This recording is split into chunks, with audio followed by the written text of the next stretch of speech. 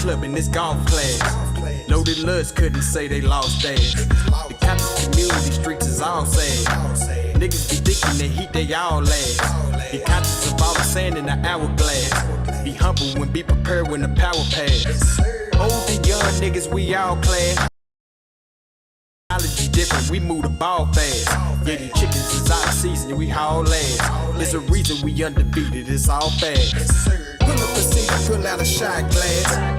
Hard nipple wrist for the podcast. Try media for the broadcast. Straight up ballin' out on they fraud ass. Pull up a seat, pull out a shot glass.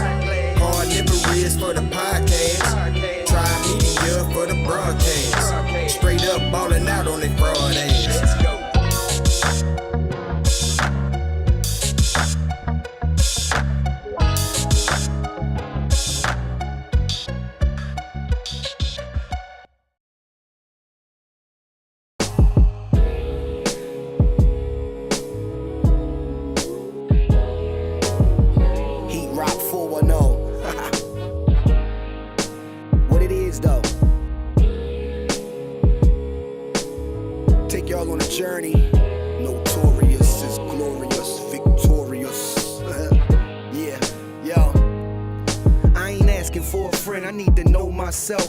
And if you never ask, how would you know yourself? It's crazy how your parents know you more than you know yourself. Growth is good, it's important just to know your wealth. Don't let them take advantage like niggas who speak Spanish and you don't speak a lick of it. The game will make you trip a bit. Street money is cool till you get sick of it. And all that bullshit that come along with it. Make sure you stay on your square and keep a strong pivot. Cause them cruddy buddies, they'll do you ugly. And why every female favorite question is, do you love me? And if you knew better, baby, you would do better. And once you know better, you would show better. Most men want a housewife, but me, I love a go-getter. Your ex pussy wet, but that new pussy be so wetter. No lies detected, just get high and accept it. Go ahead, talk to him, y'all ain't beefing like that. Come on, Doug, why you being like that? Man, let's keep it a stack. Why you say it if you ain't mean it like that? And when you say him, you ain't give him no rap. Man, let's keep it a stack. You ain't gotta say you gon' be right back. Stop bluffing, shorty, keep it a stack. Once you start something, can't just leave it like that. Finish the job, homie, keep it a stack. When I was coke dealing, the rules was no squealing, no stealing from your mans and no feelings. For these hoes, that's just gonna mess up the guap. 10 toes down whenever you on your block, or even when you ain't. Don't know them from a can of paint. Just be loyal and trustworthy, you ain't gotta be a saint. A lot of y'all be geeking, backstabbing and sneaking. Nose clean during the week, but they dabble on weekends. Oh nigga, I be beeping.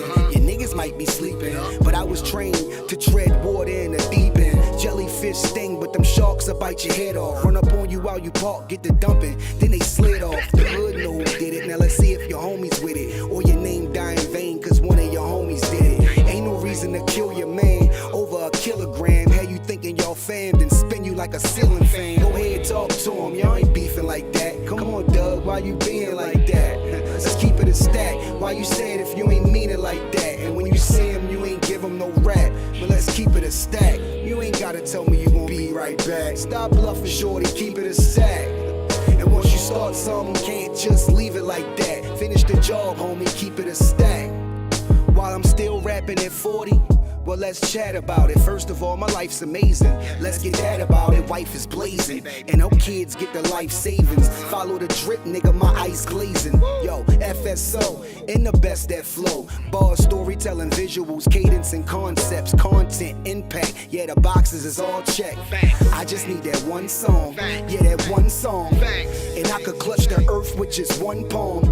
Never anxious, look in my eyes, I'm dumb calm. They either gon' walk with you, or you gon' run for them. Either way, you gon' have to let your heater spray. Lose yourself, might even have to put that weed away. Now that's a lotto, that's my medication. Gotta stay high, yo, till a nigga die, yo. Album out now, hit the link in my bio. Go ahead, talk to him, you ain't beefing like that. Come on, Doug, why you being like that? Now let's keep it a stack. Why you say it if you ain't mean it like that? And when you say him, you ain't give him no rap. Man, let's keep it a stack. You ain't gotta tell me you gonna be right back. Stop bluffing, shorty, keep it a stack. Once you start something, can't just leave it like that. Finish the job, homie, keep it a stack. All right, what's going on, y'all? How do I sound? Am I clear? Am I clear? Am I clear up in this piece? Let's get this together. What's going on? Rodney, Rush, Contrarian, Babylon Dawn, Outside the Box. What's up with you? With you? All right.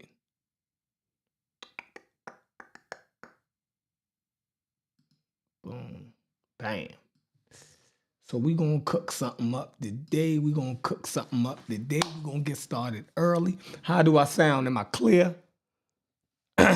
Is it any echo? What's going on? Tell me how we rocking, y'all. How we rocking? I need to check something real quick, but because I don't know if I got the Zoom audio correct, y'all. You dig? So kind of scared about that. But welcome to Black History Month. Clear, my man, clear. Welcome to Black History Month, aka FBA History Month. You dig? You know what I mean? We ain't gonna play with them. We're gonna tell y'all straight what it is. Black History Month is also now FBA History Month. And y'all got to deal with that. You feel me? Ain't no way around it. Ain't no way around it. All right, let's see.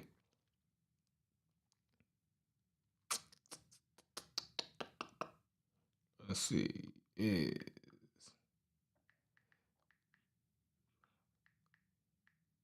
all right.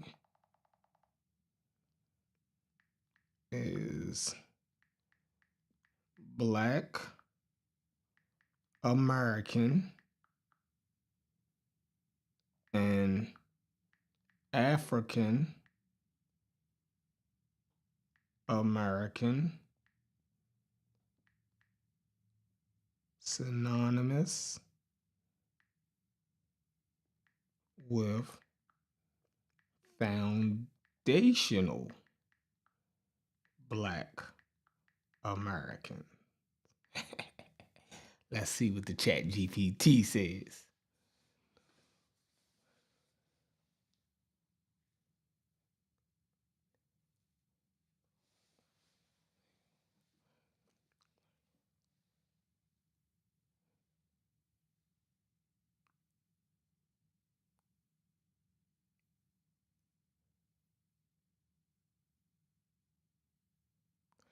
Wow, man, that is amazing. That is amazing. Let's see if this come up on my chat GPT, y'all. Let's keep that there. How's everybody doing? What's up, Donnie, man? Donnie, you usually the first one in here. You let Rodney beat you in here, man. That's crazy. But we just starting. We gonna cook up something. We gonna cook up something, right? I'm just doing some research right now.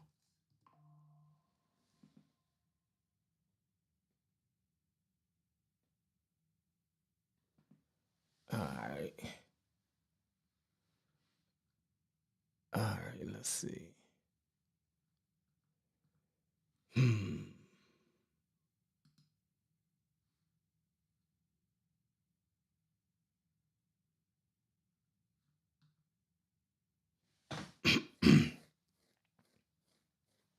All right, let's see what ChatGPT say.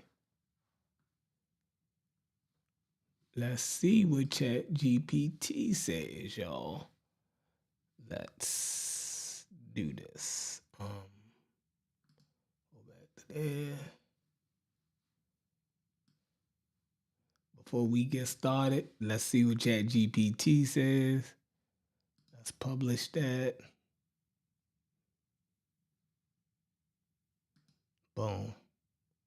Bam. Y'all with me? Y'all can see it? So let's see. Boom. Let's get that over there. All right, so we asked it. So let's see, what did we ask it?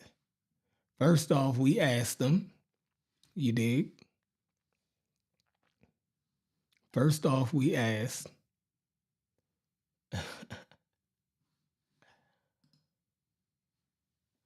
that's right, the great Carter G. Woodson.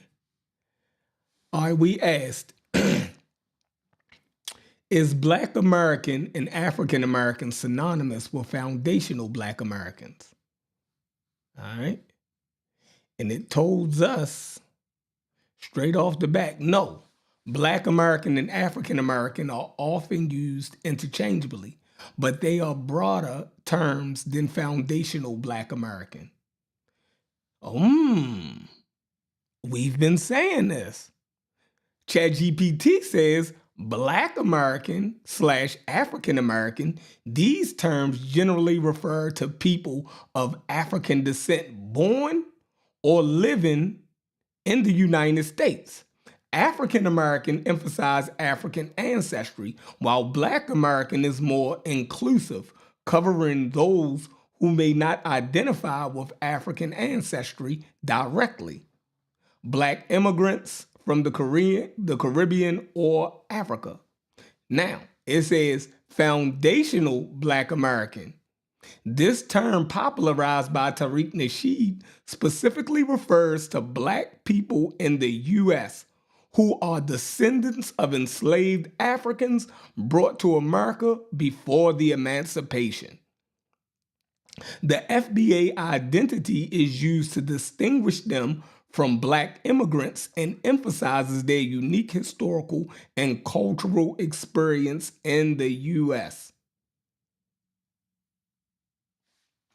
While all FBAs, listen to this, while all FBAs are African Americans / Black Americans, not all Black Americans or African Americans are FBAs, as those terms include Black immigrants from Africa, the Caribbean, and other regions. Boom! Y'all see it. I didn't make that up. Logic, what's up, big homie?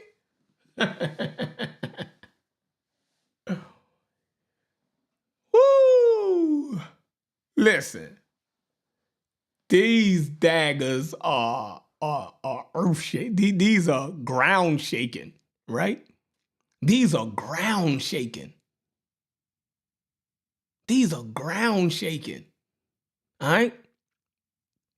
So now what we need to see is, who was Carter G. Woodson talking about when he started Negro History Week?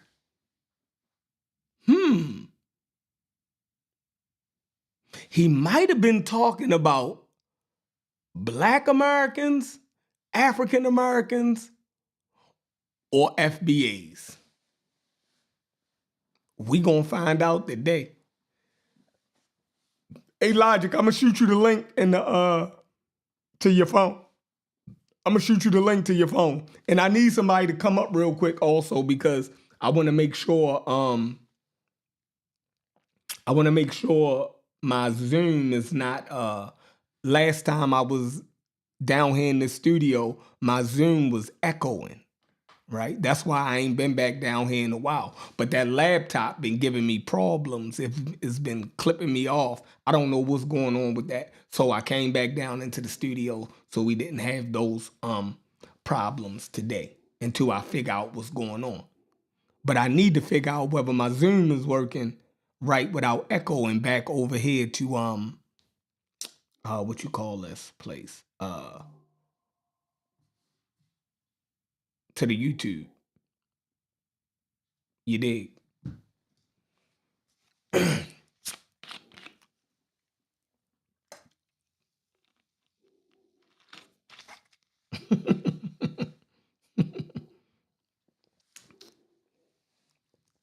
All right, let me do this.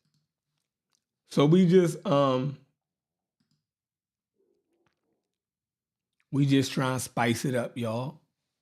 Do something for y'all, a little something for y'all. You dig? Early in the day.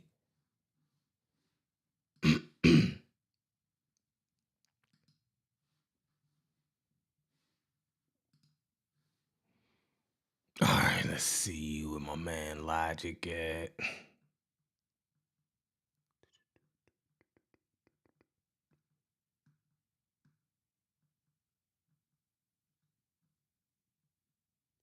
the hell is the coalition at?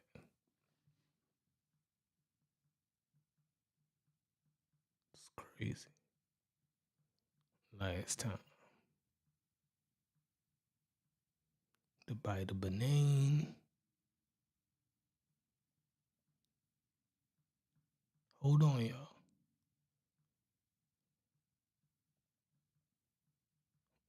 Last time.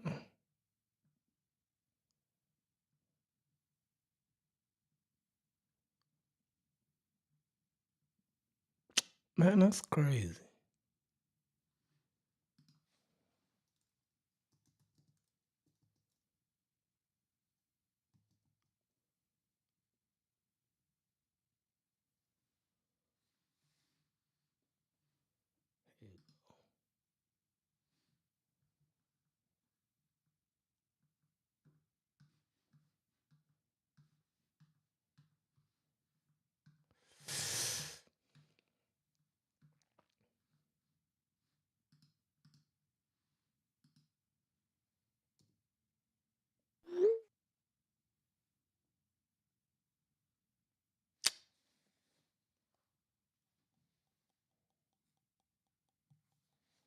Did I send it?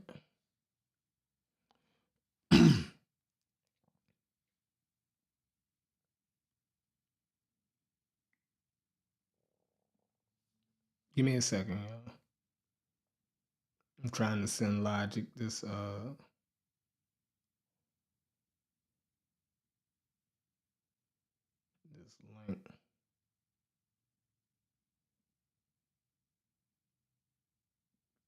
It might not even be on this new phone. I had to run out and go get an iPhone 16 because I cracked my 13 at the goddamn gym.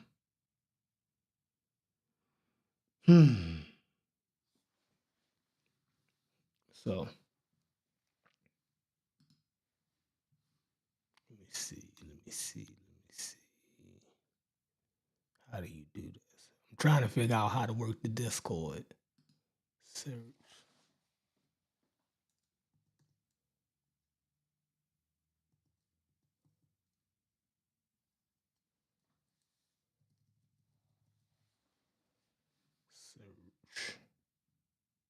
Direct messages.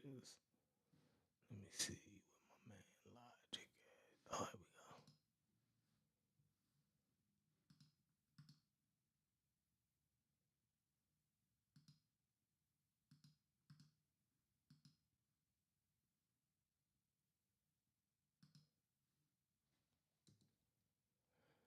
we go. Logic, I just sent the joint to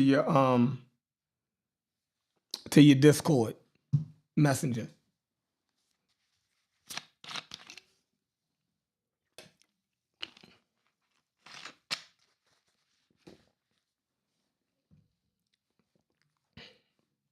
Now, when he come up, we got to make sure he's not echoing, y'all. How are you getting it? Man, I want to do so much stuff, man. Where Unbiased at? I want to Unbiased. When you get a chance, come over here, click the link, man. I'm going to put up a haircut tutorial for you. I got a haircut tutorial. You wanted to know how to do a fade. I'm going to show you one of the videos I made for my students. You dig? And get you all squared away. What up? What up? What's up? What's going on with you? You know, I'm chilling, man. What you inciting rage within our people about today, man? What you got going on? Logic, where you been at? You the heartbeat. It's Black History Month, aka what I said was FBA History I'm telling Month. you, Moore said he. What? Oh God. Oh man. See, this will be the issue, right? We be on this journey of trying to instill pride within our communities so Mhm. hard, right? That I think that we overlook some of the like the tangible things. Not that instilling pride in our communities is irrelevant. Mhm. I'm not saying that, so don't get that twisted. It's very, very relevant, very, very necessary. But we can't, at the expense of actual useful information, we can't overextend ourselves on this journey for self pride. And that's what be the mistake all the time. That's why there's nothing useful to really extract from a lot of the conversation. And that's just my opinion. That's how I see it. But So what are you saying about Black History Month? you just tried to like you just tried, at least it sounded like you tried to co-opt Black History Month into being this FBA thing Yeah. when Black History Month is older than FBA, right? I'd agree that it's probably how would you say it was specifically made for African Americans. Well, I guess you could say it's made for the quote unquote foundation of Black people of America. Mm-hmm. But that ain't that is not like what's even important about it, right? Like the fact that we have this specific people group, the African American, mean that Black History Month was made for. It should tell you that there was never a need to delineate yourself from these other groups of people. It was already done. Like we never needed that, right? So what I'm saying is to try to focus on where it's FBA or not is now you focusing on an irrelevant part of the whole conversation. We already knew that Black History Month was for African Americans. Like that's not nothing new. I'm lost. You done lost me.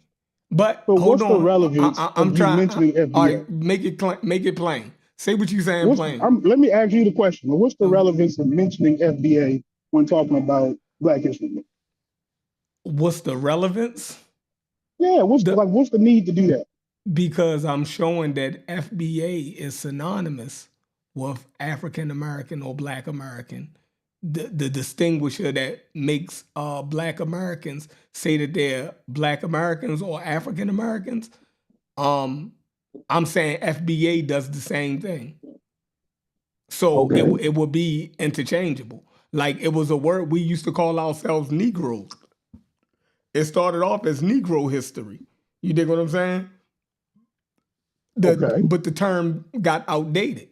So more okay. up to So date terms was applied to the same people in the same history. I'm saying that FBA is a newer term that applies to the same people. So the same way Negro history got upgraded to Black history, I'm saying that Black history can be updated to FBA history. So I'm trying to figure out. So you're saying that Black history or none of that don't matter no more is what I'm getting from you. no.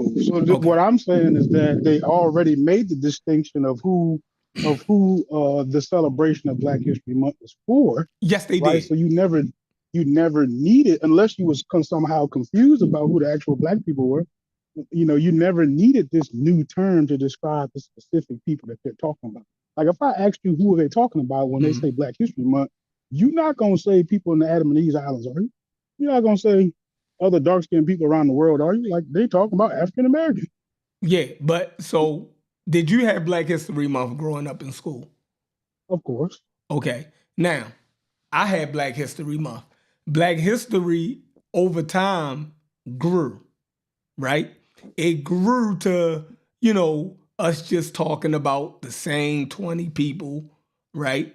From slavery to the civil rights movement. We would talk about a small window of people, right? After a while, we start talking about all people that was considered black. You could do a book report on motherfucking Shaka Zulu. You dig what I'm saying? Like they let us have free reign to talk about all black people, right? And that wasn't the initial claim of black history, right?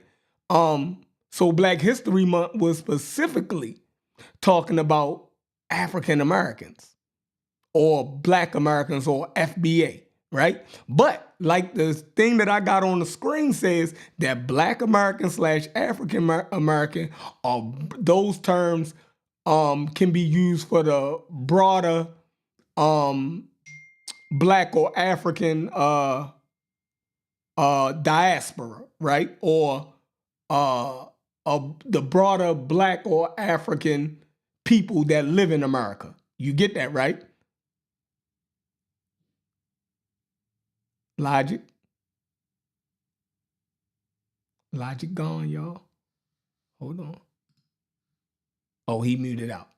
So I'm gonna read this again. No, my bad. I didn't realize I was on mute. But I'm listening. Go ahead. Let me let you read it and I'll comment. No, I was just gonna read it to buy time until you click back in. But if you heard me, you can go ahead. Yeah, I heard you. So it's like, so what I'm saying is that there is no confusion already. Like I'm trying to figure out, when did it become confusing? Because I'm almost leaning towards like when the people made the Black History Month, they knew exactly who they was talking about. Yes. And then somewhere along the line, the enthusiastics started saying, "Nah, these other people are Black people too." Mm-hmm. That's what it's starting to sound like. It don't sound like it was messed up originally. It sounded like originally we knew specifically who we was talking about. Mm-hmm. And then we got on this grandstand of trying to say everybody dark skinned is Black people.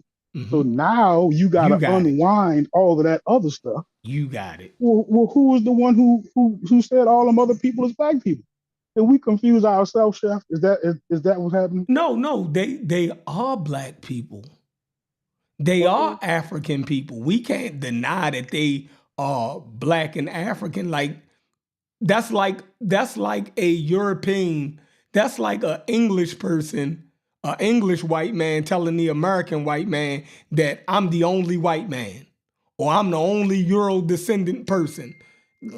The American white man and the Caribbean white man gonna look at you like he fucking crazy. So if that's the point that you're making, that there's no other Black people or no other African people in America other than foundational Black Americans, then you totally jumped off the boat. Because I'm not saying that, and I don't think nobody else would ever say that either.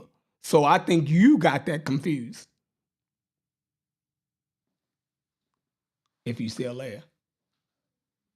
Muted again? Yeah. Am I muted? No, you good now. Yeah, so it's like on one hand, you're very clear about who African Americans are. Uh-huh. And on the other hand, when you try to mix this word Black in there, you start getting a little hazy, right? Like you starting to look to go beyond the borders of America to figure out how many other groups of people that you're going to include into this Black thing. That's where it sounds like. No, listen. My screen is up. Let me read this so you can see that I'm not doing this. All right.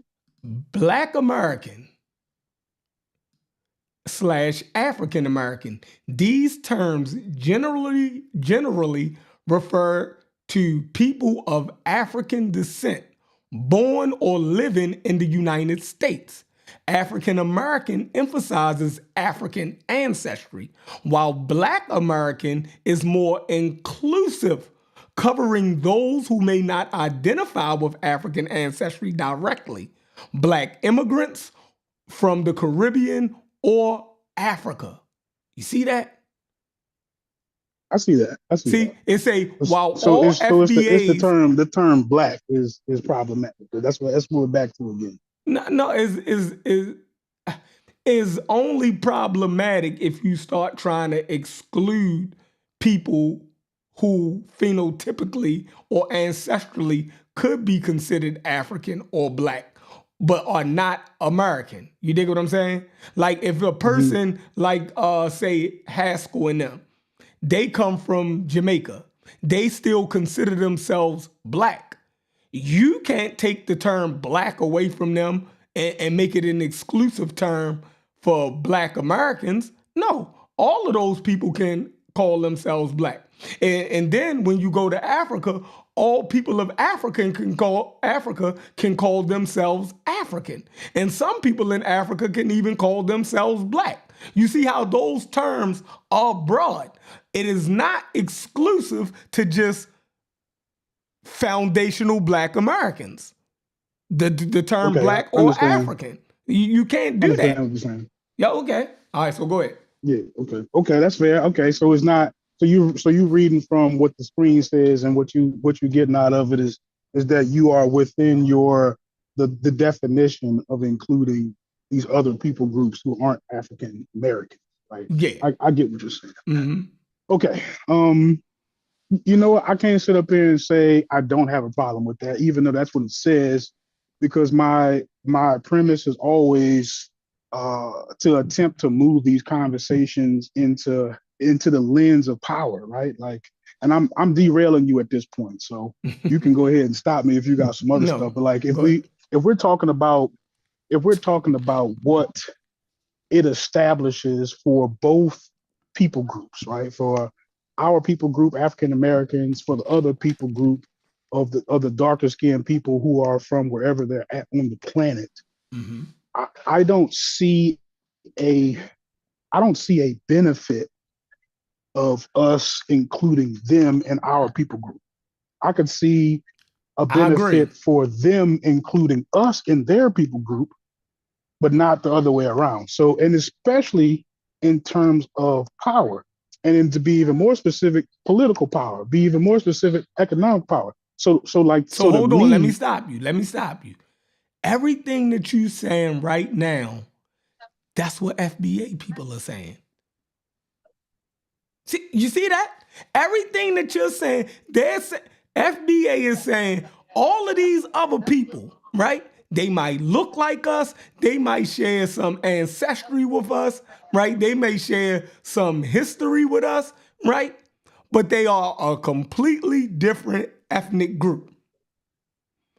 So mhm, even though they can be considered Black American, and even though they could be considered African American, we are foundational Black American. We done set ourselves apart from them politically. You dig what I'm saying? Ethnically, we mhm, did that. Foundational Black America did that. That's what that okay, term specifically do. Because you said the confusion is in the Black. The confusion is mhm, in the African. You dig what I'm saying? right, But there's no confusion in the foundational Black American, non-immigrant okay. Black that was here before the emancipation.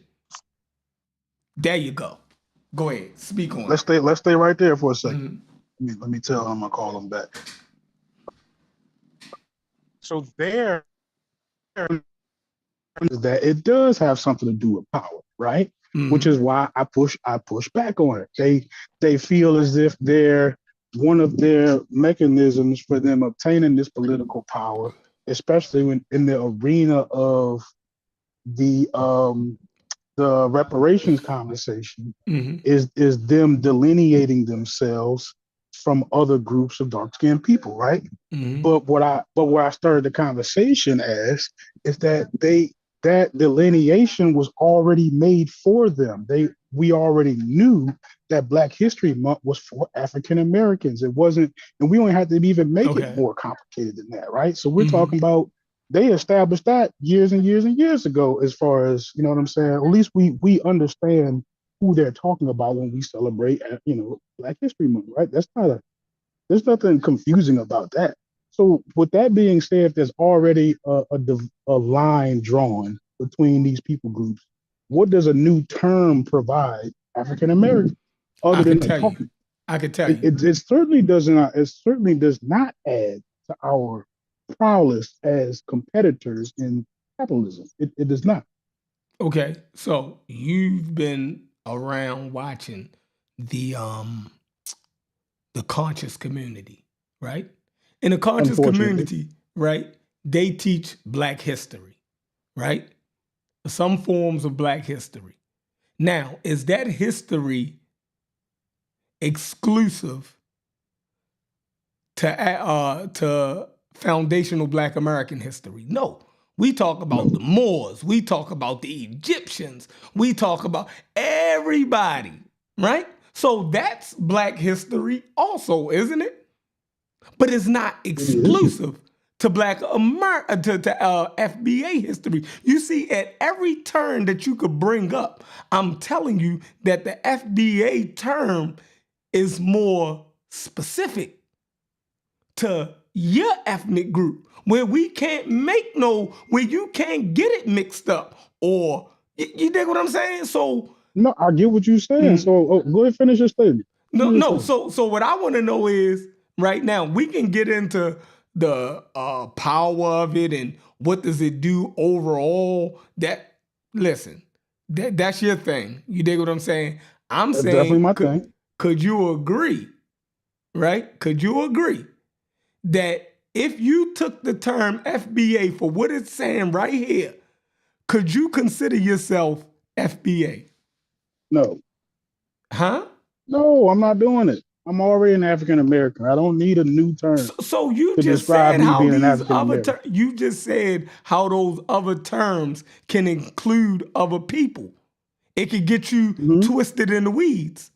You By just that, read that African American is generally talking to the people about the people in the United States, right? yeah, but all other people can be considered African Americans also, Okay. right? I'm So not it, I'm not confused. yeah, I keep listen. I While know who they're all talking listen, about when they say Black History Month. look at this.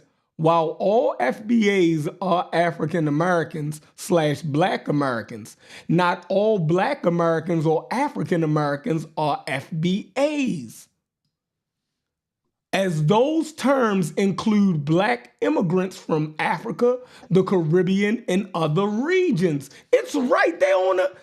I mean, I I can't do see this with it. y'all. I can't. You know good and well I don't call them people black. You know I don't. Huh? That's you. Oh, No, I so don't you're call them having a people black. personal. Oh, you're having a personal. This is your personal stance. Okay. Yeah, That's called a scruple. So that's your personal stance. Okay. yeah. I'm giving you. I'm definitely giving you my opinion at this point. Absolutely. I'm not Yeah. reading anything from the screen. Yeah. So yeah.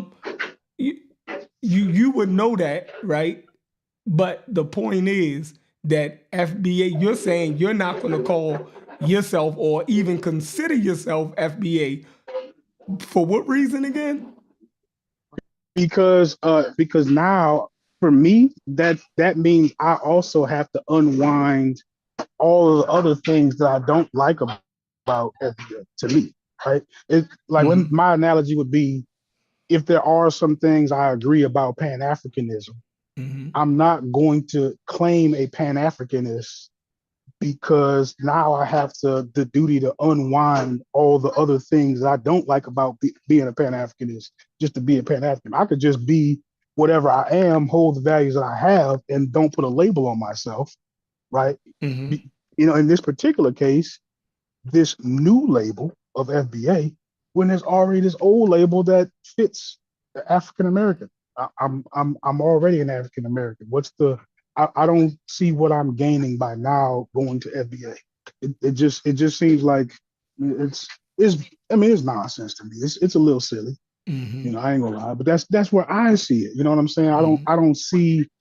I don't see the rah-rah in it. We can be up here and claim whatever we want to, but when we go to DMV, when we go to fill out a job application, we right back in reality. It don't say FBA on Okay.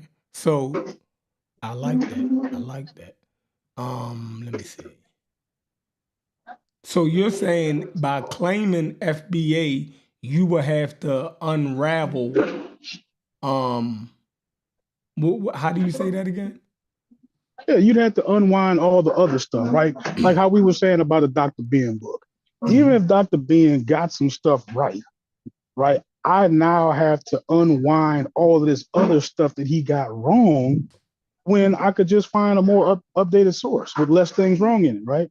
Mm-hmm. Like why task myself with possibly going down rabbit holes that I know are there, right? Mm-hmm. Like why deal with that rather than I can just deal with this upfront version of exactly what it is I'm looking at. In this particular case, If we're talking about our legal status here in America, we're African Americans.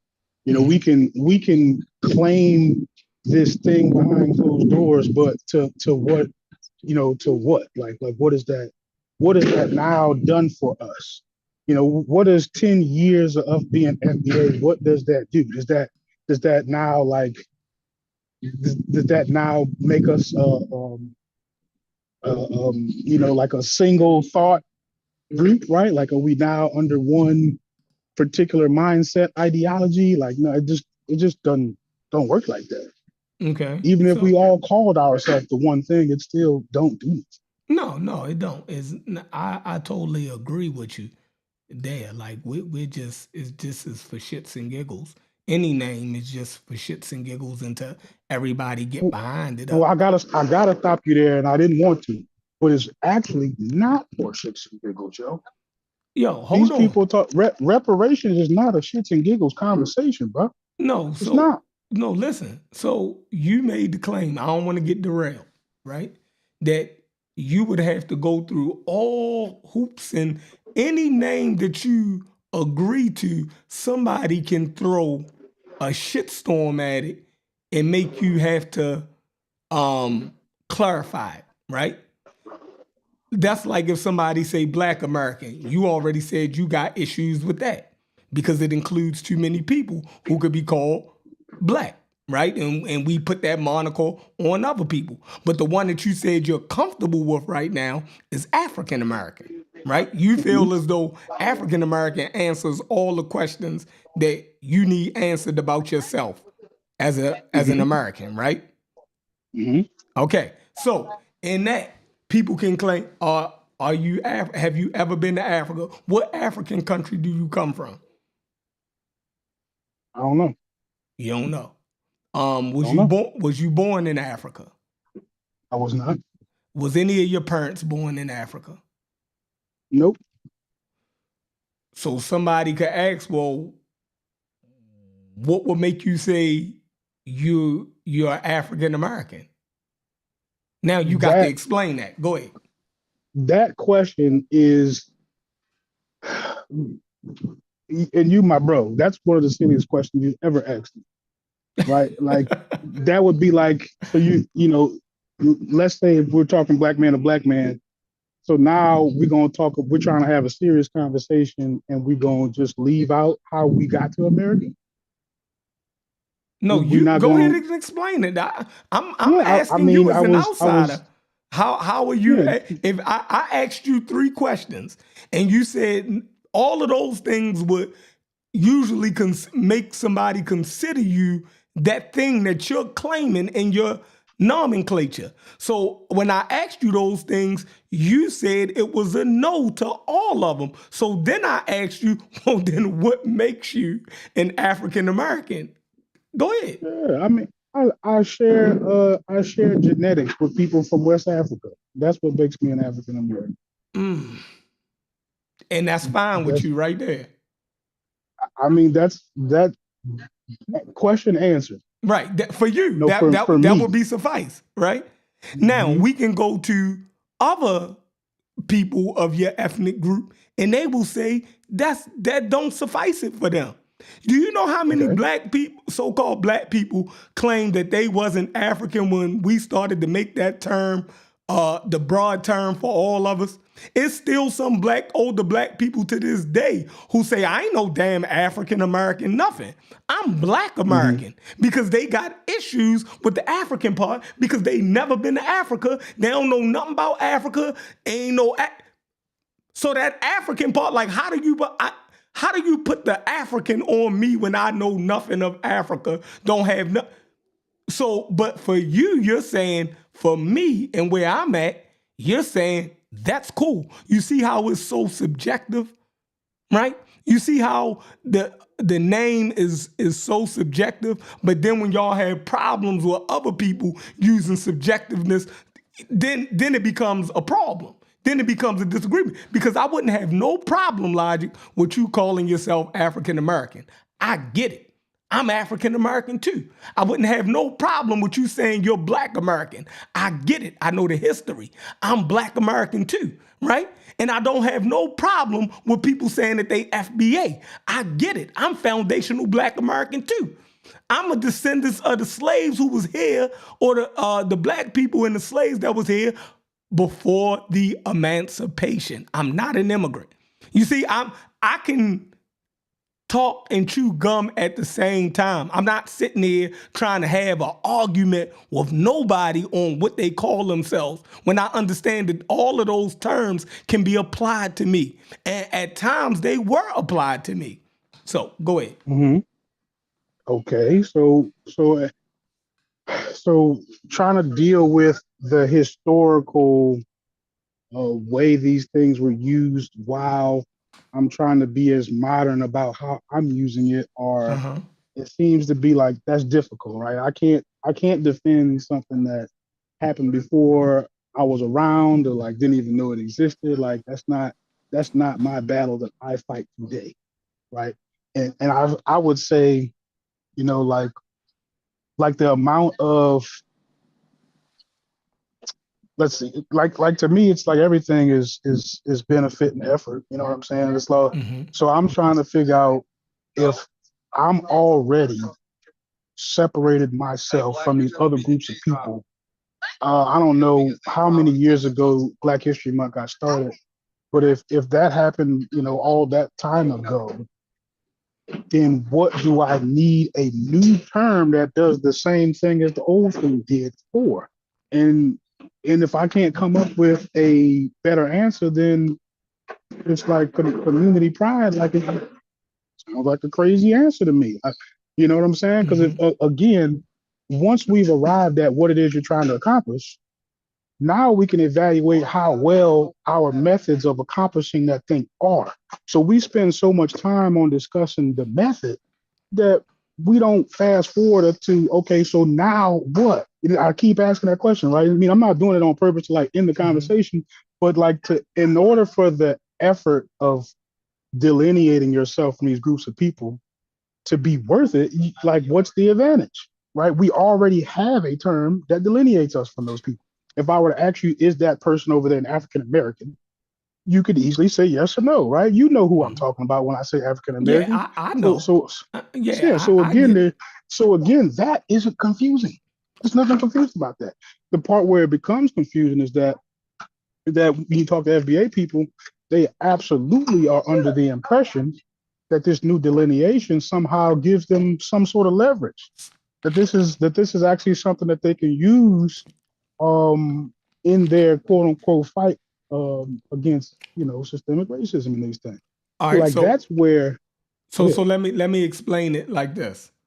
One of the issues that made people start to use terms like ADOS or FBA was that in the middle of Yvette Carnell and the dude Tone Talks and them lobbying in California for reparations.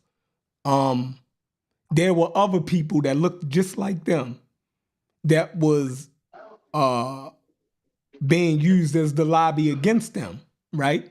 And they were Mhm. paid to go on college campuses and stuff and disagree with the reparations claims of the African American at that time, right? Now, Okay. these people looked just like us, right? But then when they did the background check on them, these people were descendants of immigrant Black people, right?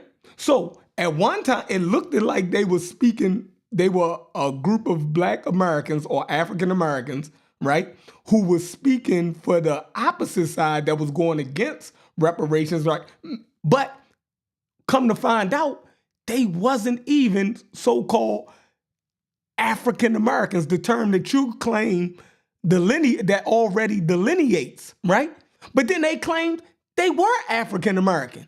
But they said, no, bro, you're Panamanian. Your parents are from Panama. You sitting here, you know what I mean, going against us and still claiming us at the same time. right? How do you get to do that? So then what happened is, okay, now we need to separate ourselves from these people. Now, because if they can claim the same things, right? So Tone and them started saying ADOS, American Descendants of Slavery, right? Meaning y'all can phenotypically look like me, all of this stuff, right? So foundational Black American, ADOS, all means the same thing. It is a delineation from other people who can be classified and can phenotypically look like us and then claim that they are doing our bidding, right? That they are speaking. For instance, we thought that Black people in the 90s didn't see a drop in Black participation in the MLB, right? In Major League Baseball, right? From us watching the game, we seen people that phenotypically looked just like us, right? They moved like us, far as wise, you know what I mean, how you would typically, how they would get these people for their athleticism and all of this, right? But then when they would turn around, we would see a different name on the back of the jersey, right? The jersey would say Rodriguez or Menendez.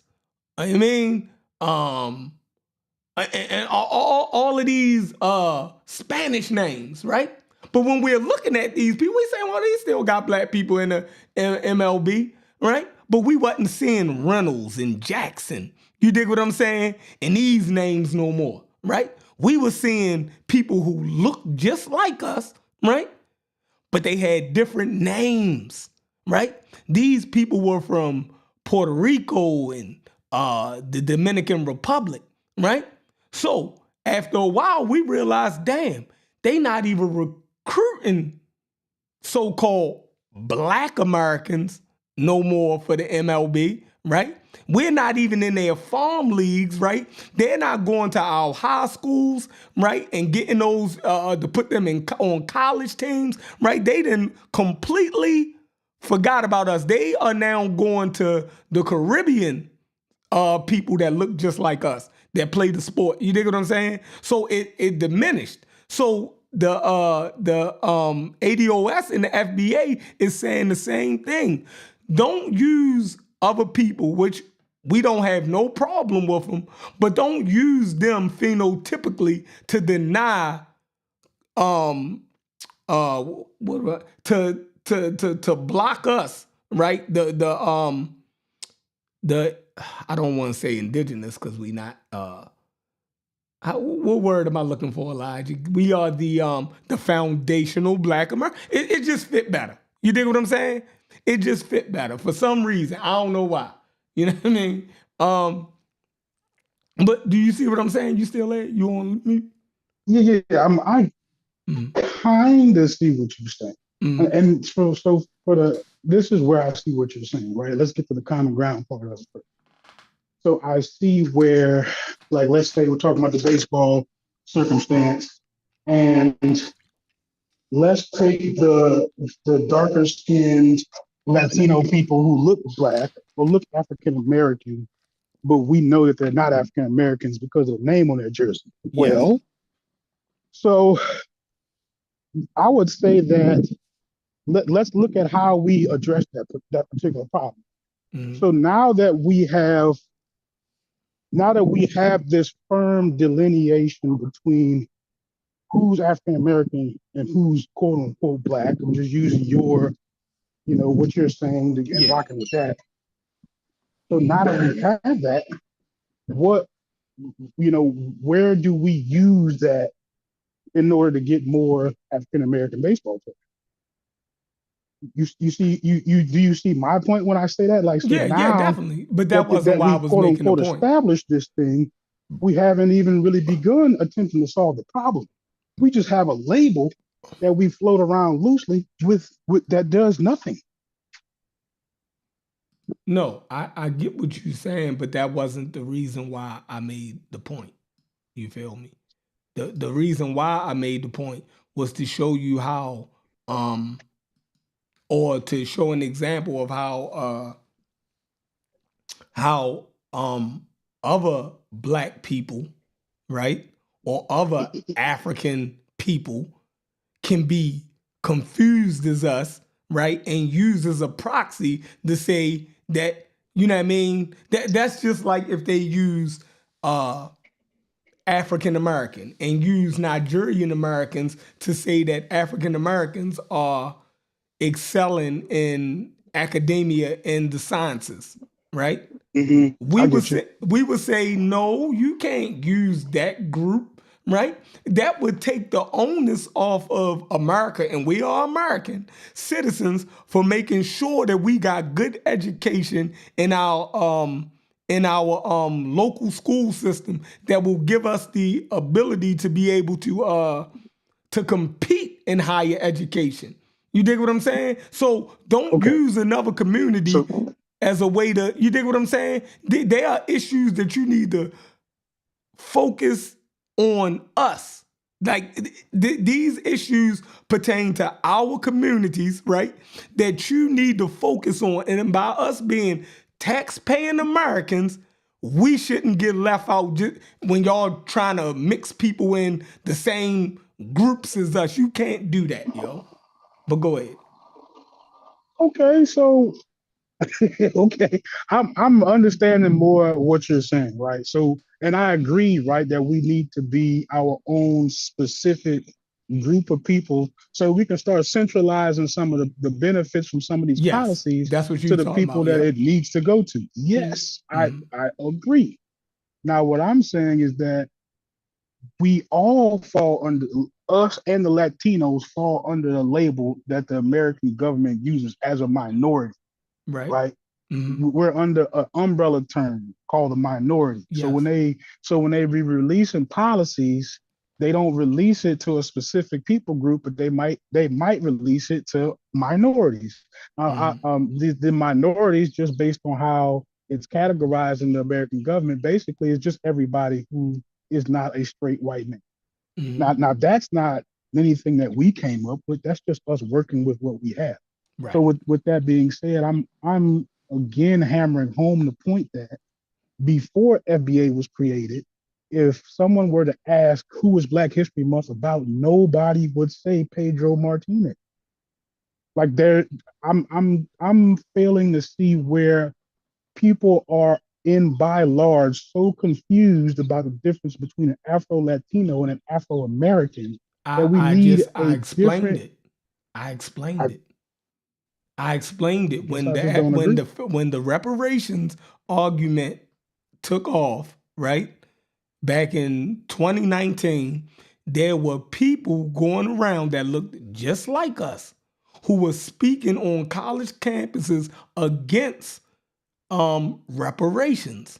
They were posed as Mm-hmm. black people who didn't agree with reparations. And we found out that these black people was not foundational Yeah, black I remember that. Americans. They I thought were I took that immigrants. weapon off the table No, when no, I was right. like, So I can't fight. I can't fight the uses of it, the previous uses of it, and all. I can't fight that. All I can fight is what my contemporary problems are, mhm. and those aren't my current problems. Oh, so You know what I'm you saying? made I a good can't. point. But you made a good point. So this is good because then you said that when anything is allocated, right? It's not allocated under um the specific minority group, right? It's just allocated under minorities, Mhm. right? So if that's the case, if that's your argument, and we're talking about what's tangible, right? If it's nothing Mhm. tangible for a Hispanic, it's nothing tangible for a female, right? It's nothing tangible for an African American. It's nothing tangible for a midget, right? All of Mhm. this stuff is under minority, right? Mhm. So then what's the point of even calling yourself African American then? I Because the mean, well, only tangible at the thing, go ahead. right? I thought you were Because done. because you're pointing out that you get nothing out of being called FBA specifically, right? There's nothing that comes out of any name specifically, because in America it's just minority, right? So what's the point of any of these names if once you are in this minority group, then that's the only tangible thing, go. So here we are. So we're getting closer. Okay. On black and white, if people were to write down African Americans in black and white, we know who they're talking about, right? Like, again, there's no confusion. Right. So what I'm saying is this new FBA label does not remove you from being a minority. It doesn't improve your status to a newly protected citizen group, or like it doesn't give you sovereignty as a nation within America or something like that. So with that being said, I have a new term for the same thing. I still have all the exact same problems, just under a new word. And as of right now, our legal designation is African American. That's exactly what we are. So if we go into legislature and fight for rights, we're fighting for rights for African Americans. And if we go in there fighting for African Americans, nobody is confused with who that is. They're not going to confuse Nigerian Americans with African Americans or Pedro Martinez with African Americans. We doing that. What? Bro, you are serious? Doing that. Yeah. Yeah. Yeah, man, I'm dead serious, bro. Yeah, underneath it all, I do think you add to the confusion. You still my bro, though. But yeah, I think you're making it more confusing. No, Black American, African American, all of those things were to somebody that came from a generation before you would be claiming that is adding to the problem. Do you know at the turn of the century what black people were calling themselves? Negroes, right? No, colored. Colored? Okay. Colored folk, right? They were the colored people, right? The next generation started calling themselves Negroes. I ain't no goddamn colored person. What's in the color? Anybody could be colored. I ain't no colored person. I'm a Negro, right? Negro mean black. But then Negro had a taxonomy ascribed to it with morphology and things like that. It went under the pseudo claim of races, right? So then they outgrew that, and in the 60s they started saying black, right? And then in the late 60s, in the early 70s, they moved to Afro-American, right? But Afro-American and black were interchangeable at that time, blase, blase. Some people would rather say Afro-American. Then in the 90s, they fully switched over to African-American, right? So in each stage, the previous generation who were comfortable with one name claimed that name already said who the fuck they was. So you doing the same thing now that the previous generations did when their names was updated. You said, man, our name already say who the fuck we is. I don't need to do all that. You dig what I'm saying? But each name gets more clear. It adds more definition, right? Colored, anybody could be colored. Who the fuck could you be talking about? You dig what I'm saying? Okay, then when they looked in the books, right, in academia, these people wasn't called colored. Colored was a political and social term, right? So what was they using in academia to describe people of this taxonomy, right? It said Negro. So then the black people got smart, said, so we can't use the social term that white America is using for us. Let's use the academic term. So they started to use the word Negro. Then as the next generation came on, they said, well, that word Negro is a racial term and it means a whole bunch of crazy shit along with that. So they said, okay, well, let's just do the black. You dig what I'm saying? And each term defines more and more. Then when they got to African American, they said African American tells us who the fuck we are. We are the descendants of Africans who are living in America. So we felt as though, yeah, that got it.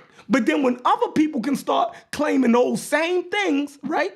Because a Cuban of African ancestry, right, who is an American citizen, he is a African descendant who's living in America also. The Caribbean and the Jamaican can claim that same term, and they're black also. So FBA then gives us more definition. All right, yeah, I'm African American and I'm Black American, right? But I'm also foundational Black American, meaning I'm of the population of Black people who was here before the emancipation. So therein, it clears it up even more. That's the point. Okay. Okay. I actually I like how you laid that out. My man. I didn't find nothing that was really worth disagreeing with.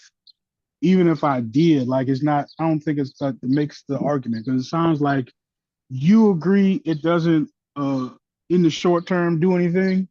And I agree that it's a new name for something old, right? Like for something that we already are. So we're both agreeing there. Yeah, So, because look, you cleared me up once you said in America it's just minorities, right? So that, and I'm like, yeah, that's the only thing that has power. You feel me? Like yeah. yeah. So I mean, yeah, we all of these names is just for shits and giggles at this point, like, because yeah. Nah, but you know what? Like, I feel like that's an escape right there, and I feel like in your heart of hearts you don't believe that, because you No, know I that don't. in all of these conversations there's something worth fighting for, right? Am I right or wrong in that? There actually is something worth fighting for. Now, typically, I feel like we don't arrive there because we don't dig deep enough. In my opinion, focusing on whether FBA describes us accurately or not is doing that. It's not getting to the part that's worth fighting for. It again, like those resources, as they're allocated to minorities, or allocated to minorities, and not specifically African Americans, not specifically FBA. You know, I agree. if we become FBAs, we still fall under the umbrella African American of minorities. We'll still be in the poor school districts. Like nothing changes other than what we call ourselves. But the point, right? So that, but the point is, there's no outside force that's fighting against any of our names. We're the ones who fight against it, right?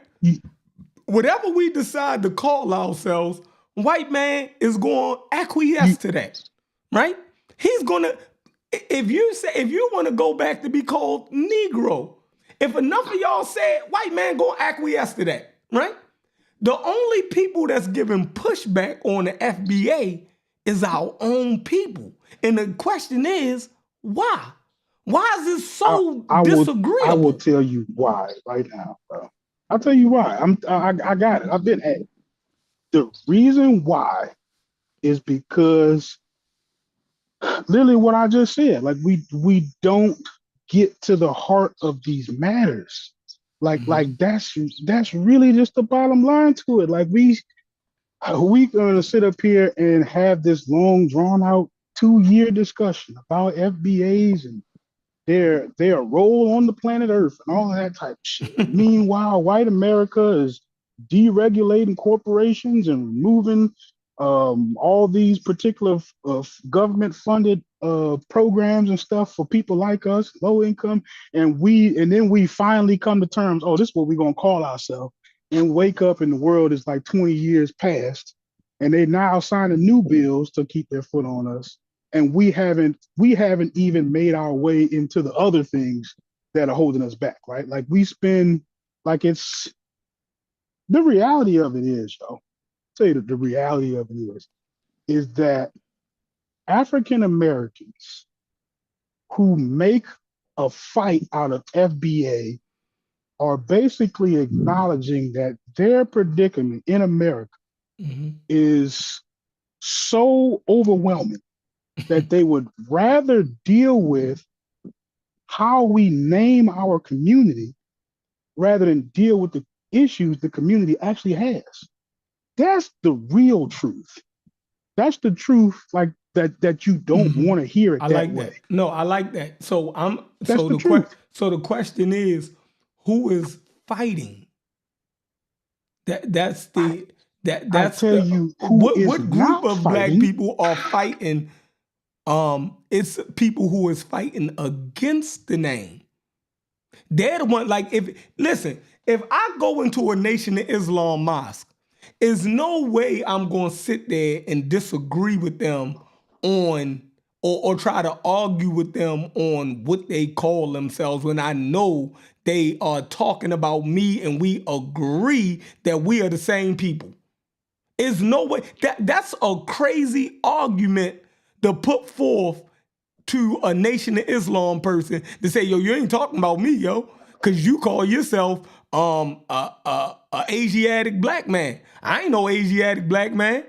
I'm African American, right?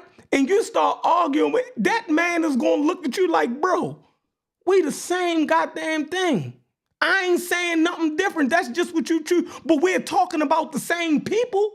So why we gonna sit here and argue over the name, right? It seems like the other people is more caught up on the name than the FBA. Because like I said, Logic, I agree. I'm African American too. I'm not excluding none of the names. I'm saying, yeah, I'm African American. Yeah, I'm black. You know what I mean? I'm all of these things. And if some, by definition, I would be foundational black American too. Like I'm trying to be inclusive, and it seems like the other side is the ones trying to act like they not doing that. Like y'all acting like the people who don't have a problem with using the term FBA is the ones causing the issue, when the issue is being caused by the people saying that they can't do it, or that they are some Tariq Nasheed followers for doing it, or is divisive, or anything else. Like it's the other side that's making the issue. Because I'm not saying I'm not African American. I'm saying that the same way that I could say, if I'm looking at a book, right? If I'm reading Carter G. Woodson's The Miseducation of the Negro, right? Am I gonna start arguing with the title and the information of the book, right? Saying that I'm not Negro when I know that Negro meant me back in the 1940s? Am I going to sit there and start that argument? Or if I go read W.E.B. Du Bois' Souls of Colored Folk, right? Am I going to say because this was in 1900, you dig what I'm saying? I ain't no damn colored person. That book don't pertain to me or my people at all. And I'm not going to fast forward to 2025 and act like FBA is not pertaining to me too. It's crazy. I'm sick of it. Go ahead. Okay. Okay, so I think we're getting closer to like us actually agreeing a little bit more than we disagree, which is good. I think a lot of our conversations be like that actually. And you know But what though, Logic? I'm so much of an agitator, right? I really don't have a dog in the fight of FBA. I I don't. know. But the problem is when people act like it is the devil, right? Like, bro, that's not even.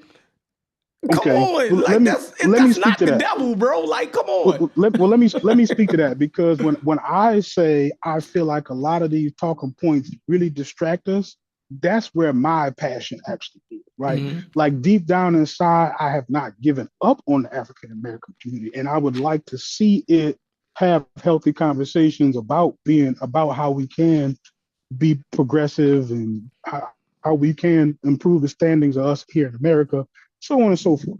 Right. So when I hear talking points that seem to go completely against that, right, Mhm. about us being ancient Egyptians, about us being FBA, us being Aborigine, like that shit don't do nothing. Yeah, that's crazy. Even if you were correct, I like, so now how do I use this to fight my fight?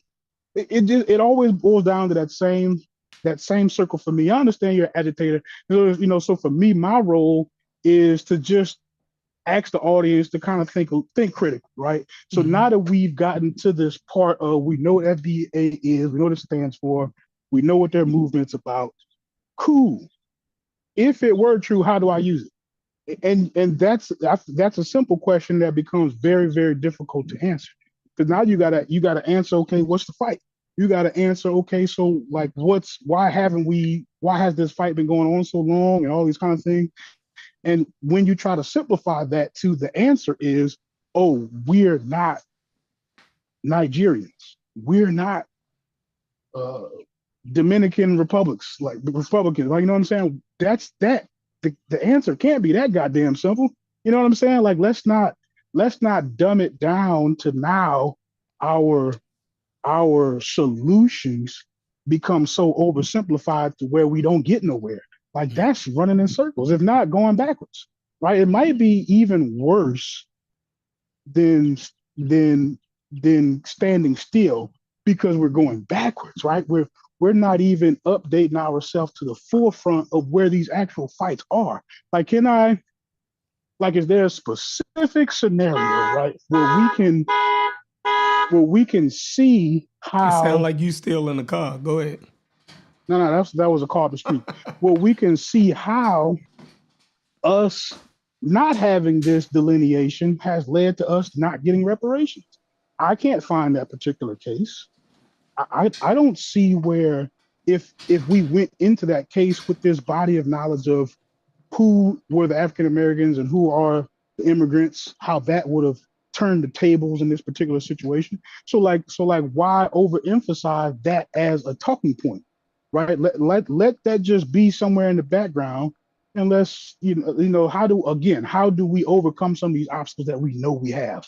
And delineating myself from other people who look like me don't seem to do that. As a matter of fact, it's kind of like going backwards, because you can't be, you can't be for civil rights of all people and then look to exclude the rights of certain people. Like you can't do that. That's going against what your whole thing is. Like, you can't do it. So that's me. That's my little 2 cents on it. I absolutely think it's destructive. I think it gets in the way us getting to the bottom of a lot of these conversations. But that's me. All right, so since we're talking about Black history, right? Um, A. Philip Randolph and them, right? They were, how do you say it? They were against immigrants, right? They lobbied to not bring in immigrants. These were Black civil rights leaders back in the 40s and the 50s. They was against that, right? They were against, they felt as though that would diminish the value of foundational Black Americans, They right? said what would diminish the value of it? The immigrants, getting immigrants, Okay. you know what I mean? They wasn't for all of Letting that. immigrants fall under the category of Black. Yeah. Okay. You know what I mean? So they were against, well, any immigrants, right? That was whether you was getting them from Latin America, whether they was coming in from Europe or the Caribbean, you know what I mean? They were saying, nah, right? If there's jobs to be filled, right, inside the United States, and you got Black people that have a higher unemployment threshold in the United States, why wouldn't you just relocate Blacks or give incentives to Blacks where these jobs is needed and pay them a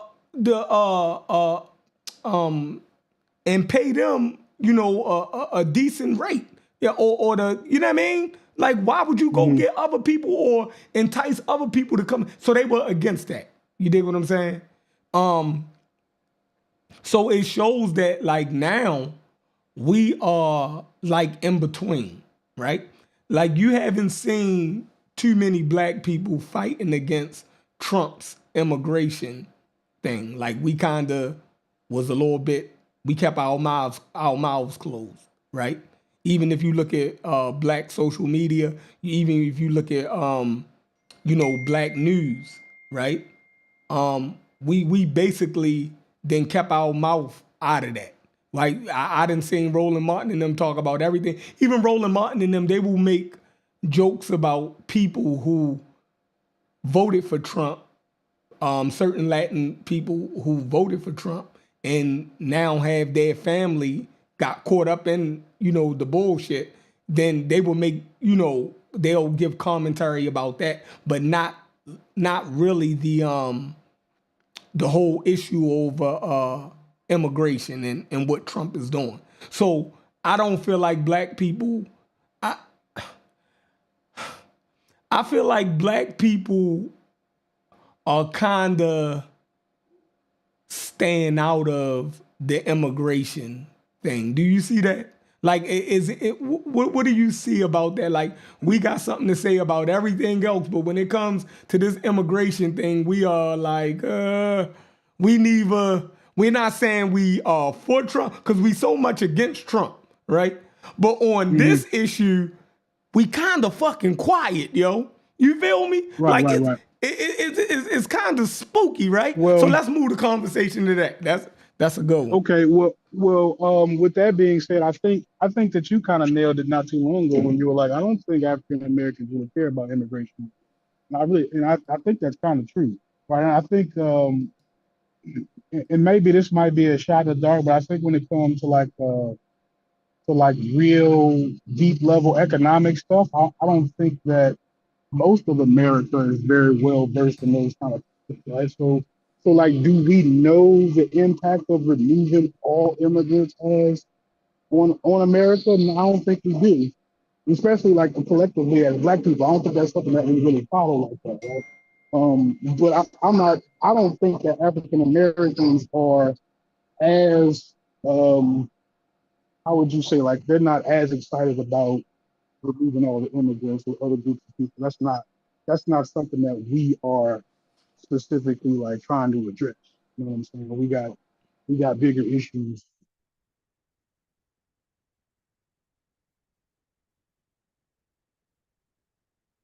Would you like disagree with that, or you think it could have been said a different way?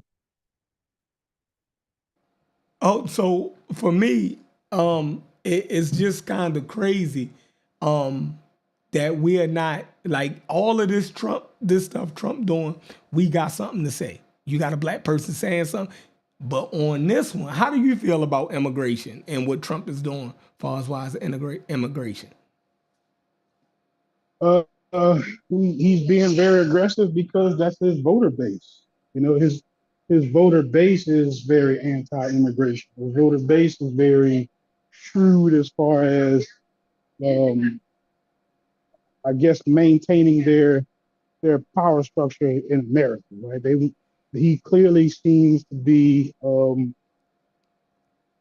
in favor of keeping the wealth in the hands of a few. Like that seems to be, his, I guess, his theme among all of this stuff. We looking at all the deregulations and all the different benefits he's going to give to corporations, and not so much to the everyday average American. Hopefully, their how do you say, like, their ideology is always about trickle down. I may say always, but usually some kind of trickle down economics, to where if you balloon the people way up, and they're able to create more for people down on the bottom.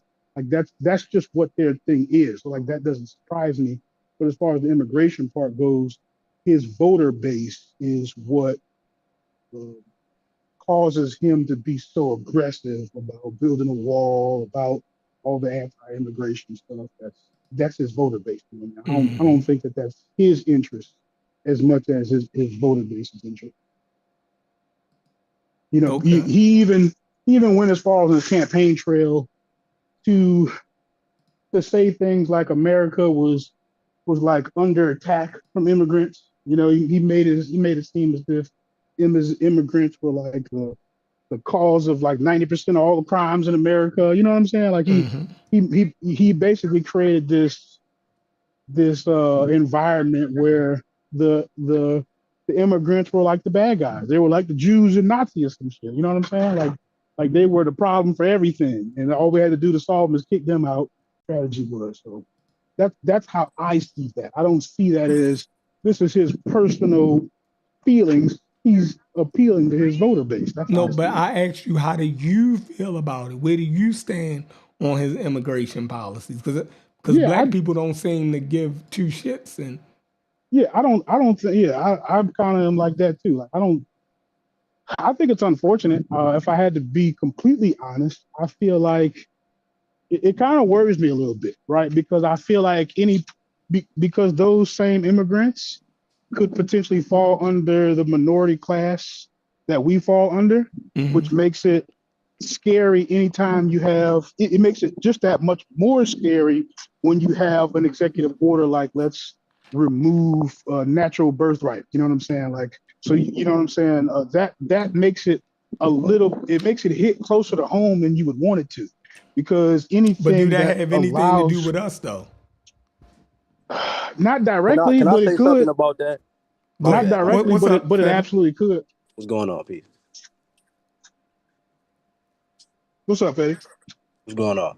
I was gonna say we can't speak really in absolutes like that because for one, I think we got to take into account where regionally African Americans are. Because I know in the Midwest and the industries that some African Americans work in, like I know for a fact, like where I'm at, even in places like Chicago, and other places that deal with transportation and all of that, they have seen a lot of things that have been detrimental to specifically black people. It just depends on what job, again, or industry you're in and regionally. So I don't think we can say black people as a monolith are looking at immigration or they're turning a side eye to it, because I know plenty of African Americans who it directed them, it impacted them directly. You know what I mean?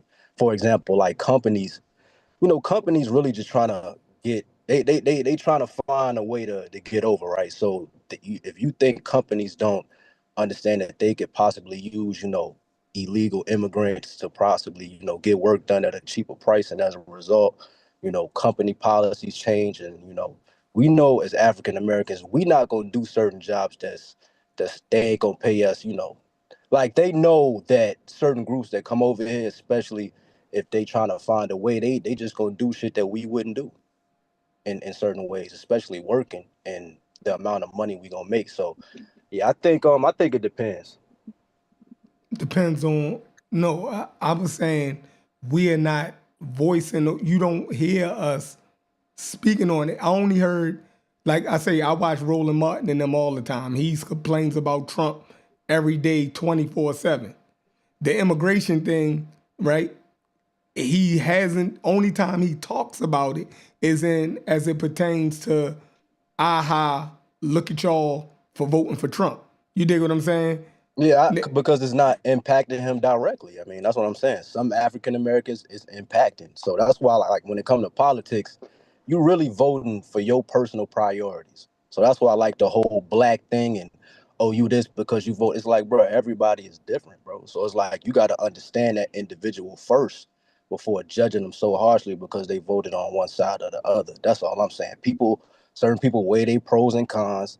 They see that maybe if I vote either side, it's a pick your poison type of thing. So let me just vote for what's impacting me directly. And you can't knock a person for that.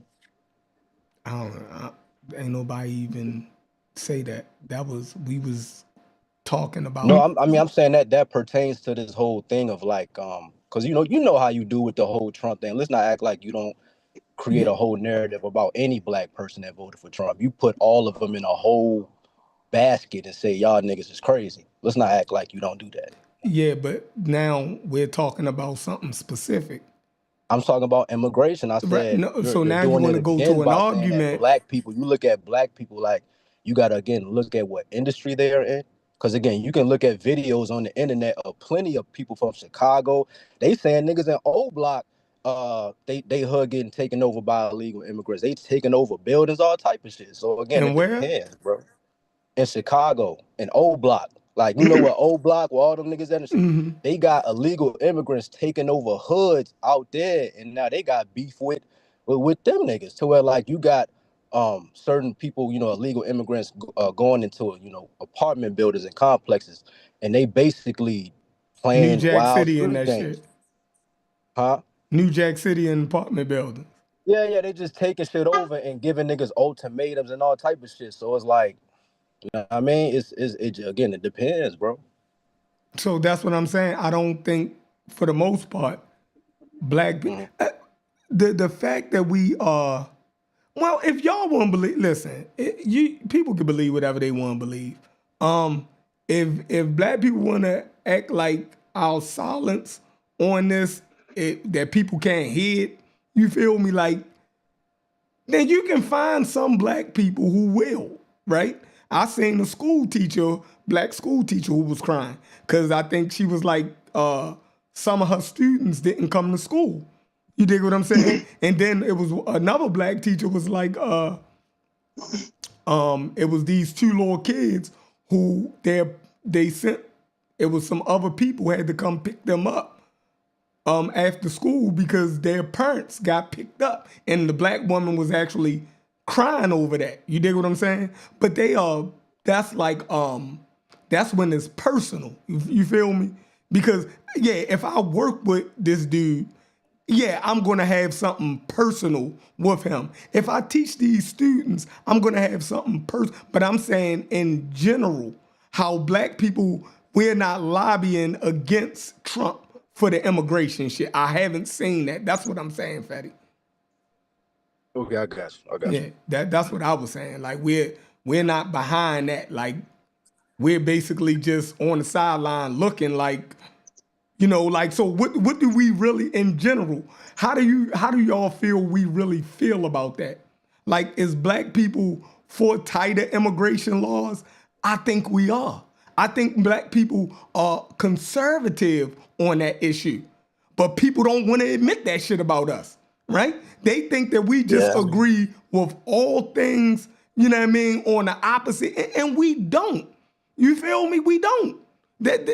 Like y'all think that I just put black people in a bubble. I don't.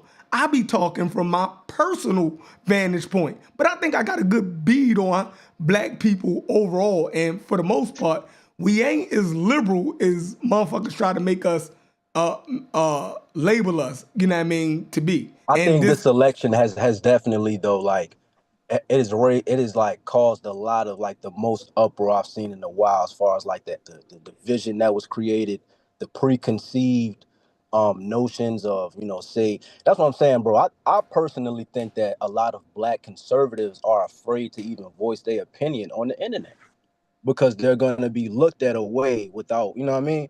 Because we're not going to deny the fact that there are extremes on both sides. Like nobody's denying that. But there are black conservatives, that I've listened to that have drawn certain conclusions, and they like how the brother Brad said, it's not necessarily them voting for Trump and them being a fan of Trump, but looking at the other side and what they doing, they chose a certain way and based off personal shit in their life. So I only thing that get me a little upset is like we can't act like if Kamala was to hypothetically got elected, we can't act like there would be wild challenges, facing, that too. We can't act like it would have been a fucking utopia and everybody would have been straight if she would have got elected. And what Biden was doing for the past couple of years. So it's like, I don't know, you gotta weigh it both equally. And I think it was a lot of us versus them, hot or cold type of conversations to where it's like you on that side or you on that side and you are op. That's how the conversations go. So it's like, so but I do think you, this election was very insightful. so do you think if Kamala would have won, in 2 weeks, she would have had as many cases in court as Trump right now? That she would have did as much Absolutely. Well, erratic you can't shit say to have this absolutely many not. cases brought against his Yeah, administration in the first 2 weeks. I can't compare and contrast it like that. But I was just trying to give the overall point of we can't act like it was shit. I mean, I'm Well, just thinking of something just out of thin I air. know Say what I'm a you. fuck. Go ahead, go ahead. Yeah, I know what you're saying, Chef, because a lot of stuff that Trump has done, even thus far, even they've had some Republicans come out and say this is unconstitutional Yeah, and so and on. Like that's like what I'm that, like saying. it's He acting been like he put the stuff Kamala Trump is up doing like she is would have is been extreme. wild like this nigga. Like, No, I'm not. No, I'm not saying that. I'm not saying that. I'm not saying that. okay, I wasn't trying to make that point, like saying that she would have done something that's equal as wild as Trump. I'm not saying that. I'm just saying there would have been problems, um, and things that we would have had to address either way, no matter who got Now, elected I or what agree with party. you too, Fetty, because apparently all the presidents attempt to push the envelope as far as how much power they have, and they might mess around and do one or two things that's unconstitutional. Now, what's unusual is that Trump did all these things in one day that people consider unconstitutional, and then even went as far as to like freeze government funding on some stuff, which is of course very problematic, and that's where a lot of those lawsuits come from. People who are it's so weird in America, and now that he's the president and he froze the funds, and now he got a bunch of other people suing him. It's crazy, right? A whole bunch of crazy stuff, and that's just like looking at it on the surface of how crazy some of the Trump stuff is. But that's kind of like I know that that's what you're talking about, Chef. So with that being said, if Kamala got in office, I don't think it would have been that chaotic at all. She might have had some mishaps here and there, but not like chaos. Like right now, we're talking about Robert Kennedy being qualified. We're talking about Pete Hegseth, being an attorney, like all kind of crazy, all kind of. I mean, look, I mean, it's just little shit though. Say I got a daughter, right? And I sign her up for what's that? Those wrestling classes. What is it? Jiu-jitsu or some shit like that. jujitsu, What's the name of it? jujitsu. And say she got dropped by a transgender first round. I'm just giving a hypothetical because Right. these are, I guess, you know what I mean. Then what? You a black man? Would you be mad at that individual per se? Because again, I look at liberals and I see the overall things that they trying to accomplish. I think with the genderism and the liberals and all of that, I think shit was getting out of hand for a lot of people's perspective, and they want to real shit in a little bit to where like the whole gender thing, you're going against science and all of that. So it's people who I know coaches who strictly go from that standpoint as to why they didn't vote Democrat or liberal and the whole DEI thing and how they letting just any coach, women coaching men's sports, whether it's recreate, and they feel like so it's so many angles as to why people vote for different reasons. That's why I say like you just got to get to know that black person and what occupation they got, where they live at, and you'll be surprised of how diverse and unique we are. So like you just can't say we this, we that. But I mean, I feel you on the voting thing. I feel like we are very politically illiterate. To where like we let emotions was the main driving force of how we voted in identity politics, which I think is bad. But I'll digress on Case in point, right? When we're having debate, well, not necessarily debate shows, but we're having topics on our channels about who's a good candidate and so on and so forth. And we spend 2 weeks on what color the lady is and 2 days on what her policies are. You get what I'm saying? And we feel like that we've vetted a candidate for our community. You know what I'm saying? Like we don't dig in the right particular way, right? Like we don't like all these. Both parties are going to have some problems potentially, but I mean, what are the policies that we can possibly capitalize on? And it could be a lot of Republican policies out there that we can capitalize on. But each individual circumstance is definitely going to be different. So that's what my overarching point actually is. But as far as like all the stuff that Trump is doing and in the first couple of days of office like that, like I think he took it to another level as far as just being wild. I'm that. like everything. DC plane crash, super wild. RJ, Robert Kennedy Jr., super wild. Like all the stuff that's just even the stuff that they just saying. Elon Musk, super wild. Like just back to back to back, all kind of crazy stuff. So, Yeah, I have no problem with that, but I don't want, excuse me, I don't want this whole year for these online communities, like these conversations, to just talk about Trump, right, or talk about FBA and identity and all of that. without learning how to build and net. You know what I mean? It's like I feel like a lot of the shit we talk about, man, is really we stuck on first base, and that's why I think the emotional part comes in. And I want to cook you, Chef, on that FBA thing, because you tripping, bro, on that FBA thing, bro. Like, you know what I mean? When it comes to the FBA thing, right, you got to also take into account, Chef, that FBA has developed a name for itself online in a bad way. Meaning, when you hear them, like when you first, because again, in the clubhouse pandemic era, like 4 or 5 years ago, that's when the reputation of most people who claim FBA was created. Like motherfuckers was hostile, even to African Americans who disagree. So most people, when they think of that, they think of a toxic online group like a Fat Joe or just anybody else who like, yo, who are these groups of African Americans that's wild hostile? When it comes to political, I guess, movements or whatever, you gotta have some form of diplomacy. And what I see in FBA is just a group of black people who are terrible at diplomacy and they alienate themselves from everybody.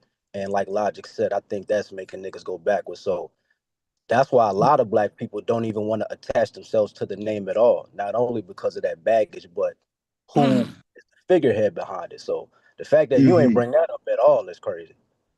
Yeah, look, we could have, look how much we could have gone into the character of Tariq Nasheed, but like just for conversation purposes, I try to keep it clean so we just be talking about the information. But and you said something in there that was like, black people, or I feel like this particular sector of black people, we're stuck right where the elders left us, and that is reclaiming our identity and establishing pride within our community. And within 50 years, whatever those methods that they left us have brought us up to this point where we're still having shallow conversations. So to me, it's fair to evaluate your method. You know what I'm saying? Let's look at the last 50 years of data. I'm not saying that you won't see some results somewhere, but like in totality, we can't even collectively get our minds past identity, as if identity is what's ultimately holding us back. And right? let's be real, Logic. Is that not an indicator that, yo, we really fucked up? It is. Let's be real.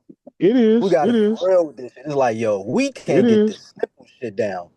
And If again, we as time goes on, time waits for nobody. And pass by, and we can look up 100 years from now, and shit gonna be way worse. And in reality, in hindsight, there could have been things that we did on our own merit, bro, to change it. But I don't know, bro. It's it's scary to think about for real, bro. it kind of is. It is like that reoccurring cycle of who are we and what do we call ourselves. It's like it's just the same argument kind of reoccurring in different phases. What's up, everybody? I came on to talk to Chef myself because I'm disappointed. Right. Chef ain't here. You gotta talk to me. Oh, that's crazy. What's up? What's Chef up, James? right there. I see Chef. He look like he's sitting right there. But anyway, what's up, bro? I'm just I know what you hear. I know what you hear. Hopefully, you can hear what I'm saying. Y'all can't hear me? Yeah, we can hear you right messing now. with James, yo. I'm just messing with him. Hey, James, hold on. Let me straighten them two out real quick, and then I'm gonna let you. Okay. I'm gonna let you. Go on, straighten them out, Chef. All right. So when I say it's for shits and giggles, I mean that I know that this current naming thing is just for online conversation. Now, when y'all say that black people are somehow just the at the bottom of the voting group far as wise knowing politics, I disagree. I think that's Americans in general vote off of emotion, right? And to just label black people as having that approach, to just hold on, I'll let y'all cook. To just label black people as the ones who have that problem. No, black people are American and we do American shit. Plain and simple. Then to act like we're not moving forward and we're just stuck in some place, bro. I guarantee you that y'all get up and go to work in the morning like every other American. Right? I guarantee you that y'all got bank accounts. I guarantee you that y'all buying property, y'all purchasing cars, y'all doing everything else that Americans is doing, and I guarantee you got a truckload of your family members that's getting up doing the same damn thing. So if y'all acting like black people is just walking around barefooted, just completely backwards, I think y'all lying to yourselves and y'all let the media get in y'all head. Because black people is out here doing everything else that Americans is doing. And we're working, we're paying taxes. Let's pull up some data. Let's pull up some data. Bro, I don't like need to pull up no data. I live in a Why black not? city. Like, so whatever they say. You talking about a black city? I'm talking about my neighbors is like, gone to work, bro. They putting their kids in college. So I'm saying black people is not, and then especially the ones that vote. You telling me the ones that vote are just these dumb, shiftless? Nah. Go ahead, James. I'm done. This is. Look, I don't even want to bring up no data talking about Baltimore. Don't get me started. Okay, so no, I'm saying, so even when you look up the statistics in Baltimore, I'm telling you, even when you look up the statistics in Baltimore, niggas is going to work. Niggas is so whatever statistics. So whatever statistics you talking about, black people ain't just walking around dumb and blind. Bro, like, because again. So what are you doing then? Why? Oh, so you the exception then? So you the exception? Having a job again. Fetty, so you the exception? No. Let me talk. You ain't the nigga that you talking about. I'm not gonna bring myself into it. No, you talking about every other nigga, but you somehow not talking about yourself. Create a narrative. It's crazy. What you trying to do is create a fake narrative. No, y'all created the fake narrative, but I want to let James cook. Right? Hold on. In America, right, where jobs are becoming more demanding and complex, and having a certain ability just to get the task done is important, and a certain level of literacy. To act like a job is a job is very disingenuous. You have to be very nuanced when discussing, well, what industries in the future are becoming in demand. Are black people in these industries? So to act like, I don't like, and that's that conscious community shit that y'all be doing, bro. Y'all try to wrap up and ask questions based off sensationalism. It's like, let's have a real conversation, bro. And the way you just did that, tried to summarize what we just said in a way to where, oh, we think niggas is walking around barefoot. Come on, bro. You can do better than that, bro. Do better than that, bro. Got you. James, cook 'em. Yeah.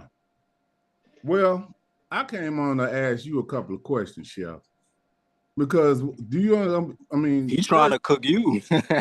No, we're just having a conversation. So we're trying to figure out, I guess, taxonomy and delineation in America, right? Oh, Lord. That's what we're trying to figure out, ain't it? I'm not. We're trying to figure out who we are. That. I'm pretty much cool on that, but go ahead.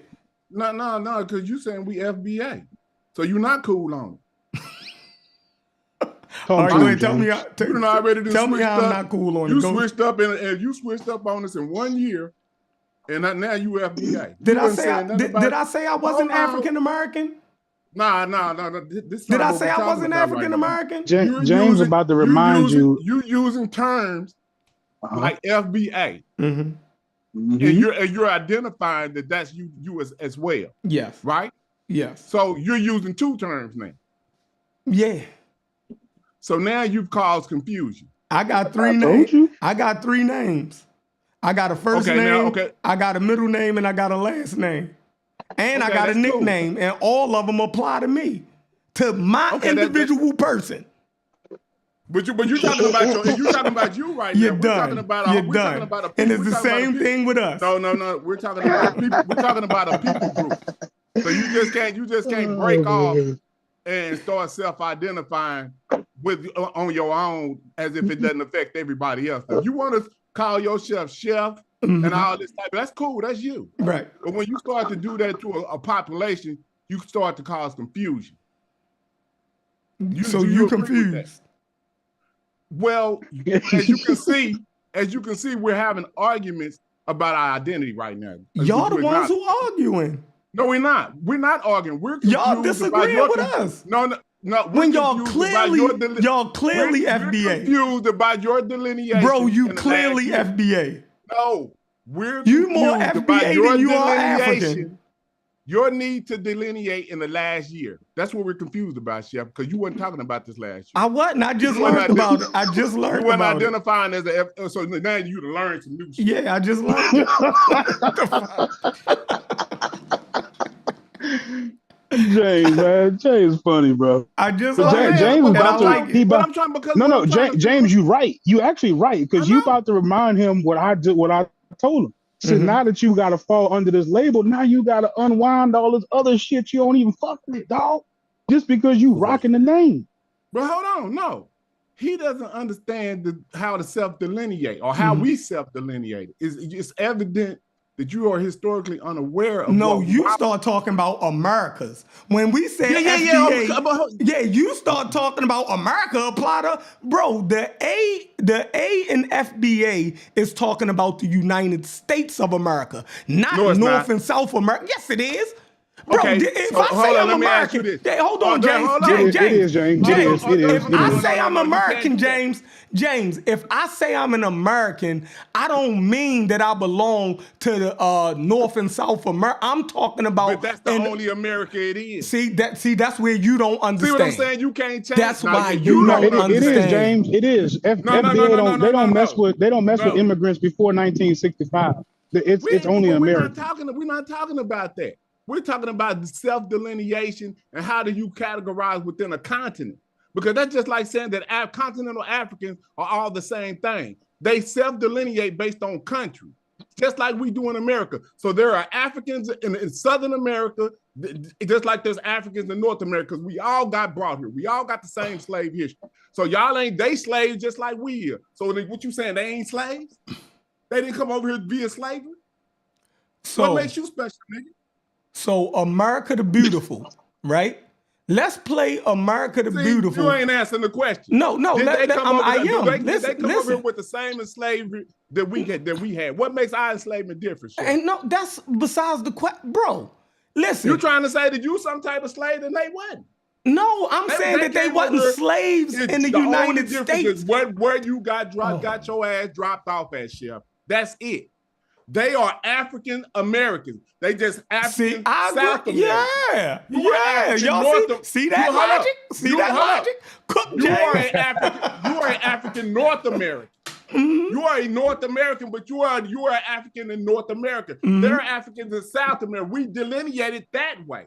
Then you break it down to where you are Afro-Cuban. What does that mean, Chef? That means that they got African lineage predominantly in their genes to where they can see it and they delineate it. They're not just Cubans. They're Afro-Cubans. You got different Cubans. You got Puerto Ricans that's not fucking black. Do you know that? Then you got Puerto Ricans they call Afro-Puerto because they delineate based on genetics. You don't know this shit? I know this. And all of these people that got this Afro name, they came from Africa. So you have to have this Afro name if that's where you come from. You have to have it in your name to show where you come from. So whereas in FBA, where does it show your continental identity at? First off, you don't have to claim Afro. Listen, you don't have to claim an Afro anything. You know that? How do you why are they delineating? No, I'm saying is what is the reason to call these people Afro? They want to do that particularly to talk about that. No, they doing it because of phenotypical differences. Just stop playing dumb. What? Bro, they doing it because they phenotypically look different from fucking the other people. They are Afro. They have genetics from Africa. All right. That's why they use that term. I agree. I'm not going to argue with you. I'm not going to argue with you. So it's the same thing with us here in America. We have to use, if we come from Africa, why are we taking that out of our name? So why would we do that? Hold on. So do you still call yourself Afro? No. In America, we're not Latin. We speak American language. We speak English. No, we was the first one. The term that they we was the first ones using the Afro. But what I'm saying is they use Afro in Southern America. We used it too. We outgrew it. Now we don't suffix the Afro. We use the whole word African. But with geographical differences, people do use different languages. So that's just like saying we all supposed to be speaking the same language, D. No, finish it. Make your point. That's what you're saying. I'm not saying but that. So that Afro doesn't mean that they come from Africa. What does that Afro mean? What are they saying that for? Yeah, it means the same thing. It's the hyphen. So it means the same thing as African. Yeah. Come on. So why you ain't teach, bro? You ain't taught me nothing yet. Go. Because you act like you don't know this. This is crazy. I know it's crazy. No, because you act you like up you don't know here. this. You up here like I think I went over all of this with me and Logic. I went from how our name changed. No, I went from how our name changed from 1900 all the way up to now, and the different names and how we outgrew names to get more precise names that would talk about who we are. So I'm not saying stop, Chef. Why did we do that? We did that because the names that were provided to us were derogatory. This is self-delineation. When we self-identify. Right. When we self-identify, it's nothing derogatory about it. So what's wrong with African American? Tell me. Nothing. I am African American. So now why do we need to delineate? Can't we just say that somebody's a Cuban African American? Yeah, he could be considered. Can somebody be a Puerto Rican African? Can somebody be a Puerto Rican African American? If he identifies himself as African, he can be considered African American. But they use the word Afro, so that you could be a Brazilian African American because Brazil is in America. It's a continent. No, see, that's where you fucking it up at, bro. So Brazil ain't called America? It is America, but so that means that everybody on this continent is American. Just like everybody in Africa is continental Africa. That's how you delineate between an African American and a continental American. We use those. So when we go to the Olympics, like you don't know this. So when we go to the Olympics, right? We say America won gold. Is they talking about every country in the Western Hemisphere that's in the Americas? No. What country is they talking about? They're talking about the United States of America. So you But you have to use, get it. I'm done with you. You just trying to argue. I'm done with you. You just trying to argue. Y'all. Because you have to delineate. He just cooked himself. You have to delineate from which part of America he just cooked himself. You have to delineate from which part of America you talk about. This what you do about Black Egypt, James. You have to put the United States in there. You have to put the United States to delineate from Mexican Americans, from Brazilian Americans. You have to put the United States in there. They put USA in there. He's right. Yeah, they have to do that. No, when we talking in general, we say American. Black people, when we go abroad, we say we are American. People know that we're not talking about goddamn Mexico. People know we ain't talking about Canada. How they gonna know that, Chef? When you say I'm an American citizen. Don't y'all say that? Hold on. Don't y'all say I'm an American citizen? Didn't Brass last week get on here and say I'm a proud American? Right? Yeah, they consider you American. Yeah. Leave that out. Exactly. So James, you know what I'm saying, bro. Hold on, Chef. Hold on, watch this, Chef. Let's leave that out of it. You said we're gonna go somewhere else on the world. Oh my God. Looking like we look. And you telling me that they're gonna be able to tell where we come from? Just if you we argue every point like Black Egypt, yo. No, you saying that we can go anywhere in the world without speaking one word and they gonna know where we come from. What? I didn't say that. Only way they gonna know where your black ass come from is when you start speaking. That's when they gonna know you come from America, based on your linguistics. From where, James? They're gonna know you come from America. There you go. There you go. Based on your why you ain't say the United States? Because we know what we're talking about when we say America in general in this country. In this country, but you gotta understand. Everybody else do it too. Leave they America, call us Americans. Bro, they call people from the United States Americans. They don't call Brazilians Americans. They don't. What are you talking about? They don't say that they from the Americas. They are from the Americas, but they don't call them American as their nationality. That is our nationality. That is our national moniker, America. That is American. That's what that means. It means that you of the U.S. That's what that means. The other countries in the Americas are not named like that. You don't understand that? Have you never been so anywhere? They don't call, okay. Let me Have you ask ever been outside so of Texas, bro? So they don't say Cuban America. They just say Cuban. Let's not get stuck up on this, man. Chef is right. Like, they don't say Mexican Americans. Now, if Fetty say I'm right, I'm just shutting the fuck up. Like, that's but I just see crazy. Your analogy talking about the Olympics, though. I think that's what Pan-African James got caught up, because they do have to distinguish Yeah, U.S. you have to. Olympics. In the Olympics, they do have to do that. They do. But you're just saying, like, in regular everyday talk, you're right as well, Chef. So I see. Yeah, but we know. But hold on, we delineate amongst ourselves. So how do you delineate? We talking about Africans on the whole world, in the whole continent. You come from Africa. You talking about naming yourself foundational Black Americans, and it's amazing to me that nobody else on this planet, Italian Americans, British Americans, people that have these same type of problems, they don't be arguing about shit like this. I be wondering why.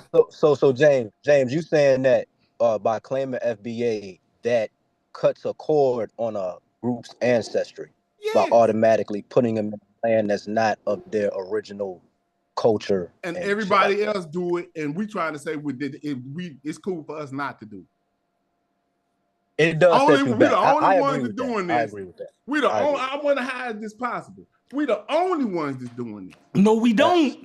Jamaicans, Jamaicans don't say that they African Jamaican. They just say that they Jamaicans. Are you crazy? So hold on. I thought he was talking about all Africans. We don't have to put African. Listen, we do not have to put African on nothing. Other Black people in the Western Hemisphere, they just call themselves by their country name. They don't hyphenate it with no African on it. You're saying that Black Americans, we the only ones who got to put the African on it. That's fucking crazy. So hold up, let me ask you. And we're not denying nothing. I'm not denying nothing.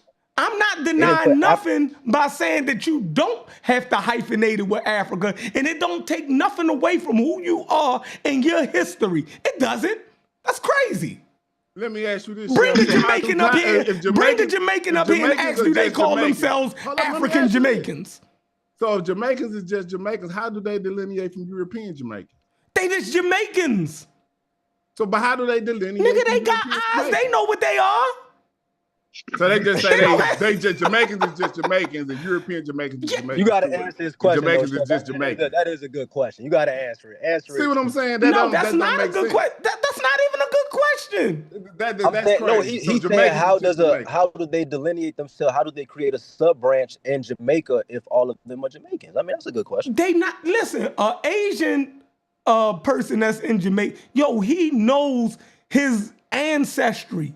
He don't have to go around and proclaim it. That's why we get caught up when people of Latin America, when they just claim their nationality, right? We got caught up, nigga, but you Black. And they looking like, bro, I ain't got to do all that. I'm fucking Puerto Rican. You feel me?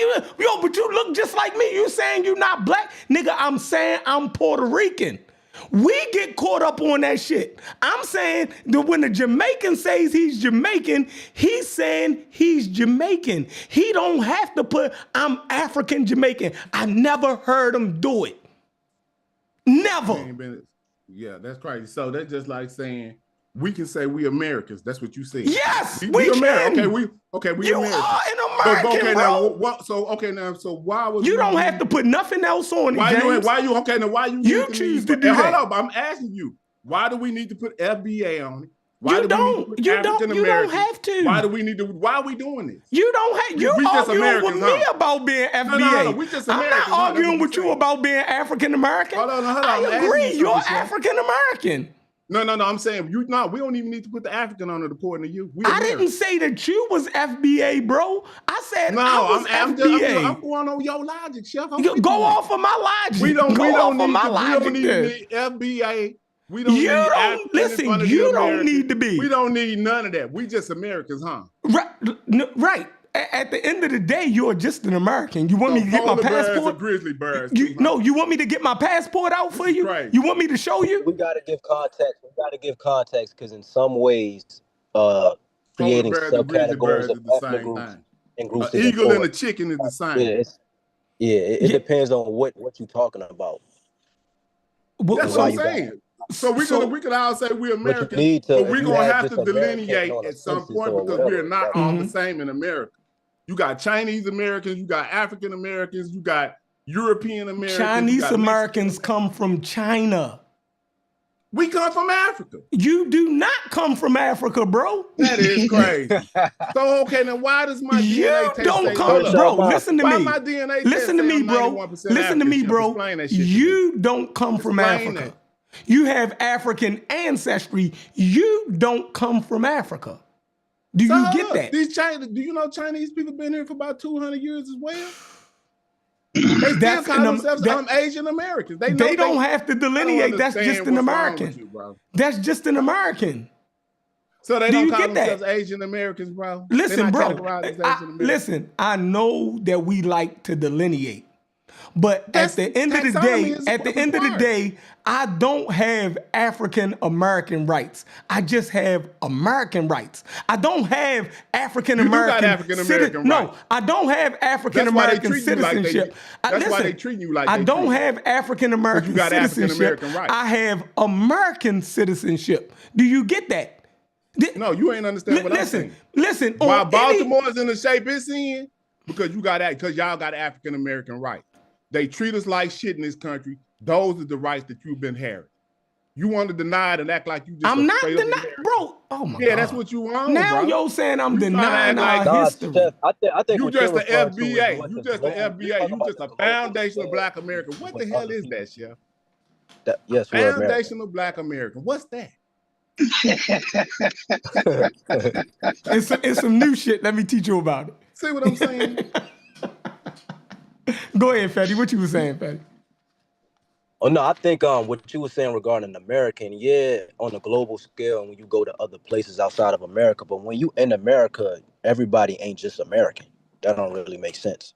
I mean, you gotta create and identify yourself based off your group or whatever. So, and when you leave America, y'all be talking past you're gonna do the same thing too, Fetty. When you leave America, okay, look at you. Where you from, Fetty? Virginia. Okay, but you really from Virginia? Your heritage is from? I thought it might have been somebody else we were talking to said they was from somewhere else. But okay, we'll use this rapper named Max O'Cream, or we can even use the brother that's in the Locks, one of the rappers. His parents is from Africa, but that brother in the Locks, you would have never known his ass was from Africa until he told you. Same thing with Max O'Cream. We are the same people. We talking to a Pan-African, y'all. The only thing that separates you is linguistics, how you sound.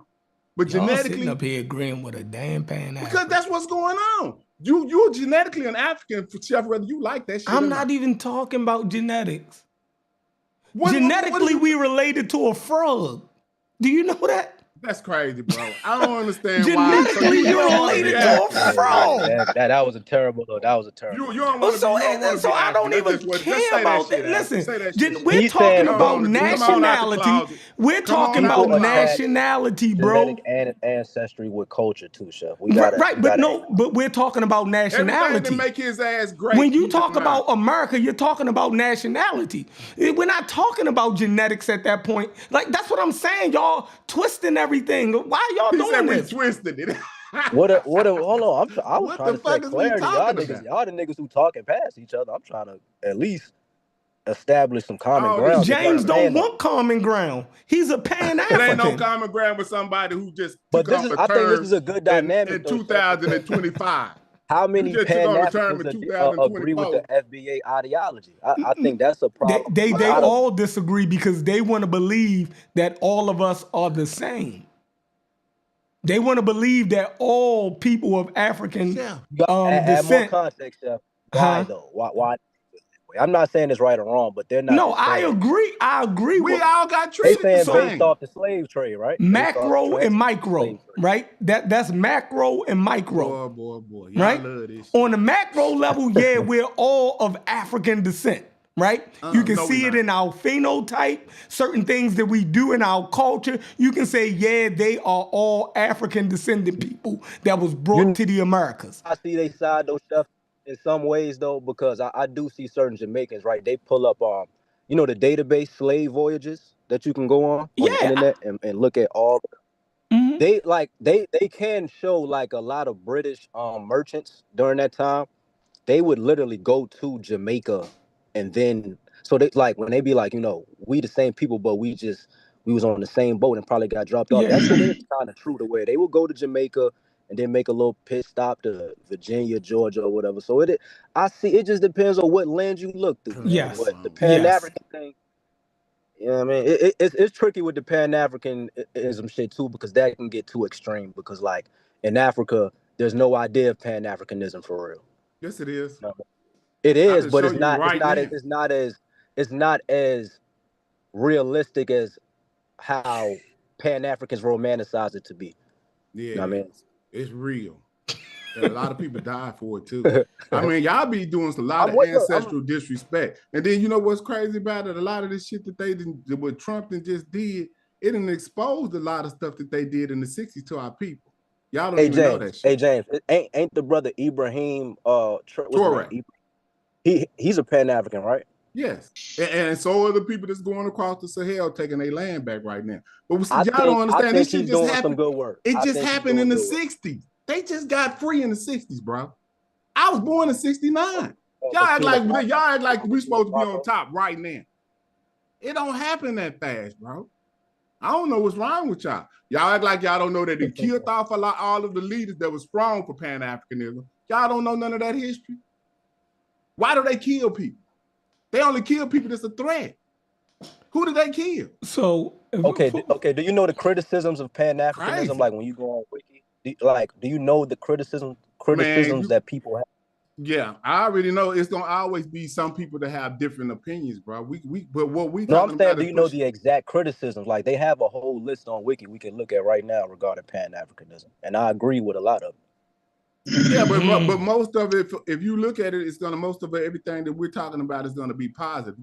Just pull up Pan-Africanism and see what it's talking about. Let's look at the criticisms though, and let's see. You can pull up the criticisms as well, and I'm gonna have a counterpoint because I know my history as far as what happened during the Pan-African movement. I'm not about having a counterpoint. It's about acknowledging that there's pros and cons to a lot of movements. That's all. Yeah, but what I'm saying is, Fetty, when you killing off the leadership to have the idea to push your people forward in the right way, you got to acknowledge that. And they killed off a lot of leadership in those 60s when Pan-Africanism was the strongest point. You can't deny it. And they did it in America too. And it's based on the same thing that the CIA, the DEI, and all of that shit. They already acknowledging this shit. So I don't understand. Like this is real history. What can you do with your brother Chef as an FBA and you as a Pan-African? Politically, what can y'all do when y'all sit at the table together? What can y'all find something that y'all agree on and build from? Or is it just, oh, you that, I can't fuck with you? What is your mindset when it comes to that? Well, it's frustrating because of confusion that it caused. As far as like we don't know who we are, what to call ourselves, and that we don't understand delineation of how to fragment amongst the people on the continent. It's just crazy. It's already been done, and then you act like that it wasn't done the right way. So what do we do? Do you put your personal beliefs to the side and find we're gonna have to figure out how to understand taxonomy, Fetty. I mean, we're gonna have to really go back and understand how we taxonomized ourselves. I mean, I understand taxonomy don't do nothing. And I said it 30 minutes ago, we right where the elders left us, trying to solve our identity politics and instill pride in our community, and that's as far as it goes. So whatever solution, whatever problems that you can potentially solve with that, I don't think very big problems, but that's all it can potentially give you. Like that's it. So the part where what frustrates me is that we push these ideas as if they solve bigger problems, and they don't. They actually don't. Like when it creates more problems when you keep delineating every 10 years. So we flat earthers 5 years ago We was indigenous peoples about 2 years ago. Now we FBA this year. This all happened in the internet age. Y'all know this, right? Everything I just named, we've been indigenous messing with Dane Calloway. Now we FBA this year. But y'all don't remember all these little phrases and terms that we went through within the internet. So I mean, so when does this stop? What we gonna be in 2 more years, Chef? That you gonna be agreeing with? I think y'all were talking about the criticisms of Pan-Africanism, and I put it on the screen. We don't dig deep enough to get into like the part that we could actually extract something from, and that's he just described like the last 10 years. He was like, man, we bounced from this, we bounced to that, we bounced to this, and ain't solved nothing. Well, it's because we didn't examine it before we decided it was worth 2-3 years of our time. Like, that be the problem. Right. So so to me, right, what I'm attempting to do is before we all collectively decide, oh, we should jump down this identity politics rabbit hole.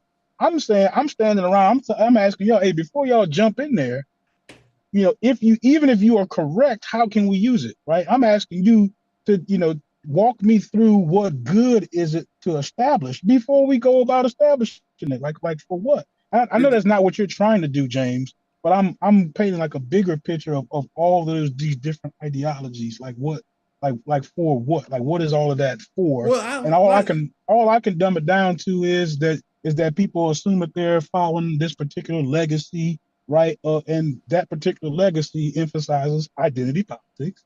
Who are we, right? What do we call ourselves, and how do we instill pride in that we call ourselves? That's just where people are. And you have to, and unfortunately, I don't say unfortunately, but you have to meet people where they are in order to bring them anywhere else, right? You have to at least establish, hey, okay, I understand this is why you're here, this is where you're at. And so now how do we take it to the next step?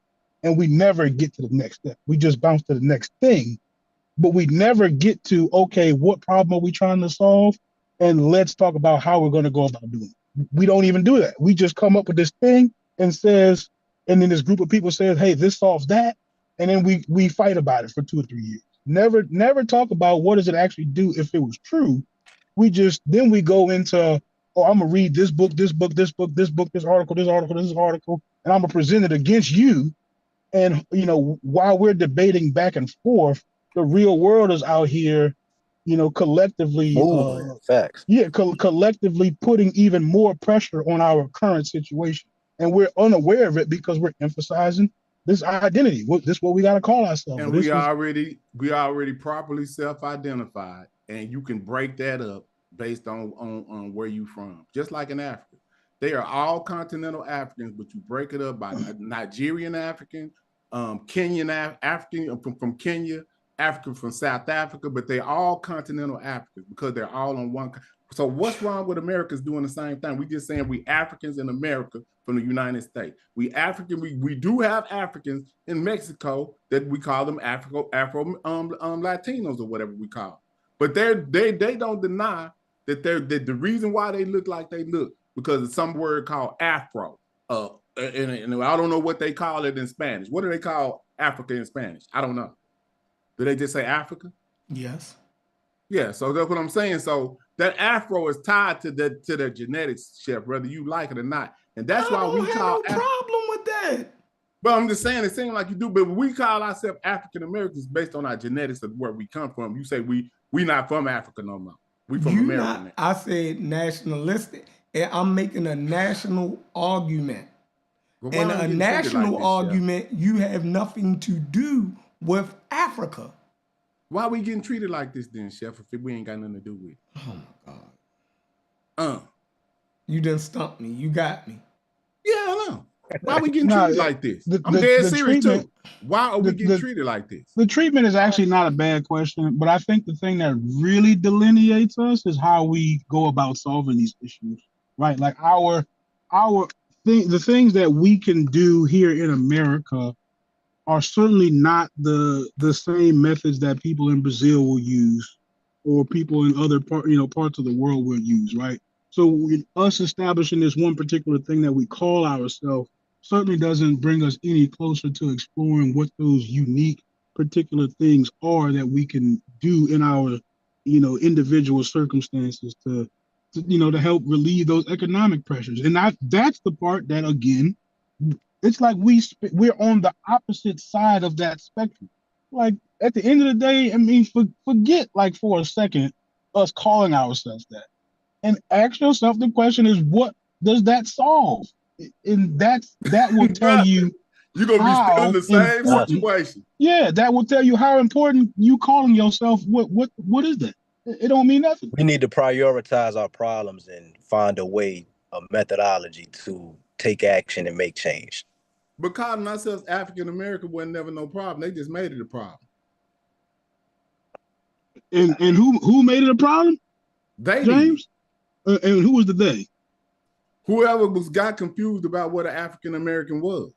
Okay, I thought you was just gonna say what I would have said. I think no, it's because it's a broad scope.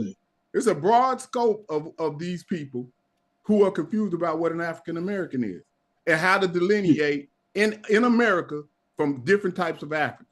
They obviously don't know how to do that, because if I see an application and it had Nigerian on there and the African American slot, they got to know they from Nigeria.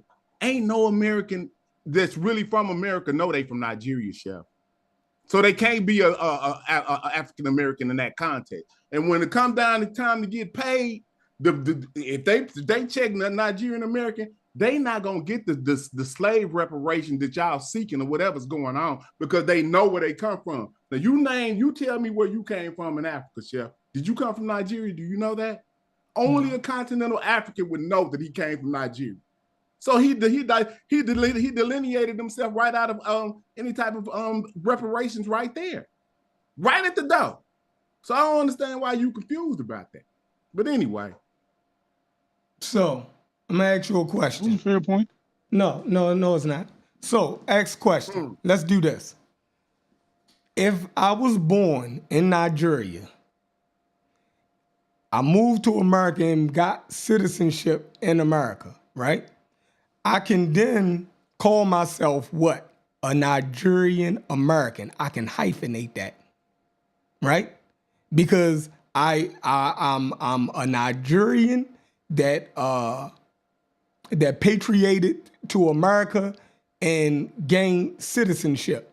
So I'm an American citizen, right? And I'm from Nigeria, Nigerian American. You see how I just did that?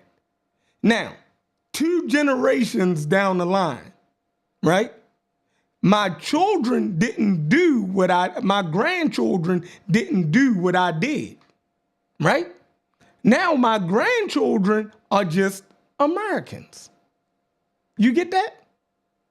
My grandchildren are just Americans. Now, if somebody look at them, somebody can say, well, you know how we do it with race here in America, which you don't have to acknowledge, right? Even on those forms, you don't even have to acknowledge those things. You can do non-compliance, or you choose not to answer it. You can do that, right?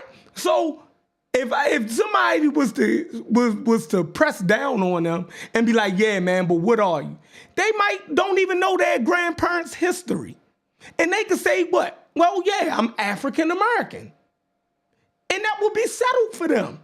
We seen this with Lord Jamal. He didn't know that his grandparent was from Guyana until he looked into it. You feel me? But for that, he was just claiming he was African American. He didn't know that one of his grandparents went back to Guyana, right? Now he got to rethink it. What if his brother might not know that? Now, on everything that he puts down, he's going to put down what? African American. Why? Because of his phenotype, because of the people that he be around. You dig what I'm saying? Yeah, this is the group that I belong to. So that's why those terms can be misused like that. You feel me? So when we sit up there and say, okay, I need a specific term that I know my history, what delineates me from other people who was brought to the Western Hemisphere from Africa, right? This is why we could do that. But y'all making it complicated, and it's crazy. But question though, hey Chef, do you think if another person who was probably educated or expert coined the term FBA, do you think it would have been received differently? by some people, like Yeah, me or yeah. whoever. It depends on who puts it out there, but it will be fought regardless. I'm gonna let y'all know that right now Well, because I don't well, I'm gonna care tell you. who said it. Hold on, real quick. I don't care who said it. For Pan-Africanists like James and them, if it didn't have African in it, they was gonna fight it because the main thing why black people put the African on that thing because we were trying to connect with the larger diaspora and African people, right? Because we were such a minority here. We wanted to say, no, we belong to a bigger group. We got friends and family outside of this small group here. Let's connect with everybody who share this ancestry. You dig what I'm saying? That's the main reason why we have the prefix African on there. And it was all black, all of us didn't agree to that either. And you still have black people that's alive today. We can pull up from Morgan Freeman and them saying that they ain't African nothing. You dig what I'm saying? You can what's his Smokey Robinson? I ain't no African, I'm Black American. You dig what I'm saying? Ain't no African nothing. And they get real funky about it. I'm not like them niggas. I'm saying I am African American. You dig what I'm saying? But I'm not denying that I'm foundational Black American also ain't, but whatever you say, somebody gonna have a problem with it. Trust me. Go ahead, y'all. Well, when you were making your point back there, I think you killed yourself when you gave the analogy of the person misusing the term African American, which means that there is a settled, agreed upon, correct way to use it. And now what you're talking about is a potentially heading off potential misuse of the term, not using it correctly. It would be misuse of the term for the person who is not an African American to be filling out that box, right? Like that's where I'm at. Like, so it's a new term to describe a thing that we already have, and it already correctly describes who my people group is. Like the new thing is just replacing an old thing that does the exact same thing. So even if there's no difference between African American and FBA, I already said it wasn't no difference. You did say that, so at that point it's take your pick, in which I'm gonna lean towards African American because obviously I don't want to be associated with all the extreme versions of FBA. But you know that you are, by choosing FBA, now you're associated with the extreme views of James and them. But you cool with that? Well, I said I'm not. I said I'm African American. I'm leaning towards African American. James African American, and what he's saying that's what you choose. But now there's extremists on that side also. That you extremists on that side. Yeah. Hold up, you're African American. You're extremist too, ain't you? Yeah. No, I'm saying that's a good point. Right. I accept you, bro. That's but a good James, point, I accept you. I know you're an extremist and you're African American, but you still my brother. I know we still the same motherfucking thing. Hold up, you just tried to say me and Moses here was a whole different beast, different from you. No, I'm saying that. So I already acknowledge I was African American, but I'm also Pan-African. Like so if there's extremists FBAs, then now you finna delineate me. No, listen. With the word, you finna hold up. I'm a different type of African American. No, I'm not gonna say that those FBAs. By using extremists, now I'm a different type of African American. See how you delineated me off? By being an extremist. But I'm a different time. I'm still African American. It's just like I can say I'm a Muslim, but I'm not an extremist fundamentalist Muslim. You see how you could do that? So that's the same thing I'm saying. So you could do the same thing with African Americans all across the whole continent of America. Yeah. You could delineate. And you could do that with FBAs. You could do that. You could say, these FBAs, and then you have the extremist FBAs. And you know what? You're absolutely correct too, Chef. All of the people of African descent in the Americas are FBA. You know that, right? They're foundational Black Americans because they got the same slave history as you got. You know that? Yeah, yeah, you could use it in that broad sense. So now we all got the same slave history, and they foundational because they was brought over here. They foundational where they was at.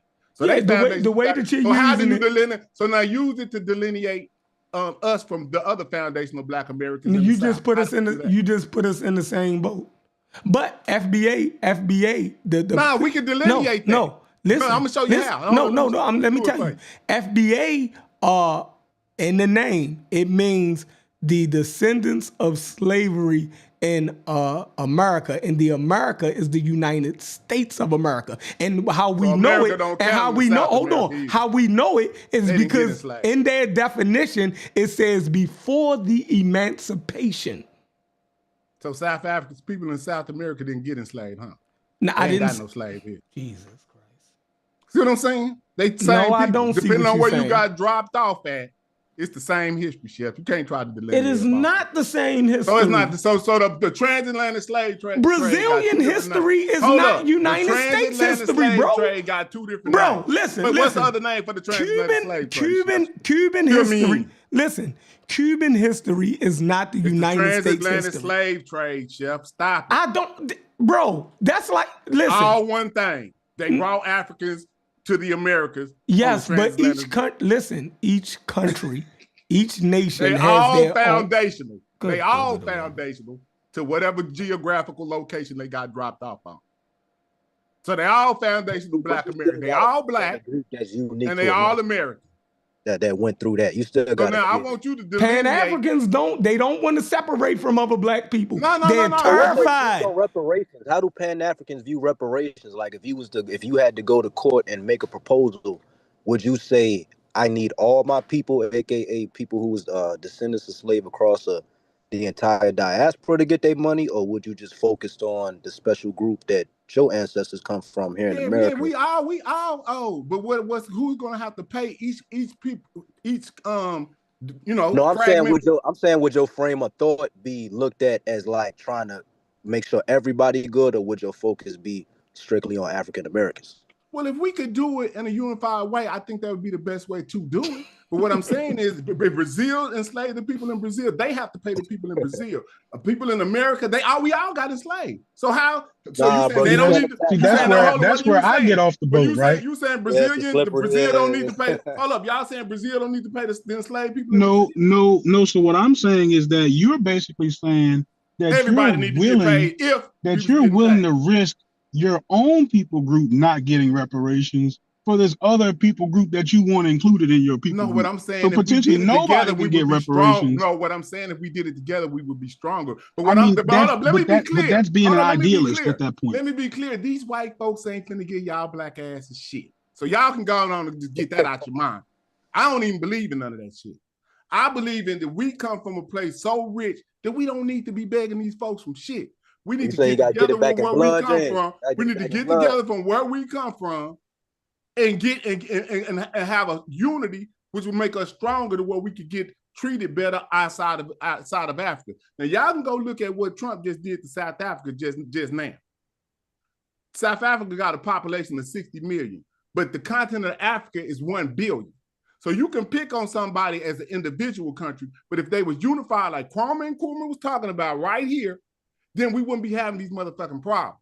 Just like China ain't got no problem. It's 1 billion strong. India ain't got no problem. They are 1 billion strong. You are only strong as your population is, bro. And when you fragment it, and when you call yourself FBA, African American, Native Americans, Indigenous Americans, all these damn names, you ain't nothing but fighting against yourself. And that's what Logic is talking about, and that's what Pan-African is against.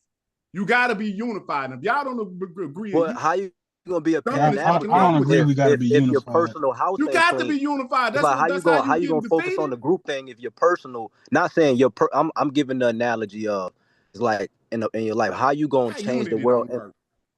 No, I'm saying with Pan-Africanism, right? I get the idea. It's a great idea, right? But we got to deal in some form of reality.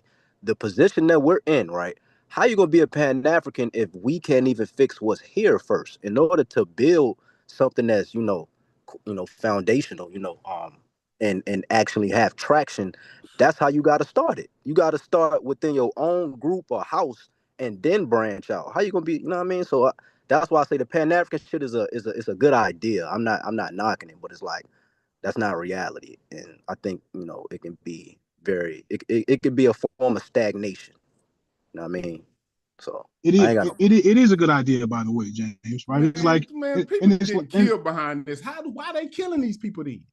Why they putting sanctions on people that got Pan-African views? Why they doing this? If it ain't no good. America's an empire. Are you familiar how they work? They I know why they doing what they doing. I'm just saying, they don't play fair. Historically, they don't play fair. That's just I'm just saying, but y'all act like y'all confused about. No, but hold up. They don't do this to people that's in line with them. They let them live. People are doing what they want them to do. They don't die. Yeah, it serves the purpose of the empire. The people that trying to take back shit and do shit that they need to do for themselves, they kill them. And y'all act like y'all don't know this. Yeah. I mean, I don't know about y'all, but it's like, go look it's unfortunate as they showing you right here on this, I'm not surprised that America wields the power that it has. Like they don't spend all this money for military might to sit on it. They use it, right? So it doesn't surprise me that they use it.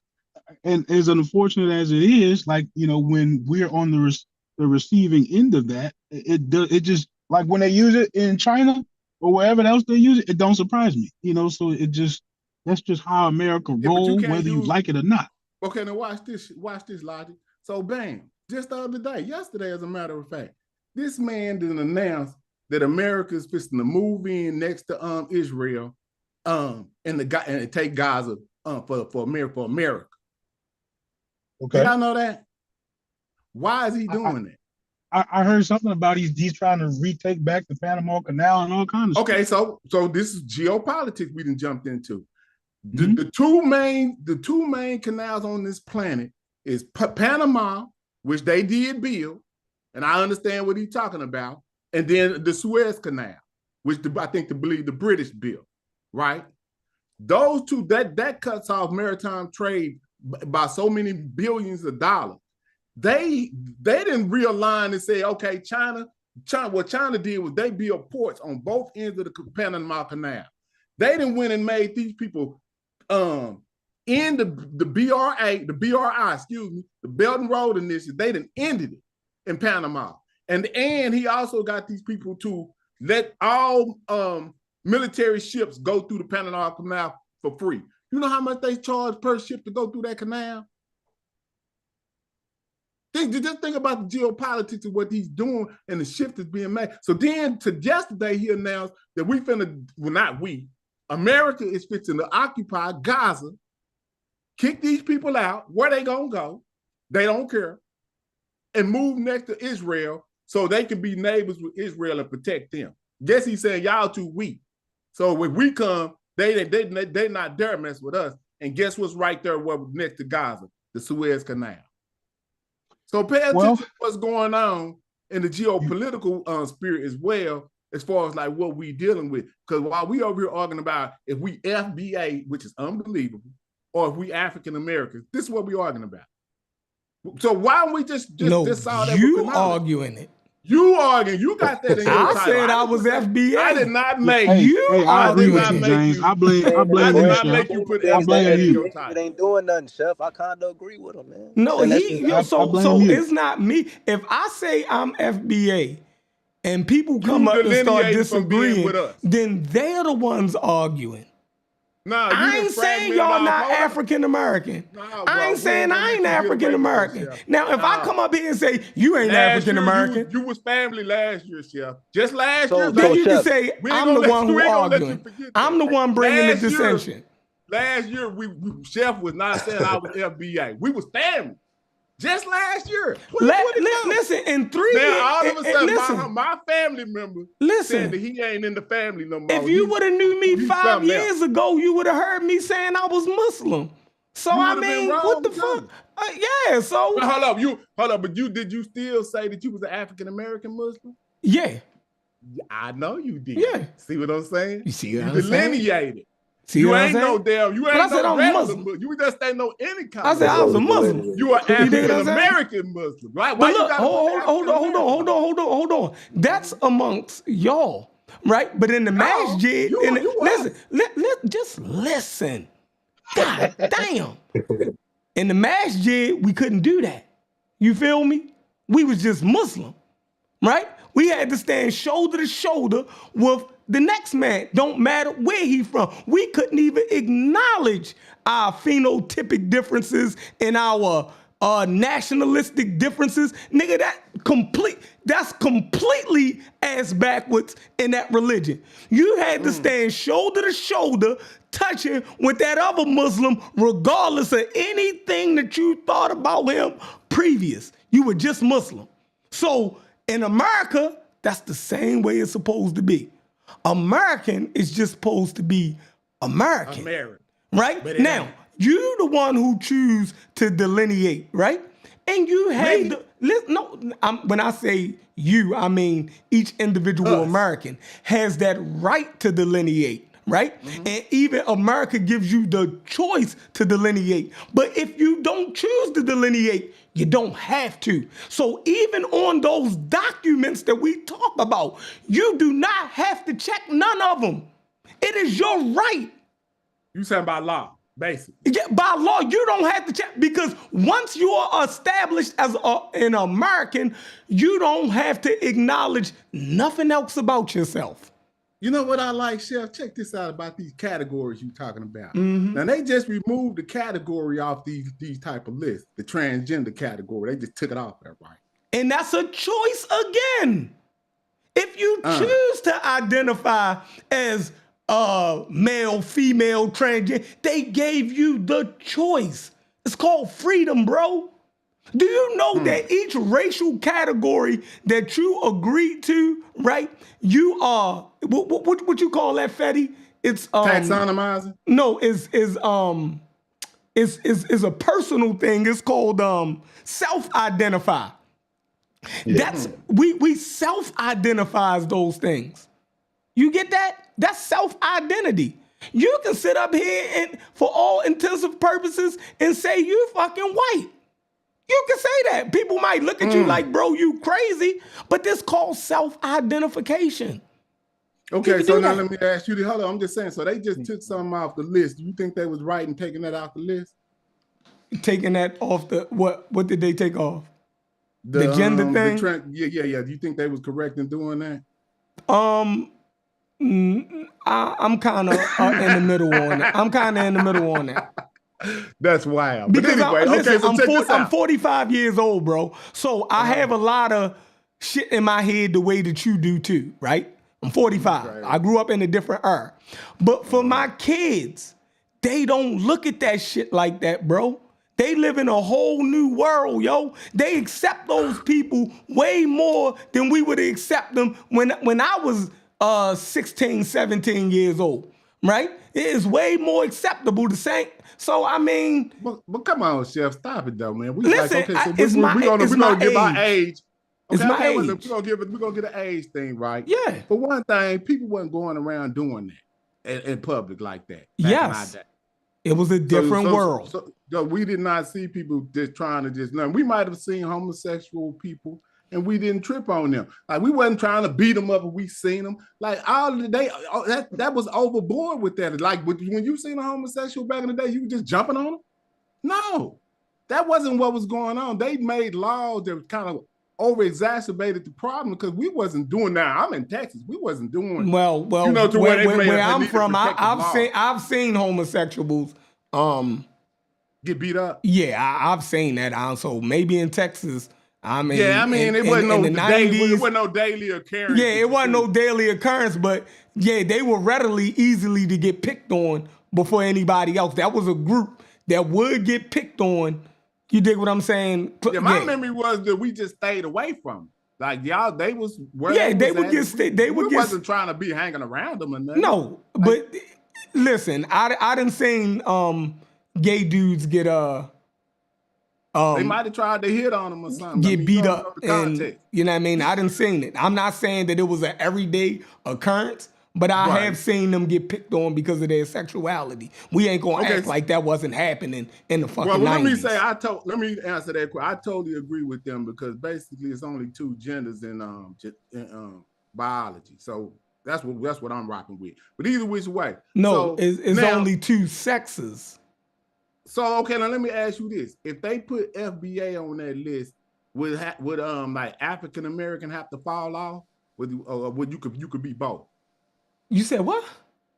Like in that list where you was talking about when you identifying on an application or whatever that was for a student loan or whatever, if they took I guess African American off of the application and put FBA on there, then could they leave both on there? Like you saying you both, or do they have to? Yeah, they could leave both on there because Black American and African American is still on there both.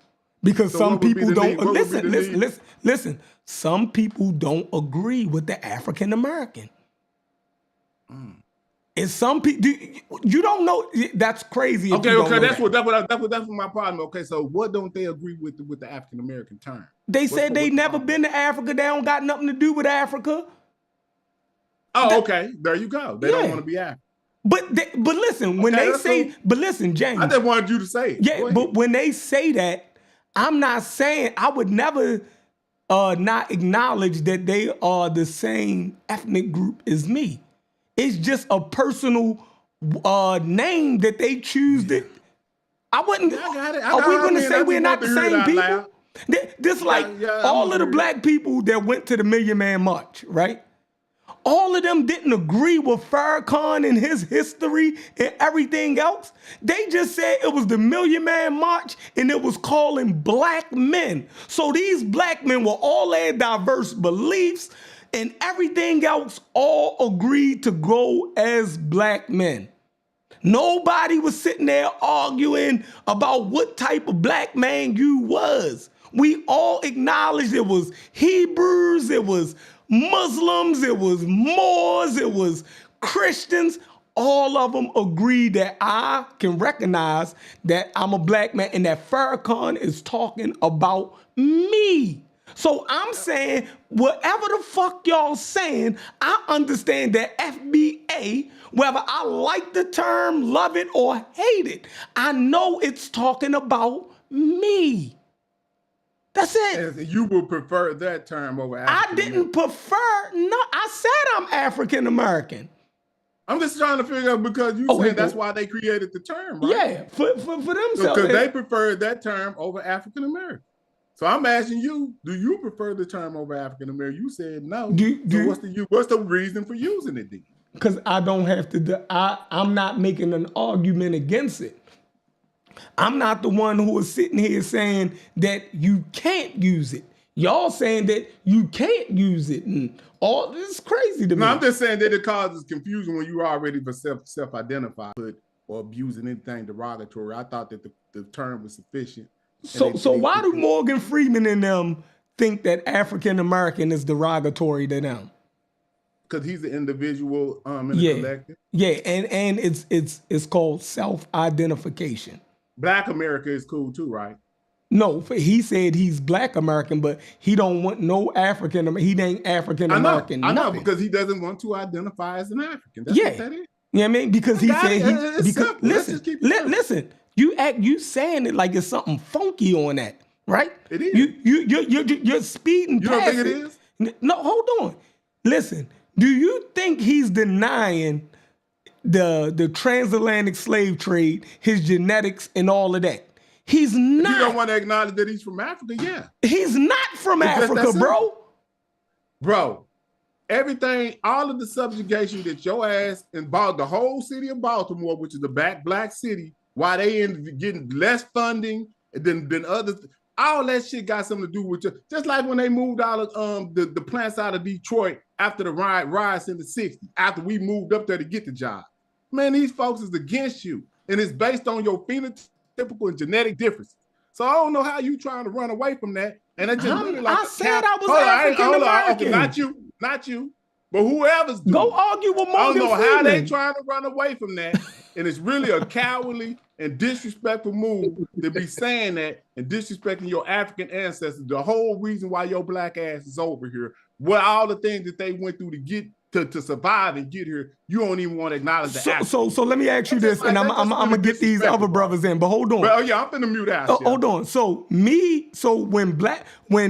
when African Americans back in the 60s called themselves Black Americans, do you think that they was denying the transatlantic slave trade and their African heritage? Are you saying that they're denying?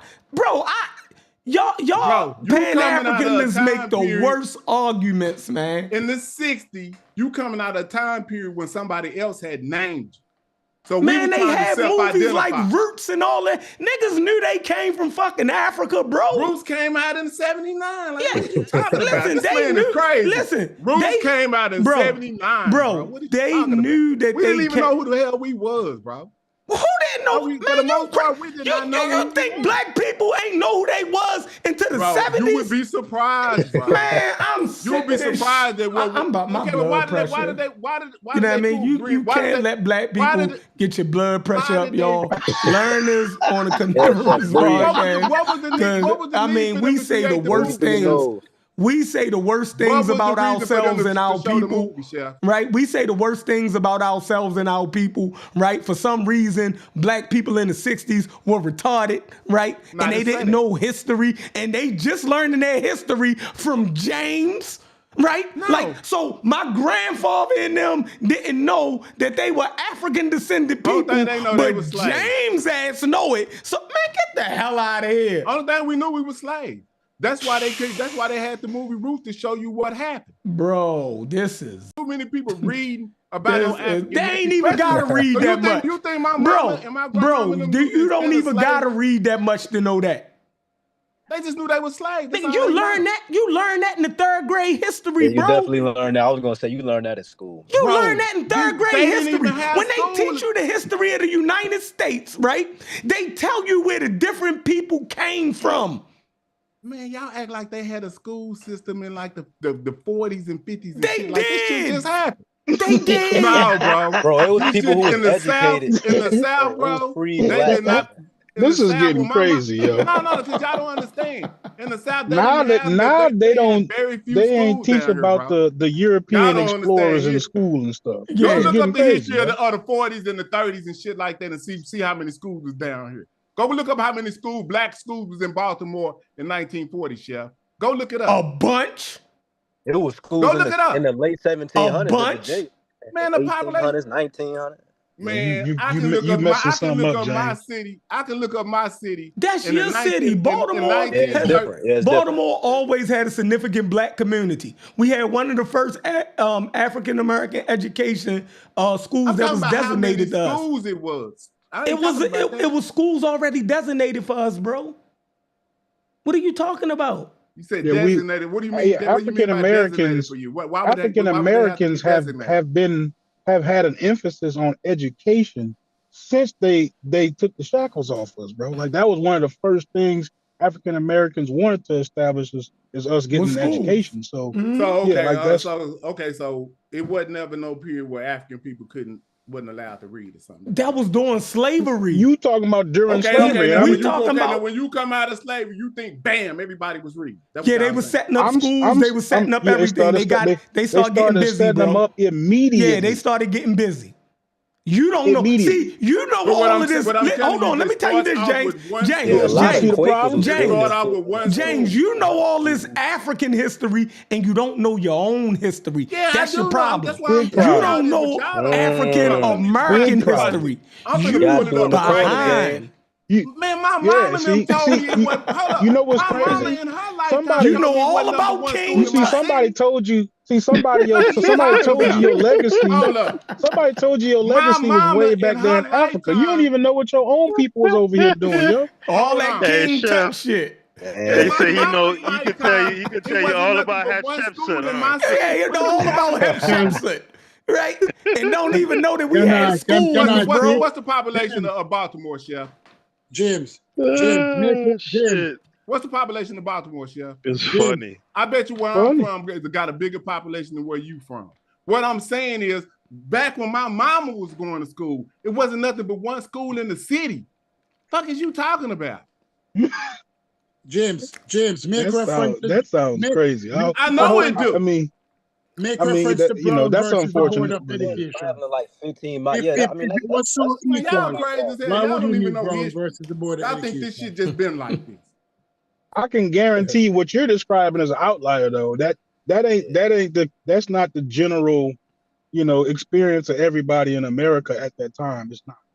No, I would say people up in up northeast. No, I don't. They didn't have this experience. But people in the South and all the way across the West wasn't even developed. People all the way from the South all the way across the West, they wasn't even developed. Tripping, man. You gotta get hold up, y'all don't know your brush a little too broad, James. African Americans just got to the West Coast probably in a predominant You number got a little too much dip on your chip, man. 40s. What are you talking about? So y'all don't know nothing about the Great Migration. You need to go to an African American history. Y'all don't know nothing about the Great Migration. People in the South went to Chicago and Detroit. Y'all don't know that. You need an African American history course, before the Great Migration. No, I'm on point. Y'all no, like because y'all your African history is messed up. That's why you. I'm think talking about African Egyptian. American history. But then bro. your African American is. I'm talking about African American. You exhibiting the same issues across the board with history. Like you bad with it. Like you don't get it. I bet you none of y'all won't pull up y'all's individual city and type in how many African American schools was in your city. What city is that, James? Whatever city you come, it's not going to work out well for you, James. I'm telling you, it's not. I don't care what city you come from. He don't care. We not going to run down this rabbit hole with him, man. I don't care wherever city. Where you see, this is one of them times where you can't get into the information, right? You see what I'm saying? So now we would spend an hour trying to go through the information to prove him wrong. Right. Don't worry about it. And that would just get us back to like the batter's box, right? Like we still up to the plate and we got to hit the ball now. But we, you know what I'm saying? We did all of that just to establish, whose turn is it to swing at the plate type shit. Hey, let me try. Hey, can I try something though, Chef? I want to ask James a question. Go ahead. I want to at bat. So James, you there? Come off mute, brother. Acknowledge me. Let me know if you're there. Yeah, I'm here. All right. So, you brought it up recently, like a lot of the Sahelian nations are trying to form this kind of coalition, right? We know what Ibrahim Traore got going on between Mali and Burkina Faso and those other nations, right? Mm-hmm. You spoke on that. Chad, right. Now, Senegal. Let me ask you a question. They're putting into practice a type of Pan-Africanism, right? Mm-hmm. So my question to you is we know, all of those nations have numerous ethnic distinctions between them, whether it be the Edo, the Igbo, the this, the that, the that. Is having ethnic distinctions and national distinctions incompatible with Pan-Africanism? Well, evidently not when you identify a common enemy and a common detractor from your progress, which is what they did. They realized that France was taking all of their resources and giving them an unfair trade, so they unified based on that. That's what they did. Boom, beautiful. So when an African American or whatever term, whatever designation they want to use, says that we're not like you, right? That doesn't necessarily mean they can find common ground and work towards a solution to a particular problem. That's it. Nothing more to argue about. It's over. We can move on. That was crazy. See how easy that was, Chef? Mm-hmm. No, because but he's not going to agree. Listen to him. What you're talking about? Watch this. Because he agreed on the African point, but he's not going to agree with us. Watch. Hold up. They never disagreed that they were continental African. That's what we're disagreeing with. We're disagreeing that all people of African descent that got enslaved are the same. We're not continental Africans. They are continental Africans. I know, but they never disagreed. They are continental Africans. That's something that they can agree on. That's what I'm saying. We are not continental Africans. I know this, Chef. So why would we have to agree to that? No, what I'm saying is you over here in America disagreeing that and denying the people in South America there was African slaves that they got enslaved as well, and they No, found when did I ever deny that anybody? Yeah, that's basically what you're doing. He didn't say that. He didn't say that. Yeah, that's what he's doing. Yo, Because you got VA up here agreeing with you. You know how bad you got to be doing for no, because your whole thing is James, delineation. what made you say? But what's wrong with delineation? No, what's wrong with his delineation is it was no need because we already properly did it, and he doesn't want to acknowledge that. We already no, but obviously, but James, hold on. listen. So y'all don't know that it's the difference between an African American that's in the Americas, United States, and an African American that's in Mexico. I think most people know, James, but listen, if a group comes up, right, that's why I preferred Yvette and Tone's movement, because they were clear. Excuse me. They let it be known that the demarcation they were making was for a specific purpose, that had a specific political aim, right? So when you explicitly state that, that should signal to everybody that we're not necessarily saying that you had necessarily a completely different experience from us and we're nothing alike. We're making this designation to deal with a specific issue that we have in our specific demography. There you go. And that's it. There you go. There should be nothing nothing for anybody to have a quarrel about. And you saying that African American don't do that? How? Issue we addressing again? No, exactly. Remember. All right. So, for example, right, in Jamaica or the Bahamas or Haiti, no one says they're Afro-Jamaican or Afro-Haitian. Why? Because it comes back to demographics. Why? Because those of African descent happen to be the overwhelming majority of those populations, right? In a place like the United States, African descended people happen to be the minority. In Brazil, because of its more complex makeup with the natives and the whites and such, they can make those distinctions, right? But that doesn't someone saying that they don't want to identify, or someone saying I want to strictly identify as American, doesn't necessarily mean that they're saying they're not acknowledging that the transatlantic slave trade happened. Right. So okay, that's a great dynamic that you just brought up, right? So you saying like, okay, somewhere like Jamaica or Haiti, right? Right. Because the population is predominantly African, that they don't have to delineate and use the America, right? Correct. Okay. But what happens when they have some European Jamaicans in their country? Then what do they do? or in Haiti, they have some non-African Haitians. Then what do they do? I don't think they. I mean, they all are just Haitian. They could distinguish them. Countries the Europeans delineate. Well, how do they do that? You mean how like white Jamaicans? Do they still say they're Jamaicans? Or like when people talk about them, they say they're white Jamaican. We still say we're Jamaican because they're white Jamaicans. Okay, they say they're white, or they say they're Middle Eastern, or like Lebanese, or Chinese. Okay, hold on. You somebody down here from Jamaica?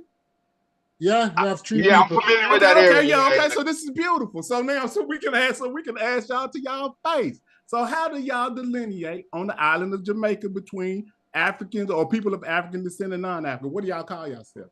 It's exactly like Peter Boxju said.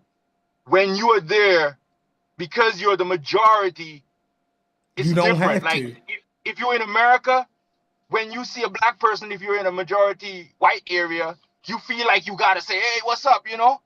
Right. Down there, it's like all black people, so it's like, it's like you just say hi to the people you know. You know what I mean? Yeah. Okay, but I'm talking about the delineation between African descent and non-African descent on the island. Yeah, they delineate. So what are the words that y'all use? What words do y'all use to delineate is what I'm trying to decide. What you say, it's a white guy or a white Jamaican, or you could say Chinese Jamaican. Okay, then what do y'all call yourself? You might even call him Chinese man. Sometimes they call him Chinese man, or like. Okay, but what do y'all call yourselves in opposite to delineate? We just call ourselves Jamaicans because we're the dominant population. You said Jamaican.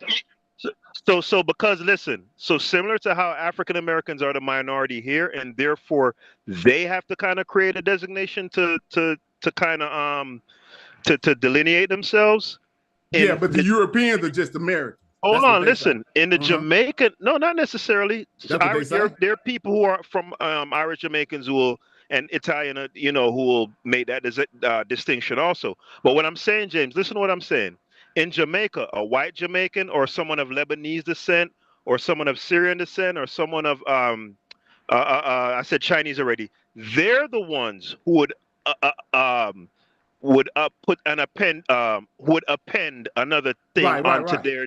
They would make the delineation because they're the minority. Okay, right. Hold on, me as a black. Right, listen, hold on. Let me finish. Me as a black Jamaican wouldn't do that because when someone says they're Jamaican or Haitian, it's pretty much implied that they're black. Same thing in America because Europeans are the predominant. They just say they're American, and then everybody else delineates. So I got there you go. So the only reason we acknowledge the African is because we're a minority. James, can I that is right there, James. By the way, Asians. But what I'm saying, y'all done took the American African out too, of the right? chef. Because we don't have to do it. It's arbitrary. You know what that means?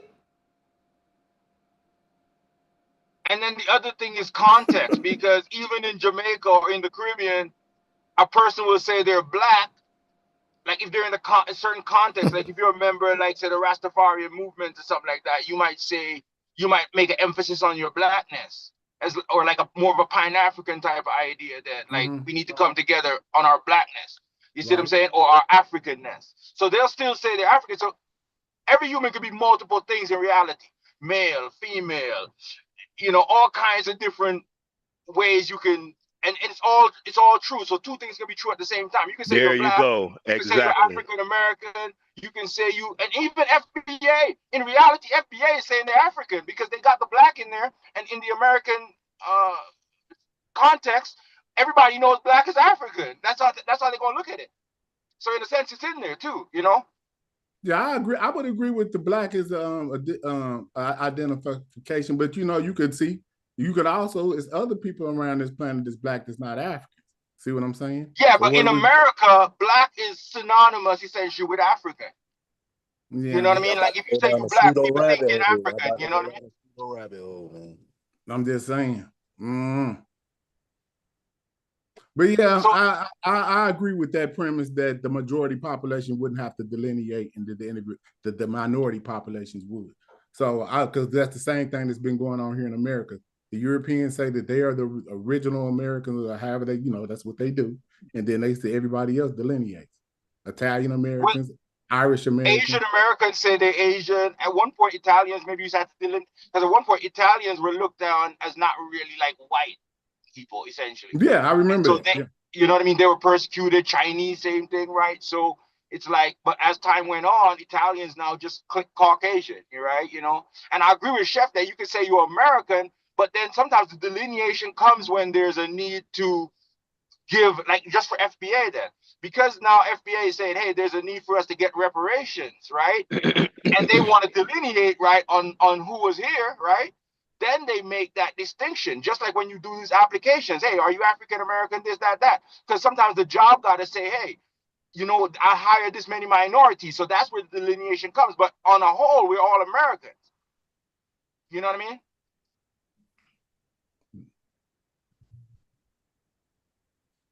I'm trying to let some other people get in, but yeah, like I said, man, I got a gripe with this country based on how we've been treated. I don't forget. I ain't forgot the crack era. I ain't forgot none of that. So that just wholeheartedly just agreeing that I'm down with this country and some of the stuff that they do around the world, like what they're doing with the Palestinians and stuff. I mean, I try to separate myself based on how they treat me. You know what I mean? And you see, they haven't treated us as a collective well. And I get what you're saying. And this is what happened because, that's why black people during the civil rights movement and stuff like that were more likely to try to go to communism or Russia, right? Because they felt like because America did this bad thing to us, they felt like everything coming out of America, they looked at it more negative, right? You see what I'm saying? Instead of parsing out what's good and what's bad. You see what I'm saying? Because in reality, all human beings have flaws. So any system a human being creates is going to be flawed. So you got to view it from that perspective. Even if you're black, white, Chinese, whatever you are going to have flaws. You see what I'm saying? And so, you know, I used to have that same thing too in my mind, but now I'm saying, hey, no, I'm American. You know what I mean? And that's why the civil rights, like Martin Luther King and them, they were going for their right as Americans. You see what I'm saying? But then now people in our time now are looking at them like, oh man, you know, you integrated into a burning house or whatever they'll say, you know. But in reality, the guy was going for what this is his country. You know what I mean? He's an American. He's going for what is owed to him. Now, of course, because you're dealing with the white folks and they can't really steal man or see things sometimes fully like how a black person will see it, right? They might be looking more inward to how they see things, right? They'll put up a fight against that. You know what I mean? Because some people have this idea that if I give you, that means I lost. But in reality, there's plenty for everybody to get. You see what I'm saying? So that's the thing. Because of how America treated blacks, sometimes we cloud our judgment and not realize that we got to find the good things. You got to identify the bad things too, but don't throw everything out, you know?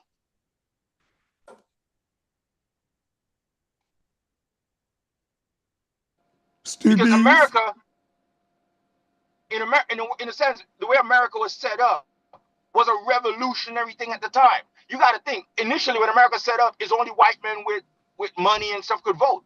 Right now, everybody over 18 can vote, regardless of your money, race, all this type of stuff. Now, of course, there's still barriers being put in and stuff like that to some level, right? But it's more open than it was then, because the system allows for change. The system they set up allows for change, and that's the greatness of the system. Prior to America setting up that system, everybody was under a monarchy, which a monarchy doesn't allow for change. If you read books like Why Nations Fail and things like that, you know, you'll see this. So, and a lot of things are relative. If I have a system, Magna Carta was signed in England. The Magna Carta was signed in England. So yeah, but the king still had a lot of power, even though you had a parliament and all that set up. The king still had power, right? Because when America revolted, they revolted against the king.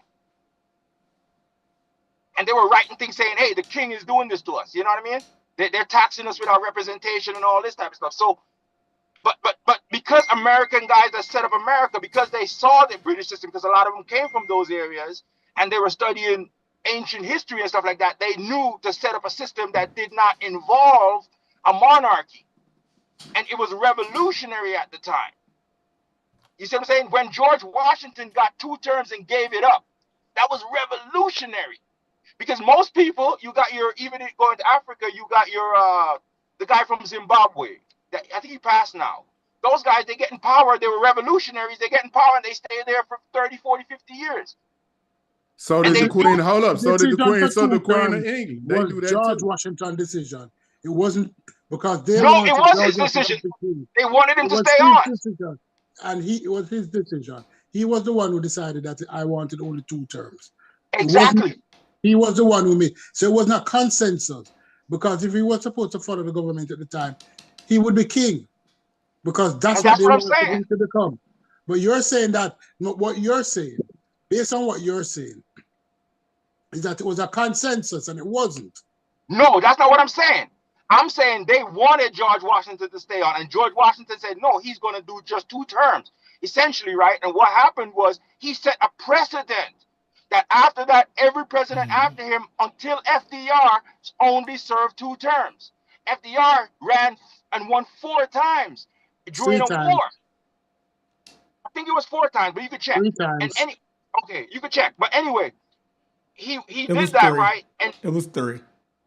Okay, so he did 3 times then. Okay, so but what happened was after that they passed the 25th Amendment, and locked in the 2 terms. But it's the precedent that a guy like Washington set that made it so that the country only did the 2 terms. You know what I mean? Because if he had said he was going to stay on longer, he could have been there. You know what I mean? Because he was well respected amongst his peers, right? And so I'm saying that it was a revolutionary system, and even that act. It wasn't a revolutionary system. It was based on the Magna Carta, so it's supposed to be revolutionary if it was based on the Magna Carta. The American Constitution is based on the Magna Carta. Revolutionary implied that it was new. It was based on the Magna Carta. Stop saying that it was revolutionary when it was based on the Magna Carta. So it wasn't revolutionary. No, because it was based on the Magna Carta. And a couple other documents. But that doesn't. And a couple other documents, right? Yeah, but that doesn't mean that it's not you do take some things from this and that, but you know what I mean? So what so you think it wasn't nothing different than the Magna Carta? It's fundamentally based on the Magna Carta, so it cannot be revolutionary. Okay.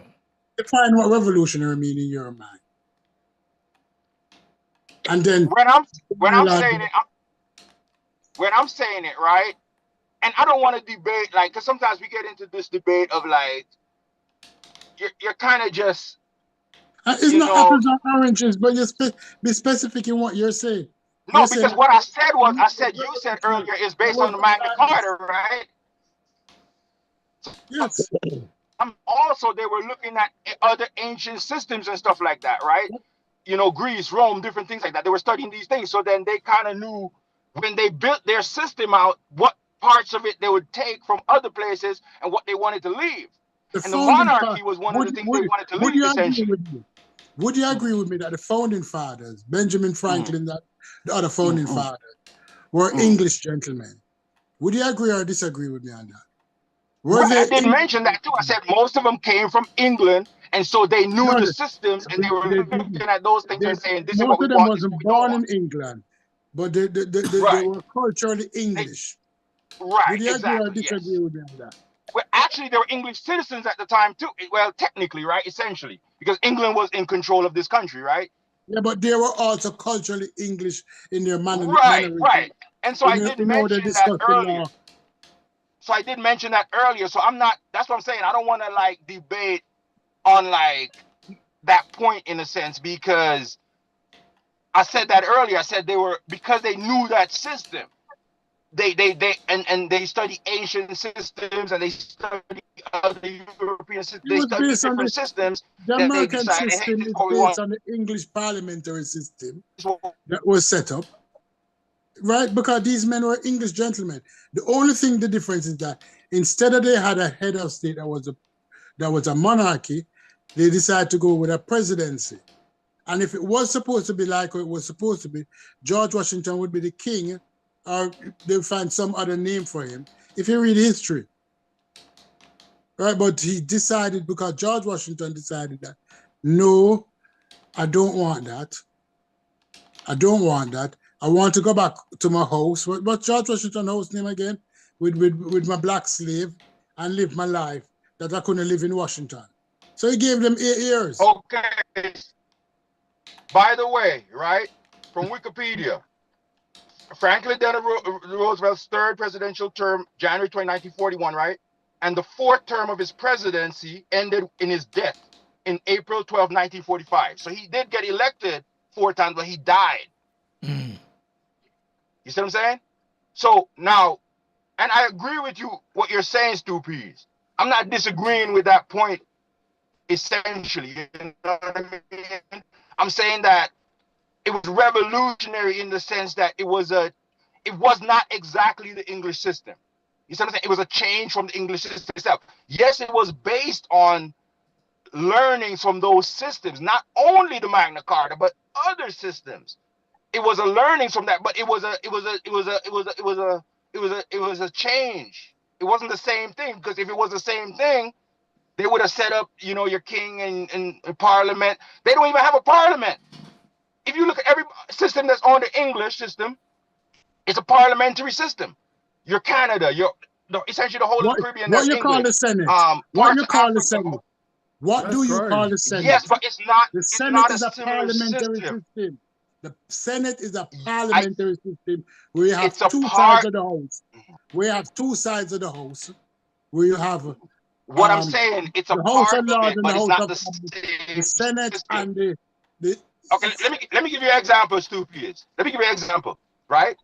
In the Caribbean, right? Let's say, right? If your party wins, does the other party have power? What power does the other party have?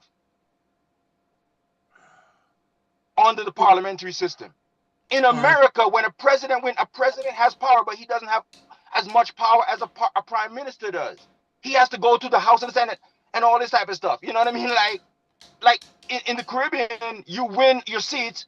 If your party wins the majority, you take power. You dish out all your different seats or departments to members of your party. The other party essentially gets nothing. All right. The difference here is that in if America, your party does not get all the seats, if your party does not get all the not even all, the majority. Senate, the majority of the seats to win the Senate, you can be a sitting duck president. But the same thing applies if you get the seats from the Senate or the House, the next party don't have any power. Democrats have no power now. They can't decide. Can they decide? No, but every senator. No, but every senator has a ton of power because, for instance, the filibuster, right? And then a lot of things in America, it's 60 votes and stuff to get it passed. It's not just 50 plus 1. You see what I'm saying? Some things are 50 plus 1, not everything. And so there's America's system is set up to be a slower, it's set up different. It's not the exact same system. You know what I mean? It is revolutionary. According to you, it is revolutionary. And according to me, it's based on the Magna Carta system that was already in place. So if you want to continue to say it's revolutionary, I will agree with you. Yo, Chef, what's up with this right here, Chef? What? They said something about the first school in Baltimore was the African Academy. I don't know why they named it that. That wasn't even a point. No, but James, you proving his point, James. Yeah, you proving our point, you bro. proving his point, James. No, I'm not, because yes, you are. You said people back then didn't even have a concept of being from Africa. As Africans even back then. Right. That disproved what you were saying. No. What I'm saying is FBA don't got African in it, though. It doesn't need to. Oh, that's crazy. Listen, I'm just trying to figure it out, man. FBA are Mayflower Negroes. They came over. I don't understand this, bro. Y'all act like it don't got to have it in there. It doesn't have to, brother. Well, y'all ancestors disagree. That was the first thing they put down when it came to education. We finna let these people know we Africans in Baltimore. That's what they say. I'm rocking with your ancestors, Chef. I don't know what you got. My ancestors don't come from Baltimore, so it doesn't matter. That may be the problem, then. Most of our people come from down south who was moving north. To more northern cities looking for jobs in the where you come from down south? Factories and the steel mills and things like that. My grandfather come from South Carolina. He came to Baltimore to work at Bethlehem Steel. That's crazy, because I mean, and I understand that's where a lot of African slaves was dropped off in South Carolina. Mm-hmm. So, but you saying like you up north or something, north of South Carolina. So but that ain't that far though, right? I mean, that ain't that far. Though, right? We 8 hours away from damn South Carolina if you drive. Hey, you funny. Yeah, I didn't think that was that far.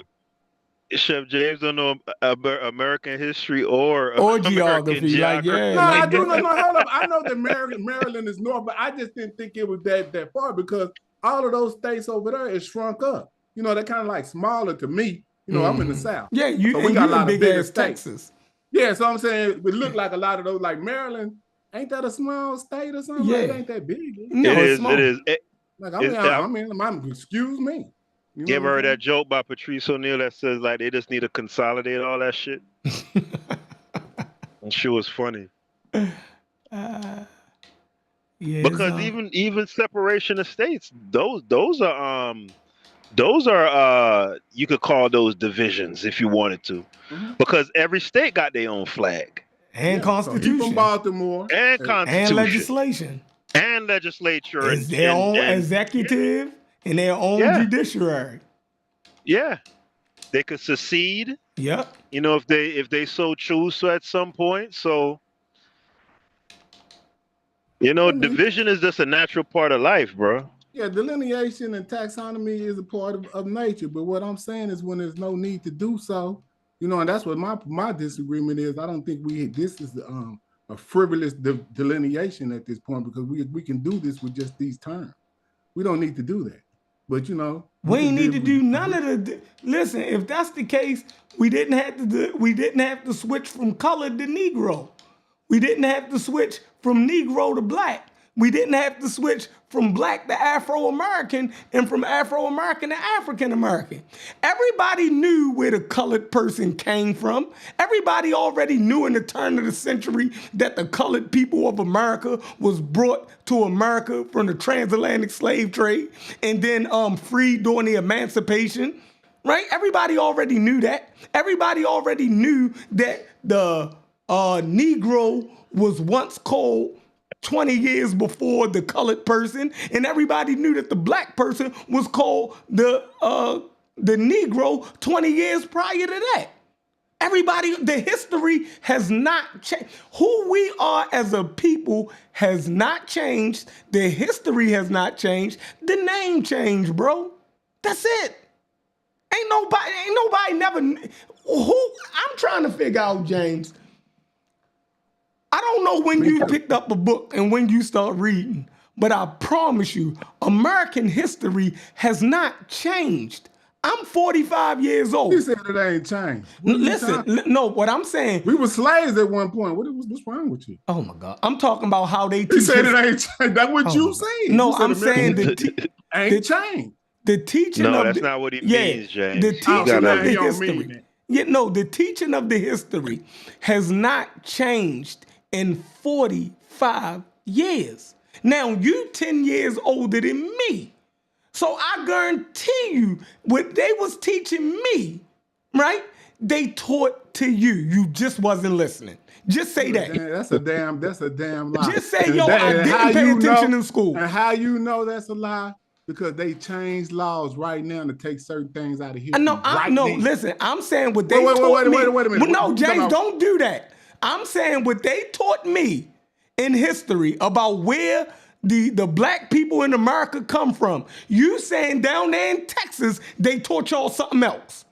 They just taught us we were slaves. How hard is that? So they didn't teach you that the slaves were the descendants of Africans? Like they gave us a extensive breakdown. Now, I ain't saying that they gave you. I'm not saying that they went all into what tribe you came from. Nobody did that. But I'm saying they didn't teach you where the Puritans came from, right? Where the different Americans came from. So you saying in school you just didn't pay attention at all. Just say that, bro. But don't say that you wasn't taught that and the school systems was not teaching that, because then you lying. Or you never went to school. No, what I'm saying, bro, is when I went to school, they taught American. They first start you off with Texas history, right? Okay. And they teach you all about your state. This is how this goes. Maybe in middle school. Then, in middle school, you ain't start learning this. I'm talking about your state history. This is how it goes. I don't know. Maybe I'm talking about in elementary school. No, in elementary school, they teach you all kinds. Your ABC, 1, 2, 3. Your ABCs, basic geography, the history of America. So y'all don't do. So when you was a child, y'all didn't have no Thanksgiving Day. They give you turkey. Yeah, they tell you about the holidays and all that. So when they taught y'all about the holidays, they was teaching you about. They indoctrinating you. The pilgrims, right? And they would tell you where the pilgrims come from, right? They ain't teach all this. That ain't no damn extensive history right bro, there. Now they're teaching you. They taught us about Santa Claus too. What about that? They didn't teach you about no damn. Yeah, they didn't. Why you think you was getting off on the Christmas break? What was that about? You getting off on Christmas break too? What is it called, Christmas break? Am I making it? They don't call it Christmas break. No. Stick to them teaching you basic history. I know. I'm telling you how they indoctrinate us with the wrong history. No, so, well, like I said, listen. In the 8th grade or 7th grade, in Texas, they indoctrinate, or they don't tell you about no motherfucking African history. They tell you Texas history. What are you talking about? So they didn't tell you where the black people in America, they didn't tell you where the black people in America came from. You didn't hear that in school. They only taught us that we were slaves down here in Texas, bro. That's all they taught. They didn't teach nothing about no Frederick Douglass or none of that shit. They didn't teach y'all about the cotton gin and none of that, huh? Oh no, this is crazy because where you come from, you got the third high school in the whole damn country. So maybe y'all was a little bit more advanced. I don't know. That's in the early 1900s. Bro, you went to school in the 70s and the 80s. I'm talking about in the 70s and the 80s when you went to school, bro. Okay, so now when I'm trying to tell you that what they do is they start you off with your state history. I don't know if they do this in Baltimore. They give you the history of Baltimore, of Maryland first. No. Then they give you then they give you U.S. history. That's your U.S. history. history. Right. They give you U.S. history after you learn your state history in Texas. I don't know how they do it everywhere else. Then after you learn your state history, you learn your United States history. Then you learn your world history in maybe 11th to 12th grade. And all right, so out of all of that, I'm just giving you the chronology of how they from K to 12. I went to fucking school. Right. So from K to 12. And that all of that history, they never taught you that the black people in America came from Africa. Where do slaves come from, Chef? No, he's asking a question. Where do slaves come James? They come from Africa, but they he's don't asking tell you no extensive history about no damn. I didn't ask if it was extensive, bro. You was James, James, come on, bro. You tripping, bro. The man, I'm not tripping. Answer the man question. He asking me a dumbass question like he don't know where the fuck slaves come from. You basically said they don't tell you your history, bro. African. So okay, if fine. that was the case, can you answer the man question though? How much of the history that y'all have learned since y'all got out of Can you answer the man question at least though, James, and then we can move on to the other thing. Huh? No, James, you got to answer his question first though, bro. From K to 12, were you made aware that the black people in America were here due to the transatlantic slave trade? I learned that shit through fucking Alex Haley and groups. That's why. So it wasn't taught K through 12 when you went to school. They gave us a vague history of slavery, They gave you an overview, right? Basically, you were slaves. That's all they teach. Right, that you were slaves from where? Did they teach that you were slaves? I was slaves. We slaves from the moon. That's where we were slaves from. No. I'm asking you. Did they teach you that you were slaves brought here from Africa? Where else did slavery occur in America? No, did they teach that? Not extensively. You know what extensively means? So that's it's just a vague. You know what vague means? So that's a yes. It's just a vague gloss over of what the fuck happened to you. You was enslaved. You came from Africa. That's it. Basically. Right there you go. They don't tell you. Right. And the same thing with white Americans, right? They wasn't teaching the Irish their history. Listen, they wasn't teaching the children. Listen, they tell you about all of this fucking shit. Y'all need to stop it, James. They wasn't teaching the children of Irish descent Irish history. They would tell them basic shit. Europeans came from Europe, settled America. You probably came from Ellis Island in the early 1900s. But they wasn't teaching them all of their history. That's something that you do on your own. And that's cool. You learn your specific history of your ethnic group on your own. So Irish Americans never had a broken history. American history. Listen, Black history. Americans didn't have no broken history. Listen, Black history is taught alongside American history. Black history is a part. Listen, Black history is a part of American history. You do get that, right? Man, y'all crazy. We got a broken history, and you ain't gonna acknowledge it. You gonna act like we some damn Italians? Oh, they came over here willingly. We came over here slaves. We don't know where the fuck we came from.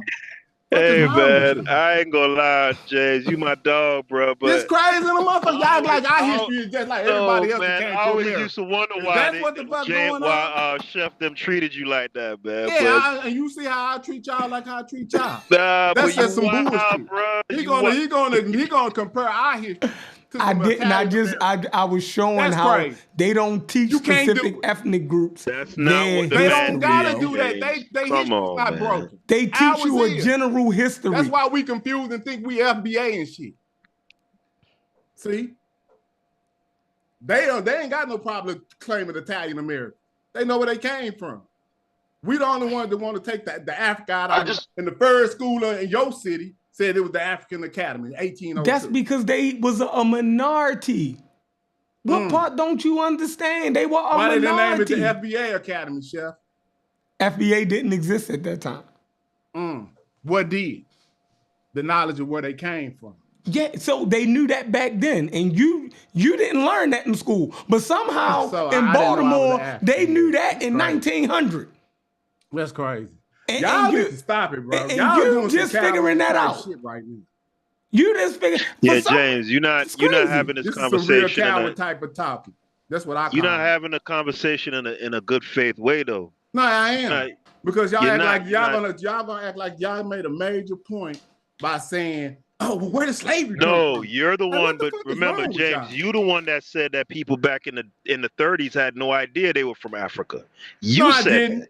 I did not say that. What the fuck is wrong with you? I've been talking about Africa the whole damn time. No, you said the people in the 30s and 40s didn't really know they was from Africa like that. I didn't You say did that, say bro. that, Now James. you go with some paraphrasing. You absolutely said that. I'm talking about James. our history as far as like we know now. We didn't know. Oh, you're saying so like how you gonna know your history? You just now goddamn me got acclimated to reading books. Oh, so you saying how the fuck you don't know this? That's what you They meant. done stripped you of your whole history, and just you James, basically just know slow down, out of brother. 200 years or whatever, you just know you a slave. Let's just go back and forth, James. We're having a conversation. So when you earlier said that people back then in the 30s and 40s didn't really know they were from Africa, you didn't say it. Hold on, brother. You did say those words. I'm gonna stop you every time you say that because I didn't. No. But you said those words. I said verbatim. They didn't know their history. Nah, you said the African part too. We can rewind the show. You a slave and you don't know where you came from. We can rewind the show.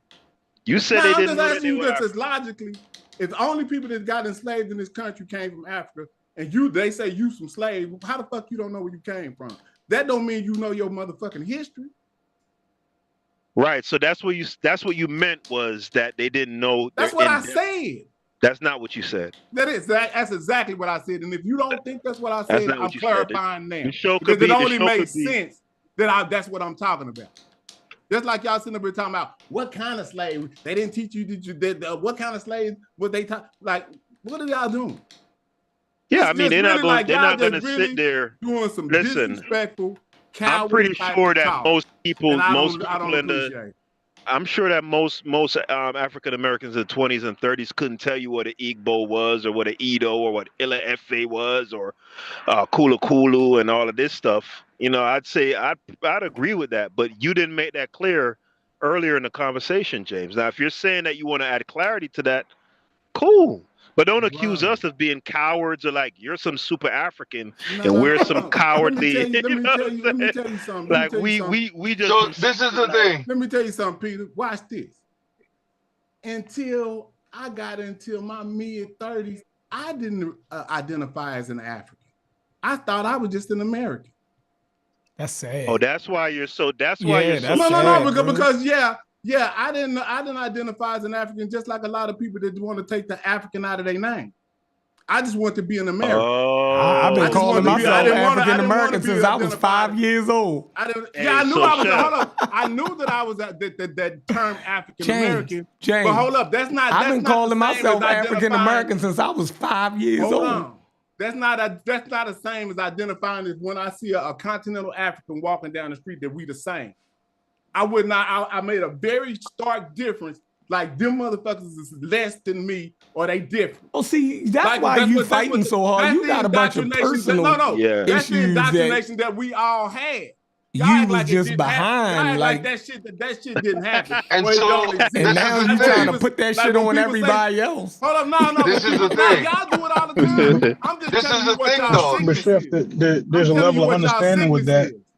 The only way you can have that kind of authentic passion is you have to be under the impression of this is the only way. Like this is the way that we get to where we're going.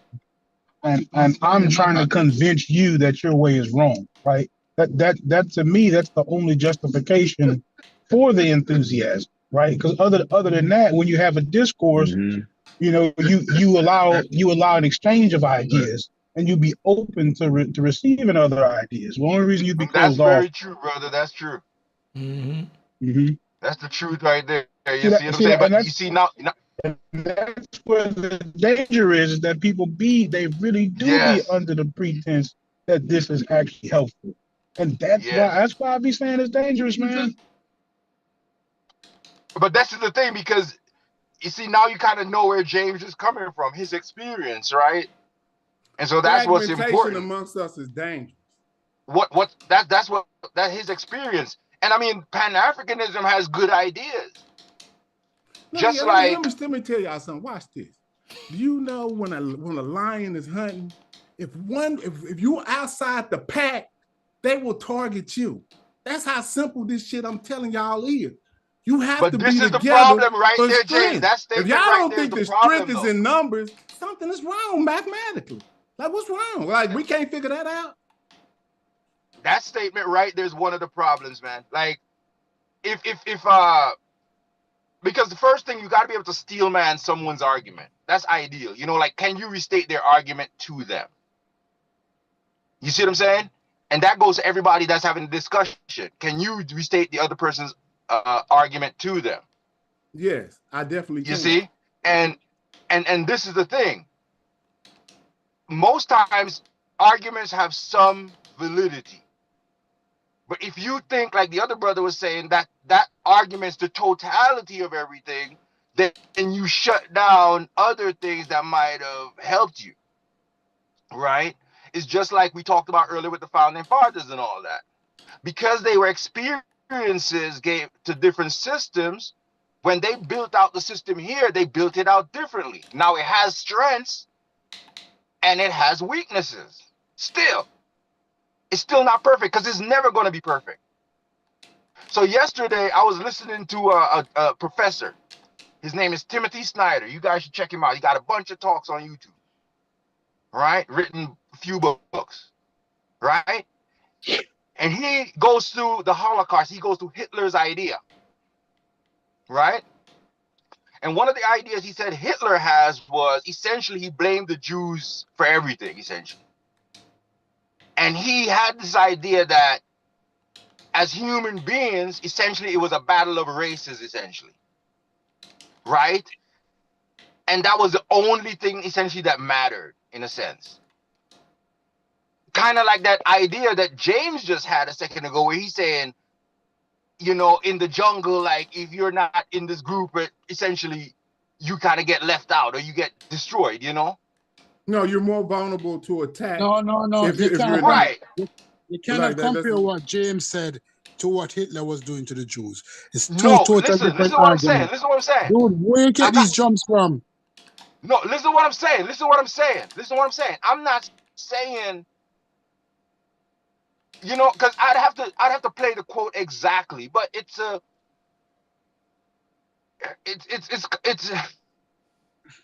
kind of a big jump to make. I get that, right?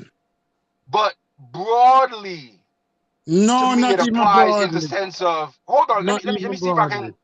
Let me see if I can get it. Where I want to get it. Just move on. You can't bring it back. That can't come back. Because what I'm saying is, remember earlier I said, when you build something out on a kind of an exclusionary idea where if I win, you lose, or if you lose, that kind of idea. No, but that's what not happens. Because the first thing you need to recognize is that anti-Semitism was across Europe, all European countries, Russia during that time. That's why even after during World War II, when refugees were trying to escape on ships from Germany, from Poland, other countries would not take them in. The level of anti-Semitic feeling that was going on. Right. But then you compare what James is saying to what was happening at that time. What I'm saying is, I'm not saying, hold on, Stupies. I'm not saying that what I'm saying is the idea is the same. That's what I'm saying. No, it's not. It's not. Here's what I'm saying. Just both ideas. Hold on. Come again. Hear me out. No, hear me out. 1 second. Hear me out. What I'm saying is, both ideas are ideas of, they're kind of like exclusionary ideas. If I lose, you win. If you lose, I win. It's not a kind of inclusionary idea where, hey, we can both advance together. Right? And I wish I could remember the clip exactly, because when I heard it, but now Just like you said, you're right, Stoopies, that anti-Semitism was not just a German thing. But because Hitler took control of the state, he was able to push it out to his furthest reaches. So what I'm saying is, if a guy that has a Pan-Africanist idea, that is, because I've talked to a lot of guys that have these kind of Pan-Africanist ideas, right? And a lot of times they're talking about, like, they'll have ideas like essentially white people inherently just being white or evil, essentially. You hear it in the nation. Nah, that ain't what that's not true. That's not true. Went too far. That's not true. Hold on 1 second. I'm telling you, in my experience, some of the people I talk to, these are the ideas they have. Last night, I was listening to General Seti. I hardly listen to General Seti. Last night, he popped up in my feed. I was listening to General Seti is a lunatic. You cannot use the exception. Hold on to what I'm saying, though. Hold on to what I'm saying. Hold on to what I'm saying, though. Hold on to what I'm saying. Right? There are 500 people listening to General Seti last night at the time, right? And he's talking about immigration. And he's saying, hey, you know, if he had control, right? Essentially, he would just pop some of these people in the head. Now, yes, it's a crazy idea. I get the point. But what I'm saying, listen to these ideas. And if the idea has an exclusionary part to it, if those people take control, that's what Hitler got. He got control. And because he had the control, he was able to exercise the idea to its craziest extent. And that's what I'm saying. Even in our individual lives, when we're talking, we got to be careful that we got to be careful that we're not doing the same thing. You see what I'm saying? That's all I'm saying. Not to say that James is Hitler but the idea, and I wish I could play that quote back. African unity. How the hell am I talking like Hitler? Yeah, there's nothing wrong with African unity. But when you make that discussion and that argument, what discussion? Just like there's nothing wrong with just like with Trump, then, for instance, as an example. No, dude, you're making stuff wrong up now. Yeah, like wrong. No. Hold on. Hold up. Trump talking about make America great again. That's what he's talking about. Yeah, but and here's these what white I'm saying. folks or whoever. I'm using it as an example again. Go ahead. Hold on. I'm making an example again. Countries always deport people, right? So in theory, there's nothing wrong with deporting people and protecting your borders, right? But if you get up on a stage and you say, hey, these people are rapists or criminals, and you demonize these people, right? Then that's where it becomes an issue. If you want to kick people out of the country and protect your borders, do that. But do it in a way that you do not demonize the individuals, the humans. Because once you start doing that, then you can take it to a level where you don't want. You know what I mean? Let me explain something. The reason why he had to reclassify these people as terrorists and stuff like that, because the laws of America was to where it prevented him of him doing what he's doing now. So he reclassified them so that he could, as a threat, so he can do what he's doing. But you got to understand law. I just put it like that. So that's what we're talking about reclassification. Yeah, I get what you're saying. So that's what he did. So he reclassified them, and then he had a speech. He had a speech where a Mexican girl had got killed and raped by an illegal immigrant, and he used her for his justification for this new taxonomy that he's going to give, because the other laws would not allow him to deport these people. So that's what they did. So you got to understand what these Europeans do. They change this shit all the time based on words. One word can change a law. So this is how they get down, and y'all don't seem to be understanding how they play the game. They took these. No, what I'm saying is that's the excuse. They took the whole Indian because remember land. Hold up, they took these Indian people land. They gave them Oklahoma, the whole state of Oklahoma. Found out there was some resources on their land, and then they just gave them a tiny piece, a tiny little reservation within inside of Oklahoma. This is who y'all dealing with. I want y'all to understand this. So when I'm over here talking about African unity, I'm talking about stuff that these people did, not only to my people, but they do this globally, bro. And I don't understand why y'all trying to be so cool. My mama told me. I said, Mama, what's wrong with you? She said, we want to be white people. And I thought she was tripping, but I hear it. Y'all don't want to be who y'all is, why y'all subjugated. Y'all don't even want to embrace that. And then we could unify under that. Y'all want to fragment and argue about little trivial words instead of getting down to work. We African Americans, so what? Now what? We already self-identified as African American. Now what we gonna do? We ain't did shit. That's what's going on, bro. I'm let y'all speak, but man, I mean, so but when you make, see, like it's such a difficult thing to like grasp with two hands when you try to put the entire African American experience in this simple form, right? So like when you can't just make the sweeping statements of like we want to just become a different group of people because now you're floating into human nature itself, right? Like now you're trying to say African Americans are apart, from the human experience that other people experience. Everywhere around the world, you have people attempting to assimilate to the dominant group or the dominant culture in their area. That's not something the African American is having a unique experience with. Yeah, right? but that's So like unhealthy. That's unhealthy not, for you because the not people true. that you Why trying do to you keep mimic, making up stuff? the people you trying to mimic, what's not making up stuff. That everywhere around the world, what you just said is that everywhere around the People, world, people are trying to people do they do try to, and that's not true. Some people have distinct culture, what they appreciate, and they keep to their culture. Don't y'all say that that lost people. all fight. Yeah. That's what's wrong with I you. mean, okay, you know what you said is To the fair, dominant culture. but I'm saying you see both things everywhere in the world. That's what I'm saying. Like it's not unusual to go to another part of the world and see people assimilating to the dominant culture. That's not unusual. That's a part of the human experience. Just like what you're saying is accurate too. You'll see people wanting to adhere to their traditional values and their traditional culture and so on and so forth. Unfortunately, that's been removed from our personal experience, right? So we don't have as much of that to retain of our own, but that's not like something unique to African Americans. That's everybody. And I agree with that, what that brother is saying right now. I agree with that. You know what I mean? Like, and the longer you're in an area, the more you kind of take things from them and they take things to you.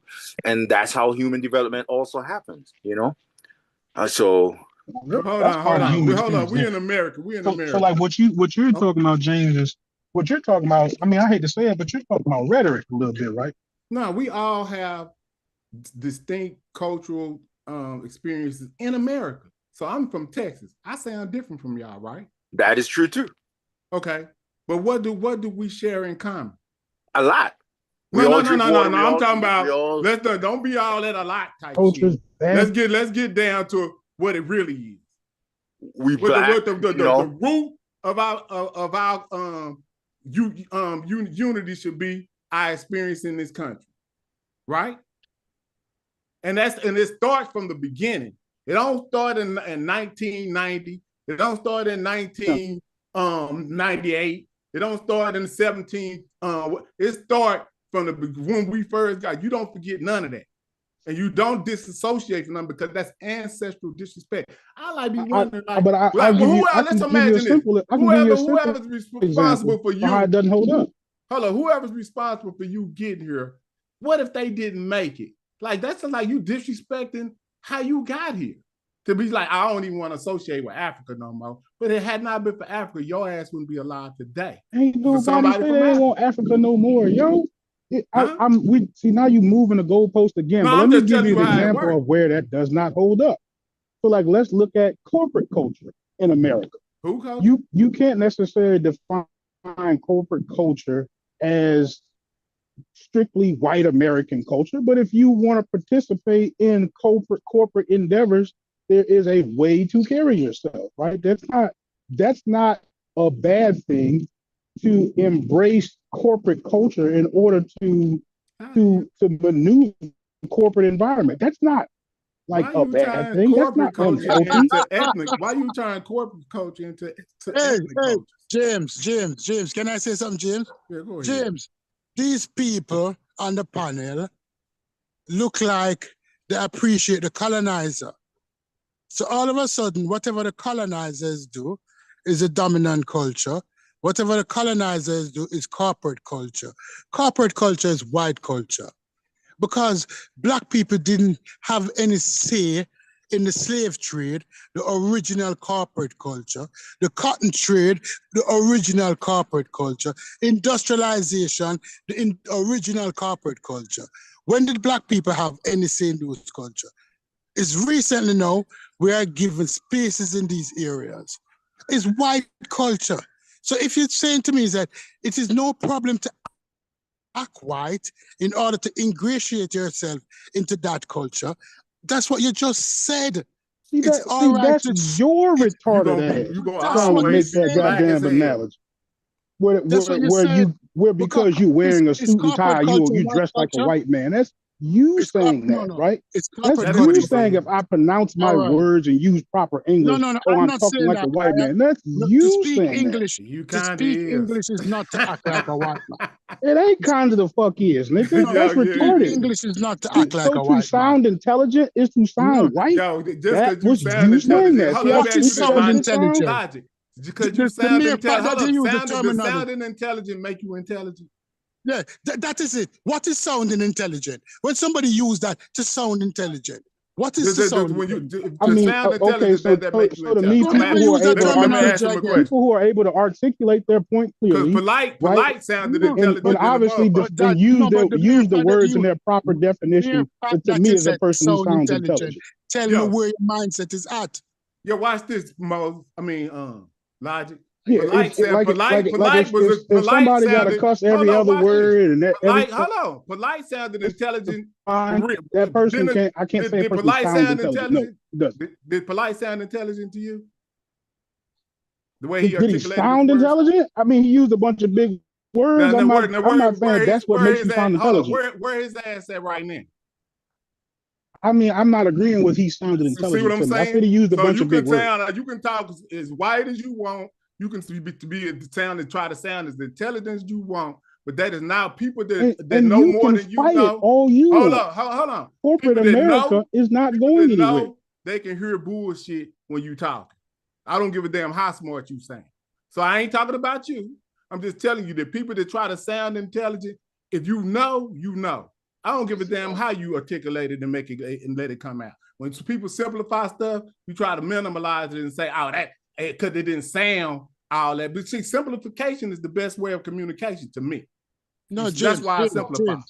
James, the worst thing a man can ever describe himself as being is sounding intelligent. I sound intelligent and I dress sharp. You sound like a pimp when you say that. Don't ever use that again. Yeah, and you're tripping. Intelligent. Don't ever say you're absolutely tripping if you think I'm talking to my lawyer and my banker the same way I'm talking to my home. No, no, but that's not sounding intelligent. We're not talking about that. When you use the descriptor for anybody, you're actually speaking down to them when you say that person sounds intelligent. You don't use that. You don't use that as a descriptor for people because it tells you where your mindset is. And it tell you who your teachers are, because that is what white people use to say that's when Trump said to Donald Scott, he's one of the good ones. That's the same thing when they say he's come back and move it. It's basically what we're saying is this linguistic discrimination, basically. You see what I'm saying? Because just because Stu P's got an accent, people can make fun of him and say, "Oh, you don't know what the fuck you talking about. You ain't even from America." I'm gonna be back and move. You'll be like, "You a Jamaican. You ain't even from America. So you don't even got no. See, they'll use his accent. So y'all ain't got so pro-black. No, I'm just telling you how it works. When I say a person sounds intelligent, y'all think that's something to be picked apart and made a point out of. No, I'm just telling you that sounding intelligent doesn't make you to a person who sounds intelligent. I'm just telling you that sounding intelligent does not make you intelligent. And I gave you the polite example. I'm not disagreeing with that. That's all I'm saying. I'm not trying to make an argument out of that. I'm saying that if a person is sounding intelligent, dressing sharp, right, in order to give themselves an opportunity in corporate America, they put you in that box beautifully. You fit in that box beautifully. They manipulated your mind. So all of a sudden you're saying that person sounds intelligent and looks sharp. He's one of the good ones. He's one of them that I can put in the corporate office. That's what it sounds like. Is what they're using is language to discriminate against you.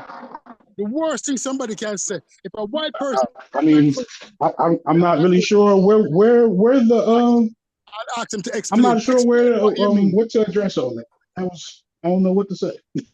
Explain what you mean when you say somebody so you intelligent. It's like you put yourself down. I'm not really sure how to respond to that. I'm just leave it alone. I'm gonna just leave it alone, bro. That's all. I'm gonna move on. But yeah, so to I said me, what I said. so to me, you know, you participating in corporate culture is not That's you not what I being white said. to me. That's I not what think I said. I think that's a That's not bad what I notion said. that we carry on. What'd you say? Go ahead, clear it up. That's not what I said, but we can't carry on. I made my No, point. clear it up. I want to make sure I heard you correctly. I am saying that if you use the terminology to describe Explain it. another person, You didn't call me a white especially, supremacist and everything. At least you can do I clear it finish? up. Can I finish? He said If you use the terminology to describe a person of color, Black, Indian, Chinese, as sounding intelligent, you are playing into other people argument. It is a way to use language to discriminate against people.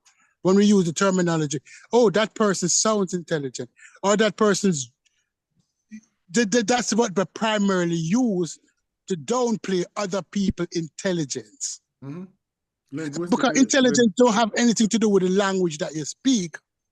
Because somebody who is not used to English or was not grown up into a society where the Queen's English was spoken might not have the ability to speak it. But that don't make them less intelligent. That don't make them less intelligent than the Is people. like the furthest thing from what I'm describing. Obviously, if you hold a conversation with two different people, you have one conversation, y'all carry on, all y'all talk about is Pookie in the hood, Jordans, or whatever it is y'all talk about, right? Basketball game, football game, whatever y'all talk about. And I leave that room and go have a conversation, and that all we talked about was business. All we talked about was politics. I would consider, just based on the context of the conversation, the person who has the information about politics and business to be more intelligent. Now, if that's not what that's you not true understand, either. if that's not how you would interpret an intelligent conversation, then that just is that's your particular way of describing an intelligent conversation.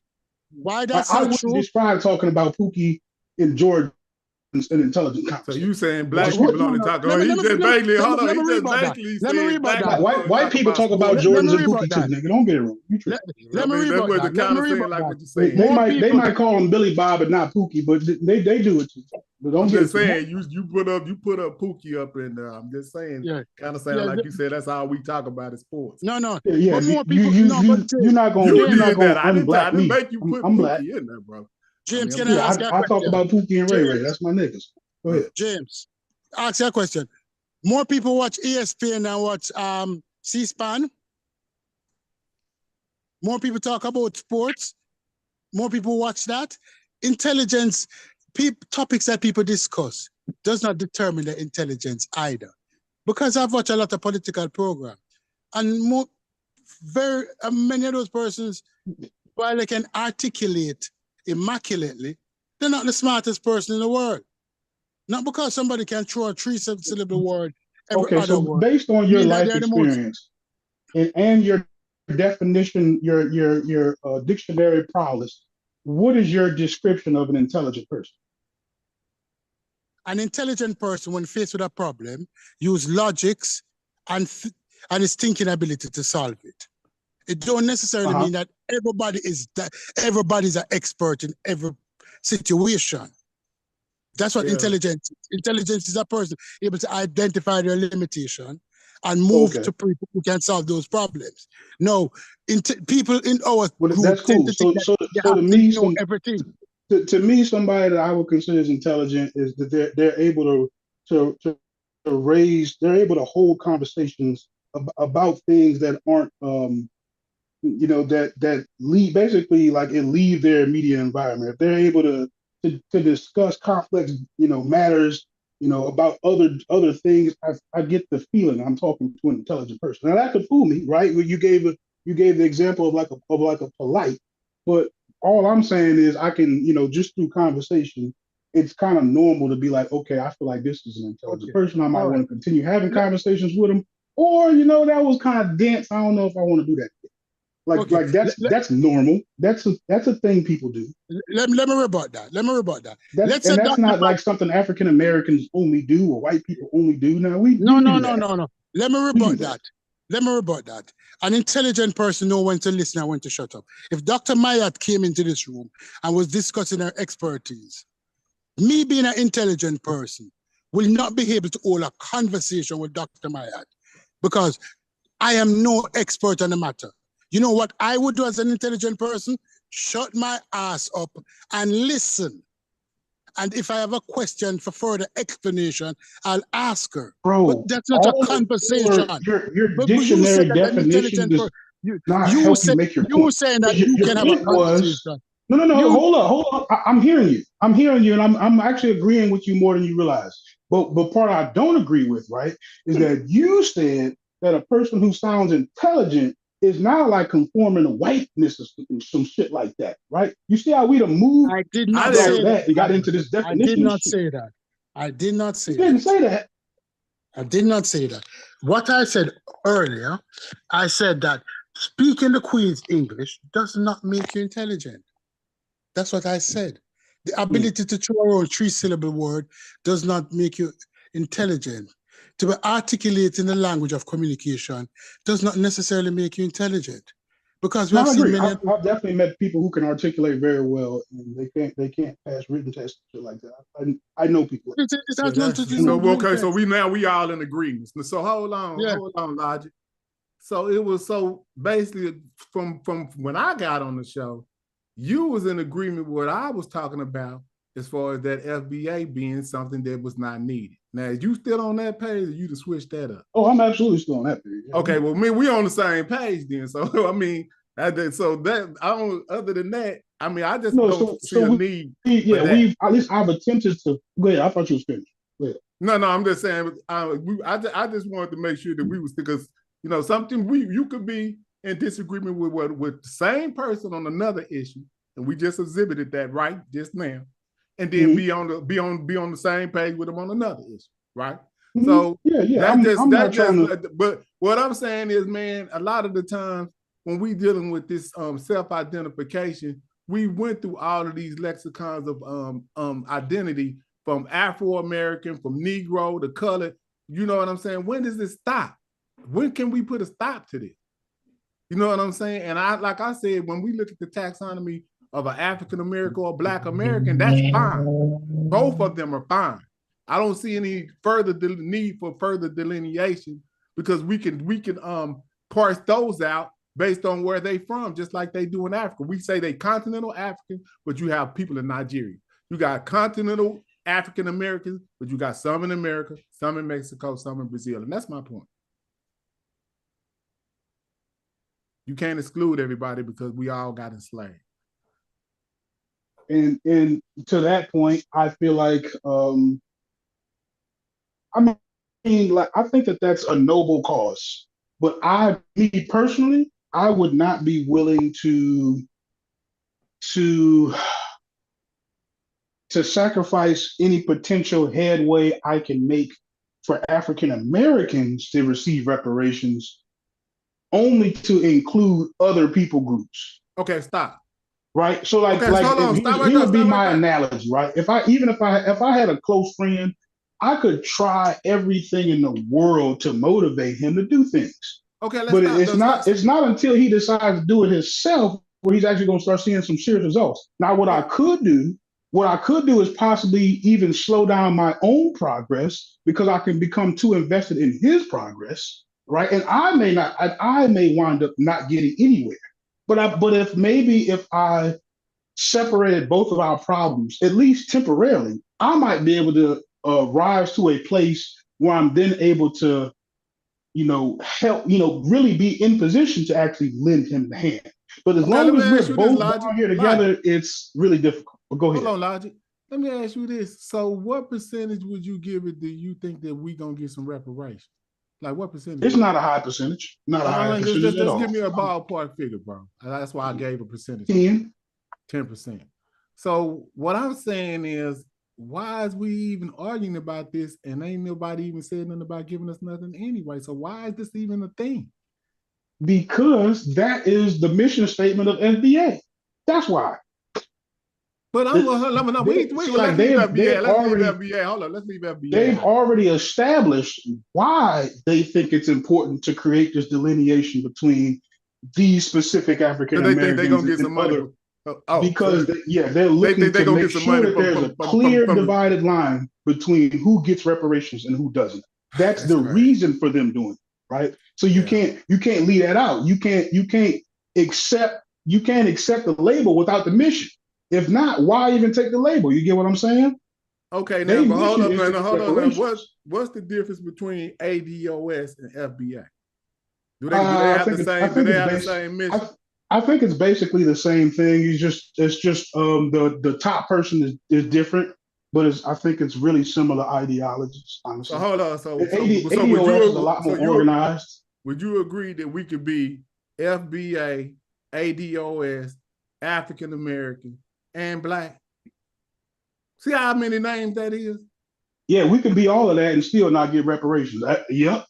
Okay, so what I'm saying, you know what I'm saying? Like, what's going on? Like, I don't understand. This is just like a waste of time, in my opinion, as far as trying to delineate from something that we already got that's going to lead us back to the same damn problem as you stated. Mm-hmm. Because they ain't talking about giving us nothing. We talking about it. We talking about it. Fictionally. Yes. Getting some money.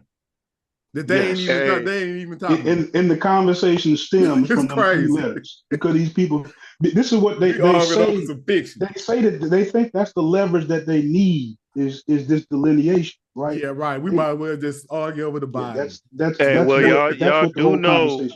Y'all do know, at least in the case of the FBA people, they'll deny it till they blue in the face that, it has nothing to do with Tariq Nasheed or whatever. But you do know that their purpose for delineating doesn't stop at the quest for reparations, right?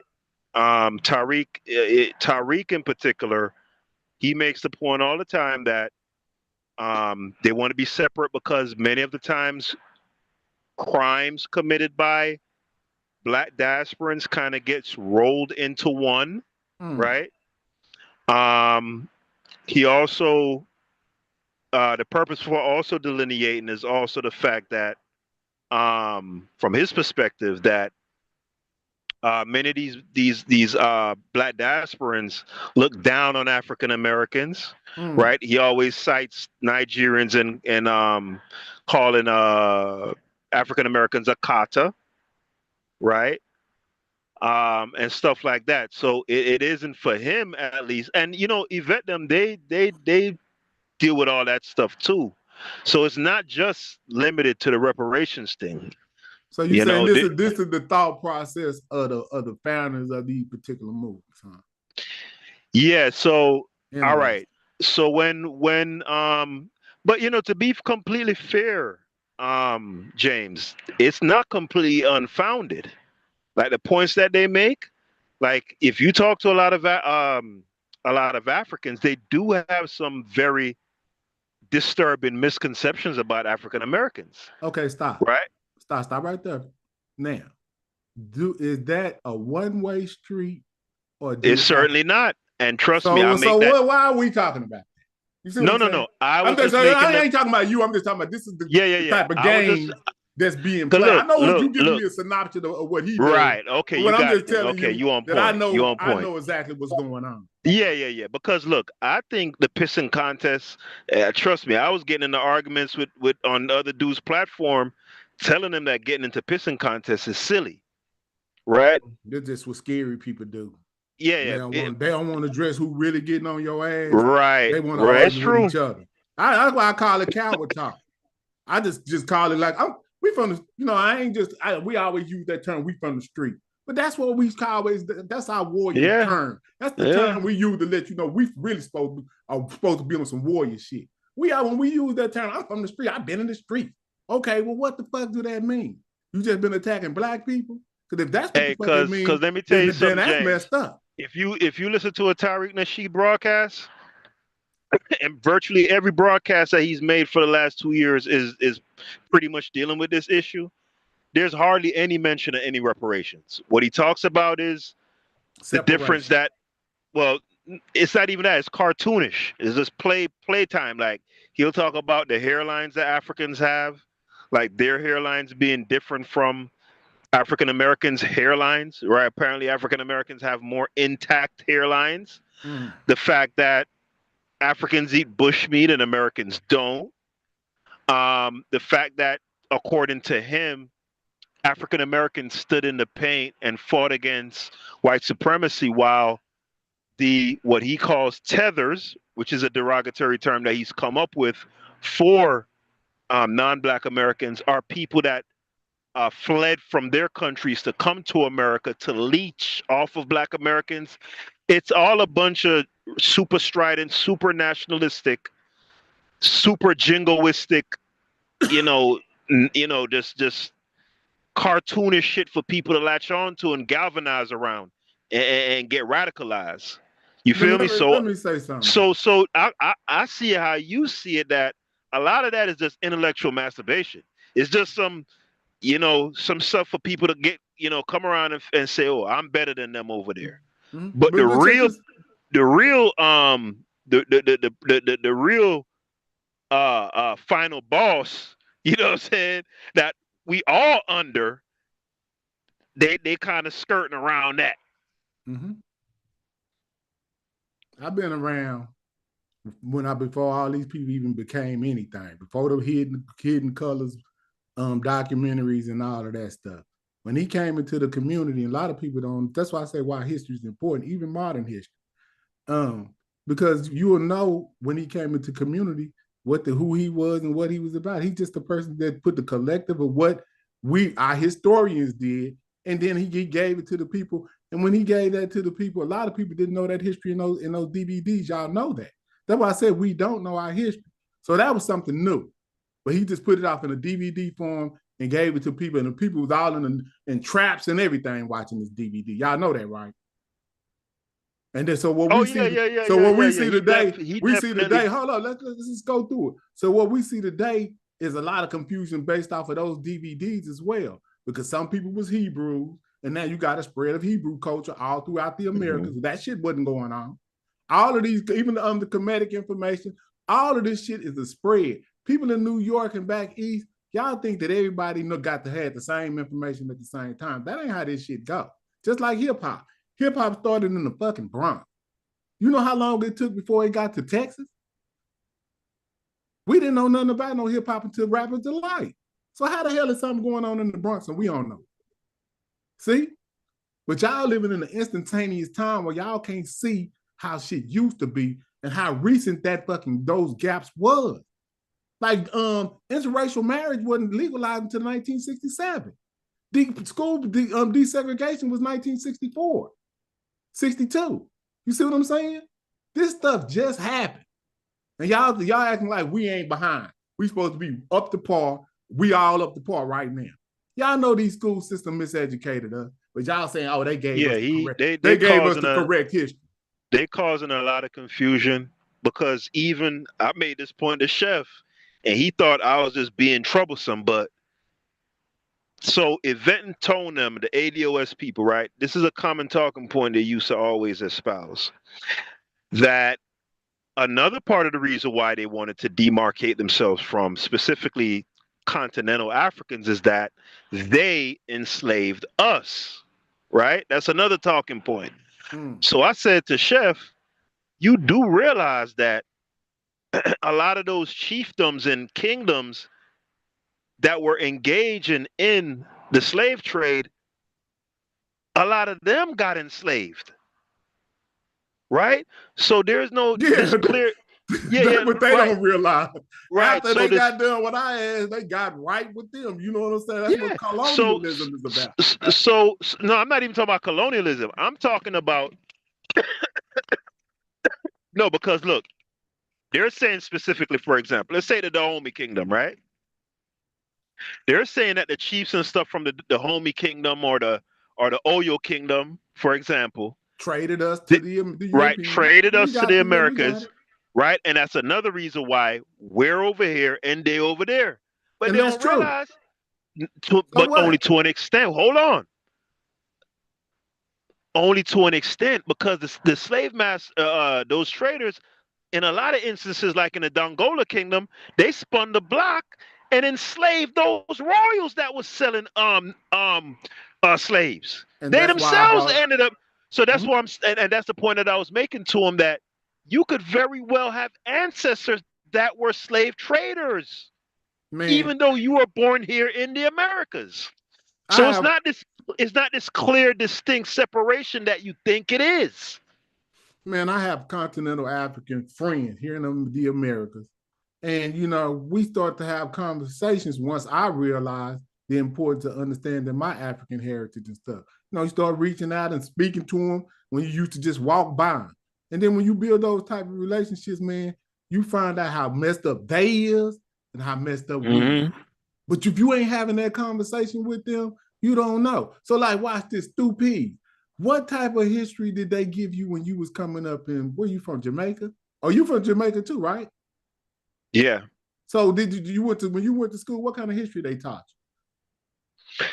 Well, they taught you about the Arawaks, those are the indigenous people of Jamaica. So just like how y'all got Native Americans, right? And they taught that they died due to disease and war and stuff like that. And then we were subsequently imported from West Africa to replace their labor.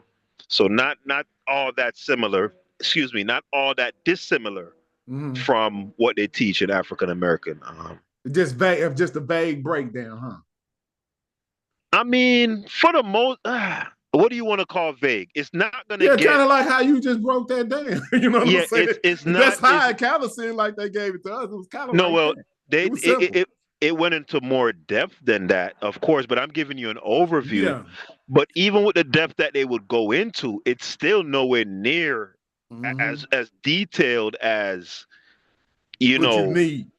Right, because they weren't teaching us about the Dahomey Kingdom and that the Dahomey fought with the Oyo, and then when due to those wars that those prisoners of war were traded with the Portuguese, and then the Portuguese would give this group arms and give that group this and have them fight again. You know what I'm saying? They wasn't getting into the granular details like that. But that's watch this. In Africa, my friend, his name is Coffee. He's from Ivory Coast. They speak French. So he tell me the story. He said, hey, do you know that they don't even teach us our history? They teach them French history in Africa. So they're not even, so if they doing this in Africa, and then I tell you that they ain't teaching our history here in America. And once you become aware, then you understand that they not even supposed to, right? So you ain't crying. Right. It ain't like I'm crying about this. I'm just telling you that I know that when I was in school, it was a vague breakdown of what happened to me. And that's how and that was cool. That's all when you get out of school, that's all you got. And that's why most of us are right on this panel today. Most of the stuff that we know about us came after we got out of school. I dare anybody on this panel to say that they learned most of what they know about themselves from the public school system. Yeah, but to be fair, James, I think Chef made this point also. You could say that about American history, because when they tell you about George, and I'm talking about with white Americans, right? Yeah. When they tell you about, when they tell you about George with the cherry tree and he never told a lie and blah blah blah, they weren't. Yeah, they do. They indoctrinate them too. Yeah, but it's for their benefit though. This is the difference now. It's for their benefit. You see what I'm saying? Because you had this feeling, man. That's a white man. What the fuck I care? When you sit up in history, but for them, that's our ancestors. Right. See, it's different. We know how this shit go, bro. I mean, that's why as far as intelligence, like it seemed like it was cool to be unintelligent when we was in school. I don't like to play those games as an adult now. We got to simplify what we know and understand what we know, and changing shit right in the middle. We already know some shit that we ain't got together, like Logic is saying, because that shit ain't gonna change nothing. We still need to figure out what we gonna do. Right. It's just a coward move. It's just something you can do to just keep on fucking talking instead of getting to the business. But you know what? Look like America finna force us to do it. Because this shit is getting wild. They didn't put 10,000 motherfuckers on the Canadian border, and then they say they didn't put 10,000 people on the southern border, right? So what if they wanted to start tripping on us next, right? See, the people don't even think about that. You trapped up in here. And then if you say, oh, they ain't gonna trip on us, they just tripped on some Palestinians and told them they're gonna take their land and kick them out. These folks is wild, and the history of them prove that they do. Yeah, but that's where we just always got to be cautious, bro. That's all. That's where history is important. You feel me? Like a lot of some people don't, because I've heard Logic express this at times. I've heard other people express it. Now I do agree that sometimes people take this history stuff and just get lost in it, and they'll just intellectually masturbate all day about how great we were in a particular time, but it is important to know the history in great detail, because just like you said, you don't get complacent. Because a lot of us are complacent. It's funny you brought that up. Motherfucker changing bills and shit. We don't even know what's going on. It's funny you brought that up, James, because I was listening to Tariq, and people are countering, his old FBA stuff by saying, "Yo, when they done with the immigrants and shit, they gonna spin the block on Black Americans." And he was just like, "Oh nah, we've always been marginalized anyway. What can they do to us that they haven't done before?" And surprised. Yeah. Come on, man. And we have always fought anyway. We're the only ones who really fought against white supremacy like that. It's just cocky talk. You know what I'm saying? I know that man ain't really got no plane. No, he not only that, because he'll tell you this is just a lineage. He'll tell you straight up, FBA has no political objectives. There are no leaders. What is a lineage, though? I'm confused. Yeah, lineage is just a heritage. He's saying literally that our history on this land traces back to the slave trade on this particular landmass. So that is what delineates their group, right? Foundation of Black Americans, from the rest of other Black peoples from other places like the Caribbean and the African, right? So that is what demarcates that particular group. But beyond that, he'll tell you they don't have any political aims, right? Yeah, and I'm glad I ain't never had to listen to him. I just be disappointed when stuff like this pop up like a fire in California type shit. You know what I'm saying? That's all this is. This ain't nothing but a little fire that's gonna dissipate out, and we'll be back to African American like we are. But this shit right here, like this some internet. It's some internet stuff, bro. Like it's some internet shit, man. But what people will tell you is, we don't have nothing to do with Tariq Nasheed. I don't believe in none of that shit that he say. I'm like how Chef said, he just identified with, the fact that this group of people are not immigrants, right? And he's not taking on all of the baggage and all of the other nonsense that dude, spits out. Yeah, watch this. I'm finna delineate. Y'all need to stop calling me Pan-African James. I'm firefighter James. I come and put out all this bullshit that they keep, you know what I'm saying? See what I'm saying? So it's just like firefighter James. That's what I am. You know what I'm saying? I'm coming to put the fire out on this FBA shit because this is ridiculous. See what I'm saying? You don't call, so since y'all got a problem with Pan-Africanism, just call me firefighter because I'm coming to put this little what they call it, brush fire out. Like I said, and y'all pay attention. We was indigenous. We was on the indigenous trip about how many years ago? 3 years? When Dan Calloway came out? That was the thing.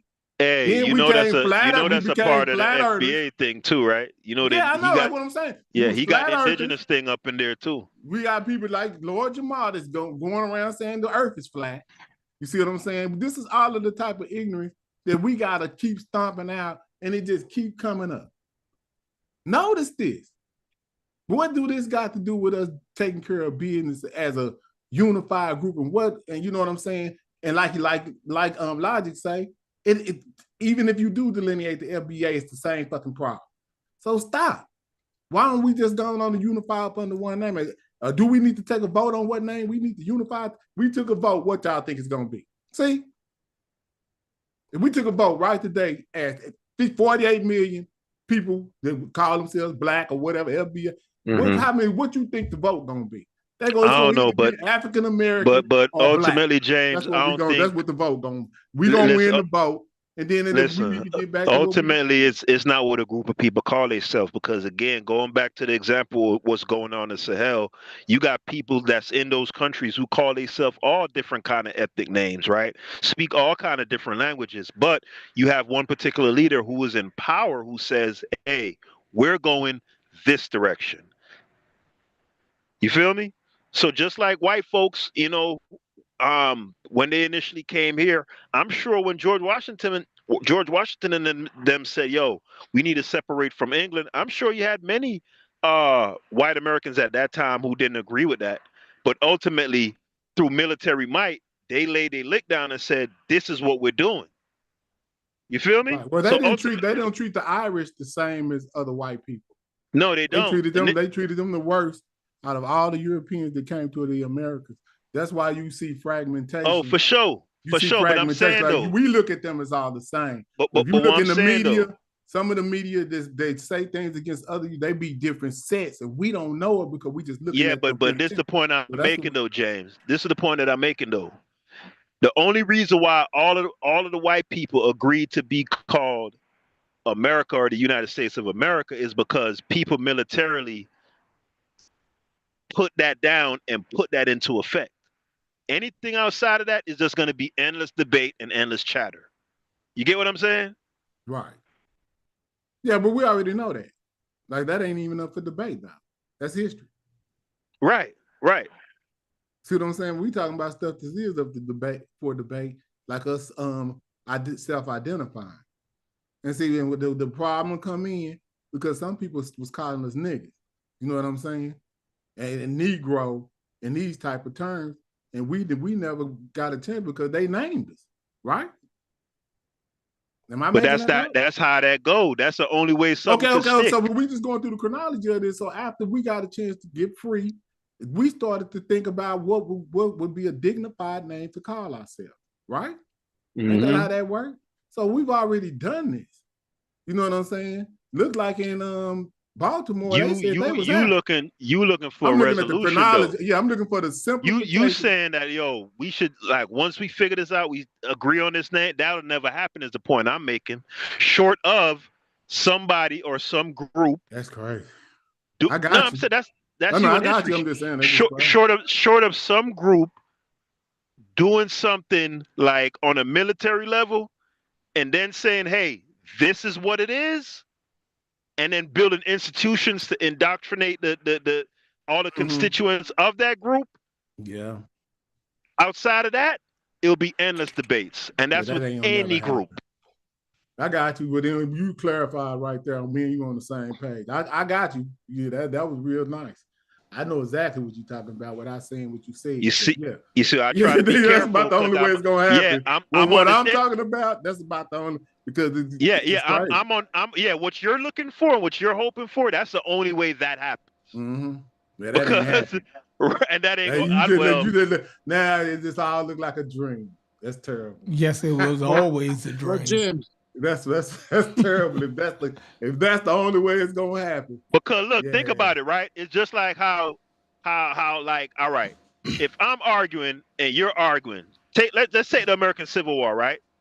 And you say, "Hey, we need to do this," and this person say, "We need to do this," and then y'all just arguing back and forth nonstop. Now, what's gonna eventually have to happen in order for one particular ideology to win out today? Somebody what's got to get stomped out. Somebody head gonna have to get bust. That's how it works, bro. And whoever win, then that's the name that carries on.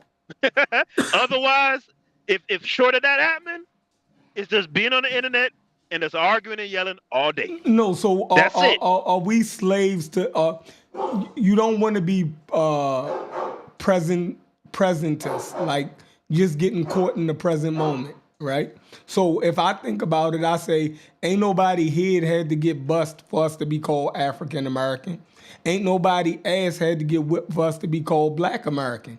Ain't nobody had to get their ass whipped to be called black. Ain't nobody had to get their ass whipped for us to change our names to Negro from colored. So it's not that drastic. We're making it this big because we have the internet. Nowadays with the internet, we blow everything up, right? We blowing everything up. Y'all actually think this is a problem. No, Chef. And for me, I don't think it's necessarily a problem. I'm saying for it to stick. No, I'm saying James is acting like this is really an issue. Chief X and Unc and them, they really believe that this is an issue. I'm saying when black people was up there talking about they was abos and all that shit was not an issue. That is an internet issue. These people still go to work every day. These people are paying their bills. They get online and they fucking play. You feel me? They so get online. You saying that's what you doing? Yeah. No, I'm saying it's not moving the needle. It's not affecting nothing. It's not affecting how we collaborate with each other. None of these things, James. When we were arguing Black Egypt, and for 2 years in big uproars, do you think that I was saying that me and James is a different ethnicity or we weren't the same people? It never happened. It was just an argument over history. This is just an argument over what name is right. Oh, you don't think you black. And bro, whether I think I'm black or African, I know that me, James, Haskell, we are all from the same goddamn lineage. We were all brought over here on the transatlantic slave trade. Me and you, James, we are descendants of the people who was enslaved here in the United States. That's our fucking history. It ain't no way around that shit. And that was beautiful. You know what I'm saying? As long as you don't delineate off of the topic, bro. I'm so you saying you playing basically, but that's cool if that's the case. I just like he not playing. Because he's not under those illusions though. He's saying that them people who like come on the internet and try to act like it's so serious, they're pretending. That's what he's saying. Right. Well, he seemed like he was serious for a minute about it. So I mean, like I said, my respect for Sheffrin is like, man, don't even do it. Not you. You know, are you like it's like you the last brother I expect to see you fall. See, this what I agree. That's what my put position. This why I can't let Sheffrin fall. That's what I'm on. You know. See, this is why I disagree with Chef though. I don't think you could take on the FBA moniker and leave off the dirty baggage. I don't think it's possible to be done. You feel me? Well, I think it is because the same way that I can take on African American and not be a Pan-Africanist, right? I can make the point that the term African American always existed in some type of form, but the push for us to collectively change our name to African American was a Pan-Africanist push. But you know this, and I don't have to agree with Pan-Africanism in order for me to call myself African American. I don't even have to be Pan-African. So the same way I could be FBA and not agree with the Abo shit, you dig what I'm saying? Or Tariq Nasheed's rhetoric, because in the definition of FBA, it is the black people who were the descendants of slaves in North America. And indigenous people mixing together. Yeah, that's an add-on. That's extra. That's extra. That part I can disagree with. That's part you want me to pull it up? No, do you want me to pull it up? Go ahead, pull it up. I want you to pull it up. All right. Now, when I pull this, let me get this. It's intrinsic to the ethnogenesis. You're saying it's a separate part. Yes. I'm disagreeing with that. I'm saying when we read this on his website, right? All right. It's going to give the breakdown. It's going to give the breakdown of the FBA on the first page. Okay. Then you're going to go to a whole nother part where he start talking about 3 stars and the 3 different people. Now watch this. And I'm saying you don't have to agree with those parts, because the part that connects you is that you were a black slave of America that was brought here from Africa, and you were emancipation. Right there, I'm included in it. Oh, okay, I get what you're saying. So you could just identify with that one of the 3 stars is what you're saying then. Yeah. I can disagree with the other one. Like, you feel me? That's just like the way that James identifies African American might be separate from how I identify as African American, right? Like James. But watch this. I separate Pan-Africanism from African American. Right, but hold on. James' spill of why he's African American can be completely different from why I say I'm African American. And it could be some overlap, but I guarantee you it's going to be some differences there. Well, mine is purely genetic. So, see? I mean, I just stop it right there. Hey, but look, James, this is what, if somebody like Yvette Carnell, this is what they will hit you with. Genetics from where? Because Africa is hold on, listen. Listen to what I'm saying, James. Hold on, listen to what I'm saying. No, dude, you gotta exercise a little patience.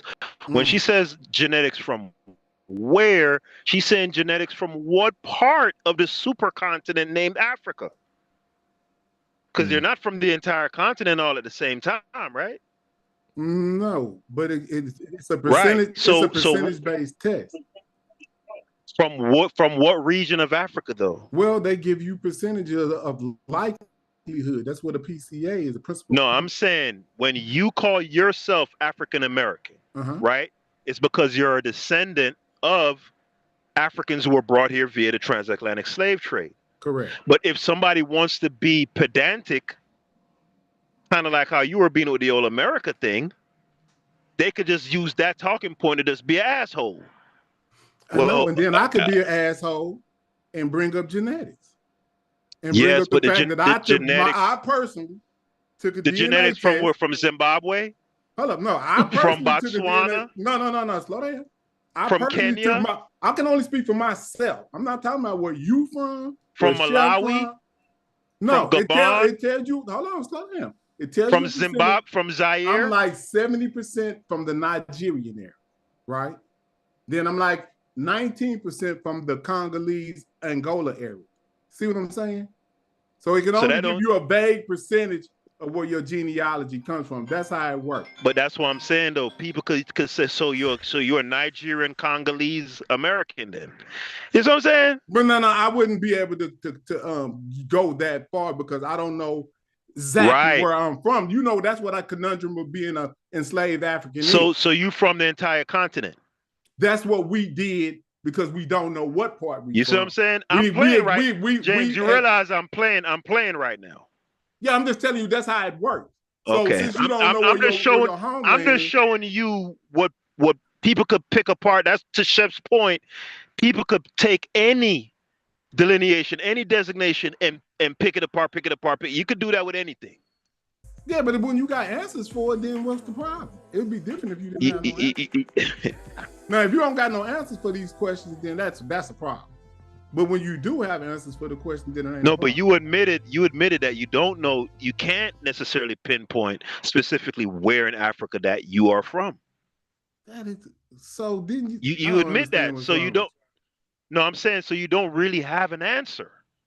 You just said they definitely will go into further detail if you want me to put it up, and they'll tell me exactly like what tribe that I'm closest to. No. A genetic test cannot tell you what tribe that you descended from. What they do I said closest to. Did you hear that? It can't even be closest to. Let me tell you what it does. That's crazy. You listen to me, James. You do understand that they're comparing modern populations with a data set of other modern populations, right? You do understand that. Yes. Right. So when they say you're from Nigeria didn't exist at the time that our people were taken from Africa, right? There was an assortment of kingdoms and chiefdoms, right? Mm-hmm. There you go. So a DNA test cannot tell you necessarily what line you descend from, particularly on that continent. Yes, it can, because it goes by haplogroup mutations. And so if just like it could tell you if you got an E1B1A, they'll tell you that you're predominantly from West Africa. That's how they do it. If you got an L marker, that means that your mtDNA likely comes from Africa as well. So that's how they do it. So I got an L2, and I got an E1B1A. So that lets me know L2 is predominantly found in West Africa. So Can that's how that they tell do you? it, Pastor. Can that tell you if you descended from somebody from the Dahomey Kingdom or the Dongala Kingdom? No, it's not going to be that specific. That's why I told you that I told you West Africa, and it shows you predominantly what country. They say so Nigeria, it's still vague. Then they give you another percentage of what other I don't understand. It's like still what's wrong vague, with you? James. It's still vague. No shit, because you don't know if you don't have no So relationship. I don't understand what's wrong with you. So if somebody wanted this is what I be talking about. But you said you have the answers. Yeah, but if you take a DNA test, you're gonna have the same result. That doesn't give you the answer. It's gonna tell if you more you likely admitted where that from. you admitted that it's vague. If okay, something so let is me vague, ask you this: that's not an answer. Before we had DNA tests, what could we do? What would we know? Could we even do that? Yeah, sure. You could use things like language because there and certain. We speak English. Yes, but there's I don't certain speak no words. other language but American English. Listen, brother. I said you could use certain linguistics, right? So there are words that get retained and will still be found. Like, I don't know, I can't think of any words in American parlance off the top of my head, but I do know in Jamaica that there are words that we use that are Twi words that have survived. Or for example, in America, the stories about Brer Rabbit. That's that's a fair argument right there. I can say that. Yeah, that's what I'm saying. They got some people in Carolina that still speak some right. So you'd use hold on. Let me finish, James. What I'm saying. So before there were genetics, you'd use things like anthropology, linguistics, history, right? Stuff like that. Phenotypical features, phenotype, stuff like that. Yeah. Before you had the genetic stuff. But yeah, okay, I'm just saying. That, but so you saying that the genetic argument is not solid. It's not the most solid argument one would have for his individual genealogy. As far as like even knowing right. Those haplogroups don't mean shit. So we basically we can be from East Africa as well. No, not necessarily. We can be from Russia. No. We can be from China. With these, so that none of these haplogroup mutations mean nothing to you. That's basically what you're saying. No, not necessarily. Genetics can tell you, like me and you agree that it gives you a very general idea. That's what I was saying. Right. But would it be unfair for somebody to say a general idea isn't necessarily an answer? Is that fair to say? No, it's not.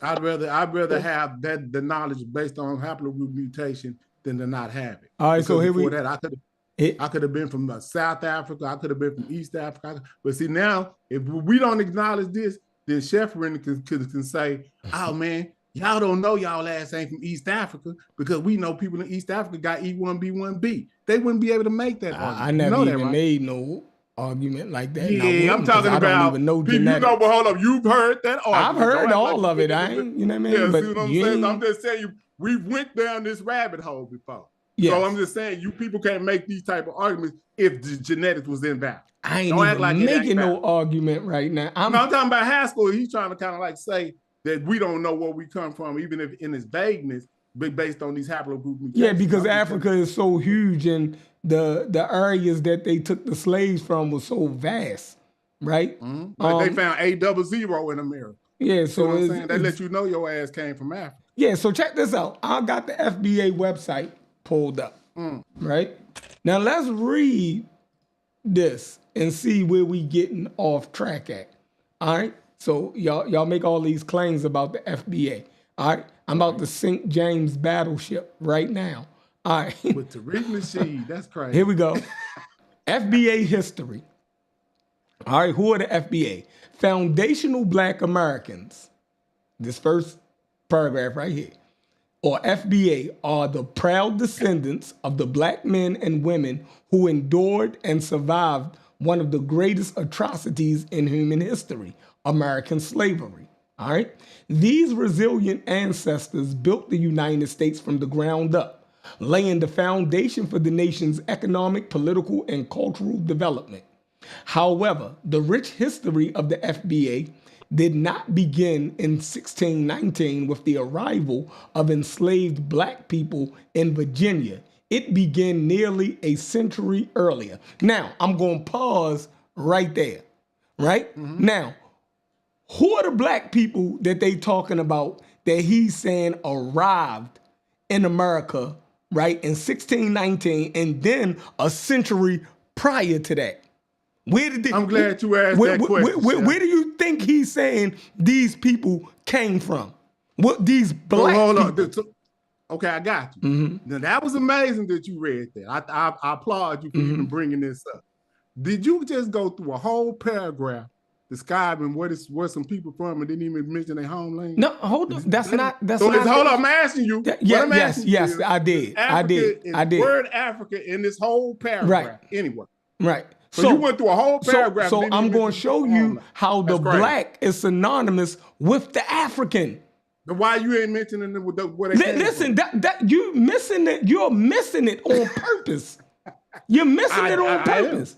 He didn't say that these people organically arose here in America. No, he said they were brought here. These black people were brought here. Where has he said? Where does the history tell you that these people were brought from? This gonna be the clue right here. Why we gotta do the guessing game? No, we ain't gotta do no. You a 50-year-old black man. Ain't nobody why he didn't put it in here in the first paragraph? No, listen, ain't nobody gotta do no guessing. I'm telling you from the. Why you asking me the question? Listen, from the 3rd grade on, I knew that black people in America are the descendants of Africans. I'm saying you're the only person who ain't learned this to middle school and then further on after 30. I'm telling you. I'm asking you why he ain't put it in. He don't have it. Hey, hold on, James. Hold on, Chef. Hey, Chef, look, you're not gonna believe this, but I see where James is coming from. Obviously, me, you, and listen, Chef, hold on. African in the whole James, paragraph. James, hold on. Listen to what I'm saying, both of you guys, right? Me, you, and James obviously know what the implications are, right? But what James is saying, and it is fair, keep in mind, when he writes that on a website, that is written for posterity, right? That is written to explain the ethnogenesis of a particular group of people to the world, not just to those who know the history. Is that fair to say, Chef? No. Let me keep reading. That's nuts. All right. But we talking about the first paragraph. Hold on. No, wait. That's nuts. No. We gotta do all this guessing about James, don't say nothing. That's not no guessing, yo. Like if I'm talking to grown men, right, and I'm explaining and I start explaining let's say if both of y'all say y'all got a high school diploma, right, and I sit down and I put an equation on the table for us there, I'm already assuming that y'all know basic fucking arithmetic to work through. Yes, Chef. Once I give you the floor, now you might not know the formula, but everything you already know the prerequisites to work out the formula. I got what you're saying, Chef. So why are we doing this? I don't think. Hold on, James. Hold on, James. I don't think Chef understood the point that I was making, though. All right, Chef. If your typical Indian person who had just moved to America, for example, right? Mm-hmm. And they saw this FBA thing and said, oh, what's FBA? If they were to read that paragraph, right? Let's say they don't know shit about no African history. They don't know shit about no transcontinental slave trade. Would that paragraph let them know where that group in 1619 came from? All right, for them. That's what I'm saying. Okay, Chef. all right. Well, I'm talking to y'all. For us, right? I'm talking to y'all. So let's not presuppose we got to be talking to some people who don't even know, right? That black people in America came from Africa. We all know it is. It's some crazy. Hold on, James. It's some crazy people. Listen, it's some backward crazy people in the world, right? And they come to America with no education, no understanding of geography, history, and they just don't know this. All right, so let's presuppose that it's these people that's actually out here. That's a stretch for me to even, but in y'all twisted brains, that's where y'all want to go with it. That's not a stretch. I'm not even trying to derail it, Chef. This is a point that I was making by bringing that up, right? in my opinion, Tariq went out of his way not to mention Africa. That's the only point. And I'm gonna leave it right there. Okay. All right. So In the keep first going. paragraph. But the That's all African, we for said. me, He the might mention African, it later. I'm just the saying right African here. is already implied.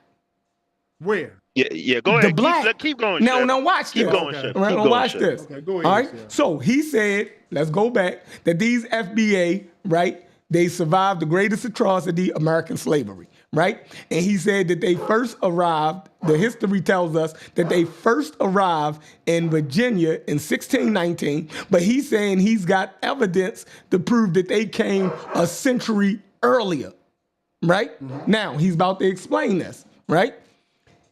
In 15, here we go.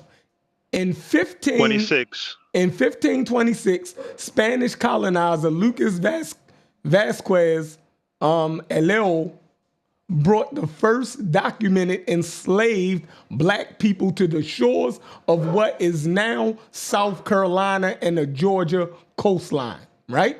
Shortly after their arrival, these enslaved black people courageously revolted against their captors, leading to the collapse of the Spanish settlement. The surviving Spaniards retreated to the Caribbean, leaving behind the liberated black people. Watch this.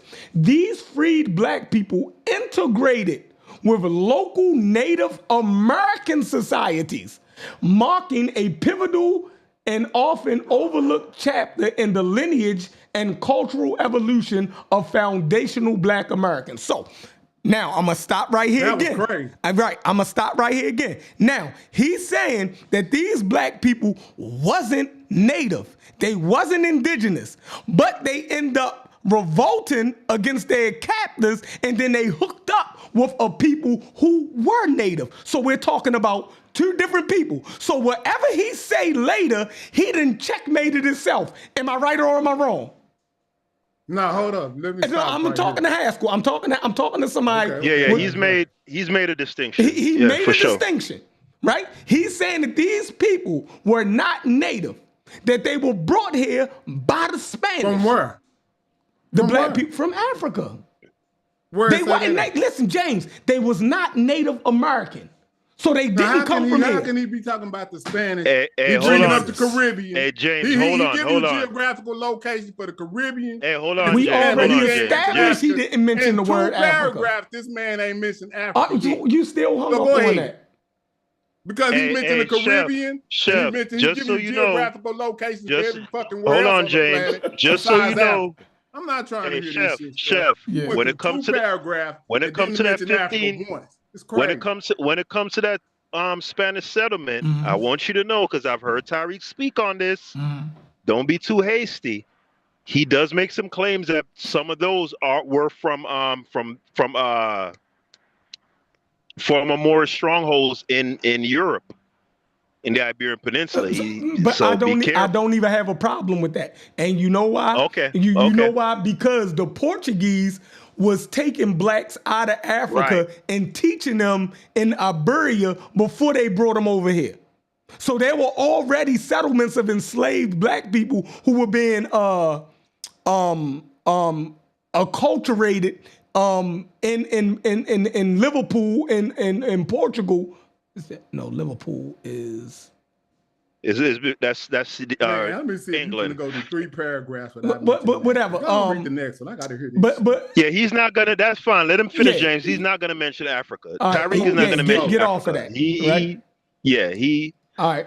So he made the distinction. It say since that defining moment in 1526. The culture and identity of foundational black Americans have been deeply rooted in building resilience and resistance and an unwavering fight for justice. The spirit of perseverance and ingenuity has shaped every aspect of American society, from infrastructure and agriculture to music, art, and political activism. FBA are an exceptional people whose enduring legacy continues to inspire generations. All right? It is important. It is important to clarify that foundational black Americans is not a group or an organization. and there is no designated leader of FBA. FBA is a lineage-based designation that specifically refers to over 43 million Black Americans who are direct descendants of freedmen, the formerly enslaved Black people who were emancipated in the United States. This lineage represents a unique and unbroken connection to the foundational builders of this nation. We honor and celebrate the rich history, cultural contributions, and unyielding strength of foundational Black Americans. This recognition is not only a tribute to our ancestors, but also a commitment to preserving and advancing the legacy they established. All right? So, right there, right there, your only hang up is that he didn't mention Africa. Now, for in you, 5 paragraphs, right? So if he would have mentioned about Africa, where he came hold on. from. If he would have mentioned Africa, would you have any problems with any of this? Probably not, because he would be recognizing where he came from. Cool. Like, but why would you recognize where they got other than Africa? Hold on. Why he agrees with everything. Slow down. I'm asking you, why is it not a problem to you that this man wrote 5 paragraphs, yeah, and he did not mention from which these people? That was definitely. Hey, that was definitely intentional. That's a bunch of mental gymnastics. It was intentional. That is disrespect. Yeah, he definitely did it on purpose. That is ancestral disrespect at its finest. That's what you call that. Yeah, but why would you disrespect where you came from? You calling it disrespect? Cool? Yeah, it is. Why do you think that's not disrespectful to not acknowledge your ancestors? Yo, you are caught up on Africa way too hard for me, bro. So hold up. My grandma. Why you think he did it, Chef? Hold up. Because he's trying to delineate from the African. No, I'm not. He don't want us super caught up in that Pan-Africanist shit too much. With this man talking about where these people came from, he's saying that's the hang up. He's saying that the African part is the hang up for what he's specifically saying. Haskell, you got a problem with this? Let's get a tiebreaker. Man, usually I'd be saying James be going too far, but to condense that part of the history as just a simple hang up, that's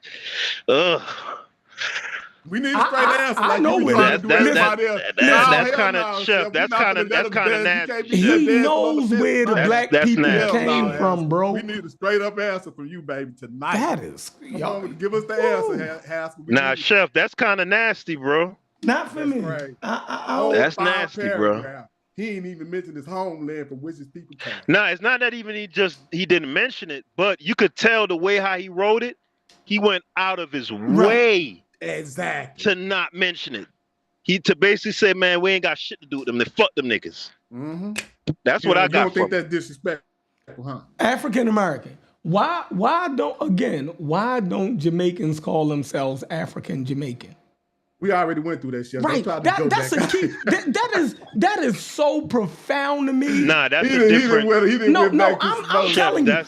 If y'all don't have to delineate and y'all still know that y'all African descendant, right? And there's no strike against y'all at all. Don't nobody claim that y'all not saying y'all not of African ancestry. Chef, you dig what I'm saying? Hold on. But Chef, hold on. There's no way I could write a history on Jamaica and leave out that we were brought here from the transcontinental slave trade. There's no way. Listen, I agree, but he's doing that on purpose.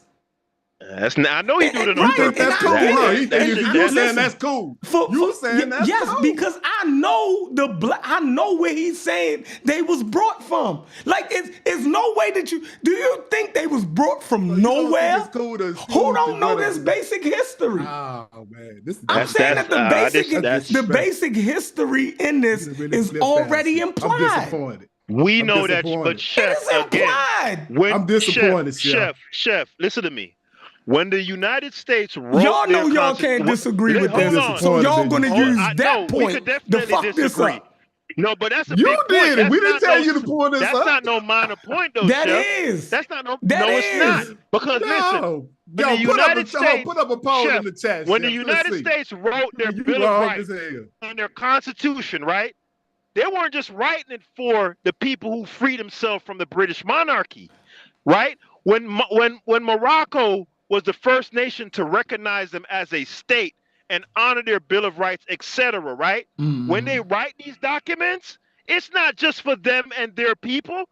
That is their declaration to the world that this is who we are and this is our history. So when Tariq Nasheed writes that on a website, that is intended to be communicated to the world and posterity. Don't do this, Chef. Please don't do this. Not just for Black Americans and people who know the history. Come on, don't do that, Chef. That's not how that works. That's not how that works. Any group in the world who writes a constitution, they don't write it just for their people. It's their declaration to the world. You see, it's already on there, Chef. It's on there perfectly. And I asked you earlier if you disagree with that, and you skirted around it. Because there's no way I know when something is. I know when something is not even of no real value. Right. So Chef, I'm gonna ask you again. I would never give you an algebra equation, right? If I didn't think that you ain't already know basic arithmetic. We already know, but see, you avoiding the question on purpose, Chef. You know what you're doing. So hold on. So when Tariq Nasheed writes this on his website, it's strictly meant for Black Americans. Yo, bro, everybody know this, bro. No, answer the question. No, everybody does not know. Listen. Everybody does not know that. Yo, that is crazy. Let me tell y'all this. Let me tell y'all this, right? In my school, right, is an older Black dude, right? And his name Maurice. Maurice, I hope you one day become famous, right? Now, older guy Maurice, my school is owned by white people. Now, we having a discussion at the front of the school, at the front desk when people walk in there, right? Now, I'm having a discussion with one of the white dudes, right? About history, you know what I mean? Some Black shit, right? Boom, boom, boom. And this older Black man sat there in front of these white people and tried to act like he didn't know that we came from Africa, right? He did this. The shit hurt me somewhere down in my heart because I'm like, yo, you are older Black man, yo, and I'm up here battling with these motherfucking white people and you just made us look fucking stupid, right? But what he was really doing, he was just tucking his tail. He was acting like, well, I don't know if we all come from Africa. I don't know that. Blase, blase. And I'm looking at him like, yo, these white people looking up in the ceiling because they know, we know y'all Black asses come from Africa. Just like we know, everybody knows this. This is basic fucking information. To deny that is fucking crazy. To act like all other Americans don't know this basic shit is disrespectful, yo. That shit is disrespectful. Hey, hold on. Let me say two words. I don't even want to talk about this shit. Dame Calloway. Let me just say I don't even want to talk about this shit. We wouldn't even have Dame Calloway don't even deny that it was blacks brought from Africa. He said he's indigenous to America. He says that, but he don't deny the slave trade. He don't deny that it was black people brought from Africa. So he don't say that we. He say that we are indigenous, but he don't deny that it was black people that was brought from Africa. He's running the goddamn con game. He's talking out of both. Dane Calloway is talking out of both sides of his neck. The same way I showed you right here. Same way as Tariq Nasheed. The same way I showed you right here that Tariq Nasheed already checkmated himself. Where the damn article at? Let's pull it back up. He done already. Not mentioning Africa is the problem for me. Listen, he done already checkmated himself. He done already showed that it was two different populations. That one group was brought here. Where was they brought from? The black people. I just mad we gotta ask that Everybody already know that. I'm just saying. I'm just Chef, mad. We gotta ask the question. by Why he everybody, just didn't go and who put is that in there, though? everybody? Yo, everybody on the planet? Yes, everybody who comes to America already know that, yo. I'm telling you, all Americans already know that. That's settled. Now, that might not be settled because we like playing internet games. And y'all can sit here and I'm act not like playing no internet games. Y'all I'm not playing the internet game. sit here and act like that's not an established. No, we're not. That's We not already know that for the that's established history in America, I yo. agree. But a chef, agree with that it's part, established. It's established history that the Americans here came from Britain, right? Uh-huh. But there would be under no circumstances would they ever write a write-up of their ethno-history and purposely leave that part out. That's disgusting. That's disgusting. Yo said that's disgusting. Yo, that's crazy. It's disgusting. Yo, that was Already implied. Go pull it up. Go pull up the America. They're gonna bring up where the motherfuckers came from. Exactly. Exactly. You ain't gonna miss that. They're gonna bring up their origins so of where they came from. already implied. It shows a contempt, why would chef, you is not what I'm say saying, that? bro. It does. Because and he stated why he's making that distinction. Because Because listen, of the tethers. Because of the tethers. Don't be tethering around this motherfucker. You could demarcate without lying by omission. That what he did is a lie of omission, that's bro. a lie. Check, define tether. Define tether. That's a word that I realize that FBA loves to use. Define tether. Whatever it is. I can't pronounce it. They say Chef gonna crash out for FBA. I'm crashing all the way out. I'm crashing out. Yeah, man. What is that we in tether? straight smoking flames right now. You done hit the ground. Oh, you said define tether. Yeah. The tether is the person who act like they on our side and then speak against us or deliberately try to, you know what I mean? Like this point, like this salient point that we're making, right? Y'all act like the black in FBA does not denote African. So it's James at tether.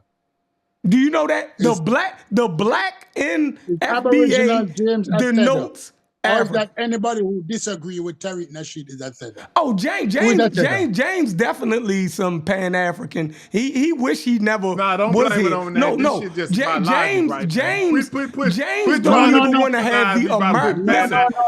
James don't even want to have the American link.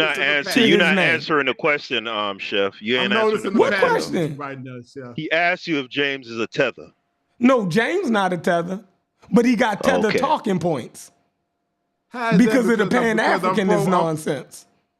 Because that's pro-unity. You disagree with Tariq Nasheed. No, hold on. So, no, it's not disagreeing with Tariq. Now, he disagreeing with me, right? So what I'm saying is you don't have to be a tether, right? Because you really he's a tether lover. Like yeah. He's a tether lover, right? I don't even know what the hell that is. He's a tether lover. Honestly. So that means and he got tether talking points. Let me see if I get this little term. Could you define it again? Let me just lock it in my brain. Let me lock in tether. You said tether is those people who act like they are for FBA but disagree with FBA. Yeah. So anybody who disagree with FBA is a tether. No, is for the immigrants. So any immigrants who disagree with FBA. So I disagree with. No, you just explained what it was. Oh my God! And then you just switched it. You was clear at first. Now you trying to broaden it to make me look crazy. No. Go ahead. No, because let me repeat. A tether is a person who acts like they have the interest of FBA but disagree with FBA. I don't know. I guess. No. You need to tell because you using the word. I've heard you use it several times. So if you cannot define the word, how you running with this word? I can't define the word nigga, and I use it all the time. That means you need to stop using it all. Yeah, like we got. You know, when I use it, you understand how I'm. Hold on. When I use it in the context that I'm using it, you understand. That's how language works. Bro, no, I ain't doing that with you. I ain't doing that with you because it's many words that if we ask to define it down to its dictionary definition, we might don't use it in that way. But when I use it, you understand in the context in which I'm using it in. And when I called them that shit tether talk, you understood in the context that I was using it. No, honestly, I don't understand it. I don't. Oh, well, you doing that on purpose. Easier than I understand the tether word. Because the tether word is a new word to me, and I've seen it used in so many different areas that I do not understand. Because like me and my homeboys, right? We walk around and we call each other faggies. We don't literally mean, yo, you're a faggy. We mean, yo, you acting like a little girl. We act like that's a soft way about yourself. Like, yo, stop acting like a faggy. You feel me? We ain't saying that he's acting homosexual. You dig what I'm saying? So if we said that around another group of dudes who don't understand our content, they be like, after a while, after they sit around us, hold on. That's a weak argument. No. After they sit around us for about 30 minutes, they'll start to understand the context in which we're using it. Right? So I'm saying now you're missing the context and how we're using it. No, but if you're going, all right, is the word tether a positive word or a negative word? It's negative. It's a negative word, right? No, you calling your friend a F. Right? You calling your friend that. Yeah, but it's no love lost. So when I call you a tether, there's no love lost. Just like when I tell my homeboy he acting like a faggy, there's no love lost. I'm just speaking. Stop that. I'm just telling him he's acting in a way that is not conducive of being a straight man. Because you will never call a stranger a faggot. No, I wouldn't. You and I know that you never call her, but you can call your friend that because your friend have a different understanding of the relationship that you and him have. But when you're using a negative word like tether, and you're using wholesale to person that you don't even know, you have to justify the meaning. Because now the meaning becomes very important. Would you agree or disagree with me on that? You calling your friend an F word is totally different because you never call a stranger that. So if I called you a tether, I'm saying that you are specifically disagreeing with African Americans, right? For your own advantage. No. Specifically FBA. No, FBA. No. Hold on. The tether existed before the FBA term even came around. We already had immigrant blacks who talked down about African Americans or had an uppity sellouts and coons. Right. Let's stick to our language. Right. They already that shit always existed, bro. Like we always knew it was a difference. We were using these terms, sellouts. Yeah. Because hey James, now man, you on the same page. And the reason why we would say that, right, is because we looking like, y'all supposed to be fighting with us, right? Your argument shouldn't be against us. It should be for us because we was Pan-African. We like, yo, okay, if but black who was we calling sellouts and coons? Who was we calling? Who was we talking about? No, we was talking when we're talking about the immigrant who went against us. No, I'm talking now. See what I'm saying? You don't want to talk about you want to ignore. See, now this how you a tether lover. This is how Pan-African James. This is how Pan-African James is a tether lover, Anybody that's against African agenda. He don't want to call an immigrant black a coon, right? Or a sellout. He want to call just the African American the coon and the sellout. No. He will never apply. So he'll never want to apply tether to them, right? See, you are a tether lover. Nah, what I'm saying is bro, you wild. You same people that you talking about. You readily shit on an African American. We already had terms for this type of stuff. Right, that's what I'm saying. You want to use these new terms that the stupid. My brother got to find out what it is today because we ain't never heard of. This is I don't know what it is. I don't know what it is. We already had a designation for these type people. Listen, I'm not going to call them. I'm not going to call them. Tether is just as bad as coon and sellout. No, it's not. No, it's not. They're against the African American agenda. No, it's not. If they're against your agenda, you ain't This is why it's different, James. James, let me explain to you, and I'm gonna let y'all continue. Let me explain to you why it's different, right? If they were sellouts and coons, I would be saying that they have my same history and my same understanding. I now understand that no, we have completely different histories, and it's okay for them to see the world different than a regular African American. So that wouldn't make them a sellout and a coon, right? It would make them a tether. You get that? Right? An African American dude would be a derogatory term. I couldn't call Stu Pease a coon or a sellout, right? If he has that's only applied to us. We're not the same. But y'all trying to make us all the same. We're not. What's the dictionary definition for tether? Hold on, fuck the dictionary. See? Fuck the dictionary, right? Do y'all get it? So look up the coon in the dictionary and see if it say that is a sellout black person. So if y'all want y'all want to go to definition, we know that they are. Hold up. We up this bitch using slang. The word nigga. You use the word nigga to say, hey, we got our own little thing that we do. Yeah. We had a word. Whatever it said in the dictionary ain't got nothing to do about what we was using. Most Jamaicans will say, don't call me a nigga. Coon and sell out because they was doing something. When I was growing up, most Jamaicans. So James, a Jamaican to say, don't call me a nigga. They'll puff their chest up. I could call my brother, I could call an African American that's my age a nigga, and we wouldn't have had no problem. But a Jamaican American, you would have called them a nigga in the early 90s. They're gonna be like, bro, hold on. That was a slight to them. So there's a difference. Of course it is.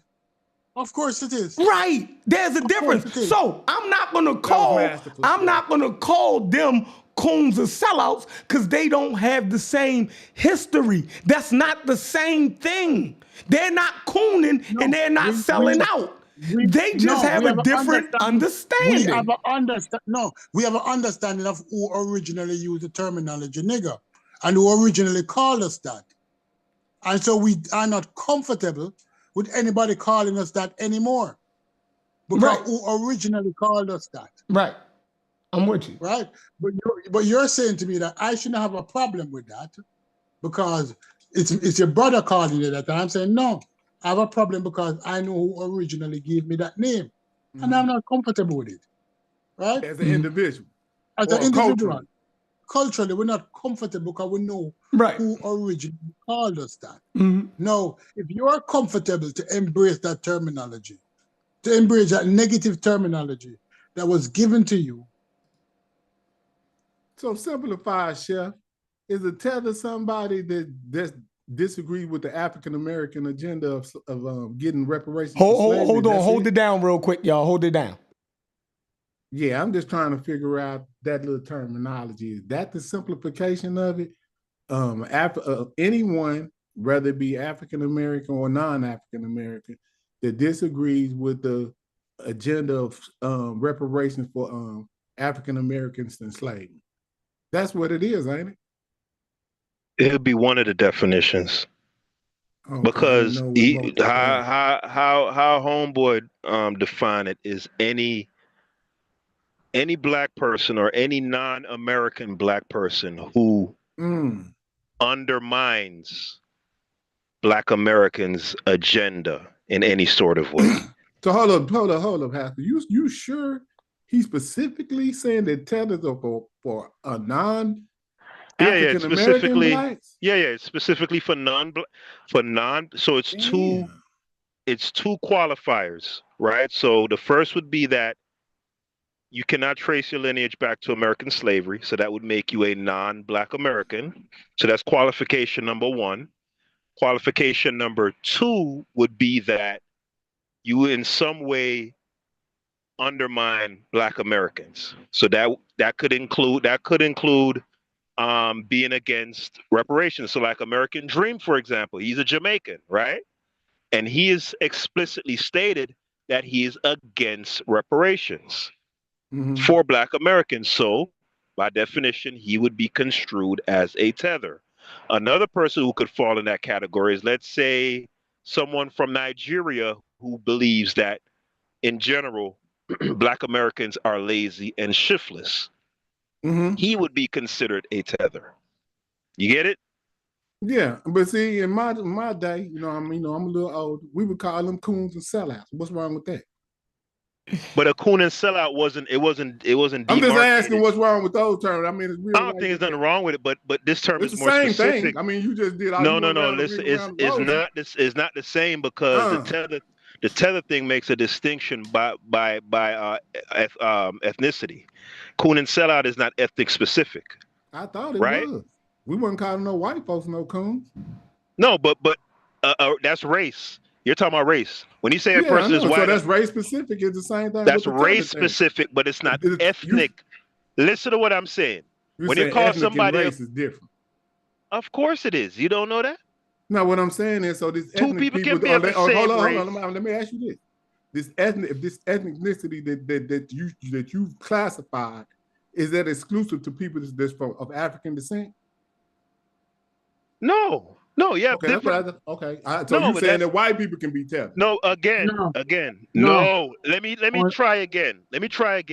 It's specifically, because I said this, James. Listen to each word that I'm saying. It's specifically for Black people who are non-American, or their lineage is non-American, who also seek to undermine in any way the agenda of those who are Black American. Okay. Now let me ask you. Get it? Okay, I got that. That's a very distinct thing from a cool. So it's cool. So it's cool for somebody in America to say they don't want no reparation. They cool with that. As long as they're American, they can say, "Yeah, I don't want no reparation." No. As long as you're a Black person in America. No. See, James, it's cool for you to say it. But anybody outside of America can't say that shit. So in other words, that person could be classified as a coon or a sellout, right? So now, he get the American term. Listen, man. Come on, man. Listen. That person could be classified as a coon and a sellout, right? I mean, let's say the Nigerian who has the concept that African Americans are lazy and shiftless, right? That person could be classified as a coon and a sellout. They could fall under that because that's a race-specific terminology, right? Likewise, a Black American could be considered a coon or a sellout for having similar ideology, right? However, that a Black American could not be considered a tether because part of the definition of a tether is that your lineage is non-Black American. It's ethnicity and lineage specific. Do you understand now? No. Do you get it? He said no. Jesus Christ. That shit is crazy. That's what it is. I don't understand. Jesus Christ. I'm not even trying to. If you gotta go through all that to explain that shit, then it's bullshit. It took you 10 minutes to explain because some shit. It's a simple concept that shouldn't take 10 minutes, James.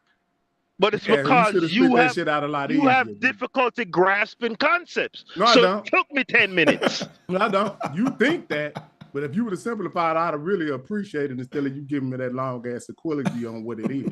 You see what I'm saying? I like simplification on Haskell. That's how I get at. You should know this by now. So, you know what I'm saying? Don't be giving me no long ass lectures on something I'm asking. And that shit you just said, you saying that people, long as they ain't in America, if they Black, they tell. If they disagree with it's just like you said. I'm just simplifying what you just said. Listen, cash is money, right? A credit card is also. I'm giving you an analogy because I'm trying to simplify for you because you have difficulty grasping concepts. It's me. Because I know Stu Peace is on the line and I know he understands it. I need to talk to Stu Peace. Hey man, do y'all know you from Jamaica? Hold on, I'm gonna ask listen. What I'm do gonna say y'all it again. call people I'm gonna that say it don't? again. I'm gonna say it again. From Jamaica. Part of the requirement of being a tether is that you're non-black American. Well, hold on. That's one Stupee's of right the here. qualification. Stupid said he don't even know what a tether is. He just not hearing about this shit recently. But me and Stupid's on the same All right, page. so like so let me talk to Stupid. Hold on, wait, we're gonna let Stupid talk. Let me ask Stupid one simple question. I'm gonna ask him. Like how I just explained it. Does it make sense now to Stupid? Yeah, it makes sense. So let me ask you this, Stupid. You said you just now heard of this term tether, and you even had to ask for a definition. Why did you have to do that? Because he didn't know, James. What's wrong with you? How old are you, Stupid? How long you been on the planet? Too long. See what I'm saying? So this man been on the planet. Y'all talking about because he didn't know. That's because y'all came up with a new term. Yeah, see what I'm saying? That's what we're trying to get to, baby. It's a brand. We already got terms. Hold on, it's a brand new jargon. It's a brand new jargon that an American scam artist created. Okay, cool. So why would now, Stupid, what do y'all call sellouts in Jamaica? What was y'all calling? What was term did y'all use for sellout? People that went against Jamaican interests in Jamaica. What do y'all call them? When he went to sleep? No, we have words for it. We have words for it, but it's been so long. It's been so long. Yeah, I was just wondering, like, what words do y'all use for people that go against the interests of the Jamaican people that's in y'all own people group? Everybody got terms, but with y'all coming up with these new terms that people don't even know, and then y'all being disrespectful, and they like, man, well, what does that mean? You know what I'm saying? Go on and just keep it simple, man. You a coon, a sellout. Like, damn, like, why we? I mean, it's not that hard to be disrespectful. If that's what you're trying to do. Now y'all want to be nice disrespectful. See what I'm saying? I ain't with all that. I mean, y'all some body. Yeah, he explained it to I'm you. a Trump type of cat. Like, I need you to tell me I don't know how exactly you just did that again, James. Yeah, y'all more like on the Biden side of American history. No, it's not more us like because on the Trump side. I want you to tell me if you're because racist, James, I don't agree. I don't be trying agree. To play like you like me, then give me the '94 crack bill. I don't like that. You see what I'm saying? I don't agree with what the guy come up with and all of the attendant nonsense that that scam artist has come up with. Mm-hmm. I'm very clear. I would be considered a tether technically by his nonsense, but I understand English. I understand jargon. I understand slang. Words are always changing in meaning. People are always coming up with new slang. So once somebody explains a concept to me, it doesn't take me but 10 seconds to get it. Yeah, I know. That's why I gave the analogy James, that they just once I say to James, listen, I like you. You understand? So that's why I would never call you names. But I can understand why certain people call you names. Because I don't know if I don't know if you're being willfully obtuse or if you are legitimately slow. If I say to you, so African being for African unity globally is being slow. Listen, no, that's not. That's how I'm gonna simplify it every time for you.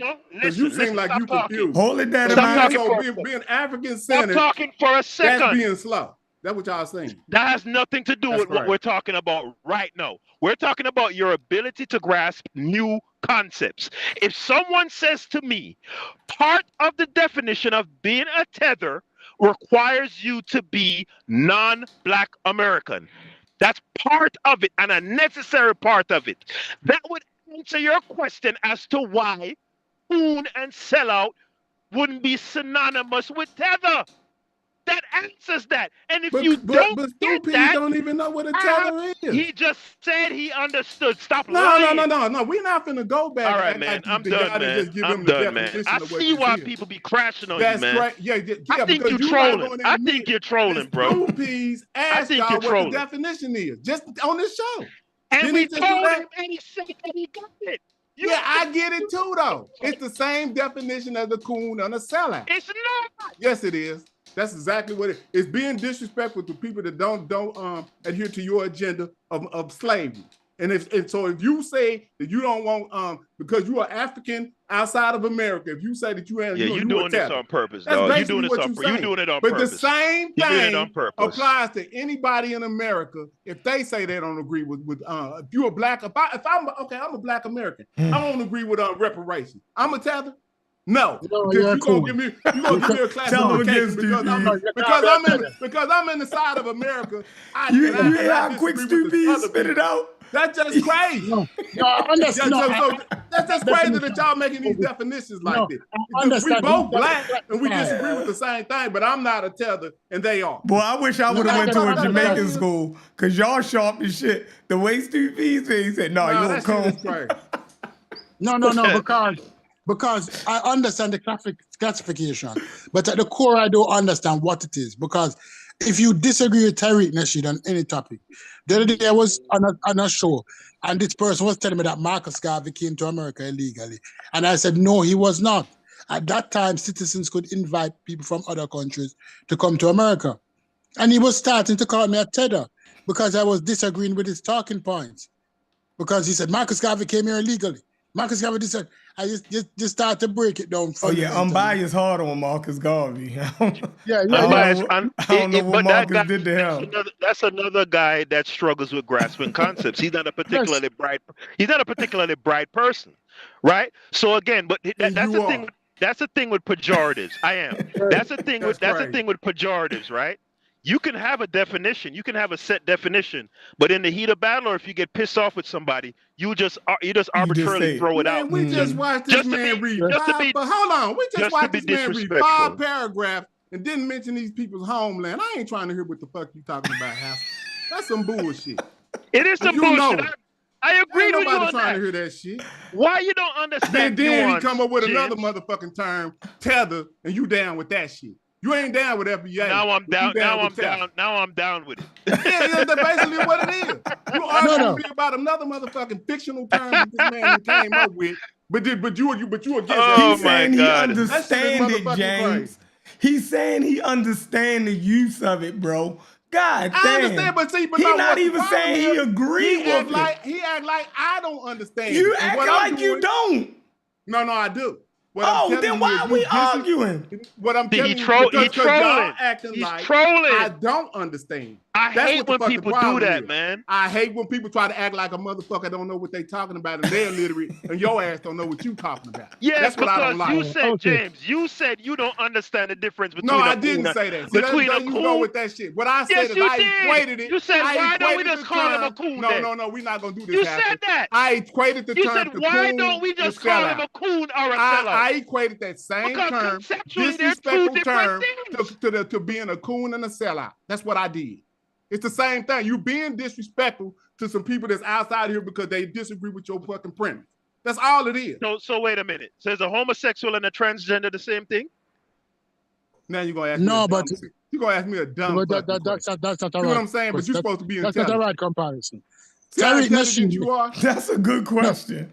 Hold on. Tariq Nasheed. No, that's you just fucked my head up with that one. Terminology. Tariq Nasheed made up that word. Tether. No, it actually come from one of them Jordan Peele movies. See what I'm saying? Motherfuckers getting shit out of movies. Man, I'm not. We get shit out of movies all the time. That's how language. That's how language works. That's what motherfuckers that's illiterate do. That's how language works. No, but this is what I'm saying. Not in no academic. I've listened to time. We ain't having an academic conversation.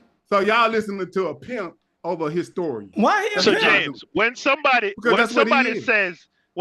says you're capping, right? If I were explaining that to a person who just came to America, I said, man, you capping. What? I'm not wearing a ball cap. And I said, oh, well, no. When someone says someone is capping, what they mean is they're either lying or they're misrepresenting their right? Now, would you say, well, that's not academia and blah, blah, blah.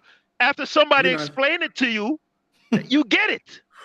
Like, come on. I know who's a tether, who can be called a tether, but I still don't know what is a tether. I don't have a problem.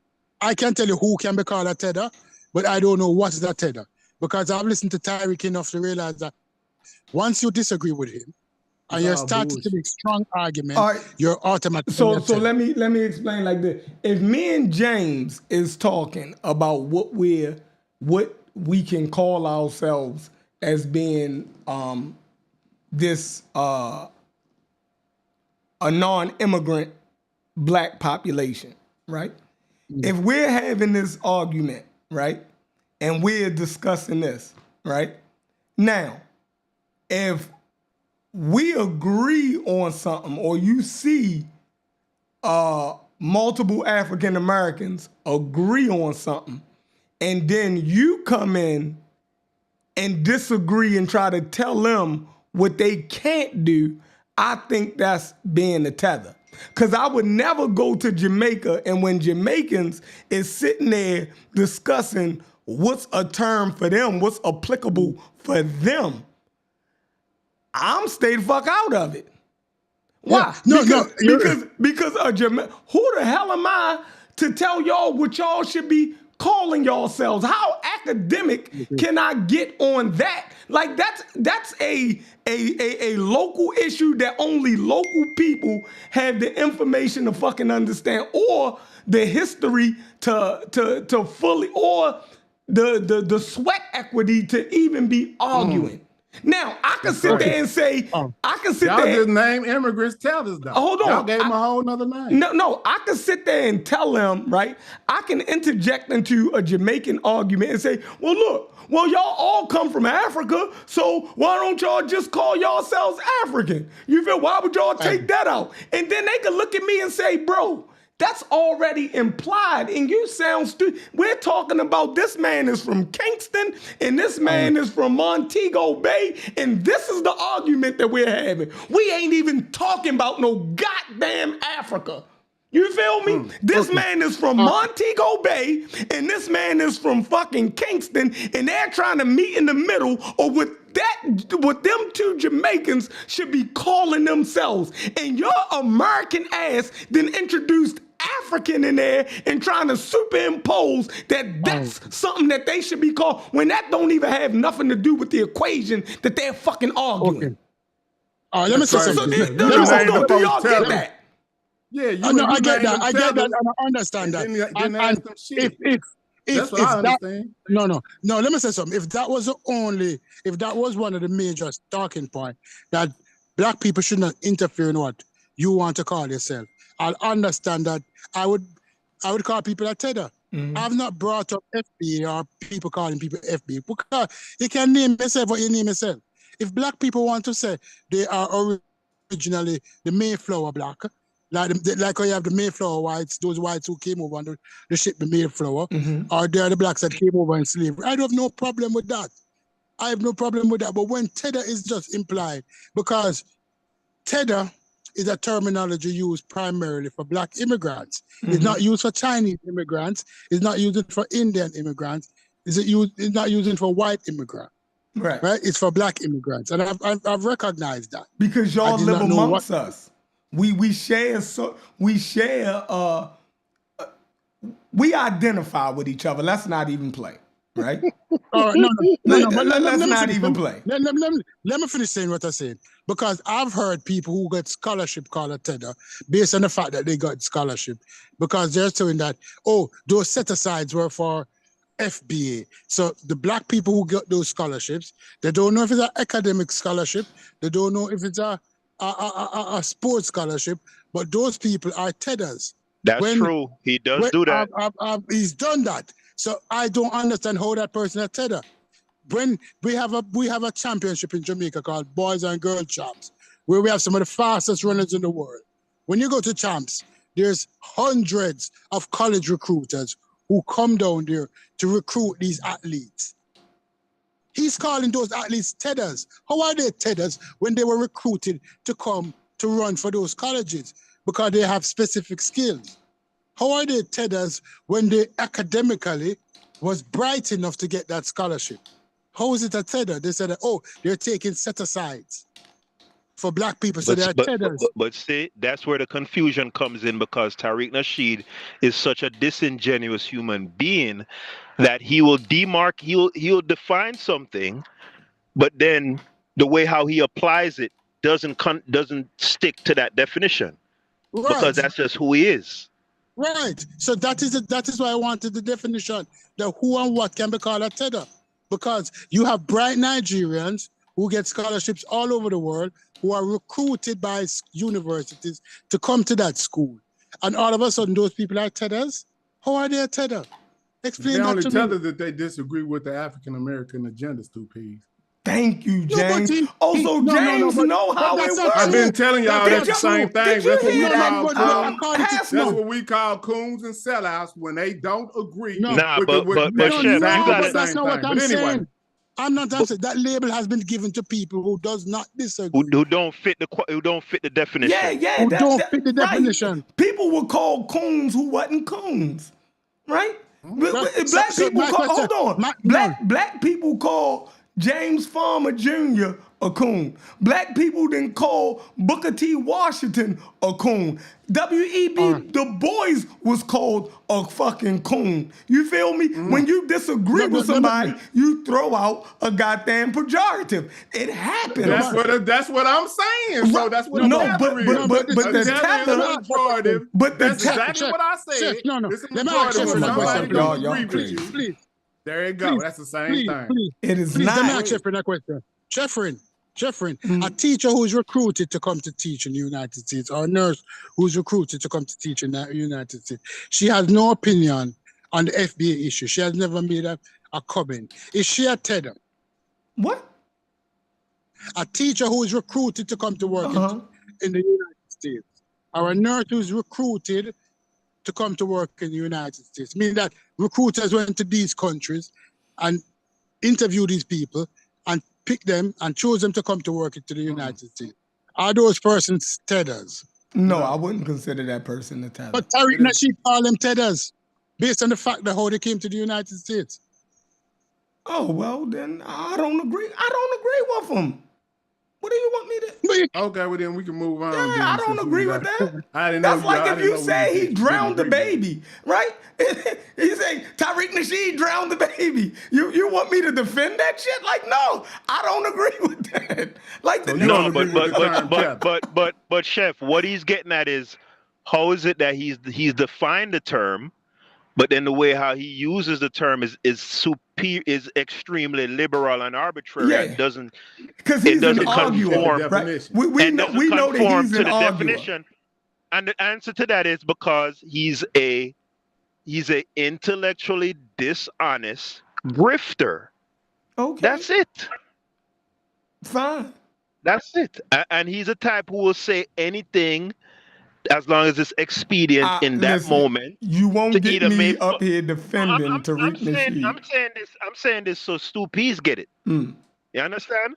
So like a person would say, oh, all right, a coon is a person who sells out or kisses up to white people, right?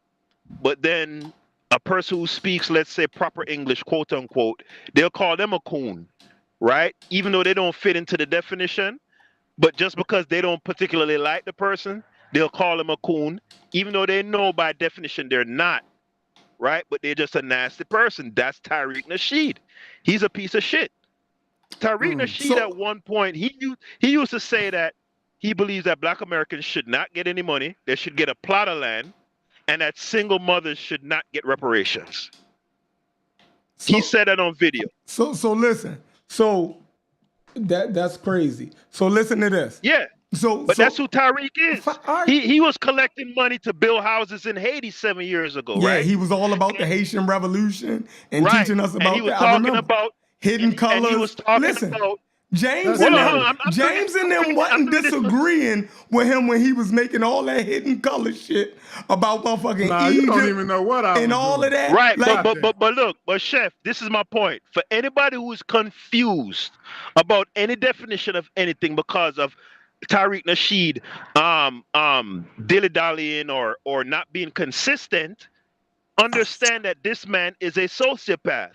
And that answers everything. He doesn't have any convictions, right? Because he says that the Haitians, right, when he was collecting money to build those houses in Haiti, part of the initiative in the write-up of explaining why he wanted to do this is because he said that the Western powers intentionally sabotage the Haitian people and the Haitian government, right? Fast forward to today's date, right? If when Haitian people bring that up as to a reason why they quote unquote flee Haiti and come here, he dismissively puts them down as, oh, the government, oh, you blame the government. You understand? So he knows they were sabotage, but because he wants to win He an did argument. a whole documentary on them. Yes, but that's what I'm explaining to Stoopies. He's a piece of shit. He has no convictions. He's a person who plays the dozens, who likes, you understand? That's so he'll say one thing on Monday, say the opposite on Tuesday, then say the same thing that he was saying on Monday or Wednesday. That's who he is. All right, so check this out. So you ever, how do I say this? And I hope this never happens to James, right? Man. No, for real. What the fuck? I hope you never encounter Africans who don't look at you like an African. That already happened. It already happened. How does that make you feel? Didn't it make you angry? Individual, personal. Yeah, didn't it make you about angry? How they view? No, it didn't. No. Wow. It don't make me angry because I understand that that's an individual's opinion and indoctrination based on the information that they have. Just like we don't like certain things based on our indoctrination. Right. That's all it is to it. Yeah. So, but when they do that, right? After a while, it could become to the majority of Black Americans, it could become a turnoff, right? And that is that when we do meet Africans, right? When we do meet them, it's almost at first it's cordial, right? But then as you start to talk to them or you be around them enough, you'll hear some type of, how do I want to say this without getting y'all riled up? Y'all will hear a certain tone that they have about us, right? Now, we understand that we have our tone about them, right? So it goes both ways. But for the most part, most of us, we look to them like, yo, we're making the attempt to reclaim our Africanness, and y'all have a funky perception about us, right? Even though we know any group of people can be ignorant, right? And feel like, okay, y'all from Africa, Africa is underdeveloped and is not developed. That's like, we're thinking we're doing that in the sense of a communal thing. Like how, no, hold on, let's wait, wait. It's the same way where a person from the Northeast can look down on people from the South, right?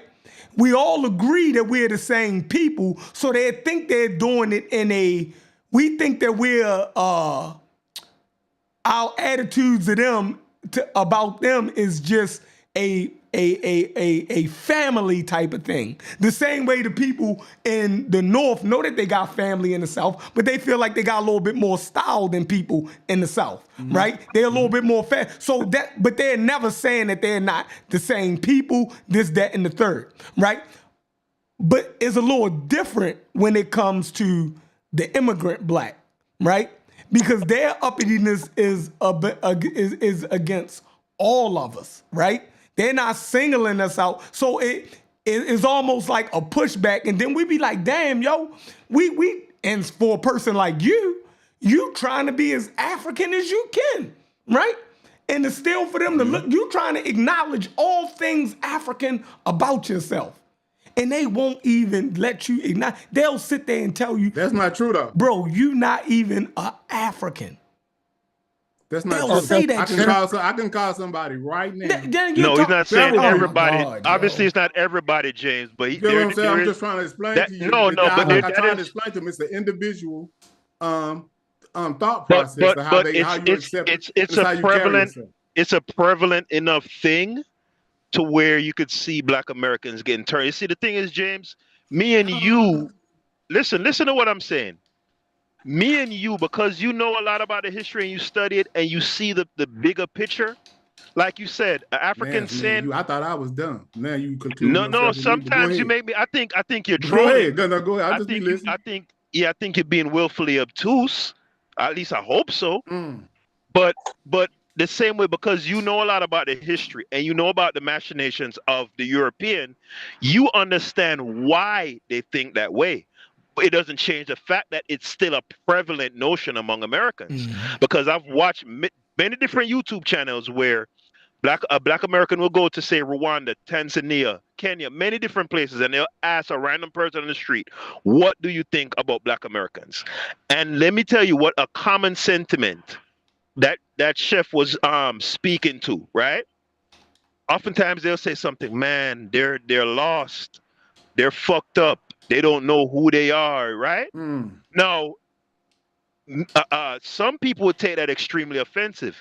Me, right, understanding the bigger picture, I get, because they've basically been indoctrinated with the idea that outside of slavery, there's nothing else that defines the black American. So when they're speaking like that, what they're doing is really it's a patronizing type of tone, a pitiful type of tone. Oh, you're not from Africa. You've been detached from Africa. You're lost. You're confused. Poor. Look at the poor little African American man. You understand? It's patronizing. I think that's a lot of projecting. Hold on, Stu. I think that's a lot of projecting that you just did. Like I said. Nah, I'm telling you what I've seen. I'm telling you, I've seen this in many. I've seen this in many YouTube videos. Yeah, I'll send Chef some videos, right? No, where they'll ask a young woman. You got a billion Africans. Yes, I agree. I agree. But what I'm saying is, it is a prevalent enough notion, because when Nigerians call black Americans akata, right, that means like a lost cat, and some of them will deny it and say, oh no, it's not meant to be as a pejorative. They're lying. That's cool though, but see, this is what I'm saying. When you have certain type of information, you don't get offended. You don't get somebody. I agree. Hold on. I agree. Don't get offended when somebody is speaking in ignorance. That's the beautiful thing about having information. When you have enough information, you don't get upset. And that's what I was trying to tell. That's what I try to tell Chef. He don't agree. That's what I try to tell the other idiot who thinks he's an intellectual. Right? I'm not gonna say his name.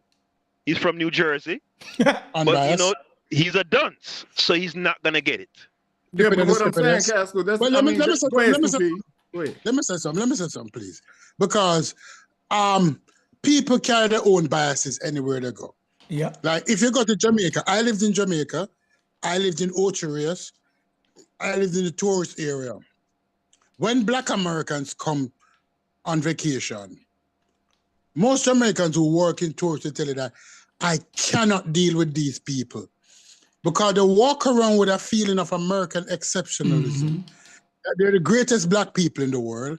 They look down on the black people when they go anywhere else around the world. Ask the people who work in the service industry. It's hard to deal with them. And they carry this air of superiority, and people don't like to deal with them because they're the greatest thing that's in sliced bread. But y'all deal with the white American who has that same arrogant cockiness, right? But the black American, he ain't shit. You feel me? Can't deal with him. Can't deal with your brother. Can't deal with your brother. Wow. But that white man, his money is greener. When they go on vacation, that racist ass, you love them. Y'all love them motherfuckers. No, I'm joking, y'all. That triggered. I'm joking. Let me explain something unbiased. There's always two sides to the coin. Let me explain something, please, because in the service industry, in the tourist industry, when those same racist white people go anywhere around the world, they always have this smile and nod and the tip out of guilt. They don't show the racism readily. Ask anybody who works, any Jamaican in the panel. Look Talk at to me. Hassel say, yep. They don't show that. You hear that, Racist James? white people You hear them caping? You hear them caping for white man? You hear them caping for the white man? It's not caping. Black man ain't shit when we go abroad, but the white man is everything. He's nice. He smiles. He tipping me. What the hell wrong with y'all? No, that's the same white man that brought y'all over here. You know that? I said yep. That's the same white man that brought y'all over here. Hold on. Hold it down, man. Hold on, brother. I said yep to what Stoopies was saying because it was the exact same point that I was gonna make. Because they're self-aware enough, right? Yeah. And they have enough guile, right? To be civil and to at least mask that aspect about themselves. In a lot of cases, y'all gonna get offended. A lot of Black Americans are not very self-aware. They don't even realize they're being condescending. Yeah, they don't even realize. And I see that would go back to our miseducation. But see, all of this got something to do with care. So the condescending, so the condescendingness of the immigrant Black. Are y'all aware of y'all's? No, some of them are not. No. A lot of them are not. No, not. So my argument was that it is universal. Okay. That people. That's what I say. No, but it's not. But it's universal amongst Black people, but not white people. You're saying that the Jamaican do it, but y'all saying that the white man, look, he just. All right, you know what? Hold on. Hey, Chef, you know what? I'm going to give you a perfect example. I think with white people, when it comes to Black people, they're on their game. So they know how to put on airs, and they know to put on airs because they know we're looking for any little thing. Oh, you a racist, right? Especially in Jamaica. Right. Now look. But look at this though. Check this out, Stoopies and Chef. Perfect example. If you look up the term ugly American on Google, it's gonna bring up Europeans have the same conception of white Americans in Europe as a lot of Black Jamaicans do about Black Americans. Why? Because when they're around white people, I believe the white American isn't as self-aware to say, oh, I need to put up this fake in front, and they just be themselves. Do you know that a lot of French people, UK people will tell you that white Americans are extremely obnoxious and egocentric? Do you know? Are you aware of that sentiment? Yes. Right. Yes. And Black Americans have that same sort of attitude. It's an American thing. When it comes to Black people, it's the American exceptionalism thing that we are better than everybody else in the world. You know it. You think it. You think it too. Chef, you think it. Oh, no, I don't.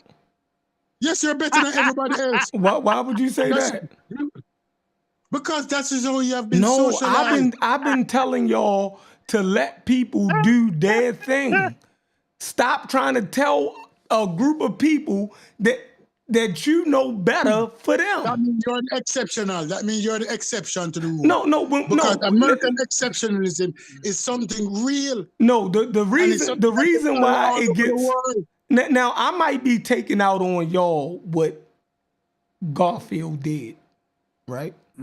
So, what Garfield did? No, what the whole thing with Garfield and the reparations, it got out of hand. Like it was crazy. You feel me?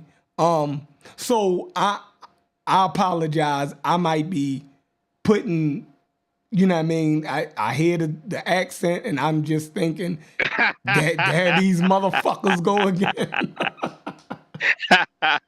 You know what I mean? Hey, so I'm hearing Garfield and American Dream when y'all talking, right? I'm hearing Garfield and I'm hearing American Dream. You have said these Caribbean, these Jamaican immigrants. I've heard you say something like that when in reference to an individual, you group the group. Yeah, we because all group. Because of American exceptionalism. No, bro, like what the fuck? I have no doubt about it. The rest of the world, because of your American exceptionalism, put you on a pedestal as American. And when you do not live up to it, they criticize you because you walk around when you go to the rest of the world and those who interact with them as the greatest thing since sliced bread. And when those immigrants come to the United States and realize that it's not all Black people are like those who came on vacation. So they're starting to say, no, they're not living up to the hype. They're not living up to the hype. What they sold me when they came to my country with that snobbish look and that American exceptionalism. When I come and see, I expected Harlem to be paved with gold. But I did not see that. You walk around when you go to the rest of the world with an air of authority. Everybody African booty scratcher, every black person is less than you, because even what's Agent Zero, the one who has the show, Gilbert Arenas. Gilbert Arenas. How did he call those black people? Oh, they don't even have sneakers. Yeah. Right? Did you hear when he said that, Chef, about the South Sudan team?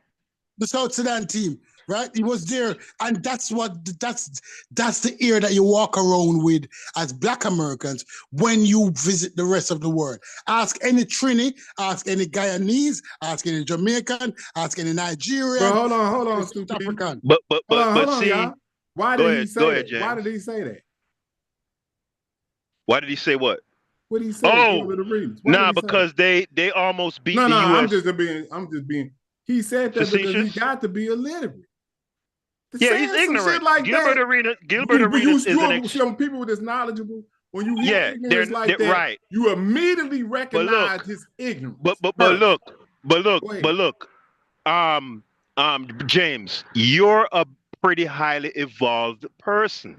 So the same way how when Chef asked you if you would be offended if a African said something to you that was, out of pocket, and you said no, I would say no too. And I say no when Black Americans say stuff about me. You know why? Because I get where it's coming from and I understand why. But guess what? We're very much in the minority. Most people don't understand the bigger picture. Mm-hmm. They don't. So this is something. Go ahead. And then most Americans who talking on panels and picking out 1 and 2 YouTube clips unbiased has never left the country, has never been anywhere else apart from the United States. Might be in 2 states in the United States, but has never been in several states. Sheffrin argument is good because Sheffrin has lived amongst people. He understands that Jamaicans don't like to be called the N-word. Because we don't like it. We don't even call ourselves it for purpose.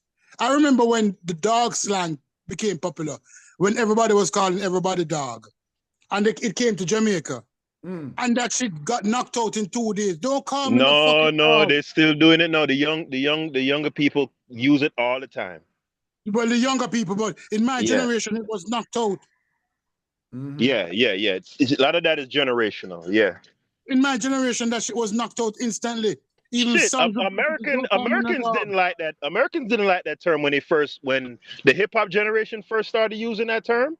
Like older Americans didn't like that shit. No, what the hell? Why are you calling me dog? Yeah. It's periodical culture, like based on the period that you in. Certain terms are accepted. So David, that's why my pushback on these tether words and these FBAs is so strong, because I don't think there's no need to keep delineating, and when we haven't even addressed other issues, just like Logic said.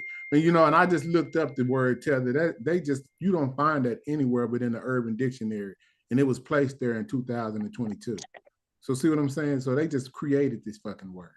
Nothing wrong with that though, Jim. I mean, people create words and slang all the time. But to be disrespectful to exclusively somebody that's almost is you. What does it say in the Urban Dictionary? By the way, read it out for us if you have it up.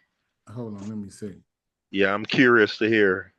Matter of fact, let me pull it up so y'all can see it. I don't know if Chef will let me share the screen. But yeah, that's what I said. Let's read it. Can you see it? No, yeah, but anyway, it says tether. Huh?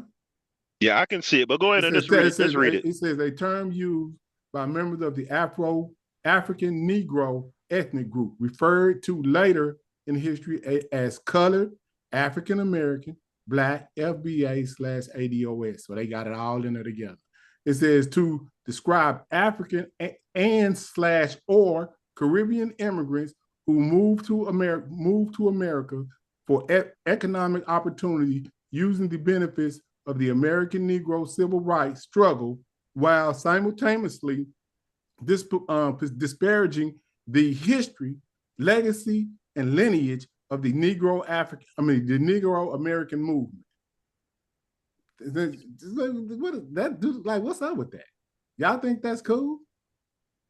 Listen. Or that was something that needs to be placed into the lexicon of vocabulary?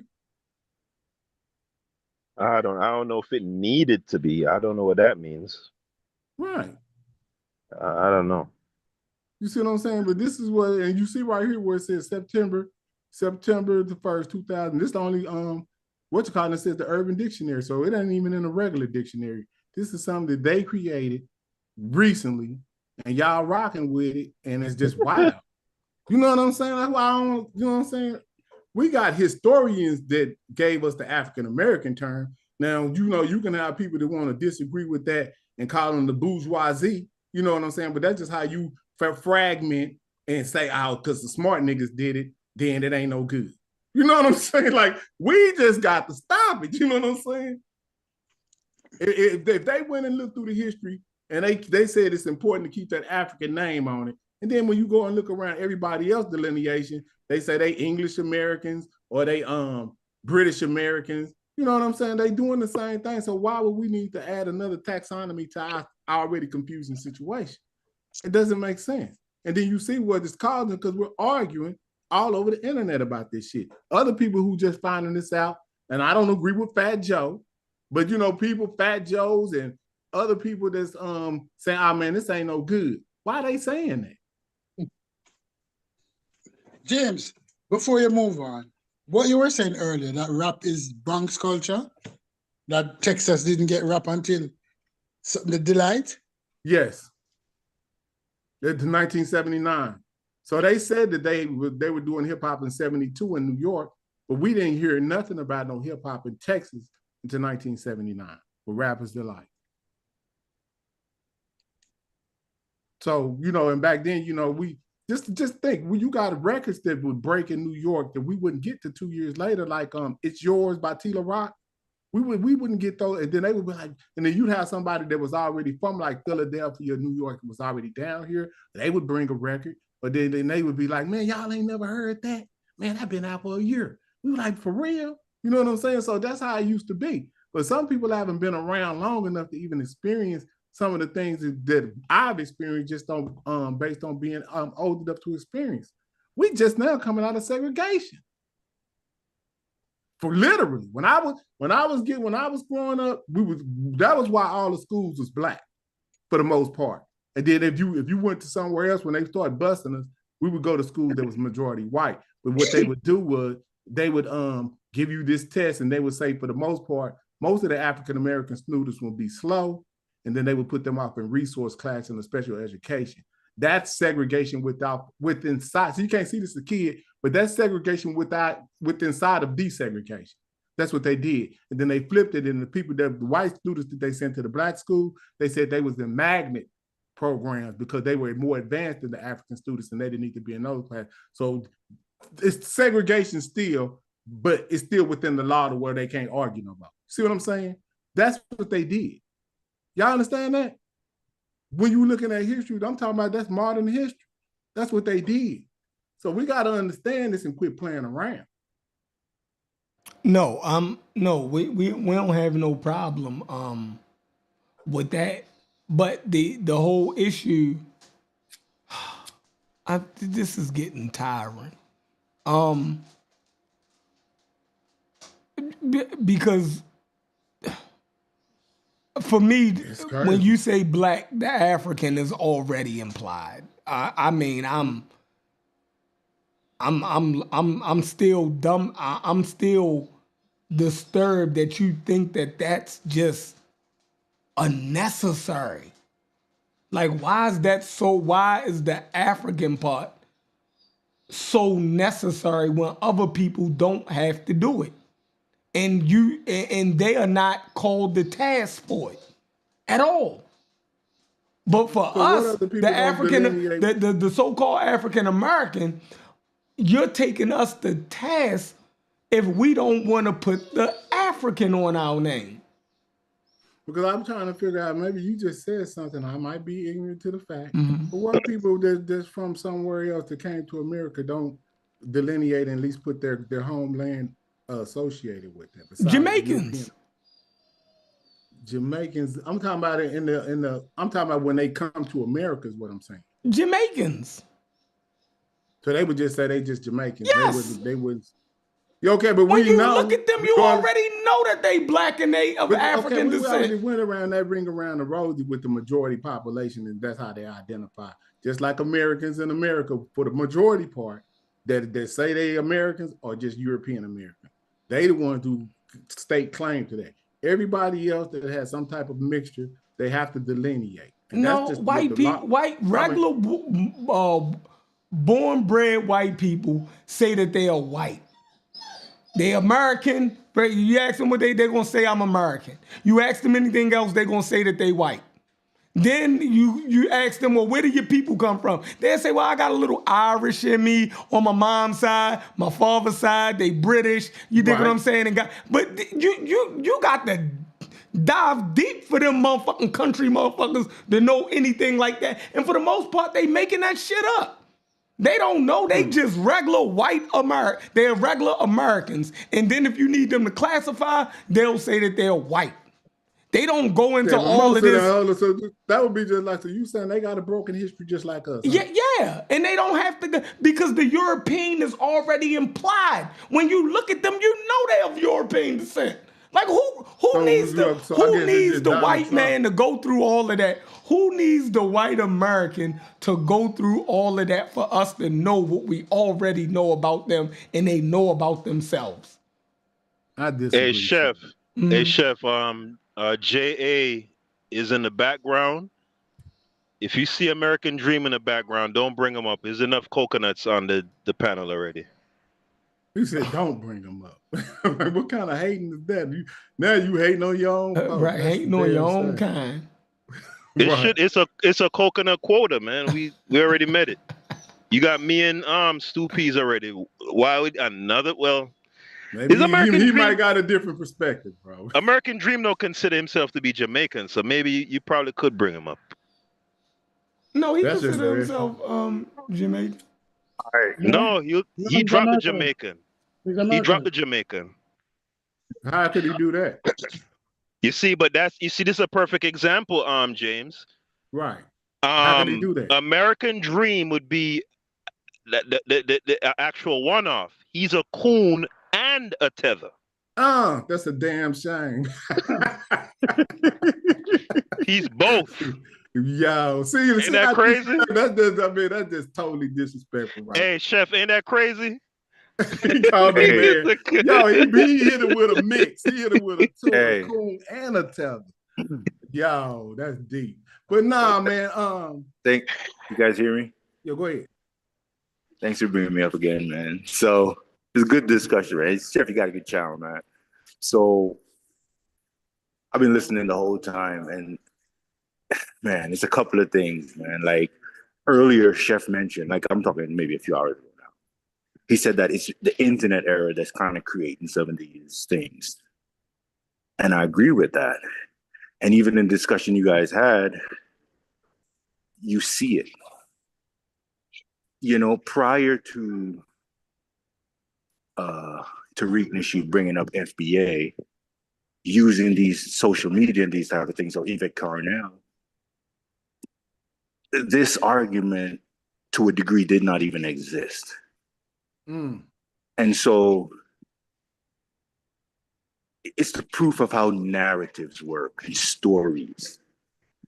And I know sometimes I seem like I'm going far off, but that's what I'm dealing with. I'm dealing with the story, the narratives we create.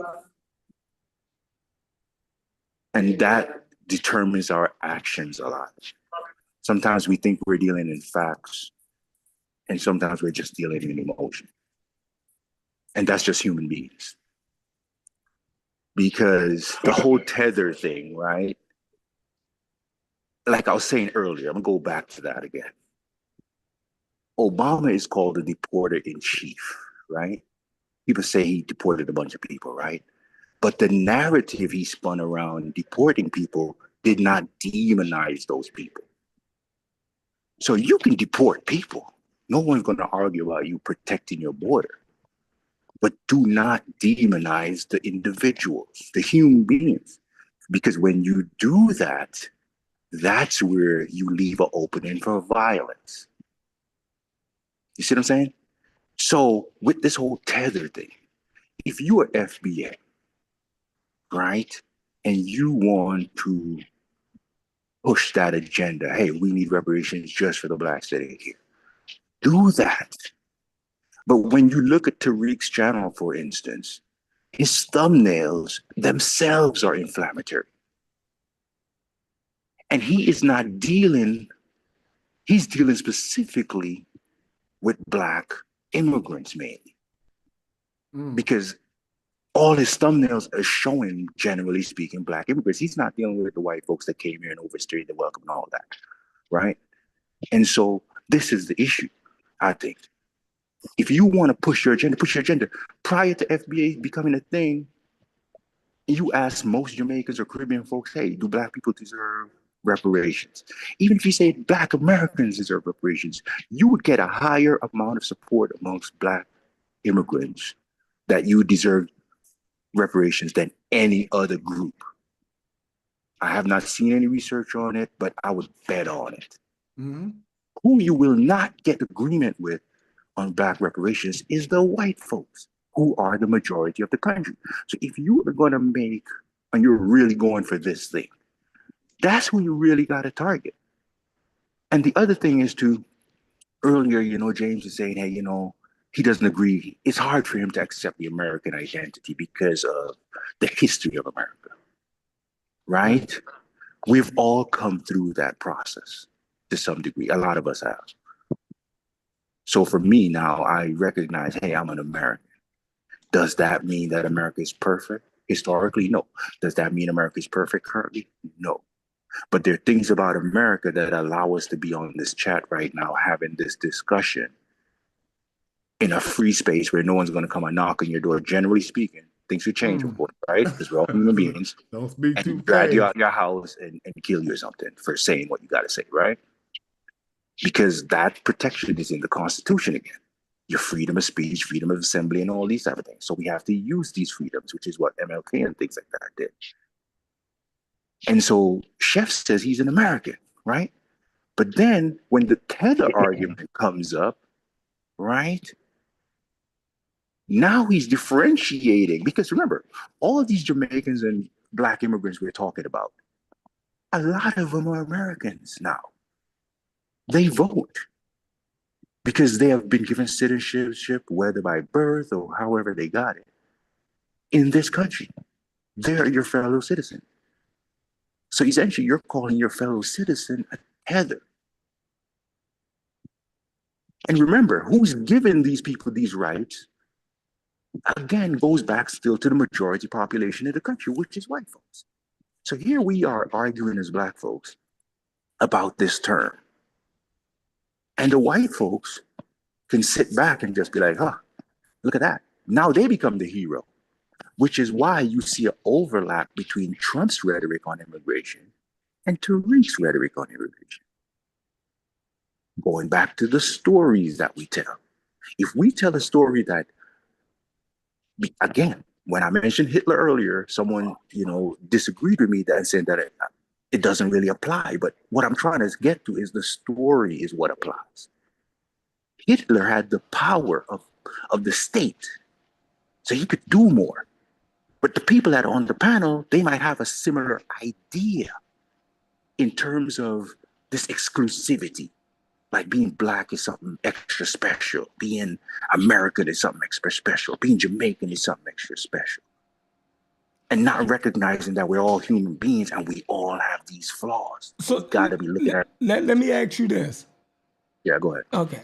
So how do a black immigrant or Jamaican or anybody get caught up in African American reparations argument? How does that even, if they are innocent, right? If they are innocent, How do we have this big if they were on our side, right? Then we wouldn't even be targeting black immigrants from the Caribbean, or they would be on our panels in solidarity with us. So, and I'm glad you asked that question. I'm very glad you asked since black that. Americans is just making this shit up. Like, we're creating our own enemies. Like, bro, for this argument, it's crazy. Go ahead. I get what you're saying, and it goes back again. Now I'm gonna get to that point, and I'm glad you raised that, by going to what Stu Peasler mentioned about when black Americans come to the Caribbean and how they felt about it, right? My argument would be that I don't agree that the black Americans that go to the Caribbean have this air of importance about them. We love the Caribbean. Nice. I get you, and I agree with that. Because I'm gonna tell you something. If you go to the Caribbean as a black person, even if you're from the country, and Stu Peasler might probably back it up, you might go to an office, a bank, or a business or whatever, and sometimes people act like you're not the customer.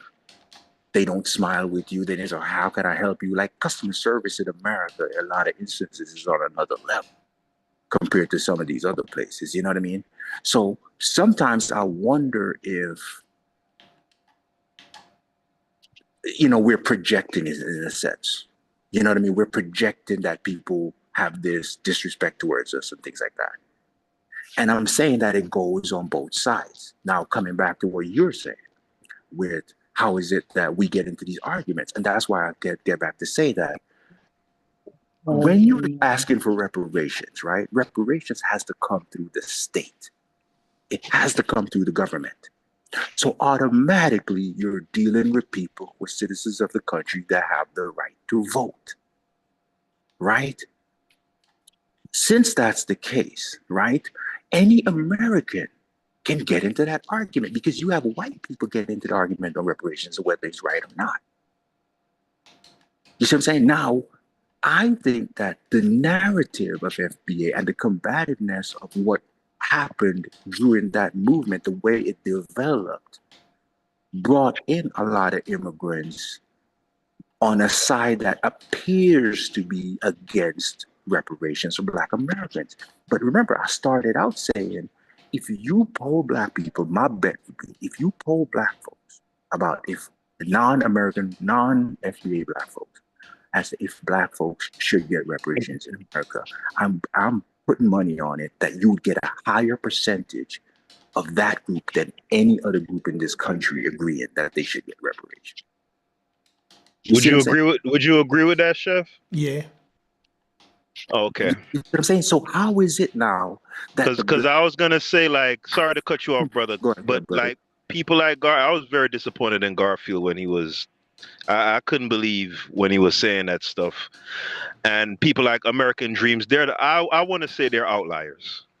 I think if you were to approach it scientifically and get a large sampling of people, most people are either gonna be apathetic about it, or they're gonna be in support. Sorry to cut you, Jay. And again, Garfield's argument, because I listened to that whole argument all these years, I felt like Garfield was not really against it. I don't know if you guys can pull the quotes, but my understanding of what Garfield was saying the whole time is it has to go to the political system. And thus, since it has to go to the political system, you need support. In politics, it's a game of addition. How many people support this policy? What can the politicians do with the support that they have? And again, even if you go back to the civil rights movement, going back to James's point, to show you that now there's more integration in ideas, there's more overlap in some of these ideas than our arguments might give credit to, right? If you go back to the civil rights movement, a part of the thing they were doing, putting women and kids out front to get hosed down, was so that the television, which now we're going to technology now, could broadcast this image around the world, right? And so America looked like this pariah around the world, just putting pressure back here in America. So the pressure is coming from the people protesting in the streets here, but it's also coming from other governments around the world that are saying, hey, what are you doing to these people? And they had a beef with the Soviets at the time, and the Soviets are like, hey, you guys are preaching to us, so look how you treat your black folks, right? So it was internationalized. But if you listen to like Tariq's rhetoric, he's like, oh, we did it all on our own, right? But the South African can't say that, right? Because when apartheid was under with Mandela and all these guys, right? That image about what was happening in apartheid was coming to America. Man, J.A., that's a excellent point you just made there, man. Excellent. What was the point? Yeah. So it was a global. The fact, and I've heard you made the same point too, Chef. So don't try to switch up now.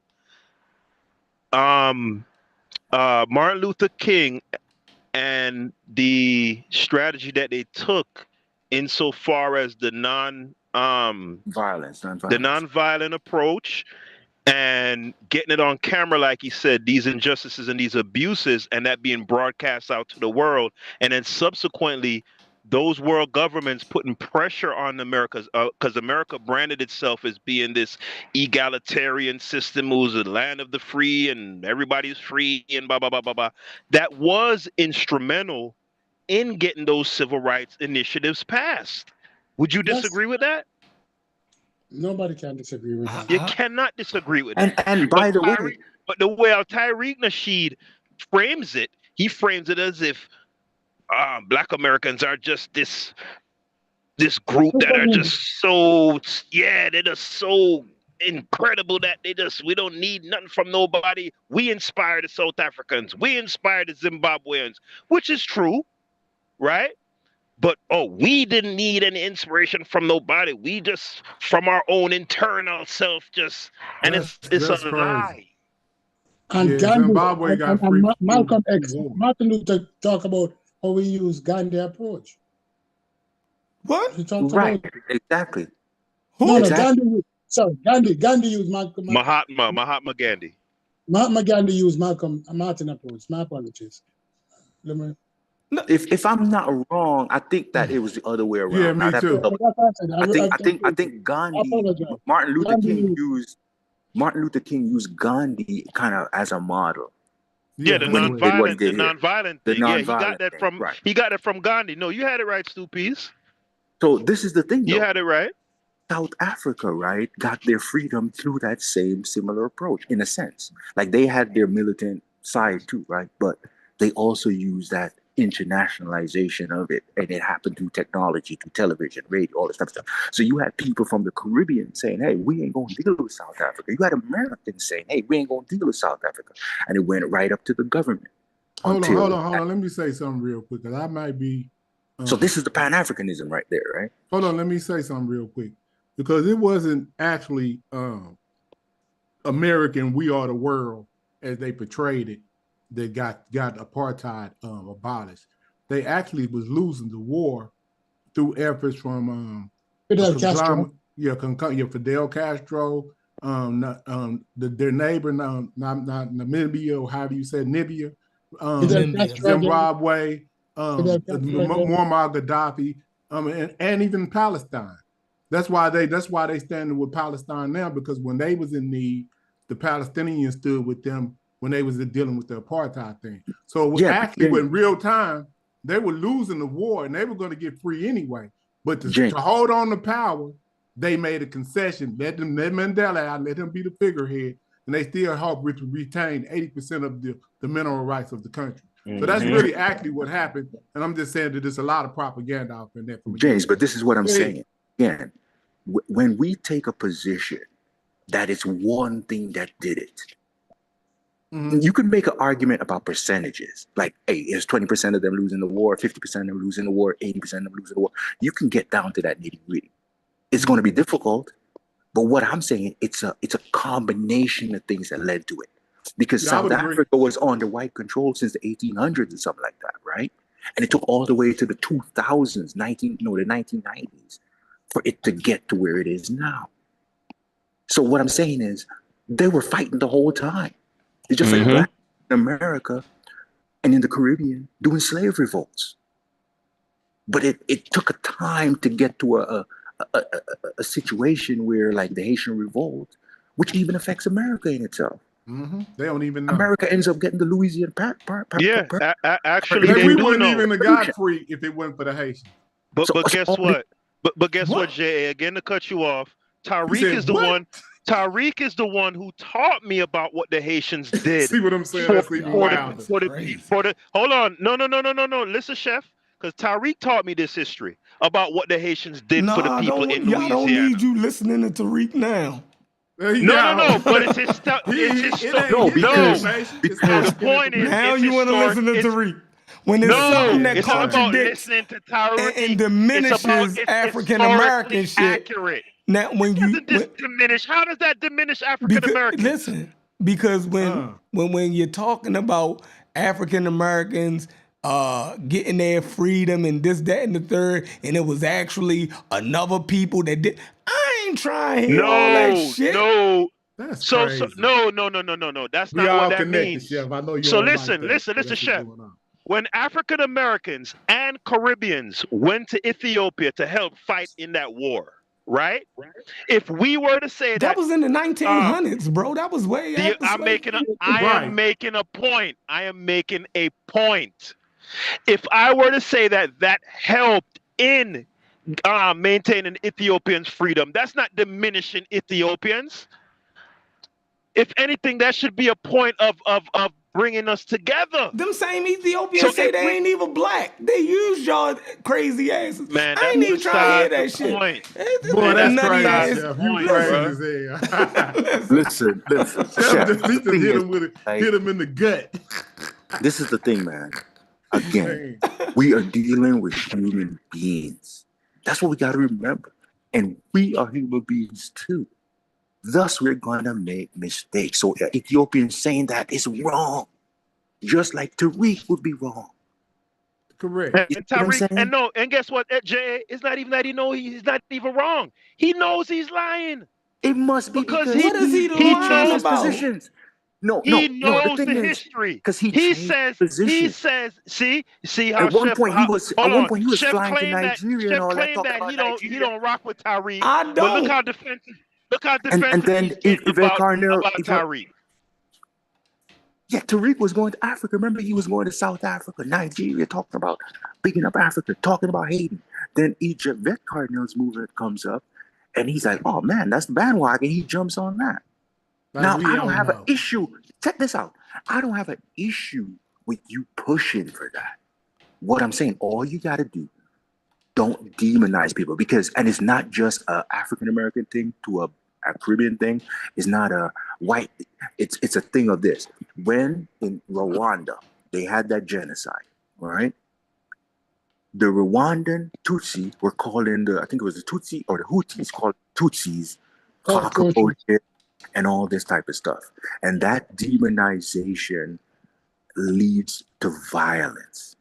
That's all I'm saying. If you want to push your thing, but don't demonize others. Because the people that are coming here, the immigrant that's running across the border without a vote, anything, he has no power.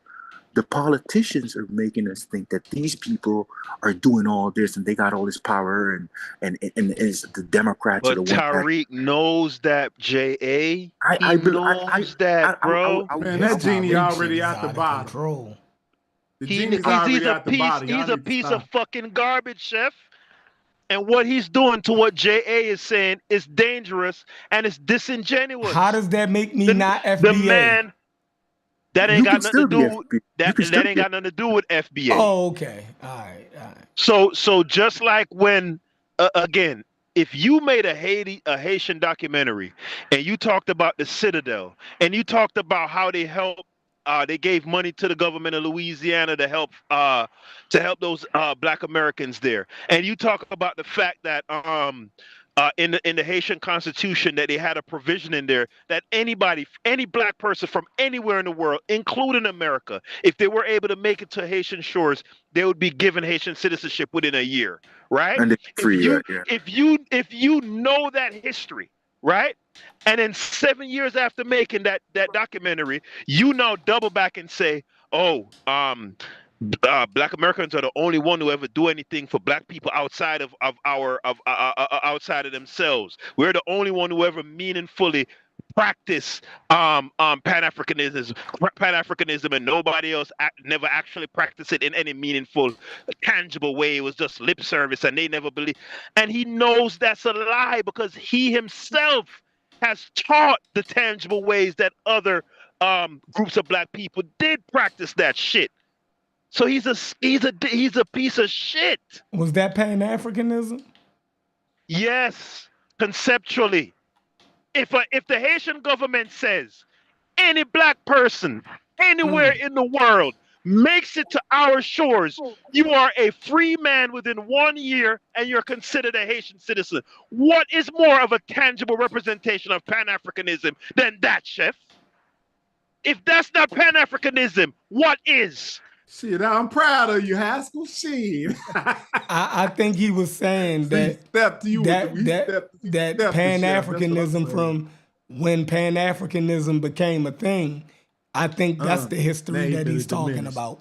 You done went all the way back to pre-antebellum. Right, you done went pre-antebellum and tried to, you dig what I'm saying? But Chef, I don't think that's what he was saying. No, but Chef, just like how you said that tethers existed before the actual word, Pan-Africanism existed before there was an actual term called Pan-Africanism. I like that. Good move. Yeah, that's what we later term it. You know what I'm saying? But that just. But I think the term. I think that he was talking about in the scope of Pan-Africanism. I could be wrong. Like I said, I don't follow Tariq Nasheed. So y'all putting me on to a lot of shit that he fucking saying. Like, I don't know. Y'all know more about this man than me, and I'm fucking FBA. So I don't follow him either, and I know not to even do no crazy. Like that. Well, look, for me, I was a big Tariq fan. So like, I've never been a Tariq fan. Never watched the Hidden Colors or anything. I bought his books. I bought his Mac and Pimpin' books back in the early 2000s. I used to listen to his Ustream when he was doing. Way back. Yeah. I've been, you know what I'm saying? So that's why I know that this nigga's. I know he's a hustler, dog. He's a hustler. I know this dude, bro. And he's changed a bunch because he used to do the Mackin thing, and then he went to the kind of like Black Power type stuff. So when the city came out, so he's kind of constantly like just adapts. He adapts to new situations, He's gonna jump off this whole thing too eventually. Watch. Yeah, he gonna abandon this shit. He's gonna be on something soon. Watch. He's on something else. He's gonna leave Chef. The Chef is gonna be left out in the dry. I'm still African American. I'm still African American, so it don't matter. He gonna leave Chef over here. Remember, there were people talking.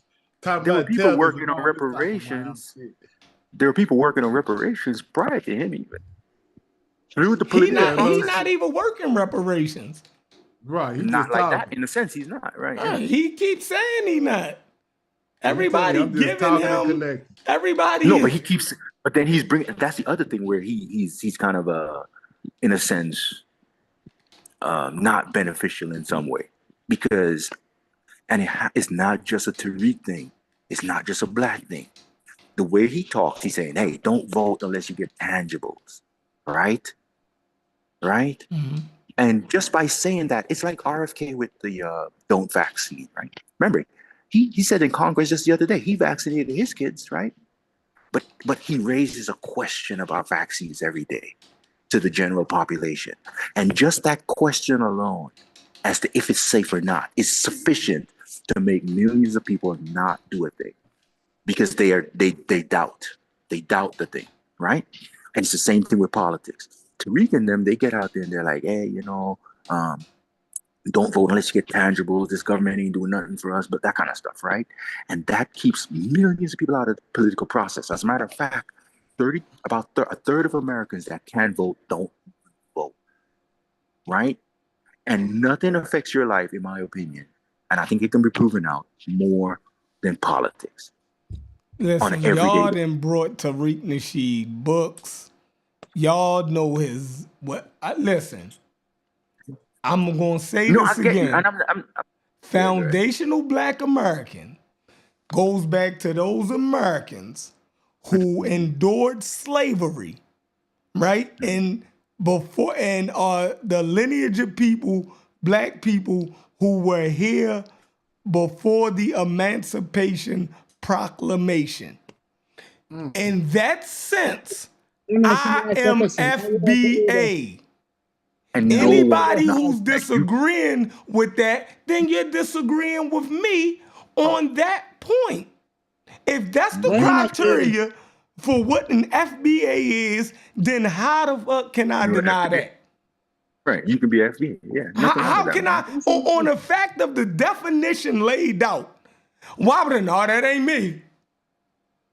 Ain't nothing wrong with that. But you see, the thing is, I think what's happening. Do you agree with Tariq Nasheed on Haiti? Well, if you FBA, then you agree with Tariq Nasheed on Haiti, and he a pimp and he a Mac. And what the fuck that got to do? What he's saying is he changed his position. If my doctor diagnosed me with cancer, right? Does it matter that he was at a strip club on Tuesday? Or that he cheated on his wife on Monday? Or he cheated on his taxes?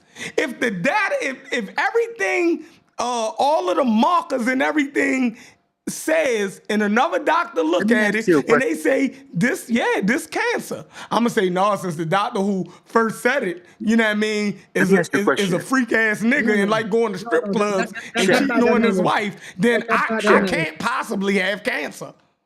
Let me ask you a question, Chef. Go ahead. Again, we're dealing with the story, right? So the story is FBA, and the fact, in a sense, is that FBA is created by Tariq Nasheed, that term. With that term and who created it comes the baggage of the individual that created it. And that's what is into that that kind of dissonance, in a sense. But because you could go back to what Yvette Cornell them were saying. They were saying descendants of American slaves. Right. Which is, you could take that moniker, right? It's just that FBA, it's the same thing though. Right. But just that FBA kind of blew up bigger, right? Than that old moniker, right? It blew up bigger. Why. And so he's a better promoter of his ideas than them. No. Yes. That's why y'all done brought his books.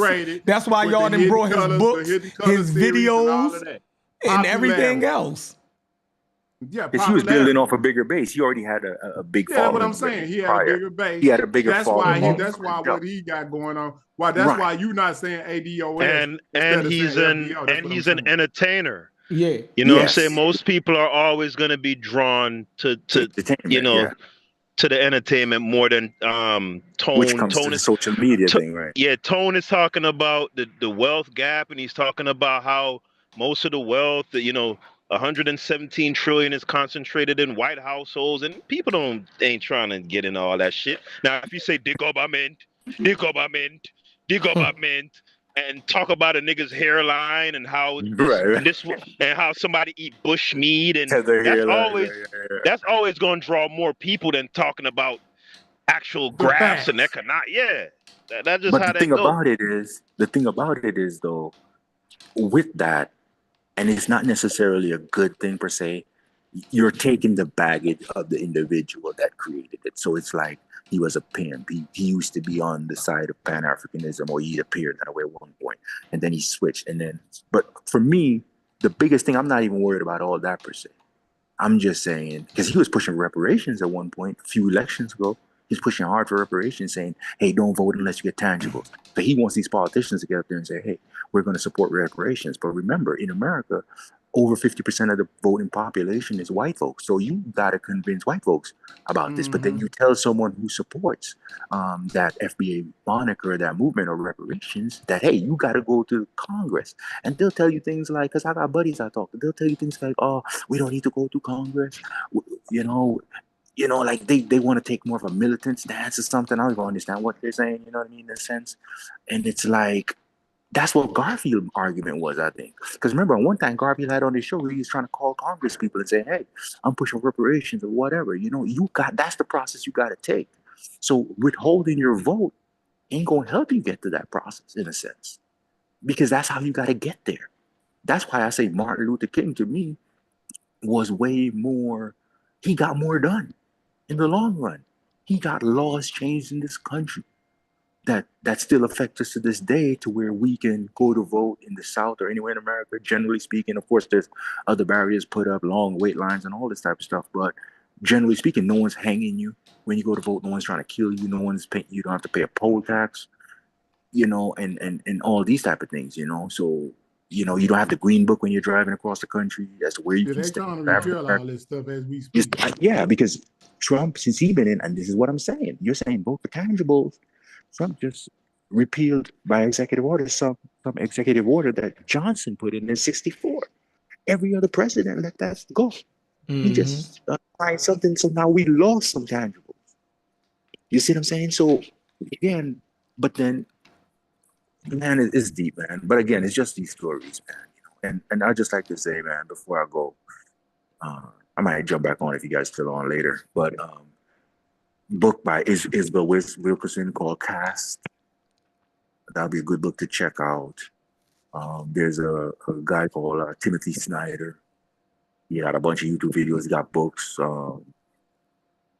He got books like How Democracy Is or Die and stuff like that. Like these type of things would kind of help to lead us. Or The Warmth of Other Suns by Isabel Wilkerson, things like that. They'll kind of help to direct your thought processes. But I feel like, just generally speaking, the best way to be, if you can, is to be like, don't think of life as like a zero-sum game.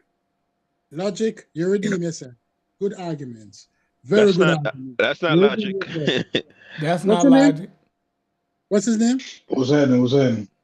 There go logic. That's logic. No, I was checking back in time to time. I wound up just having a lot going on for the last couple hours. The dude who just talk, you redeem yourself. Yeah, and I mean, that's the thing, because sometimes we're who was that, man? I definitely like to have some more conversations with him, man. We got to get him around some more. He sound sane to me. I ain't gonna lie. Something about him sound. That was no, I like the way he put that, right? Like the whole Martin Luther King thing. Like forget for a moment like how I wish things were panned out. The way things did pan out, let's not. All right, guys, I'm gonna jump off, man. I'll reduce the value of all that stuff that came up out of that. So that was fine. Hey, does anybody know what was American Dream's reason for opposing reparations? Do you know, Chef, or anybody? I don't listen to American Dream, really. I don't either, but I'm still curious to know what was his reason behind why he opposed it. He'll tell you. Yeah, I just put the link in because I got to hear this. Okay. I gotta hear this, bro, because I think he even opposes reparations in the Caribbean too, from what I've heard. Do you oppose reparations in the Caribbean? Come on, man. We don't oppose. Of course not. Oh, I know what it was. He say if you accept reparations, then you accepting that there's something wrong with you. That's what he said. That's one of the things that stood out.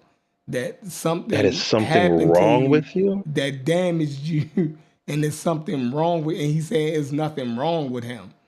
Like he's not affected by slavery, and what you dig what I'm saying? That's his. That was one of his arguments. That sounds like a lot of. I'm not gonna say a lot of, but some people's DEI argument. That's how it really sounded. You know what I'm saying? I don't know if y'all have ever looked deeper into that, but some people's DEI argument sounds like that. Black people. They are what? What you say? I said some black people's DEI argument sounds just like that. Mm-hmm. Yeah, there's nothing wrong with them. They oppose it on the same grounds, right? Mm-hmm. But I mean, in all honesty, I don't know how anyone could look at the state of Jamaica in particular and not say that nothing's wrong. There's a lot wrong. He's saying that y'all. You know what I'm saying? He's saying that the issues in Jamaica, Jamaicans need to fix it. You know what I mean? Yeah, but that doesn't Yeah, well, I mean, to me, those two things are mutually exclusive. Yeah, he's right. Because even if we were granted reparations, that doesn't immediately fix all of like the psychological and social issues. Those are things that the people themselves have to fix. But Right. one thing doesn't have anything to do with the other. So based on the population, I'm taking it. Y'all saying that the African population is the biggest on the island. But so who runs the government on that island? Black people. Jamaica. It's black people for the most part, but it's interesting. You do know the highest court in Jamaica is the British court. You know that? What does that mean? Mean that if you can appeal to the British court, but that's not the problem. Let's be honest here. An indebted a person who owe everybody money cannot make moves. You cannot make moves because you owe so much money. You owe the IMF, you owe the World Bank. You cannot move. It's like, think about it this way. Let's say you want to buy a house, but your credit score is 400. Wishful thinking. So the country credit score is fucked up. Right. So, but a lot of countries. Pay y'all debt. Won't y'all pay y'all debt? Why is that? You're paying your debt. Pay y'all debt down. What the fuck? You see, oh, you make it sound easy. He don't even know the debt of America. He don't even know the debt of America. Go ahead. Right. Right. That's what he's saying. He's making it sound so easy. The debt America owes. Yeah, how that ain't fucking us up? Like, you know what I mean?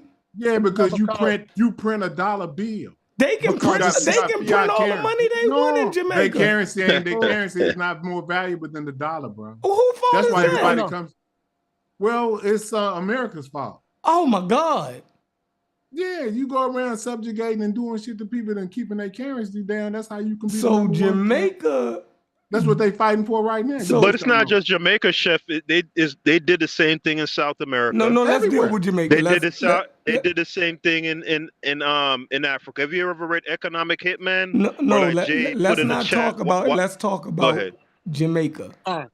Okay, y'all saying Jamaica is fucked up, or not where y'all wanted. I'm sorry, not where y'all wanted to be because. Yeah. All right, let's go back to the history. Somebody fault. All right. When y'all the majority and y'all can fix it, right? Yes. All right. Let's go back.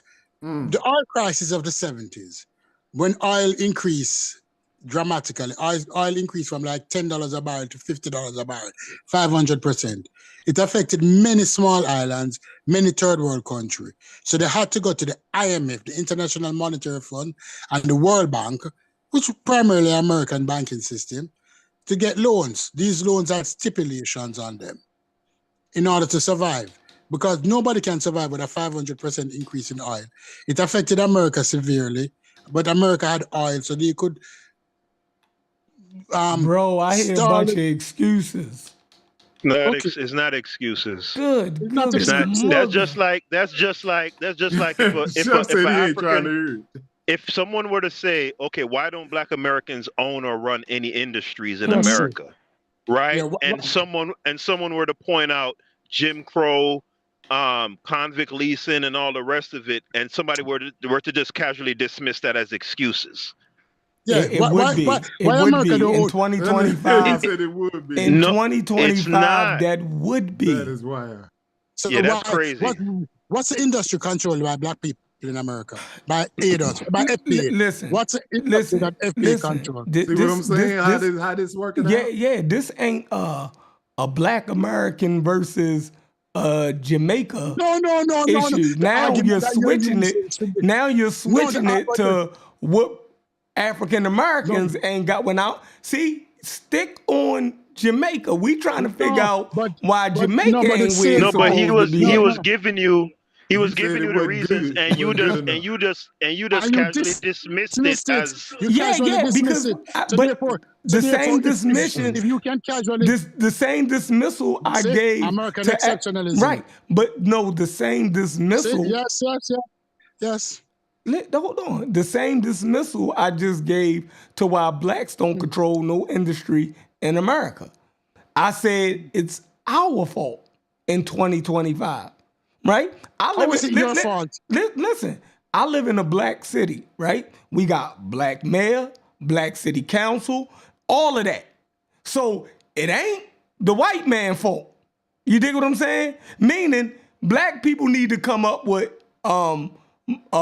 better use more ingenuity to bring money into their communities, right? And all of these things, it's all laid out for you. We need to get more creative. Chef, You feel me? James, Now are we does that sound like forgetting? cooning, James? I can't speak James, for. does that sound like cooning? I can't speak for a whole island. James, Now, I'm asking hold James. on. James, Now, listen, Stu Peas, listen. Now, I'm for reparations, right? But in the event that they never give reparations, we gotta find ways to fix our own problems. That's the true. point. That's Now, in a majority city or town, your problems is your problems. If you sit there and wait for the past grievances to fix your problems, your children might starve to death. You dig what I'm saying? 2, 3 more generations might go by and you still sitting there complaining when you have Jamaicans are smart. I think Jamaicans can fix Jamaican problems. I think that black people in Baltimore can fix black people problems in Baltimore. Not with the debt over our heads. And let me explain. According to Pay the it Jamaican off. Constitution, we have to pay our debts before we pay anything else. Pay it off. That's the Constitution. Not with that debt over your head. You're asking somebody with a ton load of debt over them head to instantaneously change things. It cannot happen like that. Hold on, let me say something real quick. Now, the national debt of Jamaica is $13.9 billion. Oh, that ain't Right. shit. The national debt of the United States. Are you crazy? It's a nation of less than 3 million people, Chef. You looking at it from an American perspective. Pay that shit. The national debt of the United States is $33 trillion. So don't be talking about debt in America. 33 trillion. No, but I'm just talking to Chef. A You whole talking about country pay off your debt. And y'all can't pay off 13 billion. Why we can't pay off 33 trillion then? 13 billion. Billion. No, I'm saying for Jamaica, y'all can't. Man, fuck. 13 billion with a B. 13.9 billion. See, Chef don't understand mathematics, right? Pay that shit off. 33 trillion in American that's owed this national debt. What's their gross domestic? What do they bring in a year? 14,000. What do Jamaica bring in a year? 14,000, about 14,000. No, I'm talking for the country. What the fuck? Per capita. No, I'm saying for the country. What is Jamaica's GDP? Yeah. Let's look it up real quick. 19.4 billion US. And it's going up, so they doing good. So since 1960, this era been going straight up. Yeah, y'all need to pay that off. Then we're doing you saying, hold on, Chef. What you saying is gonna drop out, and then what would they have left?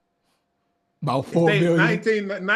They have like 6 billion left. Or a little bit less than 6. To pay all the teachers, so y'all will be debt. Hold on. He said, hold on. Based on this, y'all will be debt free. And they saying y'all making this every year. So, but see, America owes 33 trillion. How they gonna pay that off? No, they're saying that the reason why Jamaica is poor because of their national debt. And I'm saying pay that off in 1 year based on this. Right. I'm saying something wrong though. Pay that shit. But you know, figure it out. I would say we have issues that are outside of economics also. United States, you know, there's social and psychological issues too. And I see the same thing in Black America when I look at Black America. You know what I'm saying? And I know we have similar genesis points for those psychosocial issues. You know what I'm saying? Okay, but no. So reparations will fix that? Yes, no. No, it wouldn't. That part of it, money won't fix. Guess what? Guess what? You make it sound easy, like it's 13 billion. The national debt is 73% of the GDP. That means you cannot imagine if you had to pay 73% of your pay in child support. How would you survive? You'd be homeless, right? You'd be homeless. Yeah, that's 73%. Right? That's most of your money. So you saying every year that's how they charging y'all that? Yes. In 2001, the debt to GDP ratio was 94%. It's gone down to 73 now. In 2012, it was 144%. In 2020, it was 109%. We're going down. We're paying it off little. But this thing cannot be paid off. Yeah, we're fixing it. Yeah. So now it's 70. Yeah, so y'all don't need reparations? It's coming from 144. Y'all don't need reparations for that? Now, we don't need reparations. We're owed. We're owed reparations. Listen, if reparations came, it would help, right? But in the meantime and in between time, who got time to be sitting waiting for that?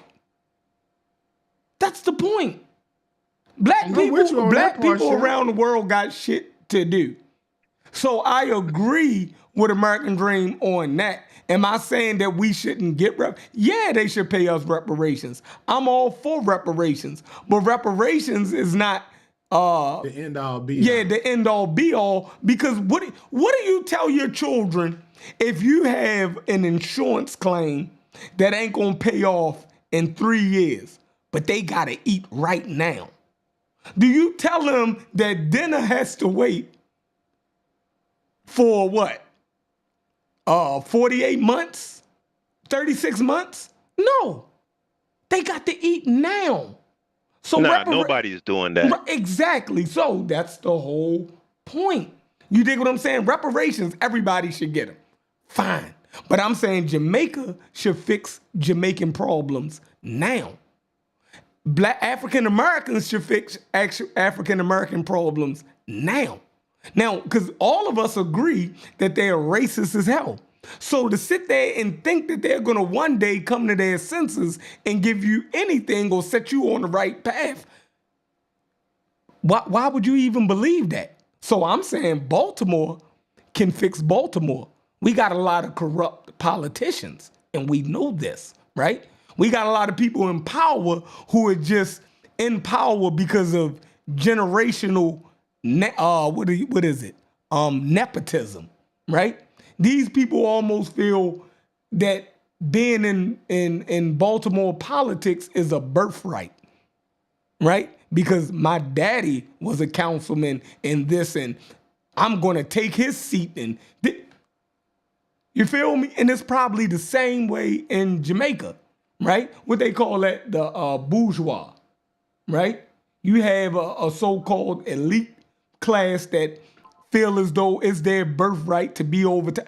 Bullshit, right? You got to get rid of all of those type of people, right? And you got to work, right? Baltimore City has black school teachers. They need to do better. They need to do better. Like that. When the onus is on you, I cannot. If somebody gave me the keys to a car and the car was broke down, right? But they are giving me the keys to the car, and the only thing I have to do is fix that car up, and I will have a car. And I sit there and make all this, but you gave me a car with no gas in it, and one of the tires was flat, bro. If I gave you a car, who first car was a hoopty? Do y'all know what a hoopty is? Do y'all call cars hoopties back in the day when y'all? Like it's a kind of ran down car, and your parents. Now you want to use old terms. Now stick to telling. No, we ain't trying to. No. So your parents, right? For the most back when I was growing up, parents ain't get me the best car that I wanted, right? They got me a kick around. Now it was my job, right? I'm a crash dummy. We're not getting you no brand new fucking car, boy. You gonna listen. We gonna go down the curb and everything. Exactly. Your uncle got an old car that's sitting. He don't drive it no more, right? We gonna go put some tags on that down at DMV, and your other uncle gonna change the oil in it, rotate the tire. We gonna get you up and running, right? Now that's how it was going down. That's how it goes down, right? And it was my job to keep that car fucking running. Do I let it break down and say, my uncle gave me a fucked up car? No, bro. He gave you a car. Fix that motherfucker. You know how many people, family didn't give them a car? Right? Jamaica, you got your own fucking country. Fix that shit. Black people in Baltimore, you got a majority black city. Fix that shit. It used to be fucking white. When white people had it, it was beautiful. So you gonna let them white people outdo your black ass? You feel me? The same structure of that city is there. I can drive around and show y'all. Y'all be like, oh, that's, I thought it was just fucked up. You'll be like, no, shit. Wow. Why won't black people come back and fix these houses? They rather move into white communities. That's true. They rather move into white communities. What part do education play in all this? Come on. Because I watched The Wire. Them cats wasn't too bright. You know what I'm saying? He said he watched The Wire. You know what I'm saying? Like, come on, Chef. Like, the Stringer Bell was the only one thing. Think about everybody this, right? else is out. That was a TV show. If I know that shit, I'm just but Chef, it is kind of representative of a shift in mindset, right? Because you know, the little that I know about Black American history, I could look at Black Americans in the 1960s compared to Black Americans in the 80s or the 90s, right? You were marrying at a way higher rate. You were marrying at like a 7 to 80% rate, and then somehow within a decade or two, you know, being with one woman and building a family you was seen as like some kind of a chump. Yeah, indoctrination through the pimp, right? And the pimping and all that shit came in the 70s, right? They killed it. Black people made them movies though. That was black exploitation. Hold on. But we know who was orchestrating. See, and it's tough to talk about these things because it seems like we always making excuses. Exactly. But we know who's orchestrating that shit. Oh my God. We know who's putting the money behind that, Chef. Black people didn't run Hollywood, Chef. Come on now. We know this. Oh, all right. So let's. We're having a real conversation, right? We ain't up here capping. Yeah. So when was the pimp and stuff not glorified in the black community? When was the drug dealer not slick or the from what I've heard from older Black Americans, right? From what I've been told from them, having conversations with them. That was all that existed. It was a part of the underworld. Yes, it's something that came out of slavery. So, okay, right? Let me stop right here because I'm a little bit older than you, Haskell. Please go ahead. Check this out, man. Now we got movies like The Mac, right? You can go look this up. The Mac had a brother. What was his brother talking about? Did anybody seen The Mac? I ain't no watch that shit. I only seen parts of it. See what I'm saying? Y'all is out of here. I need to go on the lead. Go ahead. Educate though. Keep going. In the movie The Mac, right? If you go look at it, Bill Dukes is the Mac's brother. The Mac is a pimp. Bill Duke, y'all know who Bill Duke is. He's a brother. But his brother is a Pan from The Predator. From Menace to Society. You know you done fucked up, right? Yeah, the Predator. That dude, right? From the Predator. Bill Duke, was that Bill Duke was his brother? Yeah, that's Bill Duke. No, wait a minute. It might not have been Bill Duke. Either which way it go, his brother was a Pan-African. And he was telling him, man, you need to quit. Oh, no, it wasn't Bill Duke. It was the guy that played on Magnum P.I., the brother. TJ. That was with him. Yeah, him. TC, I mean, he was the helicopter driver. Yeah. You on this shit. That's what I'm talking about. Let's talk about it, though. So TC was his brother, right? That's the Mac brother. Then the Mac, he going through selling dope, pimping women and shit like that and destroying the community. Right. But in the contrast to the movie, he got his brother, Pan-African. He got a red, black, and green beanie on. And in the movie, he like, man, you need to take that money, man, and start doing something positive and get out the street. He like, man, you a sucker. Okay? So that's indoctrination, right? Let's keep going. The next movie, Car Wash. Y'all know who Daddy Rich is? Richard Pryor. He was the preacher. He came through there with a Lincoln Continental limousine, with the fly Pointer Sisters on his side. Rich, Daddy Rich, came got his shoes shine. Y'all remember that?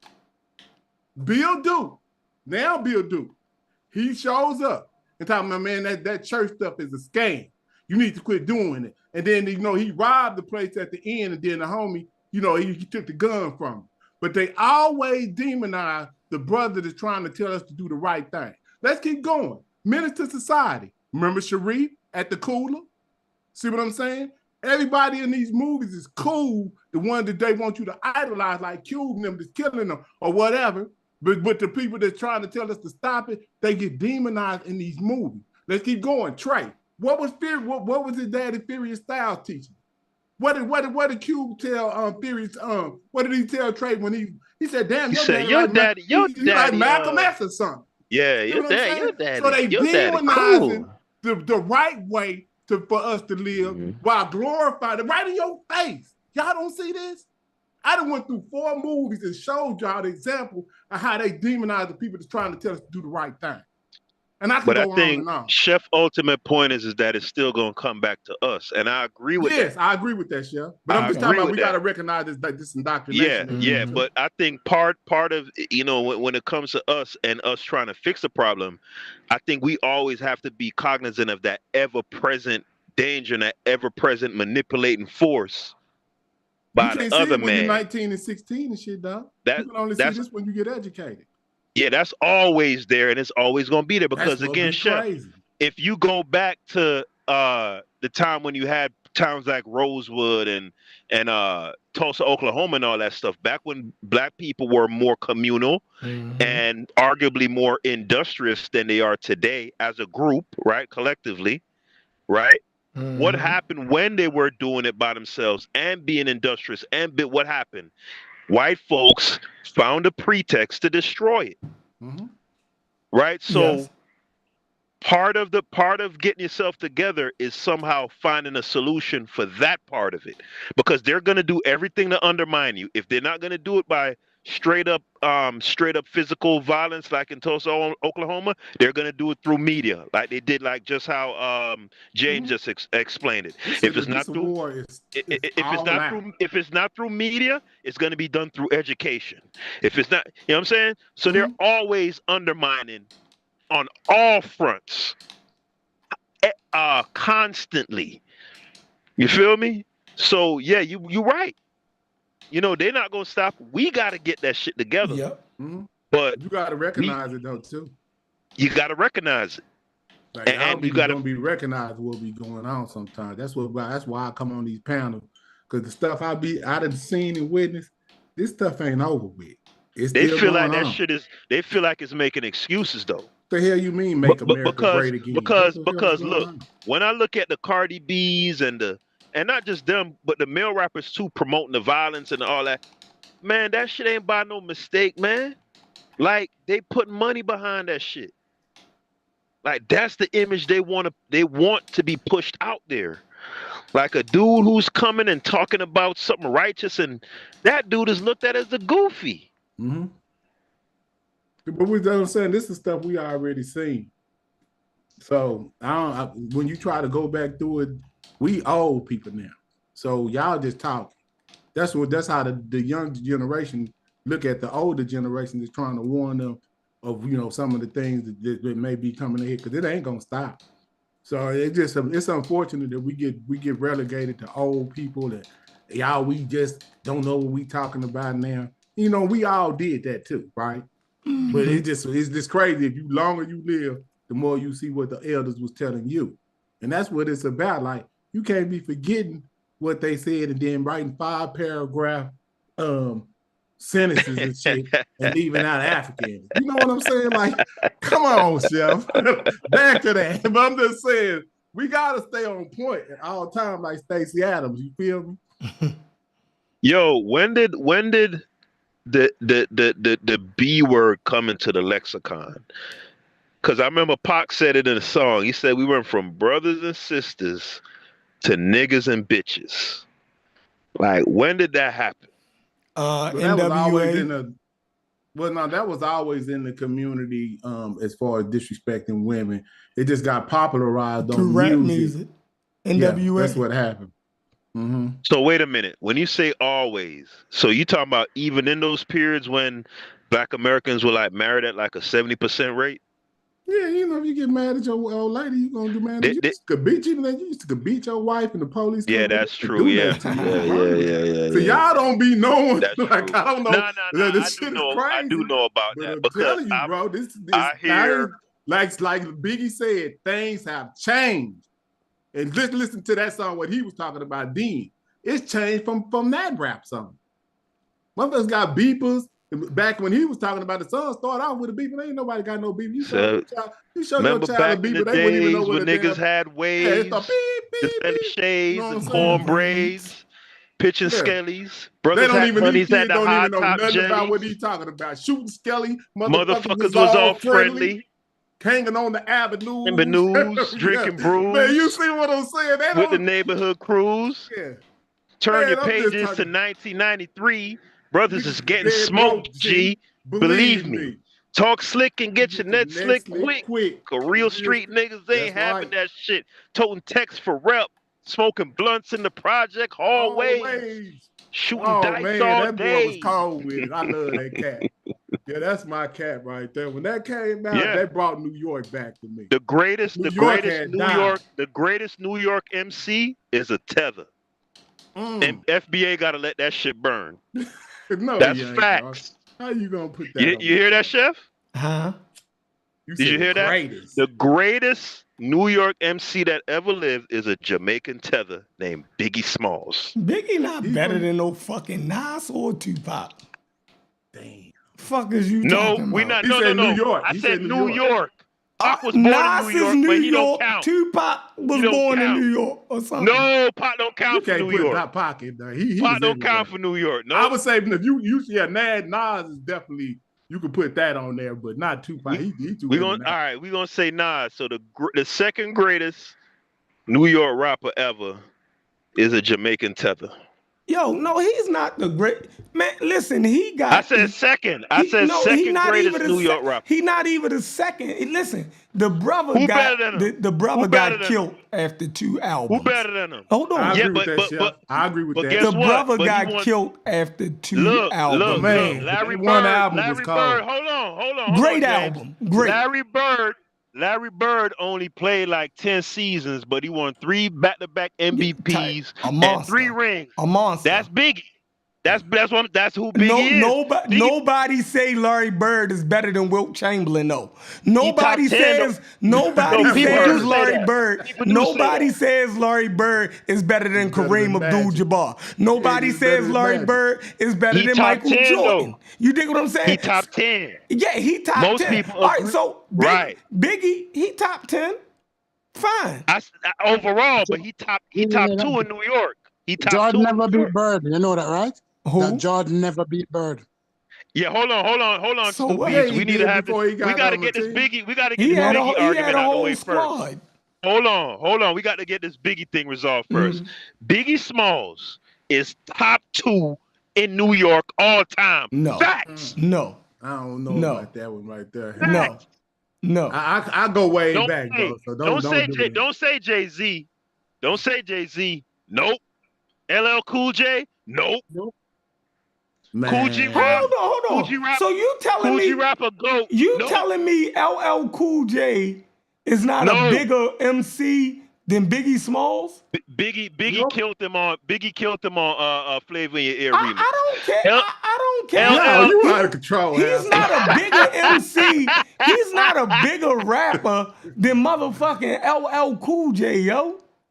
He's better. That's better. Subjective. That's subjective. This what's going on. I'm gonna tell y'all. That's I'm subjective. from the South. Let me give you my perspective. Hold on. Name some more. So we got LL, Cool G Rap. Cool G Rap could never take it to that next level. Yeah, he's a GOAT too. I agree. But he could never take it to that next level. Biggie level. Did. No. Commercial wise. Now you're talking about commercial success. No, not just. But here's the thing. But rapping, here's why I rate Biggie so highly, because he was an MC's MC. And he could do that commercial shit on a high level. I don't know about that right there, Hass. What you mean you don't know about that? Hold on, man. Biggie had radio hits. Hold on. You got Biggie had radio hits. You got Rakim coming out with Paid in Full album. And then if I just put that against Biggie's one album, man, that shit is pretty. Yeah, close, but Rakim never reached the commercial hype crazy? that How old Biggie are you, did. bro? How The old are you? commercial. You Let must me have say been it born in again. '86 or something. It don't matter. No, it do matter. So do you I disagree? was right there when Paid in Full dropped. That Okay, shit Biggie sold 5 million. How much Rakim sold? Don't matter about how many you sold. It matter about the impact of how it did to the community, bro. Right. Okay, I agree. Just like when LL dropped my radio. Rakim probably was the most revolutionary MC ever because he was the first to really have the intricate was rhyme the first patterns, probably to go right? platinum. Like, what are you talking about? Facts. But I'm saying you talking about LL. Biggie is the second greatest New York rapper ever. You keep saying that, but you're not proving it. Is it record sales that's making you say both. that? No, it's you both. can't. Listen. For right, a subculture, look. Let me say this. Let me say this. Go ahead, Chef. From a subculture to claim that record sales is a determining factor of a subculture in a is kind of crazy, because if that's the case, then we can say that people like MC Hammer, you know what I mean? It's not the determining. Listen, it's Chef, not. this is why I was. Yeah, this is why I was going to use this analogy, right? Mm-hmm. Most people, if you ask them who the go to basketball is, majority are going to say Michael Jordan, right? Now, part of the reason and a big part of the reason why they would say that is the 6 rings. Is it the end all be all? Of course not. Right? Hold on. Damn, my bad. Right? Because somebody would easily counter that with Bill Russell got 11. Right? So how I would counter that argument is Jordan is the greatest combination because he's the leading scorer of all time. He made 10 all defensive teams, including winning defensive player of the year. And he had the style, the flair, the commercial success. He represents a person he did everything, whether it be the record sales, the rhymes, the being respected, the impact, all of that he did on a high level. No, let me tell you why I respect you get me? Biggie. That's my argument for Biggie. I'm saying Biggie is an MC's MC. If he enter a cipher on just some straight rapping hip hop shit, he could do that at the highest level. On the commercial tip, making songs for women and club stuff, he could do that on the highest level. You get what I'm saying? Effortlessly, seamlessly. So that's my argument for Biggie. I would give him, maybe a top 3, right? But at the same time, the reason why I would give him such a high mark before, and that's over, and people that's probably gonna go before him is people that predate him. I'm not putting Nas and Jay-Z out before Big for the simple fact that they don't predate him, and I don't know what would have happened had him and Pac lived. It seems like they just feel the void, in my opinion, based on how their careers turned out. We don't know what it would have been like if Pac, because Pac was talking about don't even mess with him. And a lot of people was listening. But either which way it go, Big brought New York back from a nationwide and a national perspective. Because it had gotten too regional, and he brought it back with Ready to Die with that album.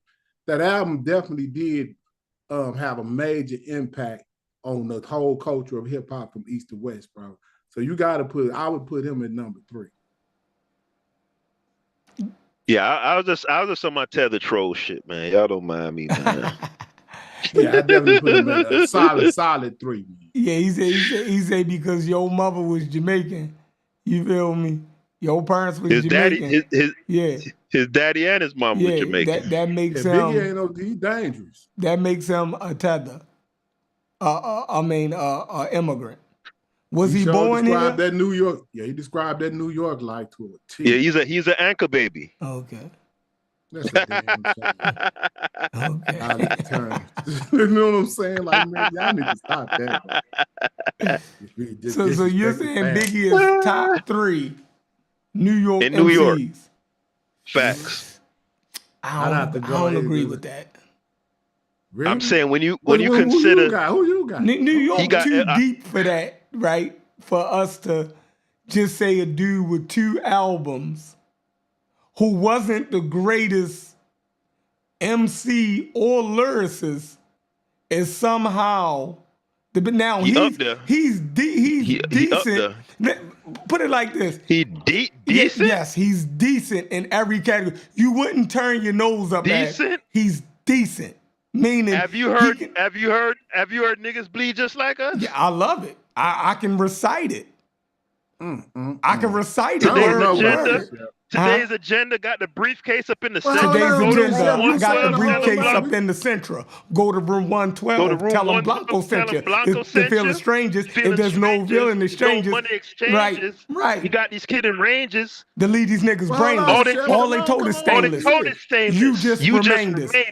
Calm as possible. Make the deal go through. If not, here's 12 shots. You know how we do. You know how we make do. the killers clean. Slugs up in between. Their eyes like true lies. Kill them and flee the scene. Just bring back the coke or the cream, or else your life is on the shelf. You mean that, Frank? We this mean this, Frank. Put bombs in your mom gas tank. Let's get this money, baby. They crazy. We get crazy. They shady. We get crazy. Dress up like ladies and burn them with 3380s. Then we come to kill our babies. Stop right there.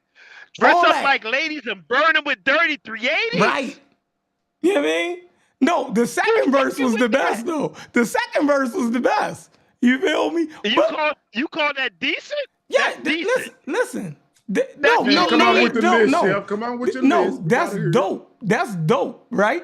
I'm saying that he was decent, right? Far wise, he was a, how do I say it? He was well-rounded. Meaning, boom, he didn't do nothing spectacular, right? But nigga, wow. So you don't call his storytelling spectacular? Man, no, it was good. Wow, it was good. Wow. So I can visualize. Hold on, man. I can visualize that song. Give me the loot. Give me the loot. You can visualize that whole song. Them shits are masterpieces, bro. Bro, wait a minute. So niggas bleed is not elite? It is. It's serviceable. I'll say that.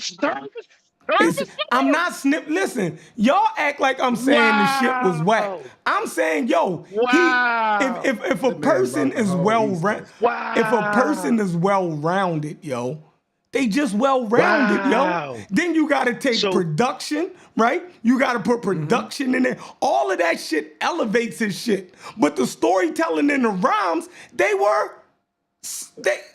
was well-rounded. What do you want me to say? I'm gonna tell you, Chef. I know what you're saying. I got what you're saying. And I'm gonna tell you something about that, right? What you seemingly might not appreciate is that he started to simplify his rhymes back to a more older style instead of using a lot of the terminology that got them lost in the first place. He started to make his rhymes more palatable to the whole nation instead of just more regional for New York and East Coast music.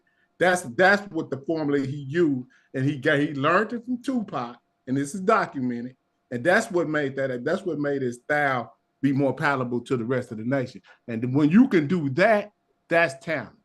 Because you don't want to be regionalized when you rhyming, bro. So even though he kept the New York vernacular in his story, it made it fresh when he did it, but he was still simplified enough for everybody to catch what exactly. I don't understand that because they was on some Nation of Gods and Earth at one point. We couldn't understand what they were saying. You know what I'm saying? Chef, James just put that so eloquently, bro.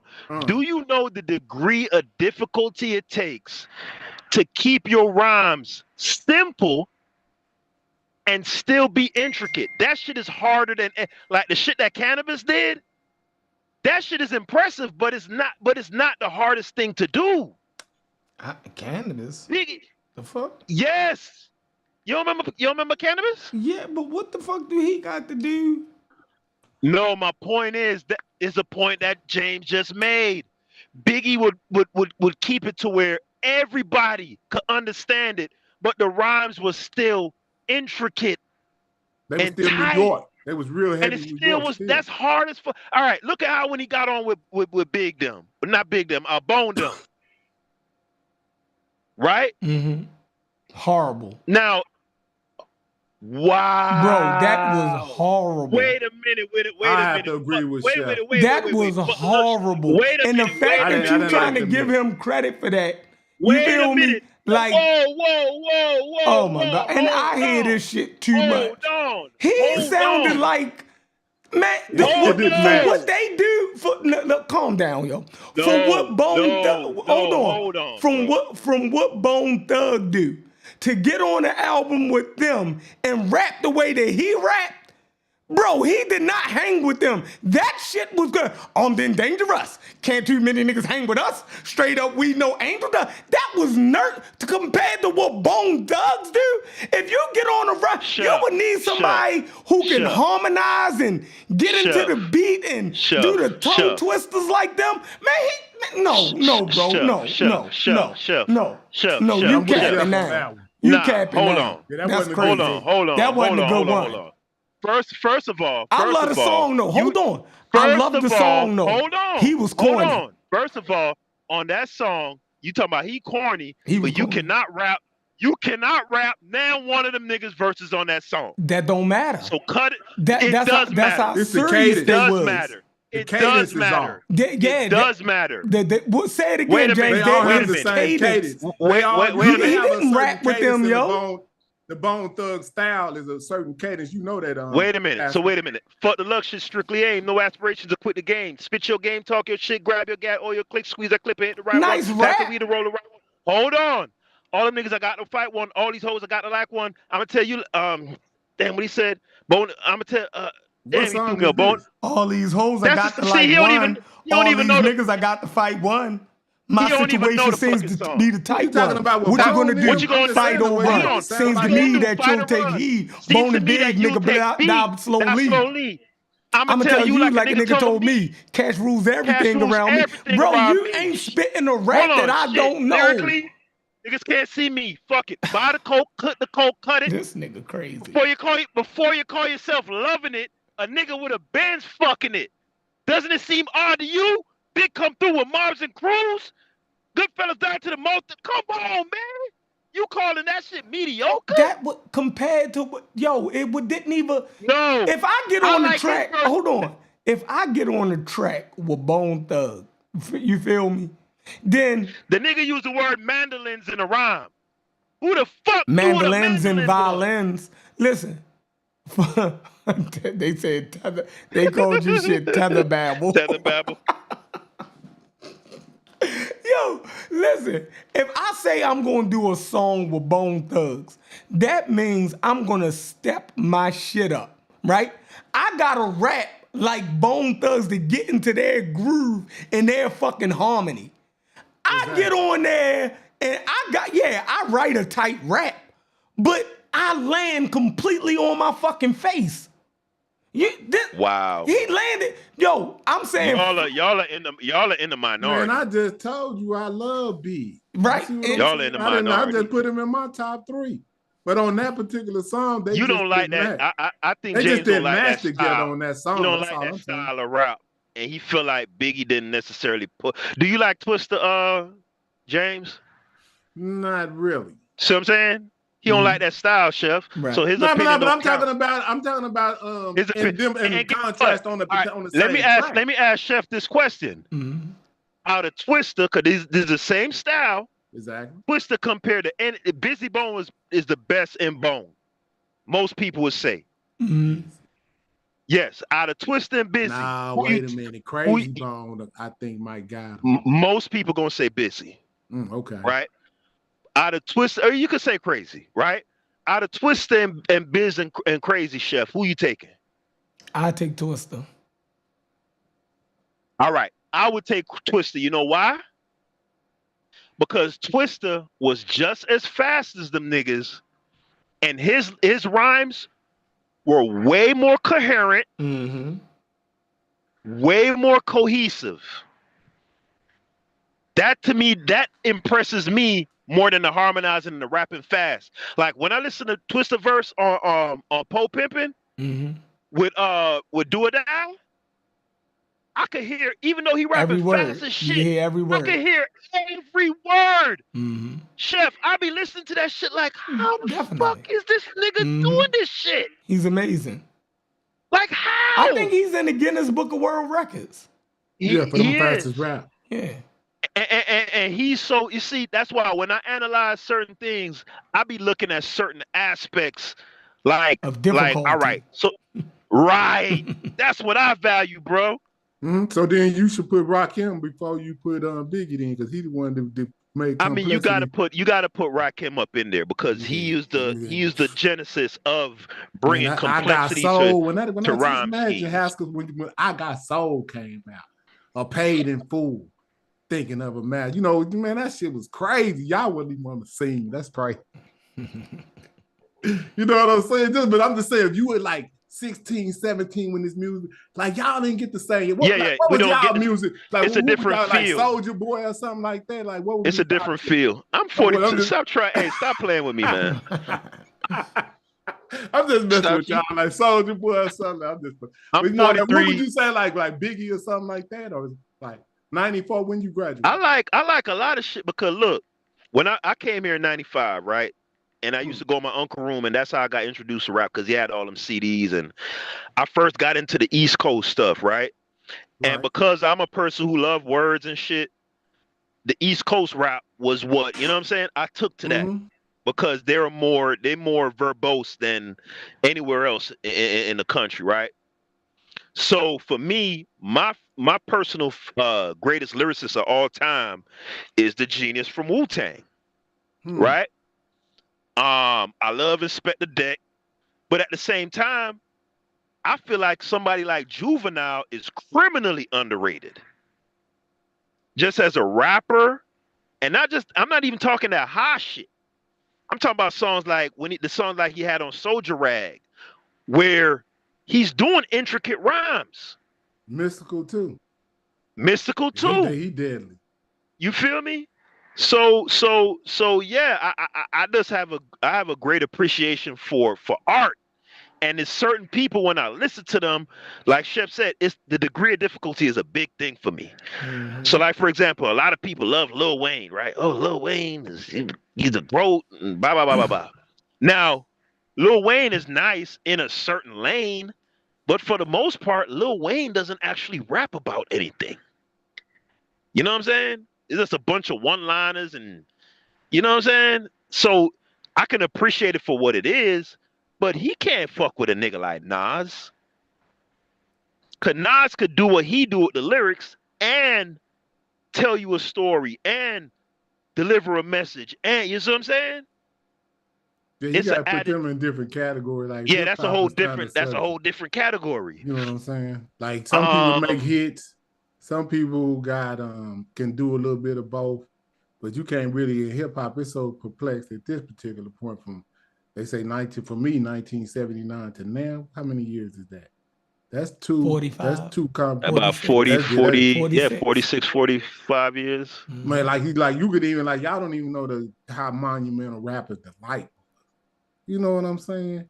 In 79, that was the first song to go nationwide.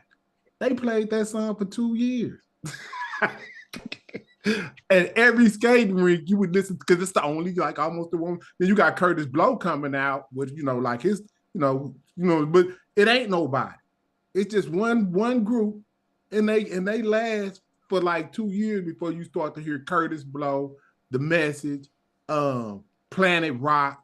All of these songs start coming out around 1980. Y'all don't even know how monumental, because this is the roller skate era. That's what we used to do for fun. So you listen to all this type of stuff, back then, and it's coming out.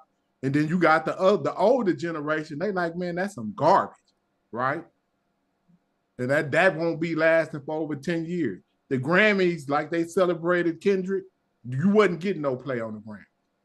It was garbage. Wasn't no videos getting played on MTV. So that's the type of stuff that I think a lot of us be forgetting as far as how far this shit then came.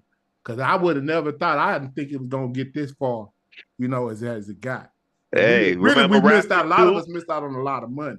You remember Rapping Duke, the hard? Whoever thought that hip hop would make it this far? Yeah. You feel me? Even a dude like MJG. I think MJG one of the rawest niggas ever. I'm talking about straight up rap, straight up MCing. You feel me? Not a lot of people, a lot of people don't necessarily check for that music. UGK. Yeah, You feel me? I wonder where y'all was at with that. Like, cause I'm right here in Texas. Like, how did y'all get a hold to that? Oh no, we fucked with it here. You know what I mean? We fucked with it here. Goody Mob, all of them. Yeah, we kind of we fucked with that. You know what I mean? It was a different bop to it, but it was in some type of rotation. You feel me? Who the most famous rapper from Baltimore? We ain't got no motherfucking rappers. No, I'm just asking. I don't know. I never really thought about that. What y'all do? Like, hold on, look at what y'all do? Krishan Rock. We don't get y'all down make with beats or nothing. Like, what the hell going on? We a little bit too we have rappers here, but they don't. It's not respected, right? It's not a thing where you can't talk like that and not be that here. Like, and it's serious. Yeah, you might could do that in other places, but if you really a gangster the way rappers talk, you really gotta be that fucking here. Like, it's sad. You know what I mean? Right. They ain't gonna let you just, you know what I mean? Even now? Yeah, they ain't letting you. You gotta. But he said they still tripping. You gotta really be. It's other stuff. TV show. Like Rick Ross. Rick Ross. That could never be the case here. Like, he would have had to been that. But Chef, it's other stuff you could rap about other than criminality and being a gangster. I don't know about that. No, that's the culture of Baltimore. Yeah. I mean, of rap. Yeah, that's the culture. I mean, we wouldn't have got no Soldier Boy out of this motherfucker. Soldier Boy wouldn't have been able to come out of this motherfucker. What about? If it would have been? He couldn't have did none of that. What about it? What? Okay, but wait a minute. Kanye West came out of one of the most violent cities in America. Kanye West went to New York to come out. Don't matter though. No, yes it does. It he went to New York to come out, bro. Common came out of Chicago too. Yeah, Common came out of Chicago, but he had a whole nother vibe to him. You feel me? What was that vibe? What was that vibe, Chef? He was more. You got a downplayed him like, yo. No, he had a whole nother vibe. He wasn't on that shit. What was that vibe? You know what I mean? That's what I'm saying. He was a backpack rapper at first. Yeah. He was more like Most Def in them. Yeah, he was with Most Def and all that. But that's what I'm saying. So hold on. Ain't none of that shit slick here. Listen. So you're saying ain't that none of that come out shit of slick Baltimore? here, right? First off, if you were a backpack rapper, wasn't nobody listening to you, right? Then if you were a street rapper, you really had to be a street nigga. So you would have had to. It's a different dynamic. Not saying that it's not. All right, we got dude King Los, right? Y'all ever heard of King Los? Right. Y'all heard him. Yeah. Now, King Los, is many people here who's talented, who can rap their ass off. They not going nowhere with that shit. We don't have the industry here. They will have to leave outside of Baltimore, and other people will have to respect that. That's just, you feel me? How it go? That's just how it go, yo. Crazy. Not saying that niggas here can't rap. Lo show you, he was in a group full of dudes who could rap just like him, who could rap their ass off. He was the one that kept going with it and going out of town trying to hook up. After a while, niggas gonna start going to jail. You dig what I'm saying? They gonna start getting into selling drugs, and the shit gonna derail. And don't got the energy. I think it takes a lot of energy to become a rapper or a singer or anything like that. You feel me? It takes more than you. Right about that. It takes more than just you also, right? These people have teams around them that kind of push them, and they, you know what I mean? Then it's the luck of the draw also, because the right person got to hear you. You dig what I'm saying? So a lot of stuff. Do you know how many talented rappers is probably in New York that we never even heard of? It's probably a nigga sitting there like, yo, my man who used to. Oh shit. Who used Chef, to. hold on. Guess who was born in Baltimore? Who? Lloyd Banks. There you go. But he's not a Baltimore rapper. Yeah, he ain't claiming Baltimore. Bro. Yeah. No, he claiming, but he was raised in New York. So he gets his whole style. I never knew that. Yeah, he gets his whole style and shit from New York. New York is what, you know what I mean? Being born somewhere, what Rakim say, it ain't where you born, is where you at. You feel me? I feel as though wherever you went to high school at is what you is. You feel me? Because they're your most formative years when you started to become who you are. You know what I mean? High school. If you went to high school somewhere for 4 years, I'ma say that's who the fuck you is. Like you got your vernacular, you started to try to talk to chicks and your cool came from that. You feel me? Do y'all agree with that? Nah, yeah. I go maybe 8th grade, 8th, 7th and 8th grade is because it was kind of for me. Chef, I'm trying to find somebody, man. Like this is kind of mature. As far Boss man D-Lo was born. Hold on.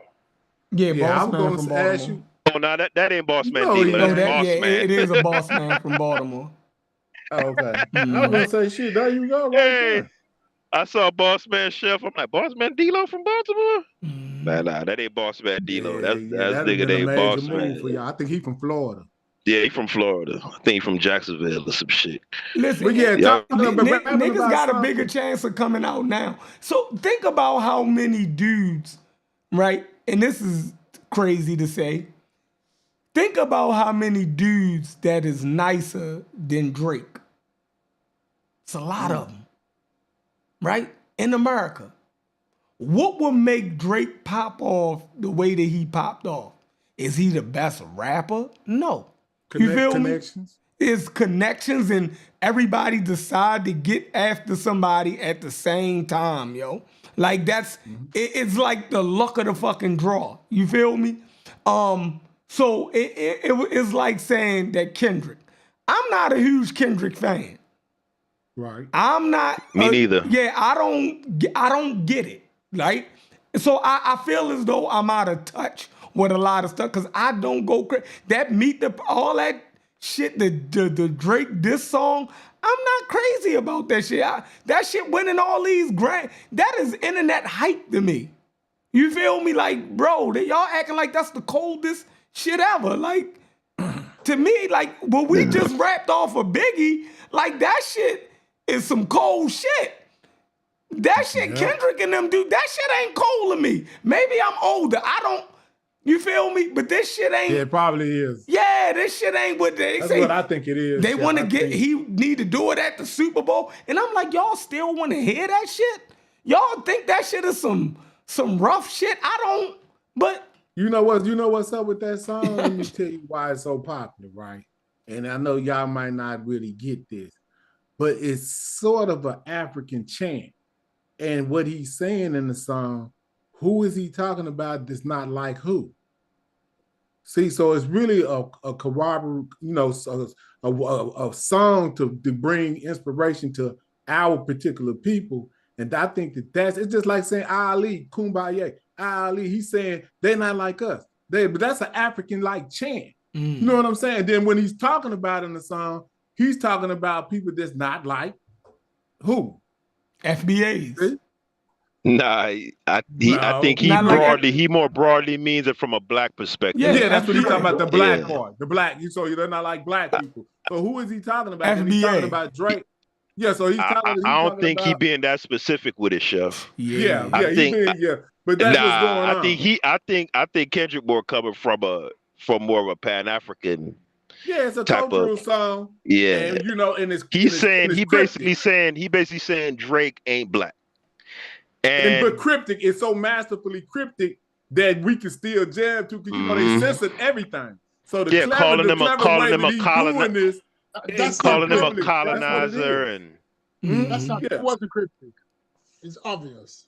Yeah, but see the way he's doing it is so cleverly done. That's what he's getting appreciation for in a such sensitized type environment to be able to get that off on them. Because, you know, we came from some songs where you could just say anything about them. Now you can't say those things. But the way he made that such a cryptic way of doing that and still gave homage to his people, that's what it is, Chef. You know what I'm saying? Yeah, I can dig it. I'm not a huge fan of him or Drake. So I'm glad he came out on top, I guess. But because I felt as though they was giving Drake wins over everybody and shit wasn't even earned. Like, so it was like, yo, y'all just saying yo won, like, just he put out anything and y'all just like what the fuck? T.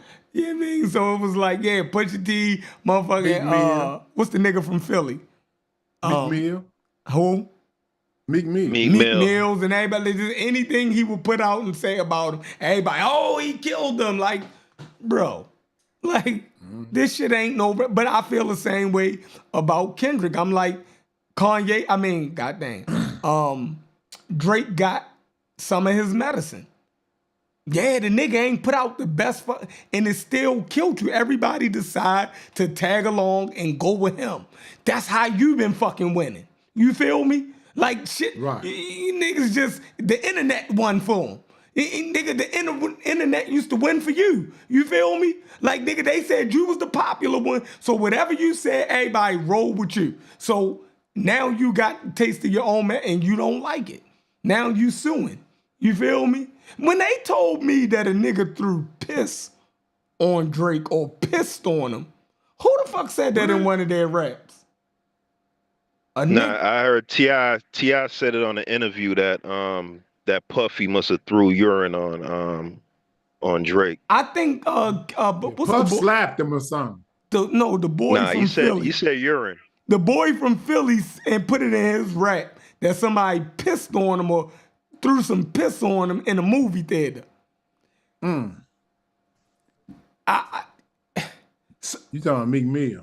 Yeah, so at this point, you lost the rap battle. Like, bro, if that's true, right? Nobody ever even looked into that and tried to. They just brushed that shit off and it's just like with Nas and Jay-Z, right? Jay-Z's song, to me, what he said was a little bit more tougher than what Nas said in Ether. Oh, yeah? Yeah, Super Ugly, you feel me? What, like Super Ugly was garbage. I'm saying what he was saying. If it was you talking about the disrespect. Yeah, the disrespect. And if it was true, nigga, I'm fucking your baby mother. Your baby mother think I'm the best rapper. Stuff like that. I threw the con. I fucked the I threw condom on your baby seed, and that shit was corny to me. No, that ain't good. See, that's the type of the type of shit that I don't like, nigga. We are beefing. We are beefing. If I say real shit, if I got no problem with him in my raps to show that you are beneath me and you make a nice song, nigga, I won the battle of disrespect. You made a nice song, and but Nas got facts in his shit too. What's the facts? Talking about you wanted to be on my song. Yeah, right? That's a fact, but that's kind of weak. Compare that to I'm fucking your baby mother. Nah, you wanted to be on my album. I tell you I tell you I'm fucking your baby mother, and you say, but you used to want to be on my album. Who just won that exchange? Yeah. All right, look. Are you being serious, Haskell? Listen, I ain't even said a word yet. To me, somebody bragging about screwing my baby mother when I'm not with her no more. That ain't no fucking win, nigga. Yeah, yes, it is. Nigga, that's still your baby mother. What the fuck? I don't fuck with her no more, bro. These little skeeving ass. Bro, they'll fuck anybody. All right, look. When Pac said he effed what's the name? Faith. Yeah, that shit was. Why did he say that? Because he did. Right. But I'm just saying, why would he put that out for the world? Because they was beef. What you mean? What you mean? Yeah, so he's doing the most disrespectful thing yes, I can say. but that's the point I'm making. Said that was Chef's trying to convey. But that's the point That's the point I'm making, okay, bro. So that shit landed because Big was still married to her and claiming her. Okay. So that shit was like, ooh. Yeah. But and okay, not only that, I can give you that. And not only that, Jay made the whole condoms on your baby seat after Ether had already landed. It was over already. You get what? It just didn't land. It didn't have any oomph behind it. It was like it just seemed desperate. Like I'm gonna just try to say the most disrespectful shit I could pop, but it didn't. The beat was whack. Ether, right? But Ether was a good song. Like Jay say, it was the greatest, craziest diss song ever. I'm a Nas fan. Do I think Nas better than Jay-Z? Yes. But in the back, I think that Nas was given that for making I don't think that. I think if it's a battle song, I think it was corny. Was it a good song? Yes. But as a battle song, I think it was corny. To me, that's personal. I don't know that I don't know. To me, the lines that landed the most for me and Ether was when he said, "You seem only to be concerned with dissing women. Were you abused as a child, scared to smile? They called you ugly?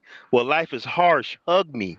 Don't reject me. Or make records to disrespect me, blatant or indirectly. Blatant or indirectly. In 88, but that's, bruh, because when I listen to Jay-Z, he was constantly disrespecting women. And you could tell he was one of them dudes who couldn't get no chicks when he was a young nigga, and that's what. What you mean? Now you psychoanalyzing motherfuckers. Yeah, y'all niggas is crazy. Yo, listen. Yes, you could hear it in his rhymes. They said the man was a millionaire in the streets.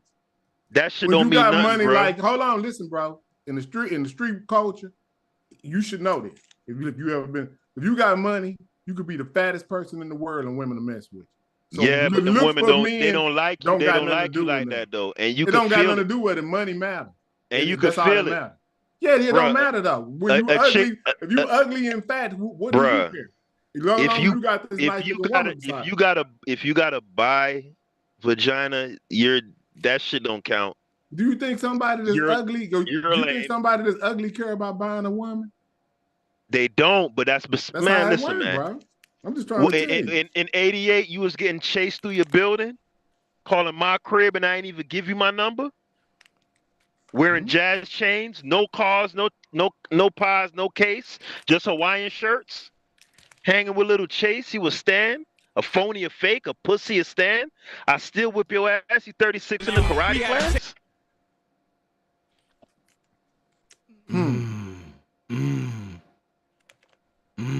No, that shit landed to me. It was. I don't know, man. Like it was okay. I mean, I like the song, right? I just think what Jay-Z was saying was a little bit more. It had, you know what I mean?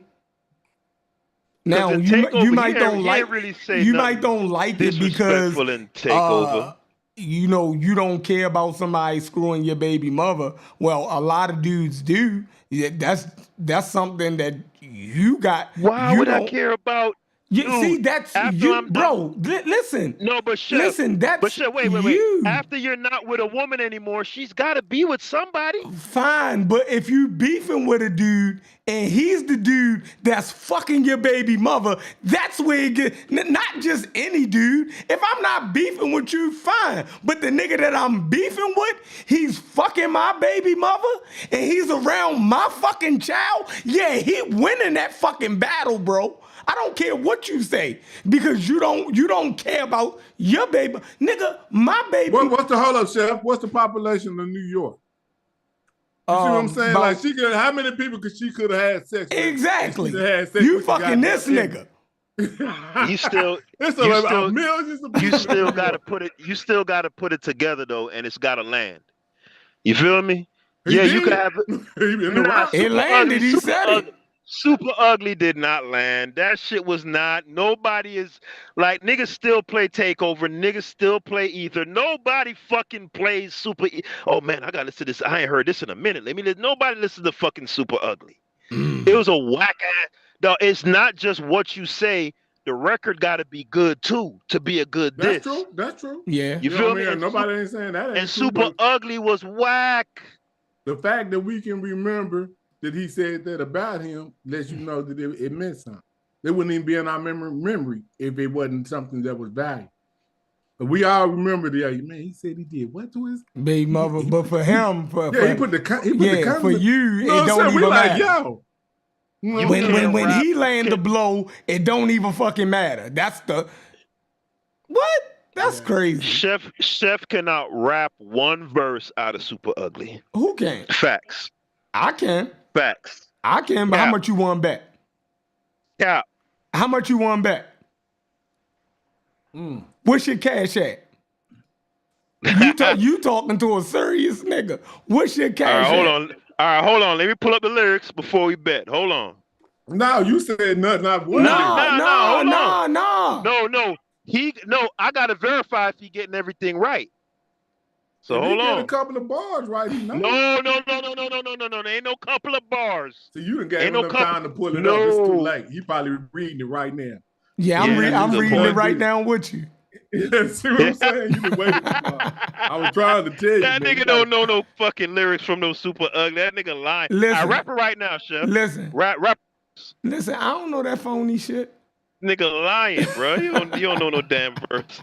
All he remember from that song is throwing condoms on your That was the most valuable on your child baby seat or whatever. Like, why would you say that? Yeah, why would you say that about that man? Right? So ain't that disrespectful? Right. It's very disrespectful, but it takes more than that to make a good diss track, though. You right. Well, if you listen to No Vaseline, that was deep. With Ice Cube, he was saying some wild shit in there. You know what? Damn, I'm glad y'all said it all. See, this the entry to that song is just was. I gotta listen to No. You know, I never listened to that song. You never heard No? So you done disqualified yourself from all discussion. Nah, you know what's crazy?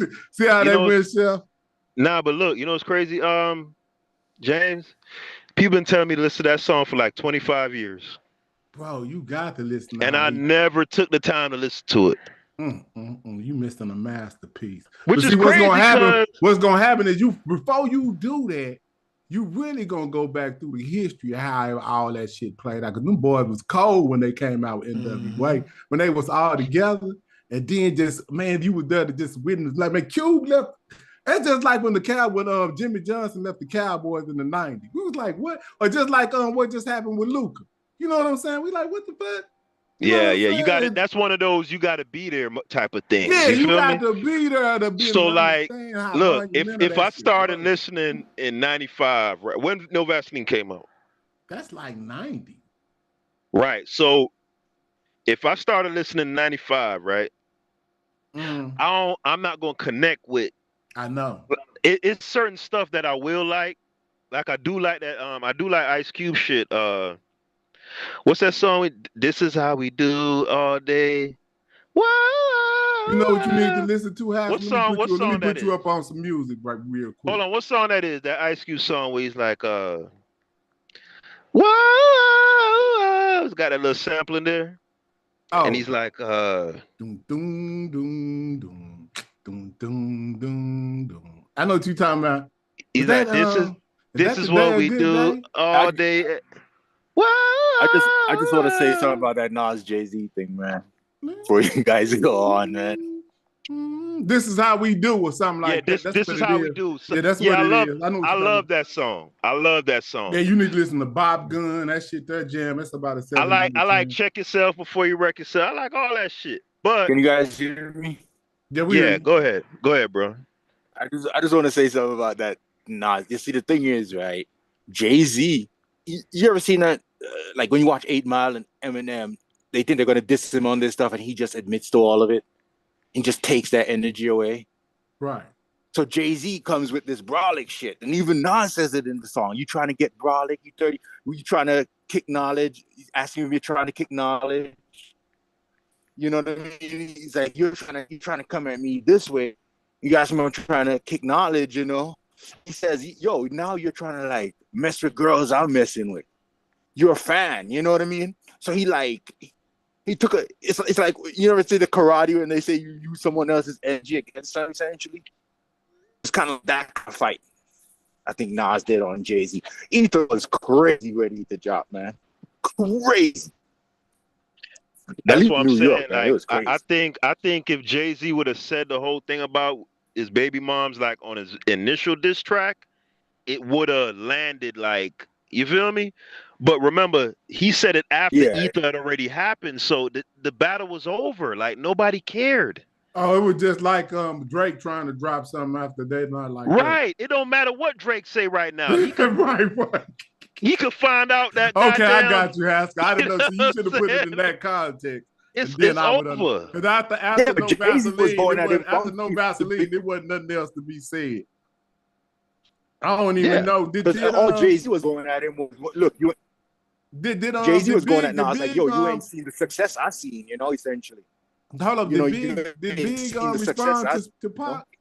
I don't remember Big responding. He did on Last Kiss Goodnight. There's a lot of subliminal you saying shit. That was just basically like Jay-Z, basically.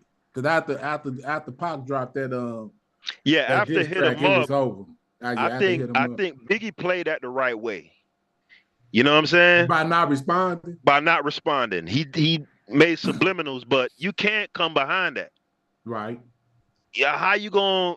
Because the Pac energy and I mean, it's over. That boy was deadly. It's over. Like you could talk about him getting robbed and shot, trying to play gangster, and yeah, it'd be disrespectful, but nobody's gonna care. Like once that nigga say, "Yo, that's why I fucked your bitch, you fat motherfucker," like, it's over. Oh, he died. Yeah. I mean, rest in peace to Herb, man. Yeah, they said he was. Who was that? 50 Cent posted it. Yeah, they said he had a massive stroke.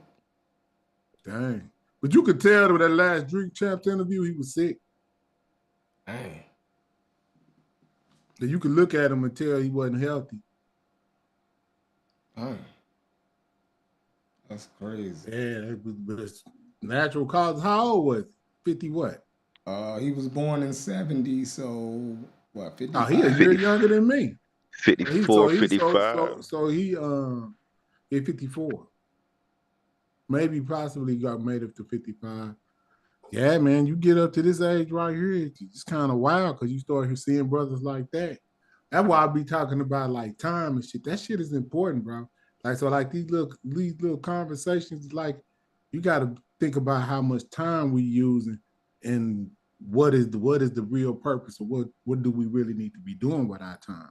The shit got to be ironed out, right? So that's what we're doing, right? We're making use of our time. These are issues that's coming up in our time, and we are dealing with them, right? So think about it. Back to Tariq Nasheed, right? Now, Tariq Nasheed is saying things that the elders said, right? Now, when he say those things, we're calling him pseudo.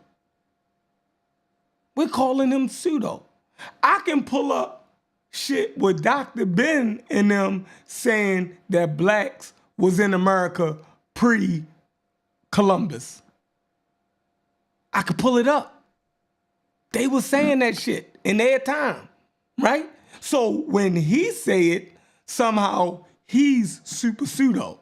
You dig what I'm saying? But we ain't saying, yo, he got it from somewhere. He got that shit from somewhere. Right? And we not... Was it rebutted? Huh? Was it rebutted? When Dr. Ben said it, afterwards it was rebutted. So that information was found. No, I seen Dr. Ben say it and not get scathed on it.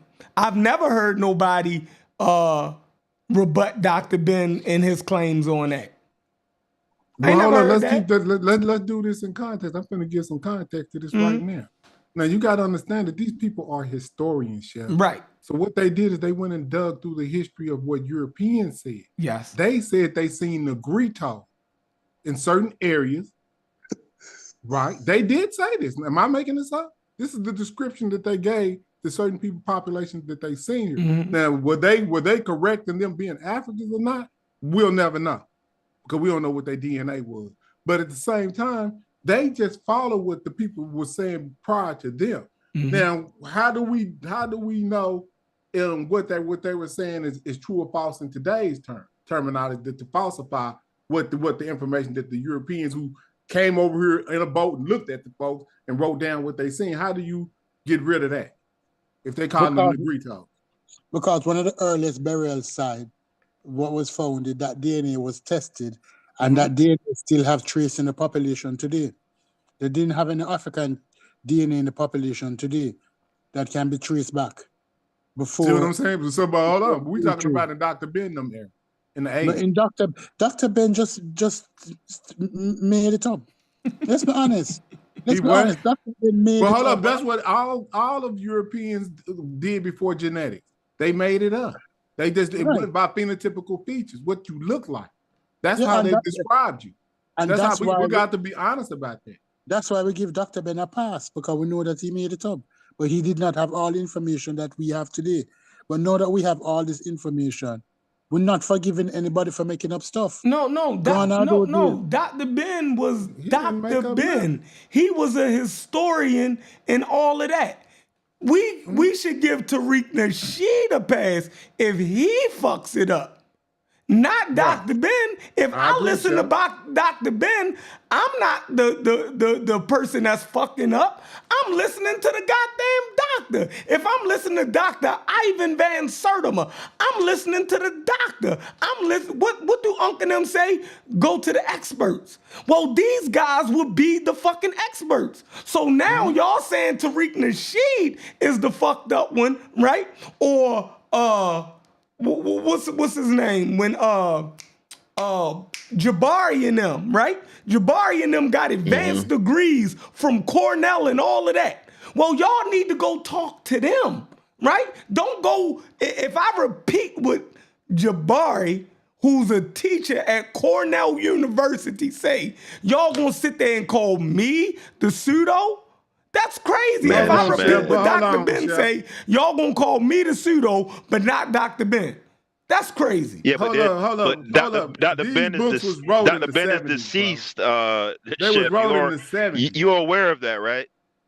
He's deceased. We can't go to Dr. Ben. No, but you can claim that his work and those teachings are fucking pseudo. No, they're not.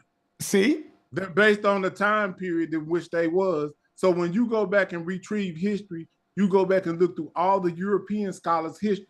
You saying that they was wrong? What they got wrong with the phenotypical or the genetic identity of the people that they were looking at. I'm not talking about an outlier European historian who wrote something like that. I'm saying that the credible historians, go get me a credible history book from the 70s that said that Africans made it to the New World pre-Columbus. Go get those books that was in circulation that was from accredited sources that said that shit. Not some random. We come before Columbus is source. What? No, but when you read, we come before Columbus is sourced by European sources. Man, he went and got sources from outdated manuscripts from 17. No, these were manuscripts from 1700s that he superimposed over current information, saying that this description fits what we would call nowadays an African. He was superimposing. And then if Columbus came over here and said he seen some Negritos, he just told you what he said he seen. You go get. I don't know. I don't know about the Negritos. That said that Columbus said that he seen Negritos. He said he seen Whatever what term I these have, people said they seen was the African phenotype. but Is what hold I'm on. saying. What I That man ain't what just I made that would, up. Stop it. in terms of Van Sertima, the thing that I would put forward as the strongest like scientific argument for Africans having pre-Columbian contact, right? That's an important distinction to make because Sertima never claimed that there was like a substantial African population. Well, he kind of did, but it wasn't like, you know what I'm saying? He more so made an argument for contact more than anything. And his strongest argument was the fact that guanin was found here in the gold, right? And like I try to explain to another idiot, because these people can't follow arguments, is that guanin isn't something that naturally occurs. It's an alloy, right? And it's an alloy of gold, silver, and copper, and it's alloyed in a certain ratio. Right. So it's like 18 parts gold, 12 parts this, and it just so happens to be in the exact same ratio as the guanin found in West Africa. So it's not the type of thing that could have happened by chance. It's next to impossible, right? The other argument he made that was a scientific argument was the particular strain of cotton that was an African strain that they found in America, right? So now, any of those things taken singularly doesn't conclusively prove that there was African pre-Columbian contact. But what I will say, and I don't like when people disrespect Van Sertima and just break what he says down to just lookership. No, that lets me know people never really read that book. Exactly. He made a comprehensive argument. So yes, he did cite people like Alexander von Wuthenau, who did use quote unquote lookership, where he was showing like the terracotta that had what we would consider prototypical, clearly African or Negroid phenotype. So yes, he did use that as a part of the argument, but that was far from the only component of his overall thesis. He included linguistics. Some people say that the linguistics is pseudo. They say Barry Fell is pseudo. That's neither here nor there. All I'm saying is he made a comprehensive and a very cohesive argument. You can't get around the guanin. I haven't heard a good answer to that guanin thing yet. How was it? You got one, Chef? I'd love to hear it.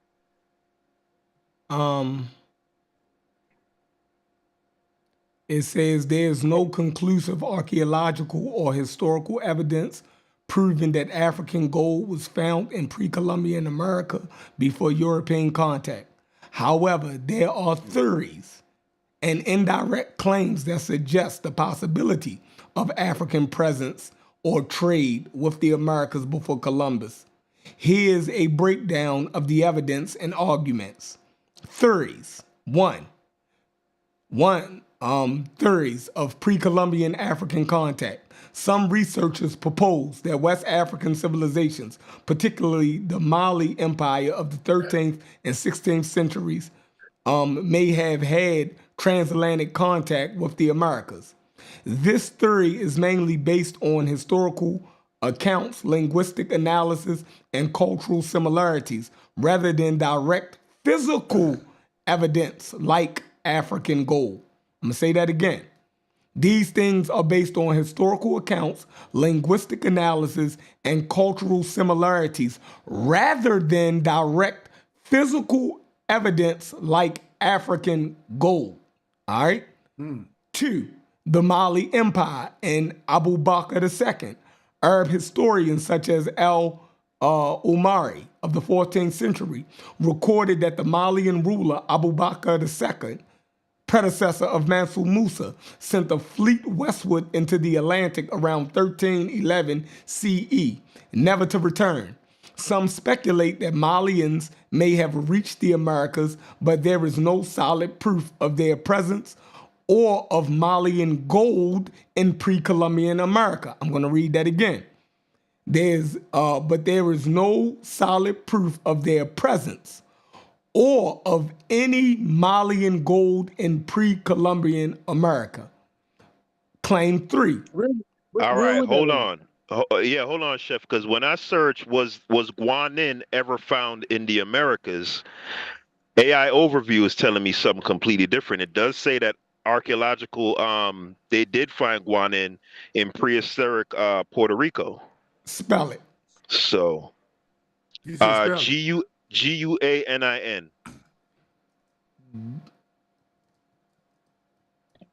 Hold on. So didn't they, when they made exhibitions, they didn't come up with no gold around here? G-U what? Guanin. Nah, they said they did find physical. Yeah, I'm saying, I could have swore they said they was coming over here to try to do expedition for valuable minerals, and they found some gold. If they found some gold, they would kill them and Yeah, it says guanin was one of the most important valuables for trade in the Caribbean basin and Central America. It was used to make ceremonial objects, including medallions and figurines. See, the source where Chef is reading from is saying no African gold was found here. So they're not characterizing guanin as African gold clearly. They're saying, okay, yeah, they had guanin, but that's not African gold, right? But Van Sertima's point is, okay, you're not characterizing it as African gold, but why is it alloyed in the specific ratio, the exact ratio? Cold busted them. No, hold on. As what it. Go ahead. All right. There is no conclusive archaeological or metallurgical evidence proving that West African gold, including guanin, was found in pre-Columbian America. However, there are historical accounts and theories suggesting a possible African connection. Let's examine the evidence and arguments. What is guanin? Guanin is an alloy composed of gold, copper, and silver, sometimes mixed with trace elements. The term guanin is used by West Africans, particularly in the Mali Empire, and also by indigenous peoples of the Caribbean and South America, the Taino people, right? So there's never been linguistic. Y'all jumping right there. Go ahead, Chef. All right.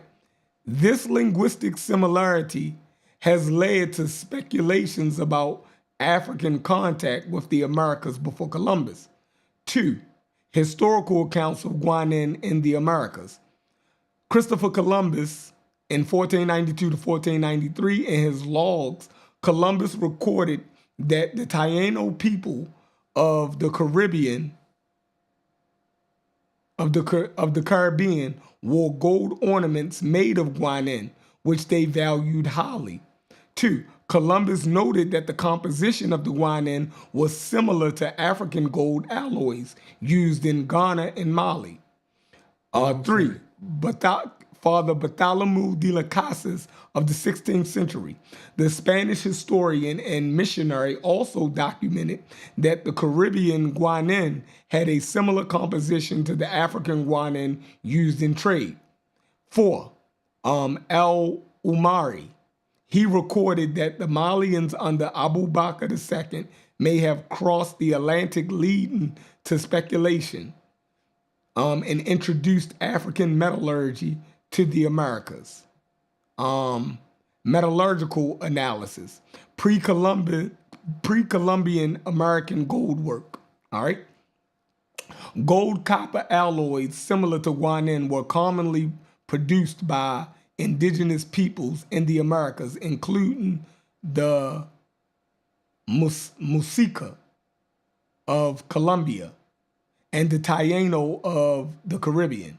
Chemical composition studies. Scientific analysis of pre-Columbian gold artifacts suggests that they were locally sourced in the Americas rather than imported from Africa. No confirmed African...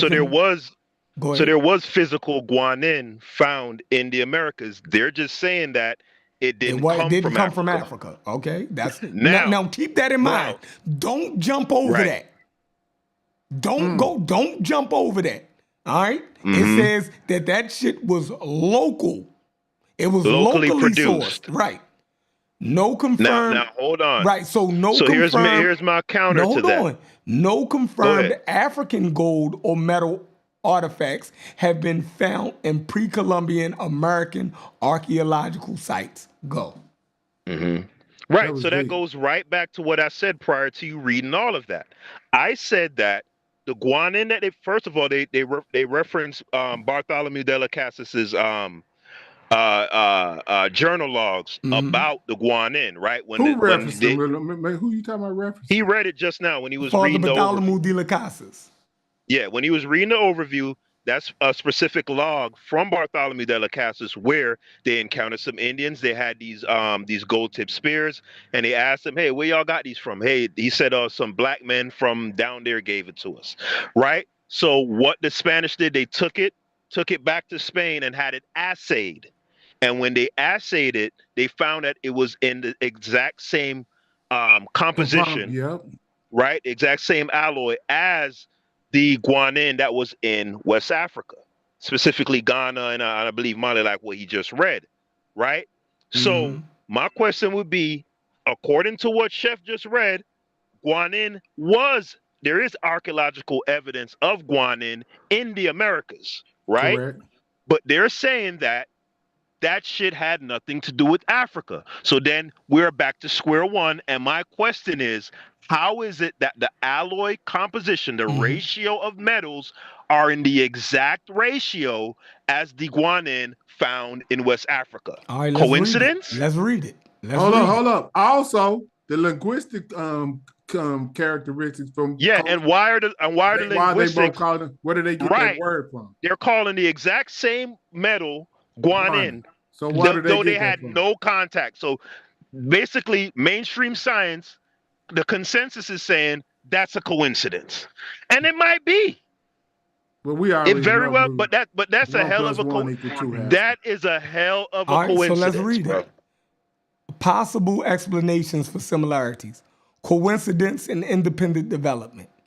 The Americas had a well-developed tradition of metallurgy, particularly in Colombia, Peru, and Peru, and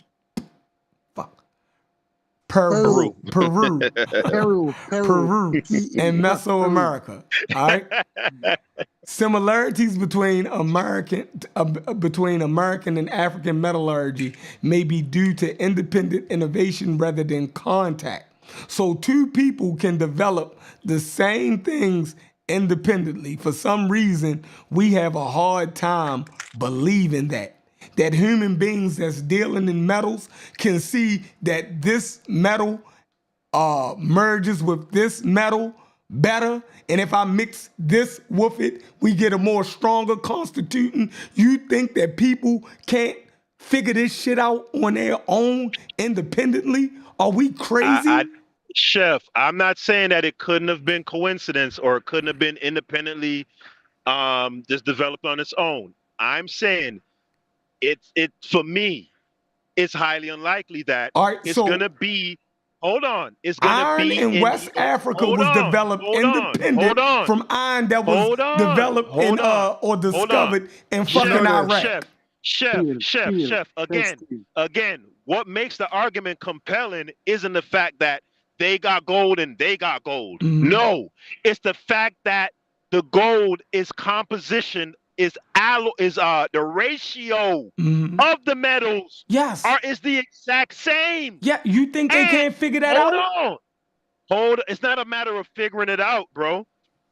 What? It's not a matter of figuring out the likelihood that the exact composition is the same. Yeah. Right? And they call it the same thing. Listen. And then they call it the same thing. So fine. You got me there. Listen. You got me there. Anything is possible. I said you got me there. That's a hell of a coincidence. I heard you. Anything is possible. It may very well be a coincidence. All on different sides of the aisle of the issue. For me, that's too much of a coincidence.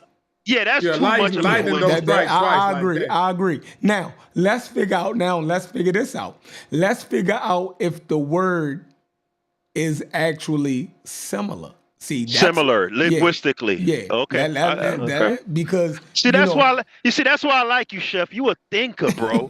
At least we could have the, other people I get on their panel and I bring this argument up, they'll just go all over the place.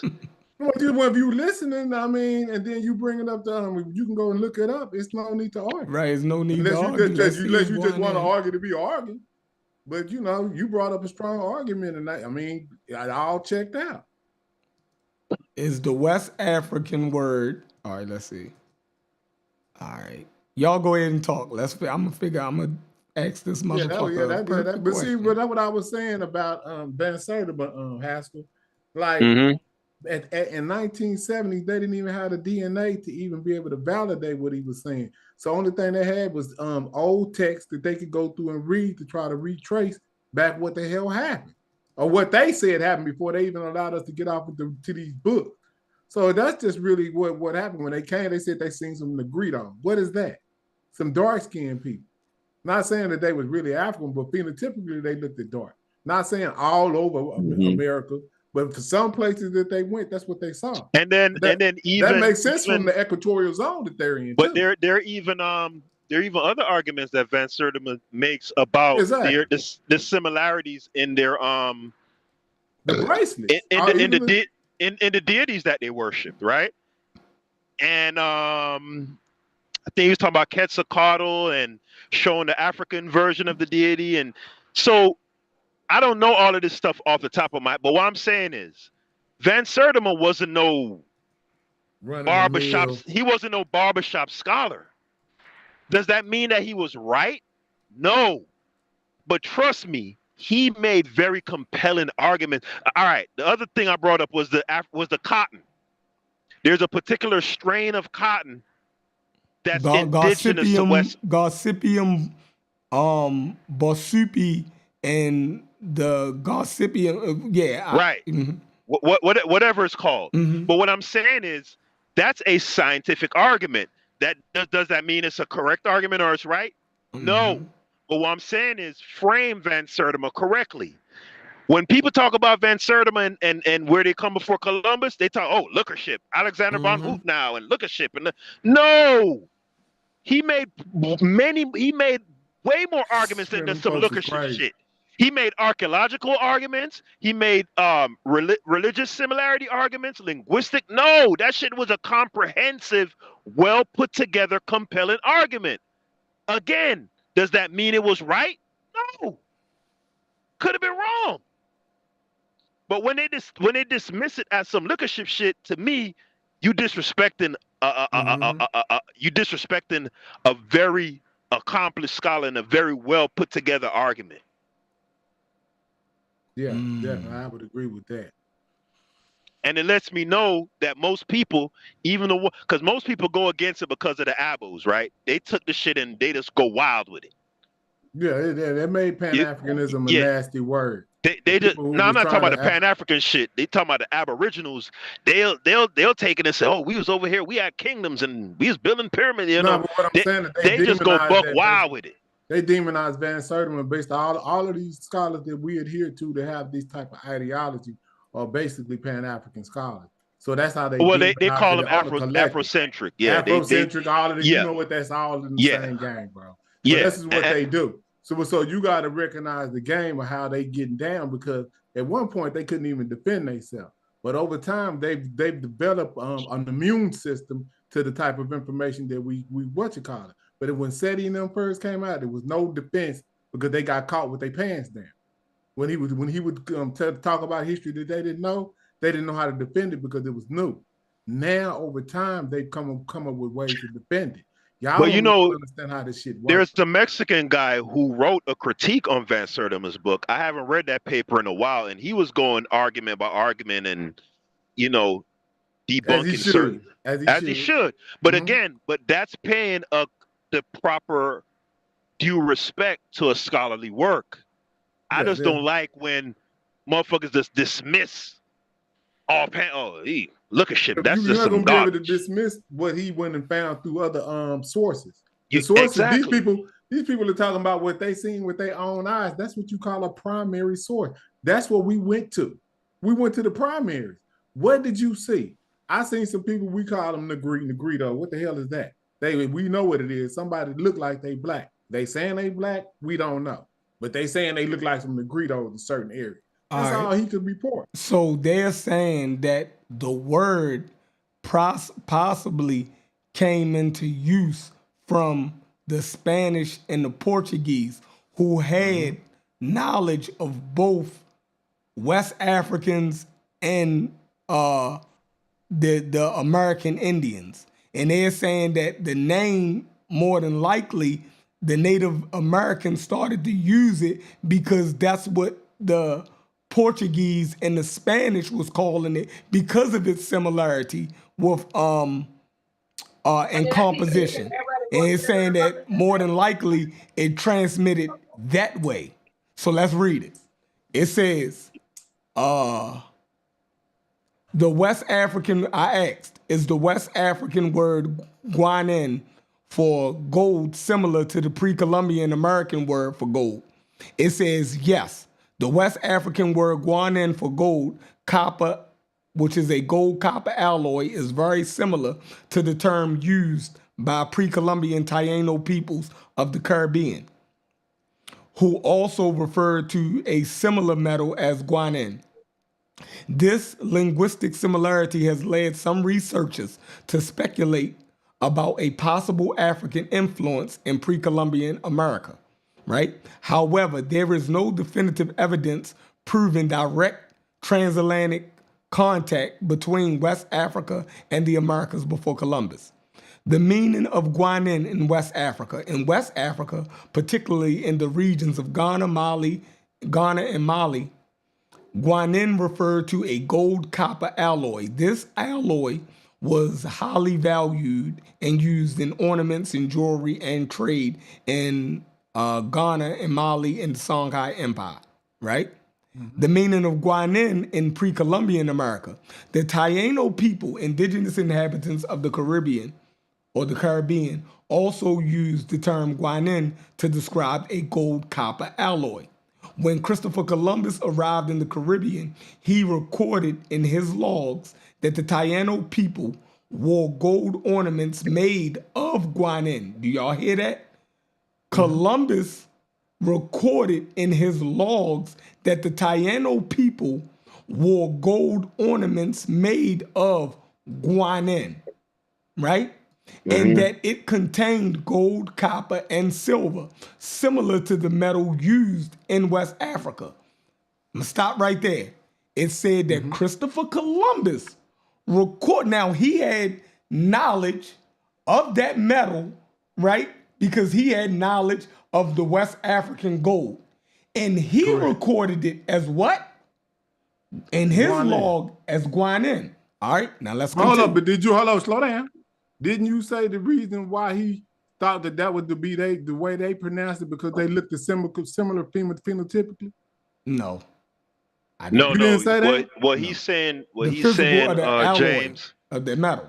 No, I'm talking about why did they make the mistake and say that that's what they coined it on their continent? Because I thought it said that they had a phenotypical likeness to the people in Africa. No, it didn't. Why say they did that? No, it didn't say nothing about their physical appearance. Did you hear that, Haskell? No, I'm talking about when you was reading earlier. In the De La Casas account. No, I'm talking about what I just read. No, I'm talking about not that particular sentence. When you read up above that, that's what you said. You said that they said that they used that coin. They coined that term because they looked so similar to the West Africans. No, you might not. No, I didn't. I promise you, I never said that. All right, I'm gonna read it again. The Taino people, indigenous inhabitants of the Caribbean, also used the term guanin to describe a gold-copper alloy, talking about the metal. When Christopher Columbus arrived in the Caribbean, he recorded in his logs that the Taino people wore gold ornaments made of guanin, and that it contained gold, copper, and silver, similar to the metals used in West Africa. All right? Remember who recorded that word, and Christopher Columbus said that. All right, Bartholomew de las Casas, right, also documented that the gold alloy of the Taino resembled West African metalwork and composition. All right? Why is there a similarity? There are three possible explanations for the similarity between the West African and pre-Columbian Taino words for gold. Now let's look at these three. Independent development coincidence theory. 1. Many cultures developed similar words for valuable metals due to phonetic similarities. 2. Example.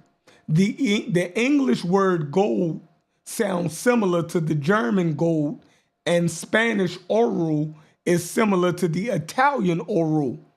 But that does not mean they came from the same ancient source. Real quick, Chef. That don't Right, even I was just sound gonna right. say, Because I was just English gonna say has a very strong similarity to German. Exactly. Right? It is German based, Exactly. and Spanish. And Spanish. Spanish comes from the Italian. Latin. Yeah. Like, Right. Yeah. So that's a I'm with you. terrible That's example. And those cultures had contact. Yes. Everybody knows Yes. that. Yes. We're saying that the Africans never had any contact All right, with let's the finish. Americas. So that's a horrible. No, I'm with you argument. right there. I'm with you.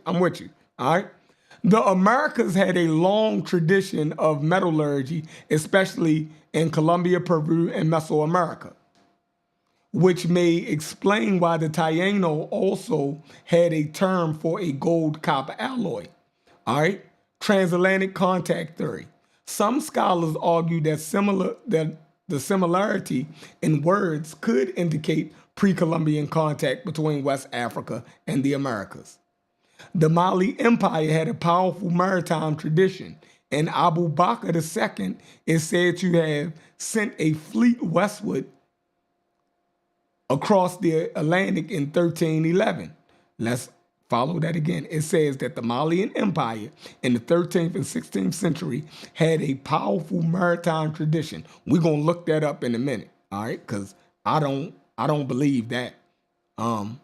Chef, look up if gold is oftentimes found with silver and copper in mining. So when people talk about metallurgy, gold is oftentimes found with silver and copper. So it's not far-fetched for them to use it. No, but it's not random. It's not a random composition though. It's alloyed in a very specific ratio. Probably they couldn't. But if you look at the same ratio, it's not far off, because what happened is that to make gold pure, 24 karat gold, right? It takes a different level of expertise. The Africans weren't making 24 karat gold. They weren't. All right, so I agree. So check it out. It's if the Malians or West Africans reached the Americas, they could have introduced the term Guanin to the indigenous peoples. All right, now here we go. C. European influence, post-Columbian explanation. Some researchers believe the similarity may be due to Spanish or Portuguese contact with both West Africans and the Taino. The Spanish and the Portuguese were already familiar with West African Guanin through trade before arriving in the Caribbean. After Columbus' voyages, African slaves and workers were brought to the Americas, possibly bringing the term Guanin with them. Now, when we read up in the beginning, it said that Columbus was the first one to record that it was Guanin. And we already know that he know from his metallurgists that it was of a similar composition as the West African gold. So he was the one that called it Guanin.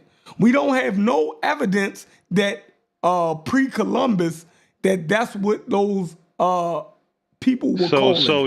So did they have so that would imply that they might not even had a word for it themselves? Is that the implication? No, I'm sure I'm sure they had a word for it, but this is how this works, right? Think about this, y'all. Mm-hmm. When I go somewhere, right, if I see a thing that's similar to what I already know, I'm not going to use their word for it. I'm going to continue to use my word. The only time I'm going to take a word, right, from another people is when it's when I'm adapting my mind to something that I don't have in my native tongue or that I don't have knowledge of. You get that? Like I wouldn't. So when I go there, right? When my metallurgists, the alchemists pull that metal apart, right? When they pull that metal apart and it's of the same composition or similar composition to what I know that the West Africans use, I'm gonna call it that. I don't give a fuck what they call it. And then by me trading with these people, and I keep calling it that, these people will adopt that word because that's what I'm asking for in the trade. So it's a diffusion, right? Coming one way, not the other way. But let's continue. That's the argument. Remember, they say they believe. Let's keep it in context. They have no confirmation of that. So hold on. So let's continue. Is there archaeological evidence of African connection? No confirmed African metal artifacts or West African gold alloys have been found in pre-Columbian archaeological sites. Metallurgical studies of pre-Columbian gold artifacts show that they were locally sourced in the Americas, not imported from Africa. The linguistic similarity alone does not prove African contact with the Americas before the Columbus. Now, let me say this. So when we think about this, if there's no other evidence, right, of pre-Columbian African contact, then if we add up everything, more than likely, if we deduced, more than likely, that word came into the Native American lexicon, right, through contact with the Portuguese and the goddamn Spanish. Just so from looking at all of the evidence. The question would be then, what was the native term for it? Because they had their own language. Because if they're saying that, they're basically saying these people had an industry of making this stuff themselves. Yes. So there's no way they didn't have their own word for it. So then my question would be, we don't have it. To these scholars then, what is their word for it? What is their word for? Okay, let's look that up. Let's look that up. All right. And by the way, just so people understand, if you ever get a chance, put in Google how many parts gold, silver, and copper make up, is in guanin. And when you do that, it's going to tell you in Wikipedia, it says guanin is composed of copper, gold, and silver. Spanish royal assayers in 1498. So just so people know, it wasn't no looker ship. It wasn't just Columbus them seeing these niggas with medallions and saying, man, that looked like the African nigga shit. No, they sent it back to Spain, to metallurgists, to assayers, experts, right? And they found that the samples of guanin sent to them by Christopher Columbus were 18 parts gold, 6 parts silver, and 8 parts copper of 32 parts total. This amounts to approximately 56% gold, 18% silver, 25% copper. And the argument Van Sertima is making is that the guanin in West Africa is in that exact same composition. So it's either a coincidence or it implies contact. Okay. All right, here we go. Before European contact, several indigenous groups in the Americas had their own words for gold, reflecting its cultural and economic significance. Here are some examples from different Native American languages and civilizations. The Aztecs called it Tocatitli, gold. The Aztecs referred to gold as Tocatitli, divine excrement, or gold's excrement, highlighting its sacred nature. All right. The Quechua in the Inca Empire in the Andes in South America called it curry. They called gold curry or quarry, right? The Inca highly valued gold, calling it sweat of the sun, and it is extremely extensively in religious ceremonies. All right, the Taino right? The Taino or the Caribbean indigenous peoples, guanin, a gold copper alloy. The Taino people of the Caribbean referred to gold or gold copper alloys as guanin. Example, when Columbus arrived in 1492, the Taino showed him gold jewelry and described it as guanin. Hold on, Chef. Did it say that? Did it say that the Taino word for guanin was guanin? That's what it said, right? For gold. Okay, because they for gold or for guanin? For gold, for the gold copper alloy. Alloy, right? Because when I looked it up, the Taino actually have a word for gold itself. So that word was specifically for that alloy. But go ahead. All right.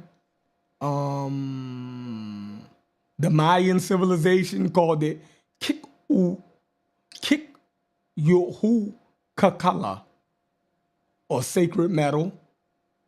The Musika called it Tambaga, and the Mestec called it Tayuka. Conclusion: indigenous cultures in the Americas had various words for gold, showing its significance in their societies. While the Taino word guanin resembles the West African term for a similar gold copper alloy, other Native American languages have distinct words for gold, suggesting independent linguistic development. So yeah, that's peculiar. That's definitely peculiar. You know what I mean? But we definitely can dig into that. But I don't buy some of the arguments. I don't buy some of the arguments for the similarity. For me, I'm feeling that more than likely that alloy was named by the Spanish and the Portuguese, and it fell into the Taino lexicon through contact with the Spanish and the Portuguese. Because I have no other evidence that can connect West African contact. You dig what I'm saying? Well, and we know that more than one group can develop a similar alloy. That's not something we got to get that part. We got to come to grips with that. I got it. No. What about the similarities in the style of I don't agree with that. I got to be shown another example of where two completely independent cultures who didn't have any contact, who developed an alloy in the exact same competition as the other culture. We're not talking about gold and gold mixed with copper. No, we're saying in the exact same composition, 18 parts gold, 6 parts silver, and what was it? 8 parts copper. You know what I'm saying? I mean, listen, we ain't gonna never get no nothing conclusive on this. So for Chef, he falls on the side of, okay, it was just a coincidence that they just happen to have these metals in the exact same ratio. Coincidence. For me, I just can't see no shit like that being a coincidence, dog.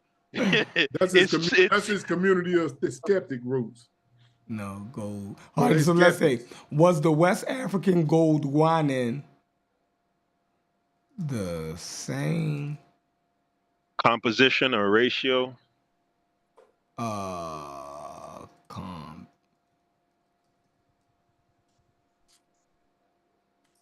right. Position. I don't believe them stuff just popping up. You know what I'm saying? I do. I don't. Nah, stuff that does happen where two separate cultures can innovate the same thing. Mm-hmm. But innovated in the exact same composition? Yeah, motherfuckers that's a lot more arrows. Nah, see now, all right, you see, Chef, that's a perfect example of something that could be easily developed independently. Like, I would never make the argument that, oh, West African had bows and arrows, and the Indians had bows and arrows, therefore contact. I do. No. That's not strong enough.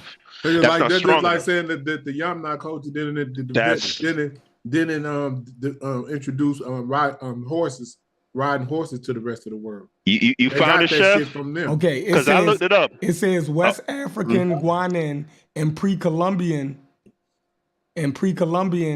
Hold on. This shit is kicking my ass. What you put in Google? Because West go ahead. African Guanan and pre-Columbian Guanan share similarities in composition, but they are not identical. And there is no. Go ahead.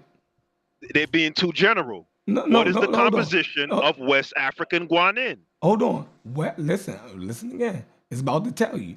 West African Guanan and pre-Columbian Guanan share similarities in composition, but they are not identical.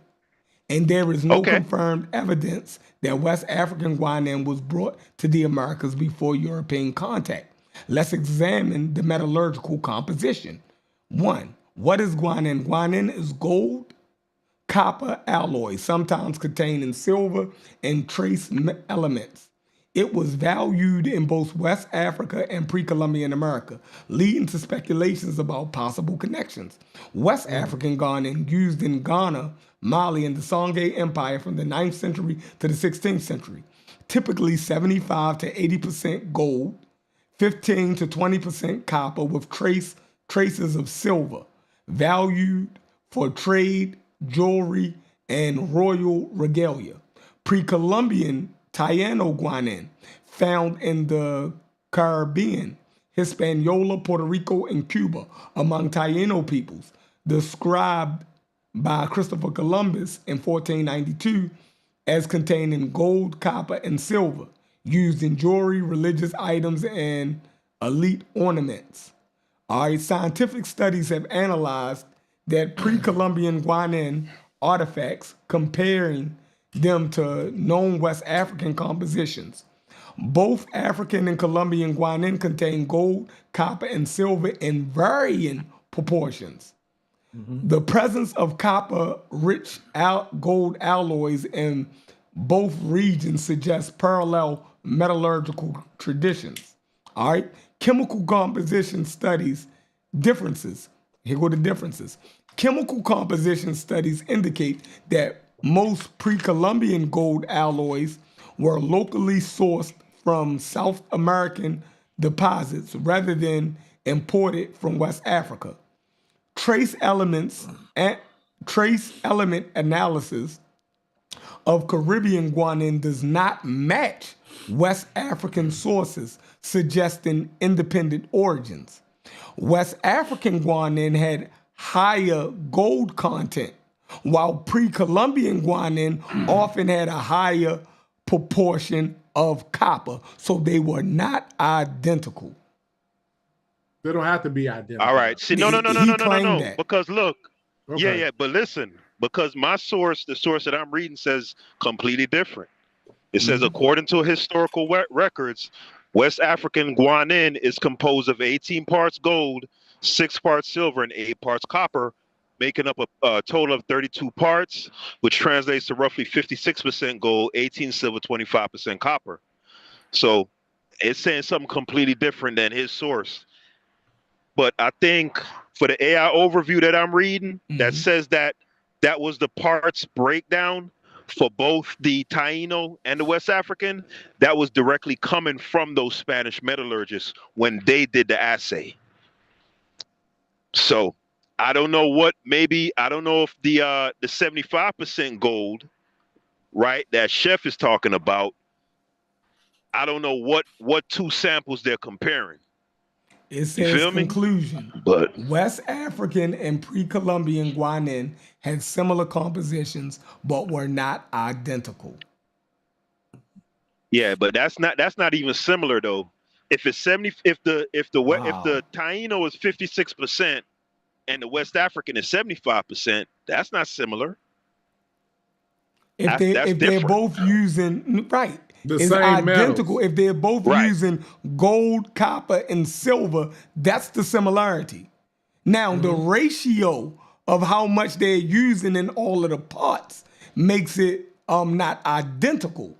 But the metals that are used make it similar in composition. But it's not identical because they're not using the same ratios It's not of the same ratio. Right. Yeah, but see, maybe the Americans didn't have as much gold as in Africa. But again, James, the people who said that the ratio was 18, 6, and 8, right, which is 56%, not 75, 56%, 18%, 25%, were those Spanish assayers from the 15th century. They're the ones who said the composition was exact, not similar, exact. That's where that's coming from. Maybe they re-examined it with better toolage from today to give a better. I don't know how they did, how they changed it up, but like I said, the older you go back, sometimes the history be more accurate because sometimes they change stuff up to cause confusion, or maybe sometimes they correct things. But from what I'm hearing, I don't think that would be enough, based on them saying that the style that they used to make the gold on both coasts was similar as well. What they used it for, and all of that. They made some type of ornament. They said they were similar. So why would they put them in make the same similar type of jewelry? Like I'm just like, or the same usage. Yeah, you know what I'm saying? Like you just got to really just think about that kind of stuff. No, I mean, if they can come up with it and it's a precious metal, right? Then why would I'm having a hard time? Like, we come from a place where anytime that we see similarity, we think that it had to come from somewhere else, right? So I can go look at 100 things that Africans, sub-Saharan Africans, produced independently, right? And white people couldn't fathom in their minds that they didn't have contact with Europeans or Asiatics. They couldn't fathom in their brains that the West Africa or the sub-Saharan Africans actually could develop these techniques for themselves and come to a similar conclusion. And y'all saying that that's a hard thing. Well, we seen the same thing happen to us. So obviously, human beings can figure out the same shit without them having to copy from somebody else or get that from somebody else.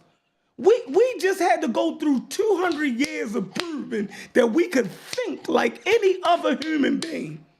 And now y'all pushing us back to say, what? Yeah. What you talking about, Chef? Like, how are we pushing us back to what? Because y'all are saying that it gotta be. He's saying we just making a general like comparison, but that wasn't my claim. My claim was the fact that it was in that specific ratio, and that's what the source said from those metallurgists at that time. I don't know where Chef's source is coming from and what they're comparing. All I know is from Bartholomew de las Casas's account, from Columbus' them account, when they sent it back to Spain, and the metallurgists in Spain in 1492, 1493, 1494, somewhere around that time, when they took the gold that they got from the Taínos, and they took the gold that they got from the Malians, and they assayed it, it was in the exact same composition. It wasn't in the composition that Chef read with the 75%. And no, according to the source, those Spanish people from that time, they said the Taíno guanin was 32 parts, was 18 parts gold. The West African guanin was 18 parts gold. You can't put that off in some type of chat thing or it'll pop up. Yeah, that's what I'm reading from AI Overview. That's why I said I don't necessarily know what Chef is you know what I'm saying? We could be reading from two, but I'm saying the source from the Spaniards of that time.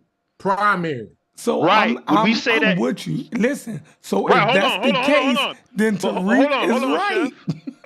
No, not necessarily. Not necessarily. There you go, Chef. Not necessarily. He changed his position though.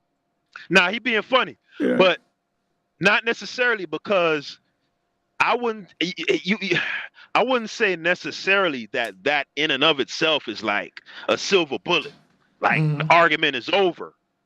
My only thing is, don't dismiss Van Sertima as some barbershop nigga who just looked at some pictures and saw niggas with big lips and say, yeah, no. Van Sertima did his work, right? He went way beyond that. Listen, Van Sertima did his work. That's it. And in his rebuttal is where he did his best work, right? You know he rebutted his naysayers, right? Right. And he came with more, so he did more advanced research. The first was a collection of some shit that he just threw out there, and he thought. Then when they came at him, that's when he started, you know what I mean, to do his research, right? And really show, you know what I mean, to try to prove his point. So I'm not saying that Van Sertima is, you know, is I don't like when they see they say that. See, when we use that pseudo shit, and I know it's playful, and but say something about Charles Darwin, a nigga ready to chop your motherfucking head off. If I say natural selection, once they found out, once Wallace and Crick, or Walsh and Crick, I forgot the scientists who discovered the cell, right? When they discovered the cell and how organisms actually develop, right, in terms of how proteins form body plans and parts and all of that shit. Once that was discovered, Darwin's idea of natural selection, right, being the mechanism to explain how different species develop. Listen to what I'm saying. This is a specific thing I'm saying. I'm not saying evolution is garbage, but I'm saying natural selection as an explanation as to why a bird is a bird and a fish is a fish. Once they discovered the cell and how it worked, natural selection does not work. What? Period. Let me say it again for the slow folks, the slow pokes.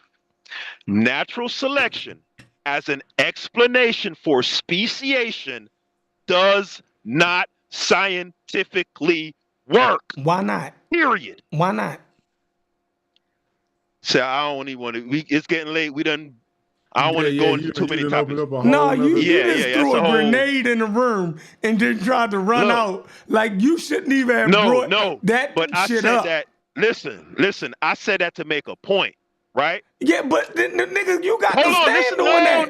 No. Hold on. Let me finish making my point. You just said you overturned natural selection. And I'm saying you got the proof. No. Yeah, he done lowered Jamal this. No, listen. I didn't overturn that. Lord Jamal. You didn't pull the flat earth on us. No, because natural selection could possibly still explain localized changes in organisms and their adaptations to environments, right? That could possibly still work, but it doesn't explain speciation. It's a nuance to that. You get that, Chef? Those are two different arguments.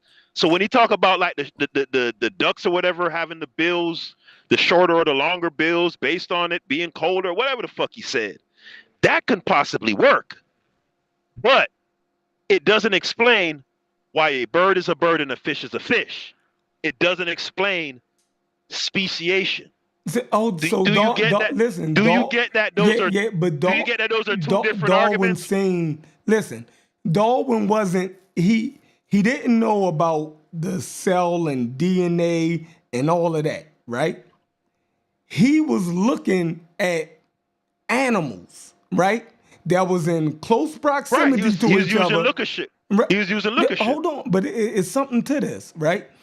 By him looking at these animals, right, and seeing that in different environments, right, they express themselves different, right, to be more suitable for that environment, right? Right. That's natural. We tracking. Right.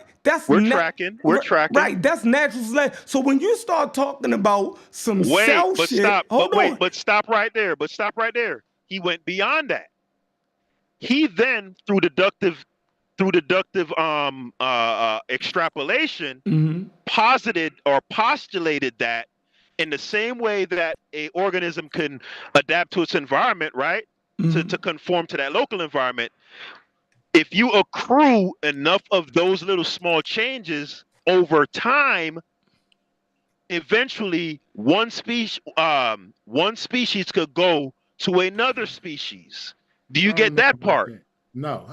So what does the Wallace line mean to you? What is the what? The Wallace line. Like that's what they use, some type of line. I don't know what that is. But I'm just saying look, that's how they figured it out, because you had the same species right across that line, and they speciated based on climate. And that's what they used to say that it was natural selection.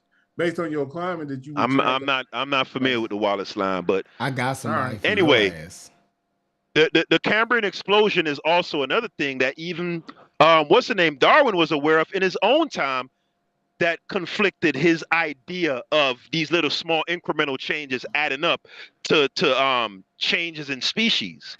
He knew it didn't work at that time based on the Cambrian explosion. Once we discovered the cell, once Crick and them discovered the cell, and they discovered how actually organisms develop and all that shit, it was over. But my greater point was that if you bring up an argument like that dealing with Darwin, niggas will fly your head. Right. But when it comes to our scholars, they don't think nothing to the about shit on them niggas. That nigga is pseudo. He's pseudo. They came before Columbus was pseudo. Never read the shit. Niggas could barely speak English, even though they're native English speakers. Could barely read. That's pseudo. That's pseudo. So that's all I'm saying. But that would now I agree that we dismiss our scholars. That's because listen, when their shit ain't what it is, we don't pose a call them on it, and for the most part, you came right back into that. And for the most part, you wouldn't want us to call them on it. Like, so we should let outdated information run them up. Is that what you're saying? Chef, I'm saying the people who are quote unquote calling them on it can barely read, right? Mm-hmm. They just learned to read a couple years ago, maybe a decade or so ago, proficiently, but they have all this arrogance and all this, they could have all this dismissiveness to people who are actual PhD scholars, right? And in many cases, I can tell when I hear them talk, they've never actually read Van Sertima's work, cover to cover, and actually listed all of his different arguments and go and check and go on bullet point by bullet point. I could tell when I hear him talk. You feel me? Mm-hmm. Just like how you said you had people who put out rebuttals to his work, and then he came back and answered that. And man, Chef, I could guarantee you, most of them dudes who said pseudo, they never read none of that shit. You been a book or two. I read the whole damn book. The book was fucking pseudo. First of all right, explain to me the cotton argument then, since you read the book. Gulen was never no motherfucking gold at all. It's a fucking alloy mixed with gold, silver, and fucking copper. Even the Spanish call it lower gold compared to pure gold. They never said the same as African gold. You lied about that. Anyway. Hold on, say that again. Say that again. They never said what? They never said it was the same as no African gold. They said no, I didn't say it was the same as gold. Again, I don't know if you just came. Who's this? Gullah? This Gullah, yeah. Yeah, I didn't say I never. You see, but hold on. But you got it. But Gullah, you gotta at least Gullah, hold on, brother. Hold on, brother. Gullah, hold on. You coming in hot. You coming in hot. Neither one of us did. What does that mean? None of us did. That doesn't mean anything, Gullah. You coming in hot with a lot of aggression. I did go to school. Not for that. Are you a metallurgist? I went to school for anthropology. That was my major. For anthropology. I caught a case. Yes, I did. I caught a case. Are you a metallurgist? Are you a metallurgist? Are you They a don't have no DNA. metallurgist? Am I speaking fucking Chinese? Are you a metallurgist? You heard me. No, I ain't no metallurgist. No, I ain't no metallurgist. I know Okay, then. about So fucking how is metallurgy. your I know anthropology about this shit, though. germane to the question of Bro, the alloyed your logic is composition way off, bro. called You sound like a fucking Jamaican caveman, nigga. Man, What the nigga, fuck you fuck talking you, about? nigga. And you sound like a bitch. Y'all out of Man, control. nigga, But see, nigga, but shut up. listen, You Yeah, look, we've been he come in, off about but look, we've been off about 6 hours. We ain't cussed nobody But out. see, that's what I was saying, Chef. And We then were the next thing we you were know, having the an bombs and intellectual y'all cussing discussion, each right? other out. We That's were having crazy. an intellectual discussion, right? I never called nobody no caveman or whatever. Gullah is perfectly within his rights to come in here and say, hey, Haskell, you're completely wrong. You're off base. That's fine. He comes in hot. You could hear the anger. Why? Just because I'm wrong? Just let's have the conversation. Oh, that's fine. That's fine. But why I got to be a caveman, though? Like, why is it personal? It ain't personal. You sound like a caveman. Dude, you calling me a Jamaican caveman. That's a personal insult. What do you mean? Scientifically illiterate. Well, hold on, Gullah. Go ahead and fine. I mean, what is he wrong That's about? fine. Tell But listen, wait a minute. Wait a minute. Before he went forward, I wanted to at least elucidate my argument. Hold on, Gullah. Can I at least? Can I at least? Gullah, can I at least? Why are you so arrogant, man? Well, you have a monopoly on science? Like, I'm stupid. I can't understand anything. You have all the understanding in the world? Yeah, y'all go one at a time. Let's have a conversation. Gullah, all I'm saying, brother, let's have a conversation. An exchange of ideas. No disrespect, no ad hominems, no calling anybody a caveman, none of that. If I'm wrong, brother, I'm speaking. Let me and Gullah sort this out real quick. If I am wrong, you can set me straight. This is my position. According to the Spanish assayers, the guanin found with the Tainos was 18 parts gold, 6 parts silver, 8 parts copper. And the gold in Guinea was similarly 18 parts gold, 8 parts copper, 6 parts. I probably fucked that up. That's according to that source. And I can display that source shared. That's my position. It's not about gold. It's about the specific composition of that alloy. Now you can go. Yeah, now the alloy says similar. It's not even really gold. It's similar to red gold. It's not even the same. It's not the same shit, bro. It's not the same shit at all. They use the same components, Gullah. That's all. That's what he's saying. They use copper, gold, and silver in the mix, in the making of the molding of whatever it was they was making. Now, what's the difference is what's the difference? Where the silver come from? Ain't no damn silver in Africa. Where the silver come from in Africa? Ain't no silver in Africa. Where the silver come from in Africa? I'm talking about. This is what they said they were made of the components of what they talk. Silver comes from Americas, bro. So hold on. In the composite of what they talking about, did they say it was some silver off in another place? Hold up, Haskell. Did they say I didn't say anything. Did they say it was some silver off in the Yes, they did. I mean, I'm just trying to figure what I'm hearing here, and what it says is the origins. One is in America and one is in Africa. So that means, from what I know, that Africa must got some silver somewhere. Am I tripping? Hello? No, go. That's a question for Gullah. I think that's a question for Gullah. No, I'm asking you and Gullah or anybody. That's what you read. I'm pretty sure there's silver. They got something, but not in the parts. Silver. You only really find silver in Africa, in Morocco, and certain parts of South Africa. You don't find no silver in West Africa. Well, we don't know where they got it from, Gullah, but what we saying in what they did in the ain't study. No niggas, but when no niggas from the West Africa trade when no niggas all in South Africa. Well, hold up. We just talking about the primary evidence of what they talking about, Gullah. I mean, you can't just denote. We got to see that then. You got to show that. We went to where's Chef at, man? Hold on, Chef. He just read. What Chef found was that the Taino version was 56% gold from his source. Uh-huh. The Taino version was 56% gold, and the West African was 75% gold. So they were not in the same composition. But my contention is that according to Bartholomew de las Casas, when they sent it back to Spain, and those metallurgists in Spain at that time, they're the ones who said that it was in the same composition. So I'm trying to find that now to share the screen and put it up. Yeah. Also, and then gold is a natural resource. It's on the same fucking thing. Again, Gullah, why do you keep saying gold? We're not talking about gold. We're talking about composition of what?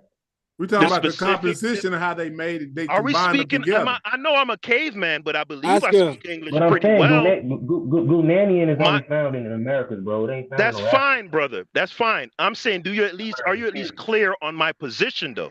Because you keep saying gold, and that's not my position.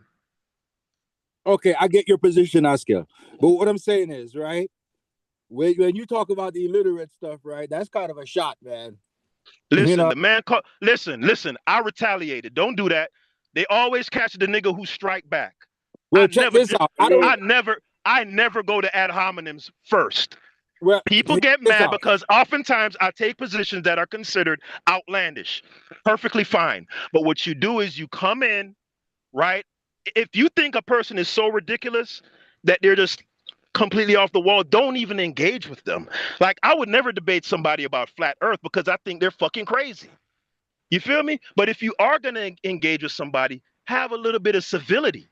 All right, well, that's cool. And I'm just saying, if you call me a caveman, I'm gonna strike back. But this is what I'm saying. If you punch me in my mouth, I'm gonna punch you back. So this is what I'm saying. That works. So the shit gonna happen like that. So sometimes, you gotta let No, it ain't no sometimes. Man. I respect you, you respect me. I don't care nothing what you talking about. Yeah, we just but the thing is, though, period. We got that. Back on this point, though. Back in this point, right? Because you're talking about Ankh. That's what I think you're talking about, all right? So Ankh's position on evolution, right, has more evidence to back it up than your assumption right now on the Taino and the gold thing. Yeah, you got to go look at the Wallace line. When I mentioned that, yeah, like I said, I didn't. Hold up. I don't want to get into that. I didn't want to get into. I'm just saying that you're hanging on to a real like small thread right now, just trying to. I mean, so it's circumstantially it could be, it could, but no, but the articles are saying there's no evidence, right? No real solid like multiple sources of evidence to support this claim. So I mean, you could still say, hey, it's possible, but it's not and then too, the thing with Abu Bakr, even when you talking about Abu Bakr, the second never existed, bro. You wouldn't know Abu Bakr the second. Abu Bakr the second ever. He wasn't no king for the either. Because Ankh, of course, like all of us got their problems, but I'm gonna tell you one thing, man. I didn't mention Ankh when I brought up the whole. I wasn't thinking about Ankh when I brought up. You're talking about evolution, and then you're talking about this. No. Well, wait, real quick, brother. Yeah. That was you kind of throwing rocks at high. No. I was not. I was not. Actually, hold on. Actually, I had somebody else in mind, but I'm not gonna mention them. Okay. What was I saying? But evolution. Hold on, real quick. Evolution, right? Natural selection is only one component. That is true. Right. So my what I said was strictly limited to natural selection as an explanation for speciation. Very, very, very, very specific thing. That's it. Hold on. What's wrong with that, Haskell? Hold on. What's wrong is that hold on. It's when biologically it doesn't work. When I asked you, were you familiar with the Wallace line and that study? You said no, and you don't know nothing about it. So I would suggest that you go study what happened in the Wallace line and then come back and tell us what you think. What is species? Or even check out Dawkins' book, The Greatest Show on Earth. He breaks all of it, man. Yeah, that's all I'm saying. That's all I'm saying, Haskell. Because they do have evidence for this. That Wallace line was one of the great findings. So the Wallace line explains how speciation. Hold on, real quick. So Wallace is actually they used to call it Darwin and Wallace theory. Yes. Wallace is the other dude who found out about natural selection on his own. On his own. You know what I'm saying? And then he just didn't have a lot of. He was poor. He was from a lower class British dude. When he presented it to Darwin, that's when Darwin decided to publish because somebody else came up with the same conclusion he did.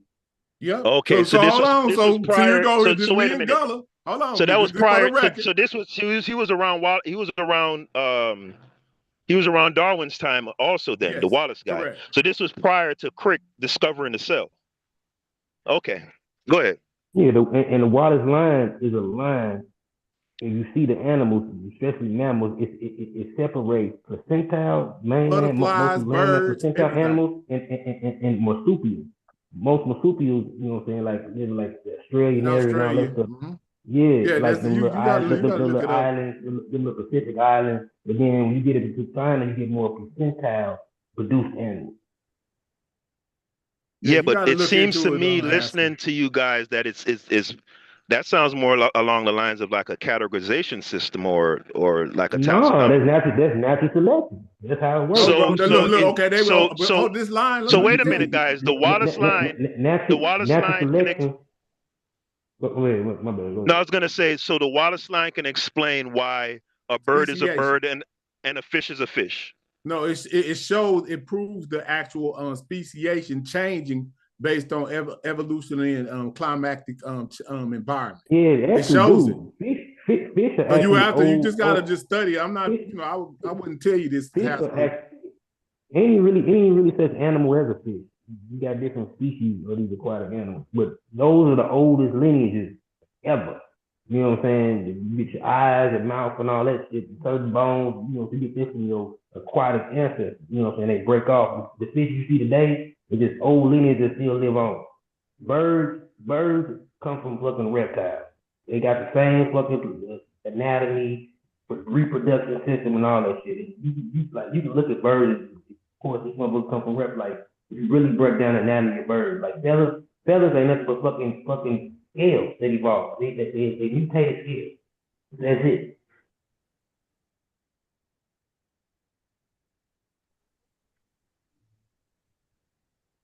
Just study the Wallace line, Haskell. Yeah. Like you study that, you then you come back if you find some flaws in that, because obviously you wasn't aware of it. If you go study that, and then if you find some flaws in what they say, then come back and then we could talk about that. But if you don't know about that Wallace line, you talking in the blind right now. That's all I'm saying. Yeah, even reptile like lizards got the same anatomy, like even the organs like birds do. They got gizzards, certain like two stomachs and all that type shit. Certain lizards got the same shit birds got, bro. You know what I'm saying? Like you can see the connection. Yeah, but see, that sound like lookership to me. That's not, bro. You can't say it's lookership. Dude, but that's what you just. Hold on, listen. The first step of scientific method is observation. It ain't lookership, it's observation, bro. Lookership is just some pseudo Afrocentric word that the motherfuckers use for fucking a defense mechanism. Don't demonize Afrocentric. It's just how people use it, because they use really. I'm just saying, bro. I'm just saying they use that to demonize Afrocentric or people that's talking, properly about the. Just like we talking now, and then they'll use that word to say to me and you ain't correct about what we are. Y'all just an Afrocentric. So they're just throwing something in to try to denote that what we're talking about is. You can look it up. That's all I'm saying, Haskell. Just look it up. I'm not gonna argue with you, but if you look that up and then when you come back, then maybe we can have a discussion with you educated. Yeah, right now you're not. Like I said, I wanted to table that thing because I was just using it as an example. Like that's a whole drawn out thing. Like we could have a discussion. I'd love to have a discussion on that where I could put all the evidence out there about the Cambrian explosion, which Darwin himself, when he came up with the idea of natural selection, explaining speciation, he himself realized that the Cambrian explosion was a huge hole in his postulation. He himself was aware of that in his time. You may be correct, right? I'm just saying, but still look up the Wallace line and then just. I'm gonna look it up, but if you're telling me that this guy Wallace was around the same time as Darwin before they even knew about the cell and knew about how the cell worked, then he had the same limitations as Darwin, just like how we critique the same way. Hold on, the same way how we critique Dr. Ben and say they didn't have DNA and things at their time, and they were just looking at the bill of this duck changing in this environment and making extrapolations based on what they observed, but they didn't have all the tools that we have in modern times, I make the same charge at Darwin. He was using the best thing of what he had at the time. But once science discovered how the cell worked and how DNA worked, natural selection just is untenable. It doesn't work. But we could do that another time, bro. Right. I'm trying to find this source right now for the. It do work, bro. Like that's the whole point of speciation. It's a natural. Like eventually you gonna have different species, bro. Eventually certain species from a common ancestors and root gonna branch off, shit dies off, and then motherfuckers can't reproduce again, bro. That's how speciation works. You know what I'm saying? Like you could just see, like if you just really observe and really study the science, you understand it, bro. I'm telling you, get the book Greatest Show on Earth by Richard Dawkins and explain all that shit, bro.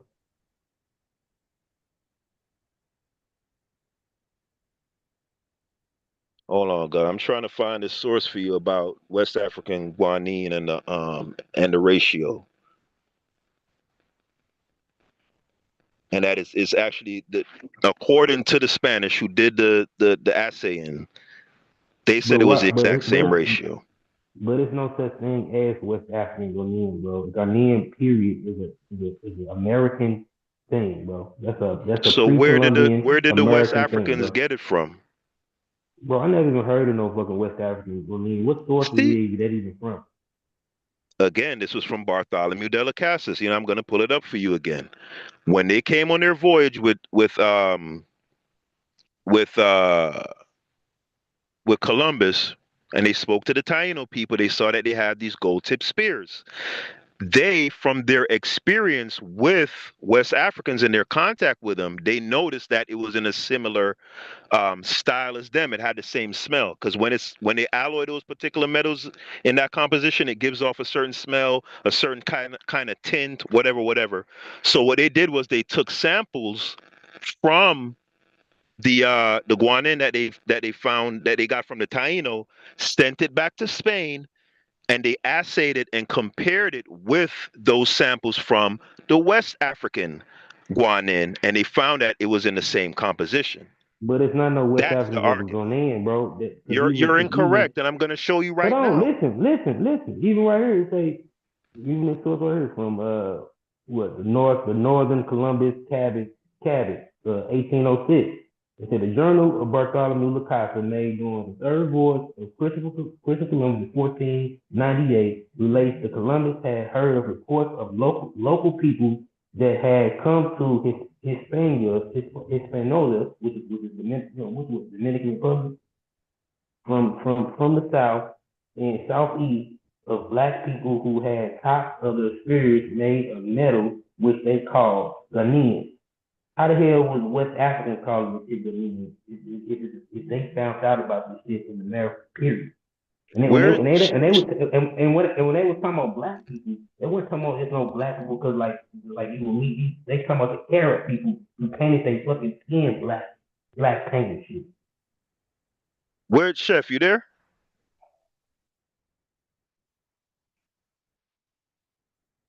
I guess not. Chef, if you're there, hop back on, because Chef is the one that read the source that said there is West African guanine. So you may not be familiar with that. You think it's a purely American thing, but he was the one who read that the actual word guanine was a word they got from West Africa. No, they didn't know about That's what he read.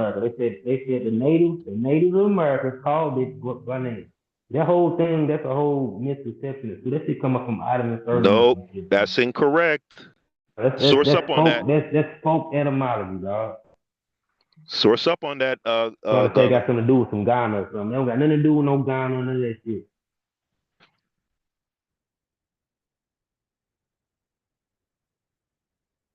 I just read a source where it said that Wallace was more correct about it than Darwin. I don't want to talk about that right now. Wallace was more correct about it than Darwin.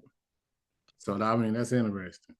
Yeah, James, I want to stick to this guanine thing. I don't want to talk about that right now. You brought up Darwin. I'm just saying. Yeah, as an aside, I never wanted to get off into that, is what I'm saying.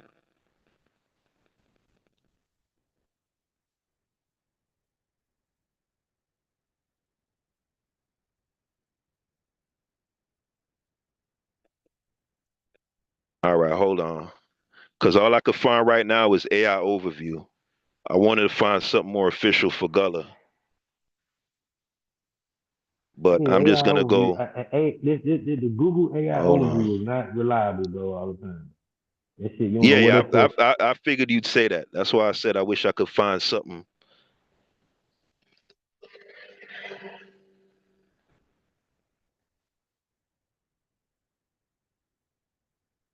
All right, y'all can see my screen. You can see my screen, Gullah?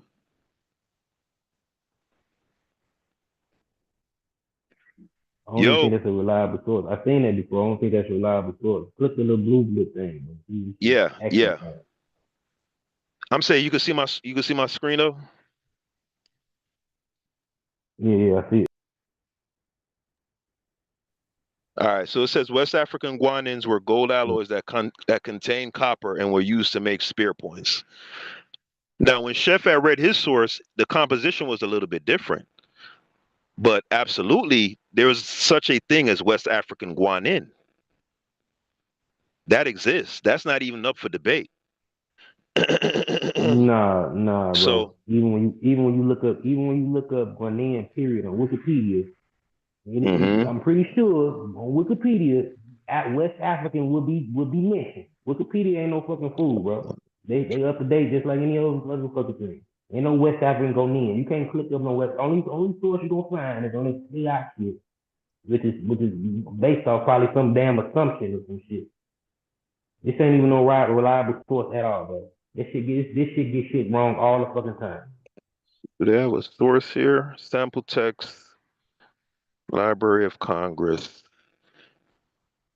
I'm gonna unshare. I'm gonna see if we could actually find De La Casas's And when they were talking about black people, they weren't talking actual about text. when they talking about black people, they're not talking about people from Africa, bro. They're talking about terrorists. Nobody, The Gullah, Tainos had issues with the terrorists. They paint their skin black, and they were more violent than the Tainos were. The Tainos were more docile. So when the Spanish talking about black people, they talking about people like evil, dark-hearted type people, bro. The motherfuckers Gullah, were more violent and savage than motherfuckers Tainos were. Gullah. Nobody made such an argument. You're beating the shit out of a straw man. Nobody on this panel tonight said that the black people with Bartholomew de la Casas recorded the Taino was encountering were black people from But that's what the nowhere. source saying. That's what the source saying. The source says they No, got no, the it's not. Tainos The source. got to go from black traders from the south.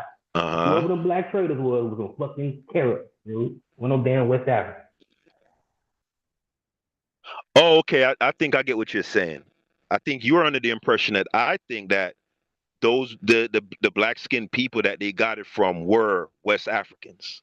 No, that's not my conception. That's not the argument that I make. My argument is simply based on, according to the account, that the specific ratio of the metals in the alloy, right, from the American guanin was in the same composition as the guanin in Guinea. That's it. I don't care about the black people who they said that's. I don't care about none of that. But I want to see that exact source. Right. That shit.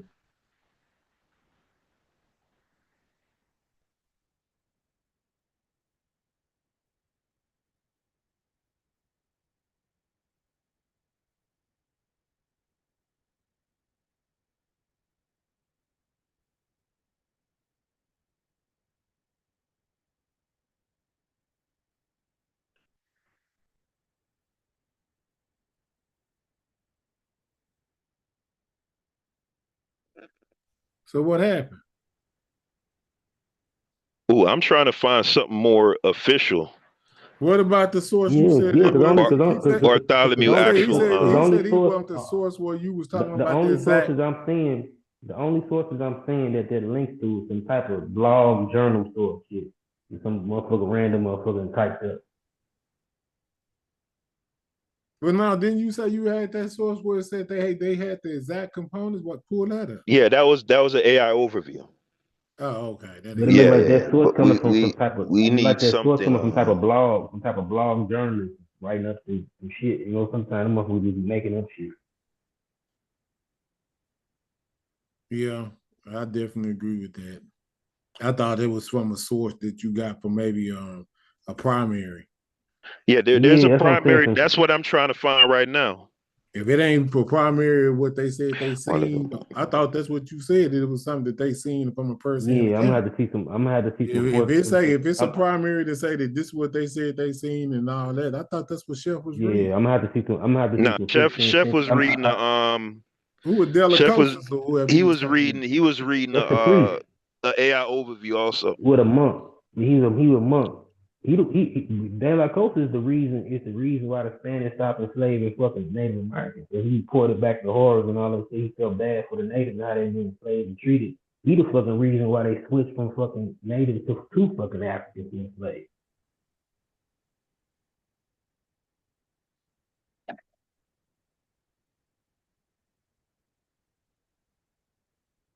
I don't see. I don't think I see some blogs. In Dallas, I'm gonna have to see some motherfucking some 15th century Spanish.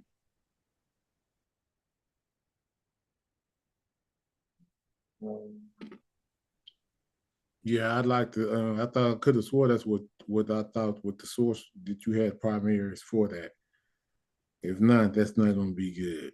But when you ask AI, they'll have the sources over to the right on my computer, where you can source where they got it from. You got the little blue tab at the bottom. Yeah, it got that little blue. Yeah, go look for where they get they sourcing that from somewhere. Go look where they getting the source from. That's what I thought. I just see a bunch of blogs, like a bunch of journal blogs, like personal people. Yeah, I can't. When I click to it, I can't get any primaries on it.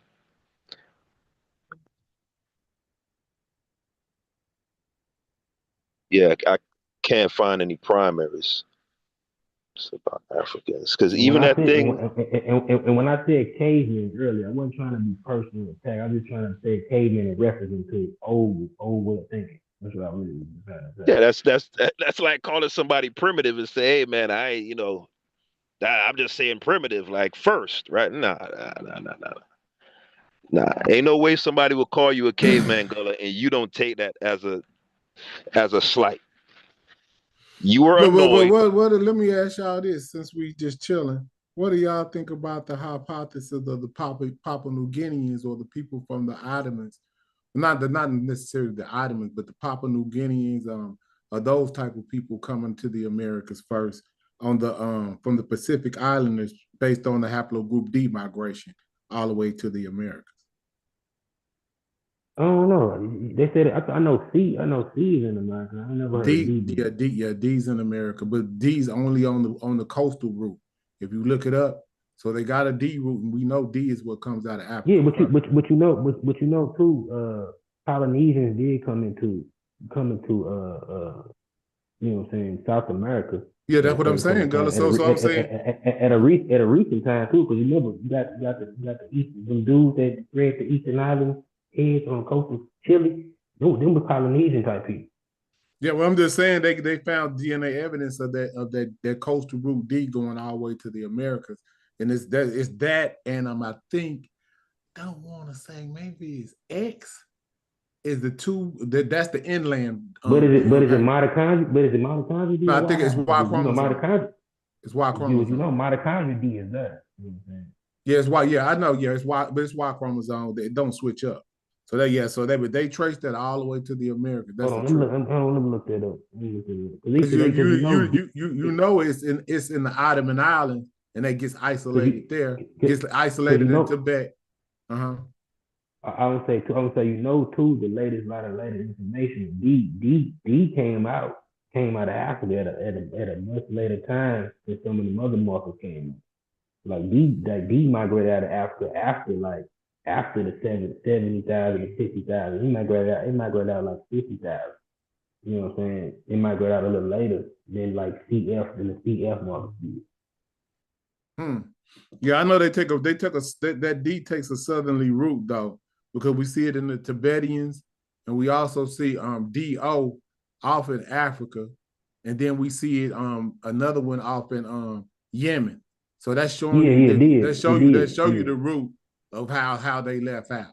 You see what I'm saying? Yeah, you see a later mutation in the Ottomans. It stayed in that southern, because D is basically a sister or brother to E. You know what I'm saying?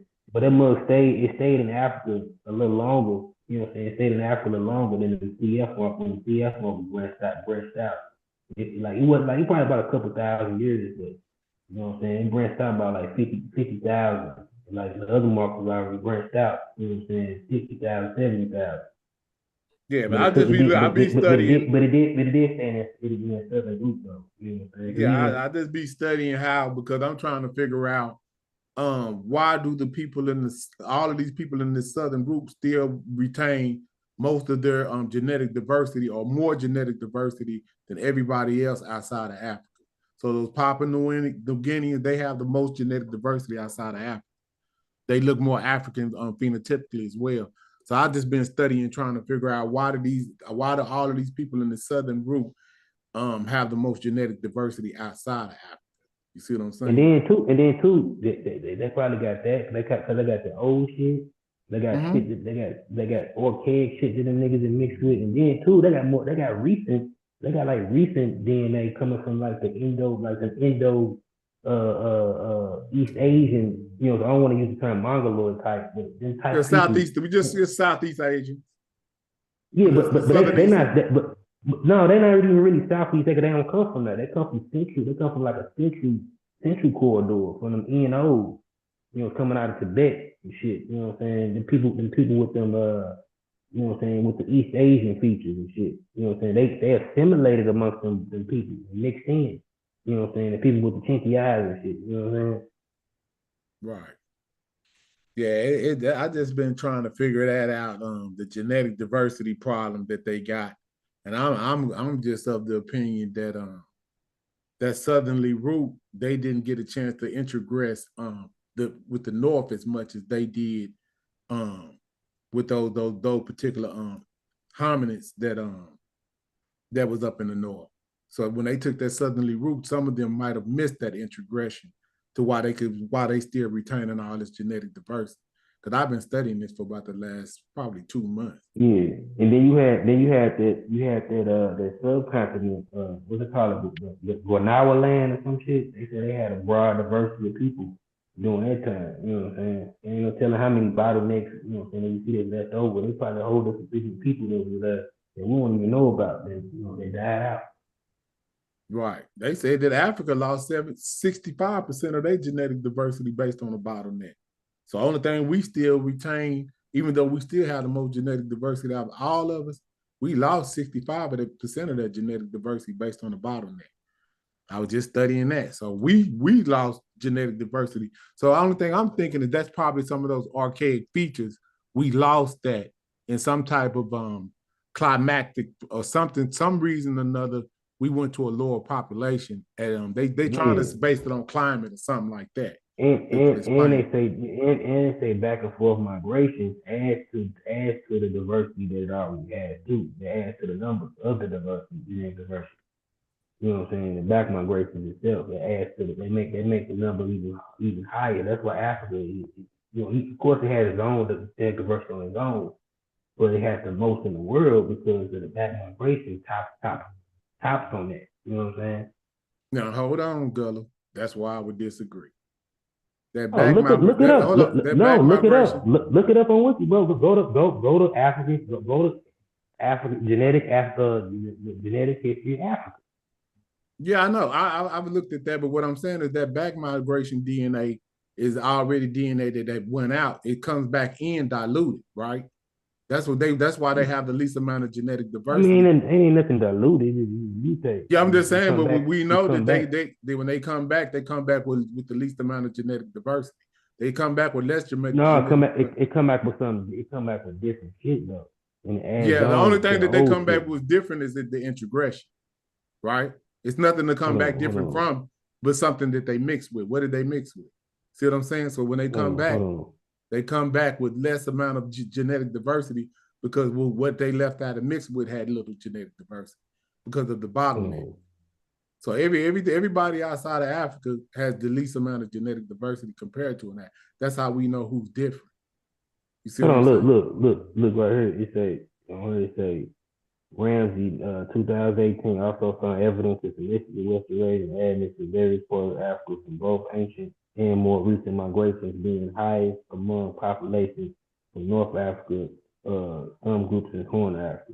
In addition to the intrinsic diversity within the continent due to population structure and isolation that's on its own, migration of Eurasian populations to Africa has emerged as a critical contributor to the genetic diversity. Mm-hmm. This migration evolved into the influx of different Eurasian populations at different times and to different parts of Africa. Comprehensive characterization of details of these migrations and genetic studies on existing populations could help to explain the strong genetic differences between some geographically neighboring populations.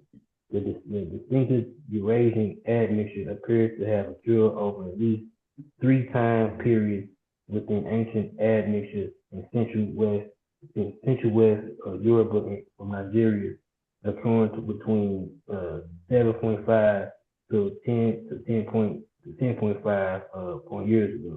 Mm-hmm. Older admixture in East Africa, Ethiopia, occurring between 2.4 and 3.2 thousand years ago, and more recent admixture between 0.15 and 1.5 years ago in some East African, example, Kenyan population. It's a subsequent study based on LD decay and haplotype showing an extensive set of African and Eurasian populations confirmed the presence of Eurasian signature in West, East, and Southern Africa. In the West, the additions of Niger Congo speakers in the Gambia and Mali and Mozambique and Burkina Faso show the oldest Eurasian admixture event somewhere around 7,000 years ago in the East, and these analyses refer to Eurasian admixture within the last 4,000 years of history. Mm-hmm. So they show Eurasian admixture within the last 4,000 years. They said in Kenya, you know what I'm saying? Like, but that's because when we look at these tests, they said, oh, Africa got the widest diversity. You can't do nothing but go off of the people and population that you see now, period. You know what I'm saying? It had its diversity, of course, from its own isolations and different groups, stuff like that. But when we say Africa is the most diverse place for population on the planet, we're looking at it as it is now. You know what I'm saying? We're looking at the genome. That includes even the recent shit that's been added on top. Yeah, but I'm just saying, Gullah, based on what I be studying, people who come back in have the least amount of genetic diversity. So that is nothing but a dilution once they come back in. That's all they identify is their Eurasian DNA, but no Eurasian has more genetic diversity than a continental or indigenous African. That is how you separate and delineate that based on the genetic diversity. Matter of fact, they have three. We almost have 3 times the amount. Excuse me? Not on his own, though. You gotta look at what he's saying, not on his own. No, I'm saying we got like 3 times the more genetic diversity. Yeah, because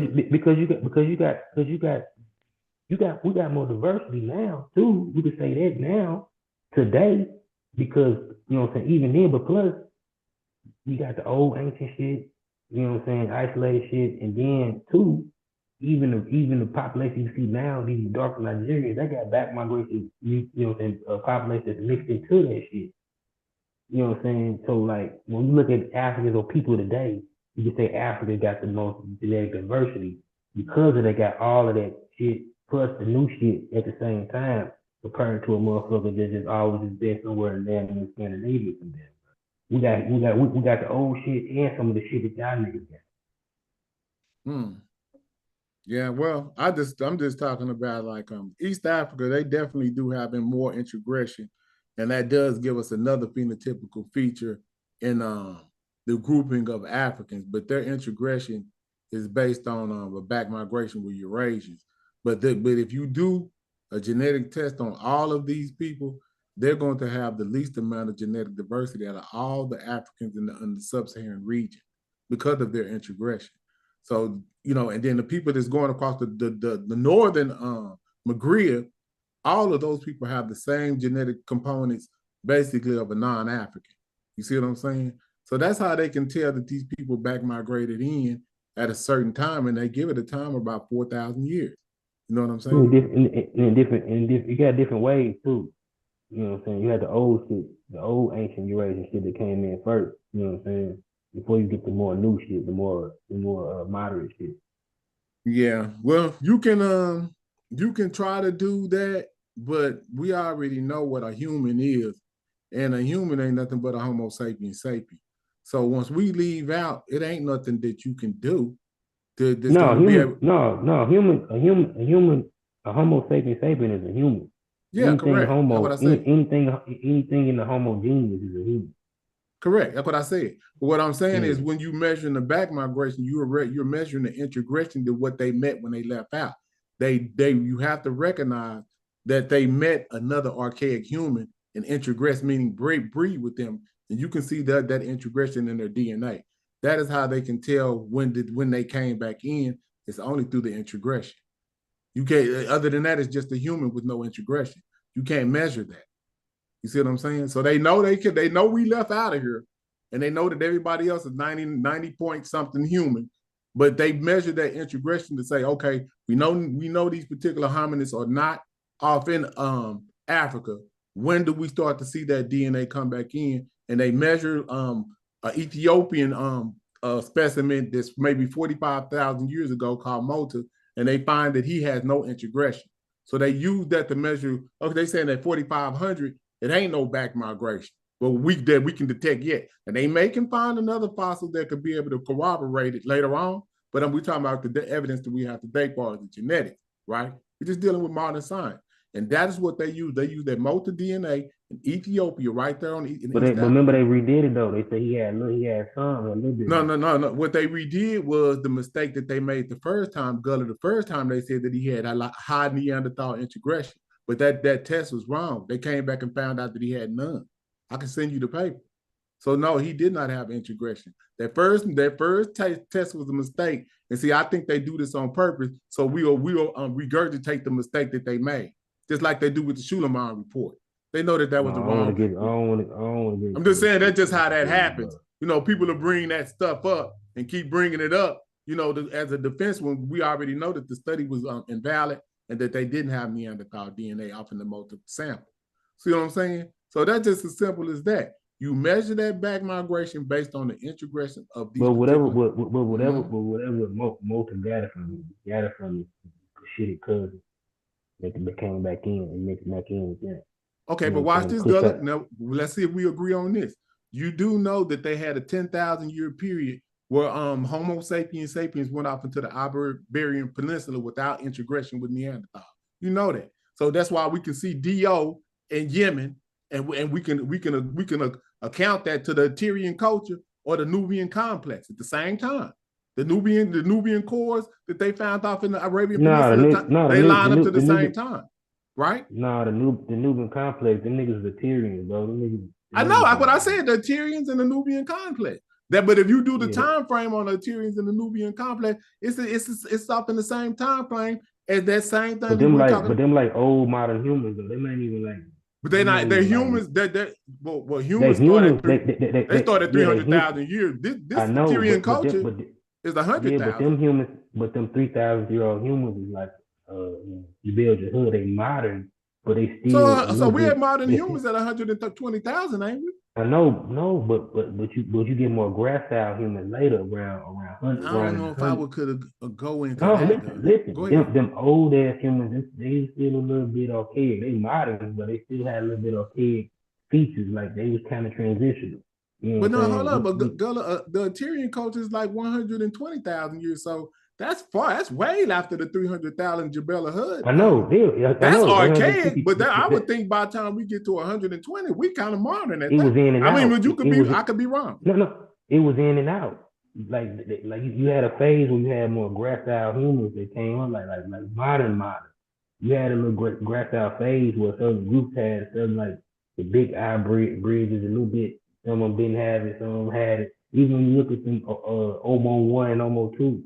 You know what I'm saying? Homo 1 was a little bit more modern looking, but then Homo 2, his You features might look have a little went bit back. more How many slightly years you done archaic. went back? When is Homo 1 and Homo? That's like a million years or something. No, it's not. How Homo old 1, is Homo that? 2. That's kind of That's like. in 100,000. That's in Let me go look. 100,000. I think that's like. You sure? Because that's kind of old. No, Homo 1 and Homo 2. I might be wrong. that's in I know it's over. 100,000. Yeah, word. Yeah, I might be wrong, but I could have swore.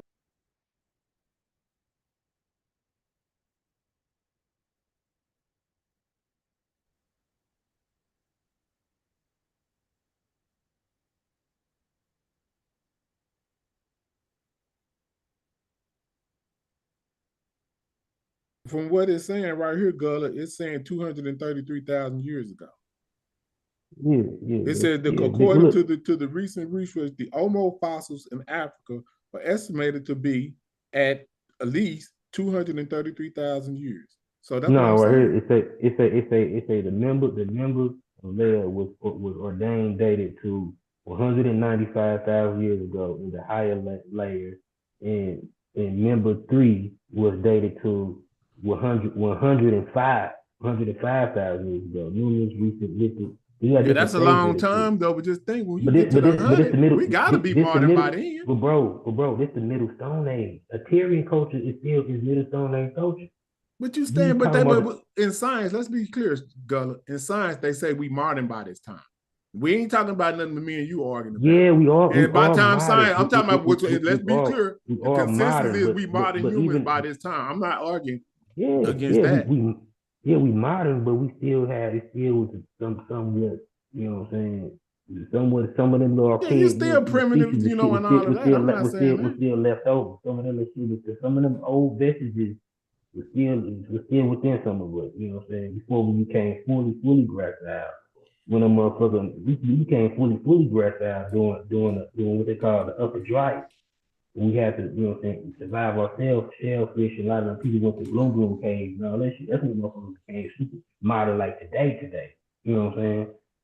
I don't know what they mean then, because they giving it modern human at a certain date. I know. I definitely would be tripping on. I'm tripping personally on the Jabella Hood modernization classification myself. That 300,000 up in Morocco, I'm kind of tripping on that. But when you get to maybe 100,000, I'm gone. That's a whole almost 200,000 years after the fact.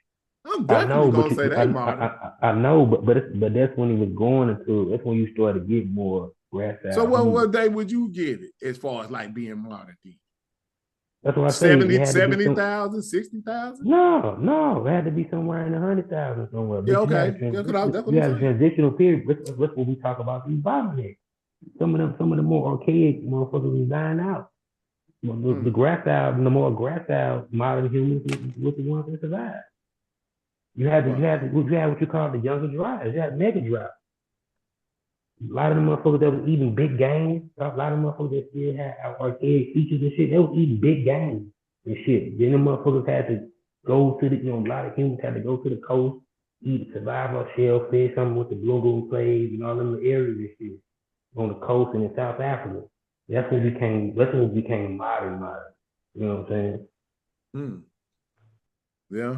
Well, like I say, the debate is going to always be somewhere, I guess, something to talk about as far as like this. But like I say, I ain't saying that everything is in absolutes, and I got my doubts about like, the Jabel Hood, but certain things, so we always going to have our doubts because I don't trust these people in everything that they say. We've had too many mistakes, like the Motor mistake, the Schuleman mistake. It's just too many mistakes they make off of these. If we ran up on Jabel the Hood right now, we took the time machine.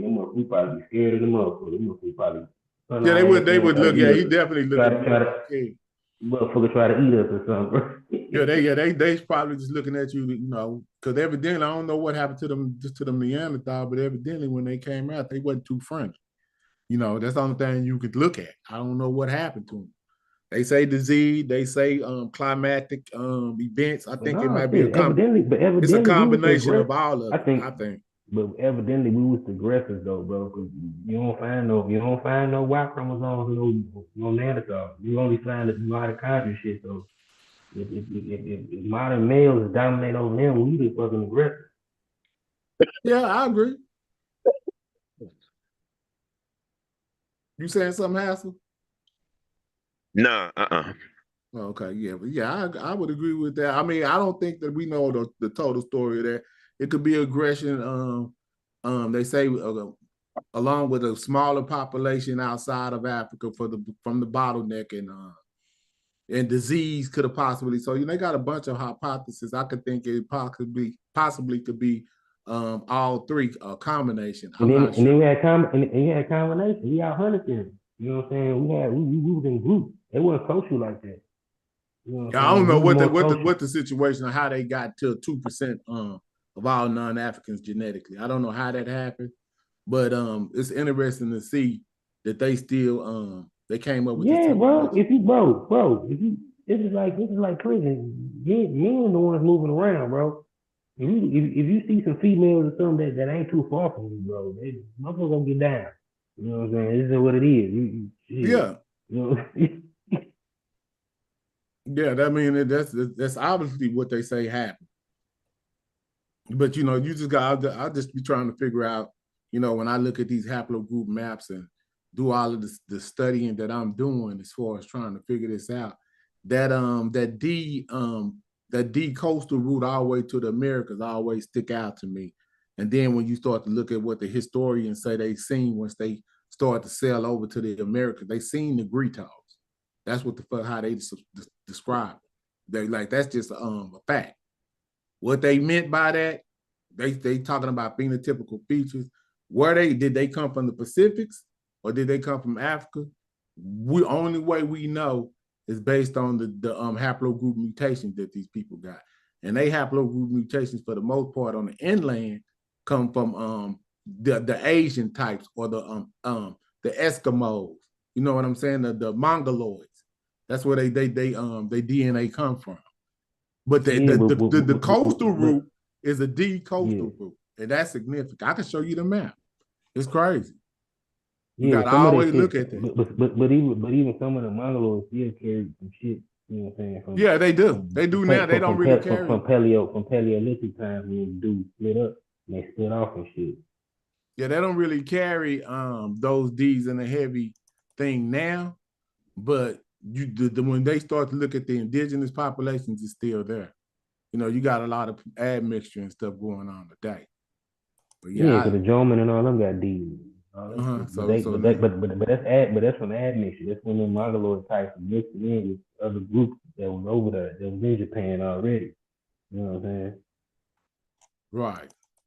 Yeah, these folks, man, it's you probably had like you probably had a Melanesian type that was there that got overlap. You know what I'm saying? Right. See, you see this map right here? See, the inland route, these people had this X2A migration route. But see this coastal route, this D, that D goes all the way around the coast. So my postulation is the phenotypical African looking people, these is the people that they talking about. That's what, and it's only on the Pacific side of it. Where this D is really what you call it at. So that's my postulation based on the that's mitochondrial DNA though. That ain't Y. Huh.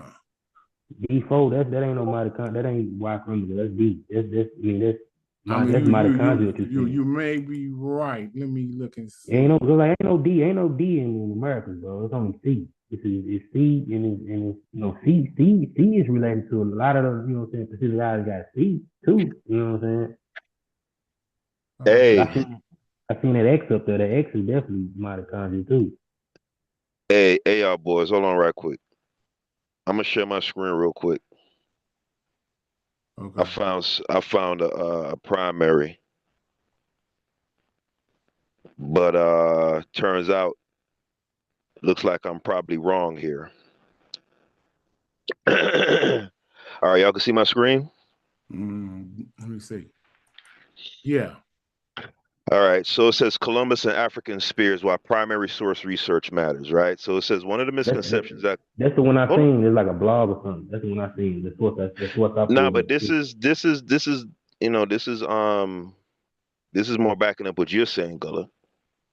So it says here one of the misconceptions that comes up often in discussions about a pre-Columbian African presence in the New World is this idea that Christopher Columbus documented that natives told him that they were given spears by black people and that those spears were later discovered to be African spears. The reality is that Columbus wrote no such thing. This claim was popularized by Ivan Van Sertima. He makes this claim in the video below.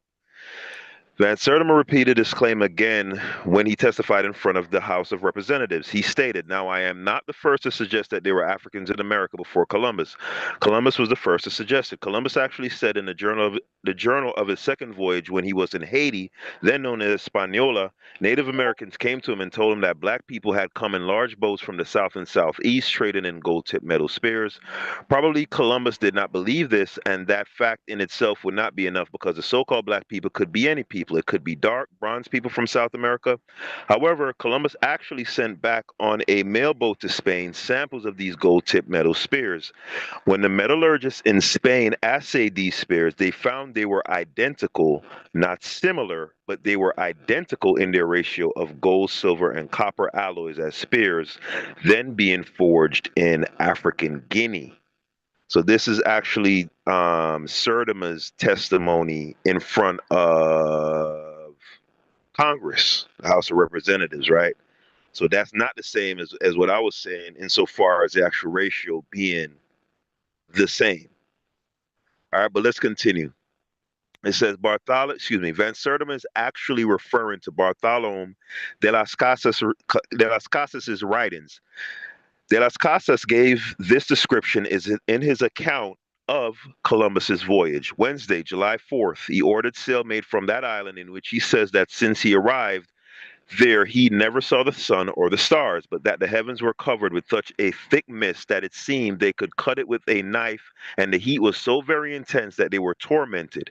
And he ordered a course laid to the way of the southwest, which is the route leading from these islands to the south, in the name, he says, of the holy and indivisible Trinity, because then he would be on a parallel with the land of the Sierra of Loa and the Cape of Santa Ana in Guinea, which is below the equinoctial line, where he says that below that line of the world are found more gold and things of value, and that after he would navigate the Lord pleasing to the west, and from there would go to this Espanola, in which route he would prove the theory of the King John aforesaid, and that he thought to investigate the report of the Indians of this Espanola, who said that there had come to Espanola from the south and southeast a black people who have the tops of their spears made of a metal which they call guanin, of which he had sent samples to the sovereigns to have them assayed, when it was found that of 32 parts, 18 were of gold, 6 of silver, and 8 of copper. So that is actually a transliteration or a translation from the primary. Right now, it says the first area of confusion is that this was De las Casas, not Columbus, who wrote about these spears. The second area of confusion is that De las Casas mentioned nothing about these spears being African. The question one must ask is, how would the Spanish even know if the spears were identical? Did the Spanish also assay the spears of West Africans to know what ratio of gold, silver, and copper alloys were found in the African spears? Now I want to stop there. That's where I had made, because, excuse me, in the video up top, Van Sertima does make that claim, or at least he alludes to that, like they possibly, because that's the impression that I was under, that they took the samples from the Tainos, took samples from the West Africans, compared them, and found that, but that's just not true. Because So even the source I had showed, it basically said the Spanish didn't even know about the word Ghanaian until the natives told them what it was. They said that they had serious metal tips by metal excuse me.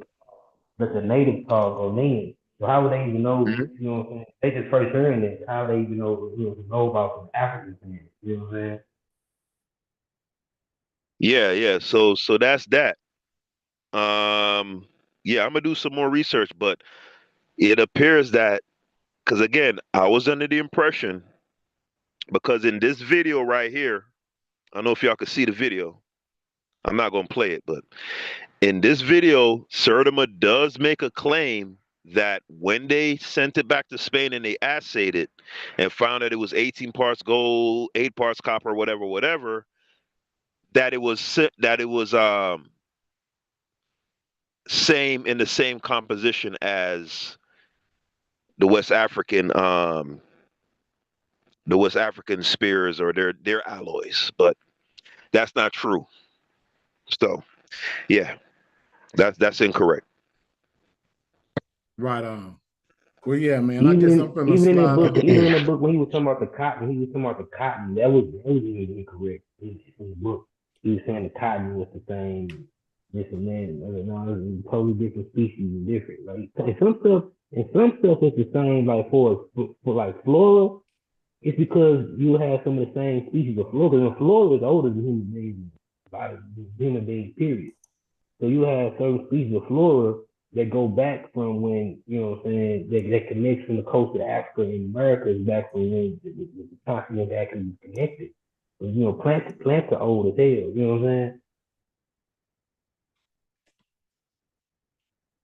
Yeah. Yeah, that was a Y chromosome too, Gullah. I just looked it up. So I'm gonna check it out. I'm gonna look at you. Go check it out myself. let me see.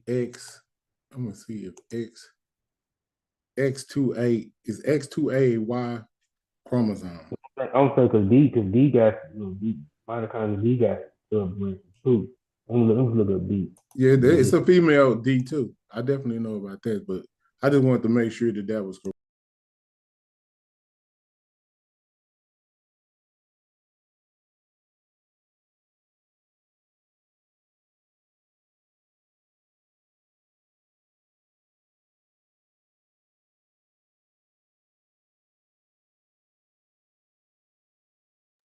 I'm looking at Y helper group D. Yeah, right here, it don't even say, like, even when you look at the wiki, bro, it said D1 or DM 174 is a subgroup of the male lineage, primarily in East Asia, Magura and Nepal, Andaman Islands, and also found in the lower frequency in Central Asia, Siberia, mainland East Asia, and more rarely in Europe and Middle East. You don't even say nothing about no. Well, you would have said that, like Wiki would have said, like, that would have been, like, pointed out. You know what I'm saying? I don't even know about no D Y chromosome ever being in North America.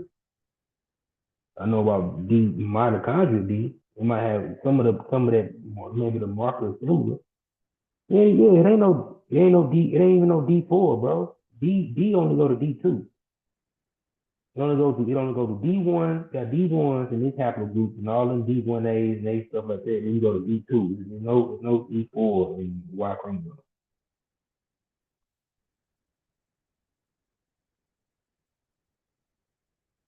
You see MTAD.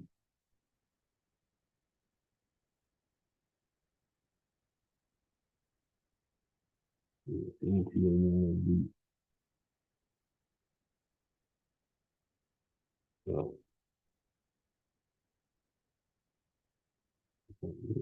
okay. I'm looking at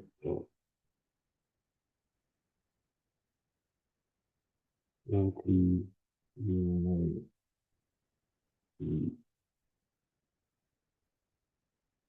There we go.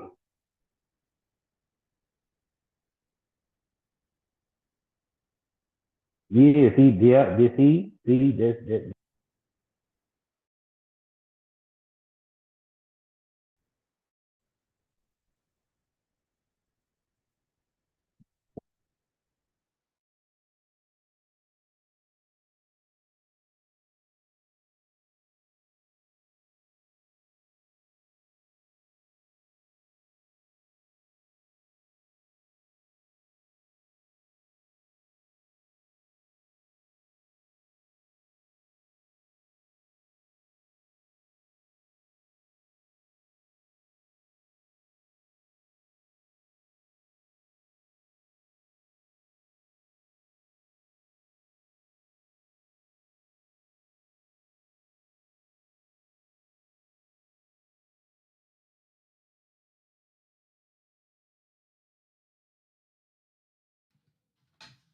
Yo.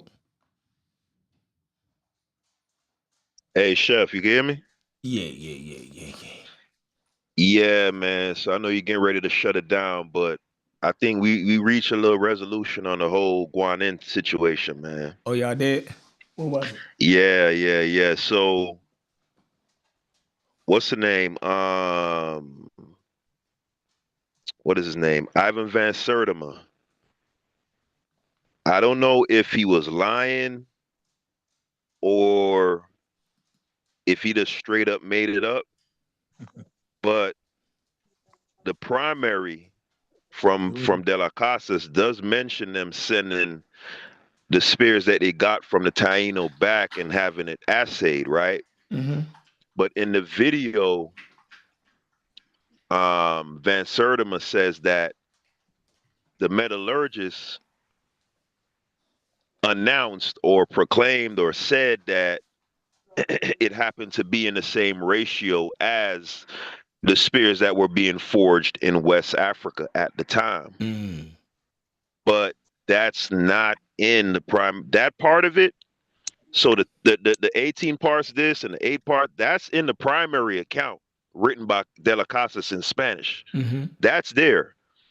The part about, sending it back to Spain, all of that's there. But the part about them saying that it's similar to the spears being forged in West Africa at that time, that's not in De La Casas's account. So, but Van Sertima makes that claim in a video. So I don't know where he got that from. So it appears I was operating under a misconception, because when I heard Van Sertima say that in the video, to be honest, I presume that there's no way that you're going to make a statement of fact like that and not have that somewhere in primary documentation. You get what I'm saying? Because that's not a suggestion. He didn't make a suggestion. He said they sent the gold tips back, assayed it, and then saw that, oh, this just like the African spears. Okay, where did you get that from? And what did they say? You had to, they never said anything like that. They never even, in the primary account, there's no comparison to any West African spears at all. So it's not mentioned. Where did I don't know where he got that from. So can you assume that he lied? That's what I'm saying. Dr. Ben said, could he have lied? Like, what? But why? Like, why? Dr. Ben said they came from the mountains of the moon, from where the gods happy dwell, at the foothills of the mountain of the moon. Some shit. Can't nobody find that. He said it was in the papyrus of Ani. There's no such thing. So it is safe to say that Dr. Ben made that shit up.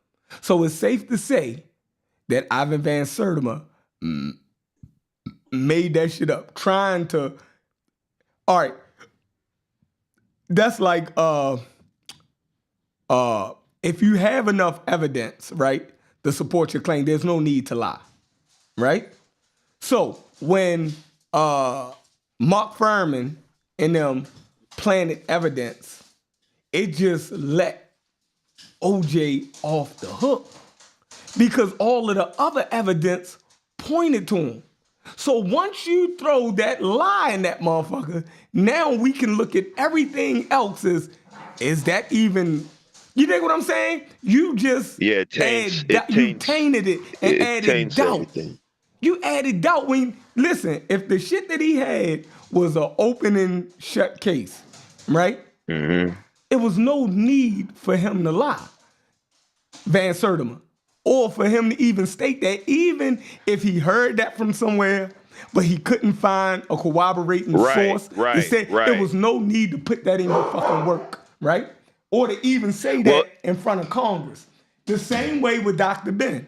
If the overall body of evidence was conclusive that the ancient Egyptians were black, there was no need to introduce a lie, even if you heard that, but you couldn't substantiate it with primary documentation. You should have left the shit out.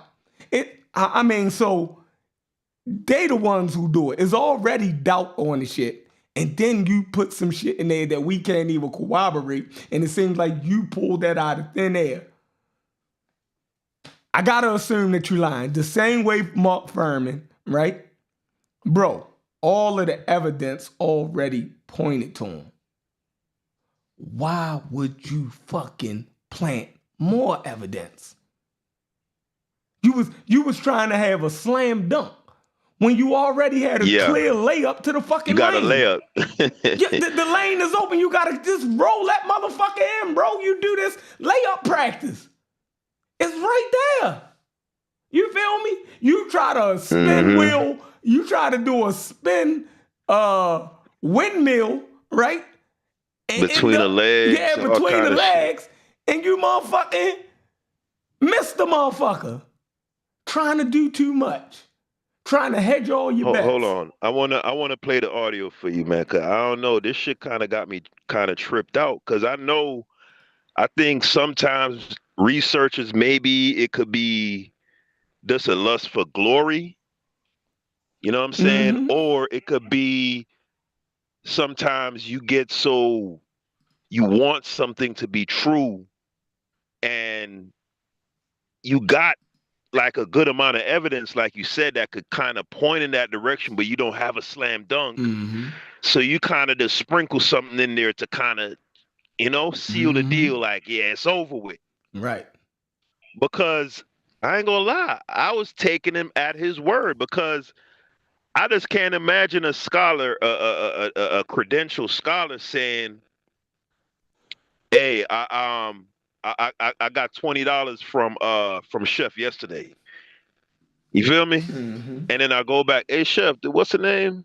Because that's too easy to falsify. Like, how you gonna lie about some shit or make up some shit like that? That's easy. That's, you feel me? Like, it don't make sense to me. Cause let me play the audio, bro. Oh, I ain't gonna. That shit kind of crazy. It's fucking you up.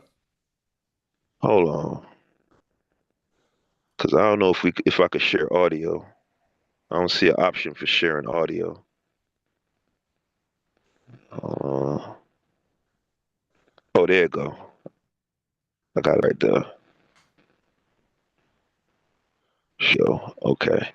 Yeah, this shit fucking me up, Chef. I ain't gonna lie, dog. Hold on.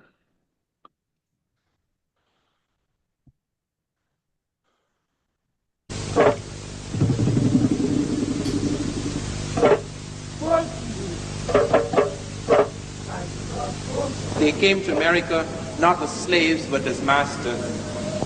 I am not the first to suggest there were Africans in America before Columbus, nor is anyone in the modern period. Columbus is the first man to suggest it.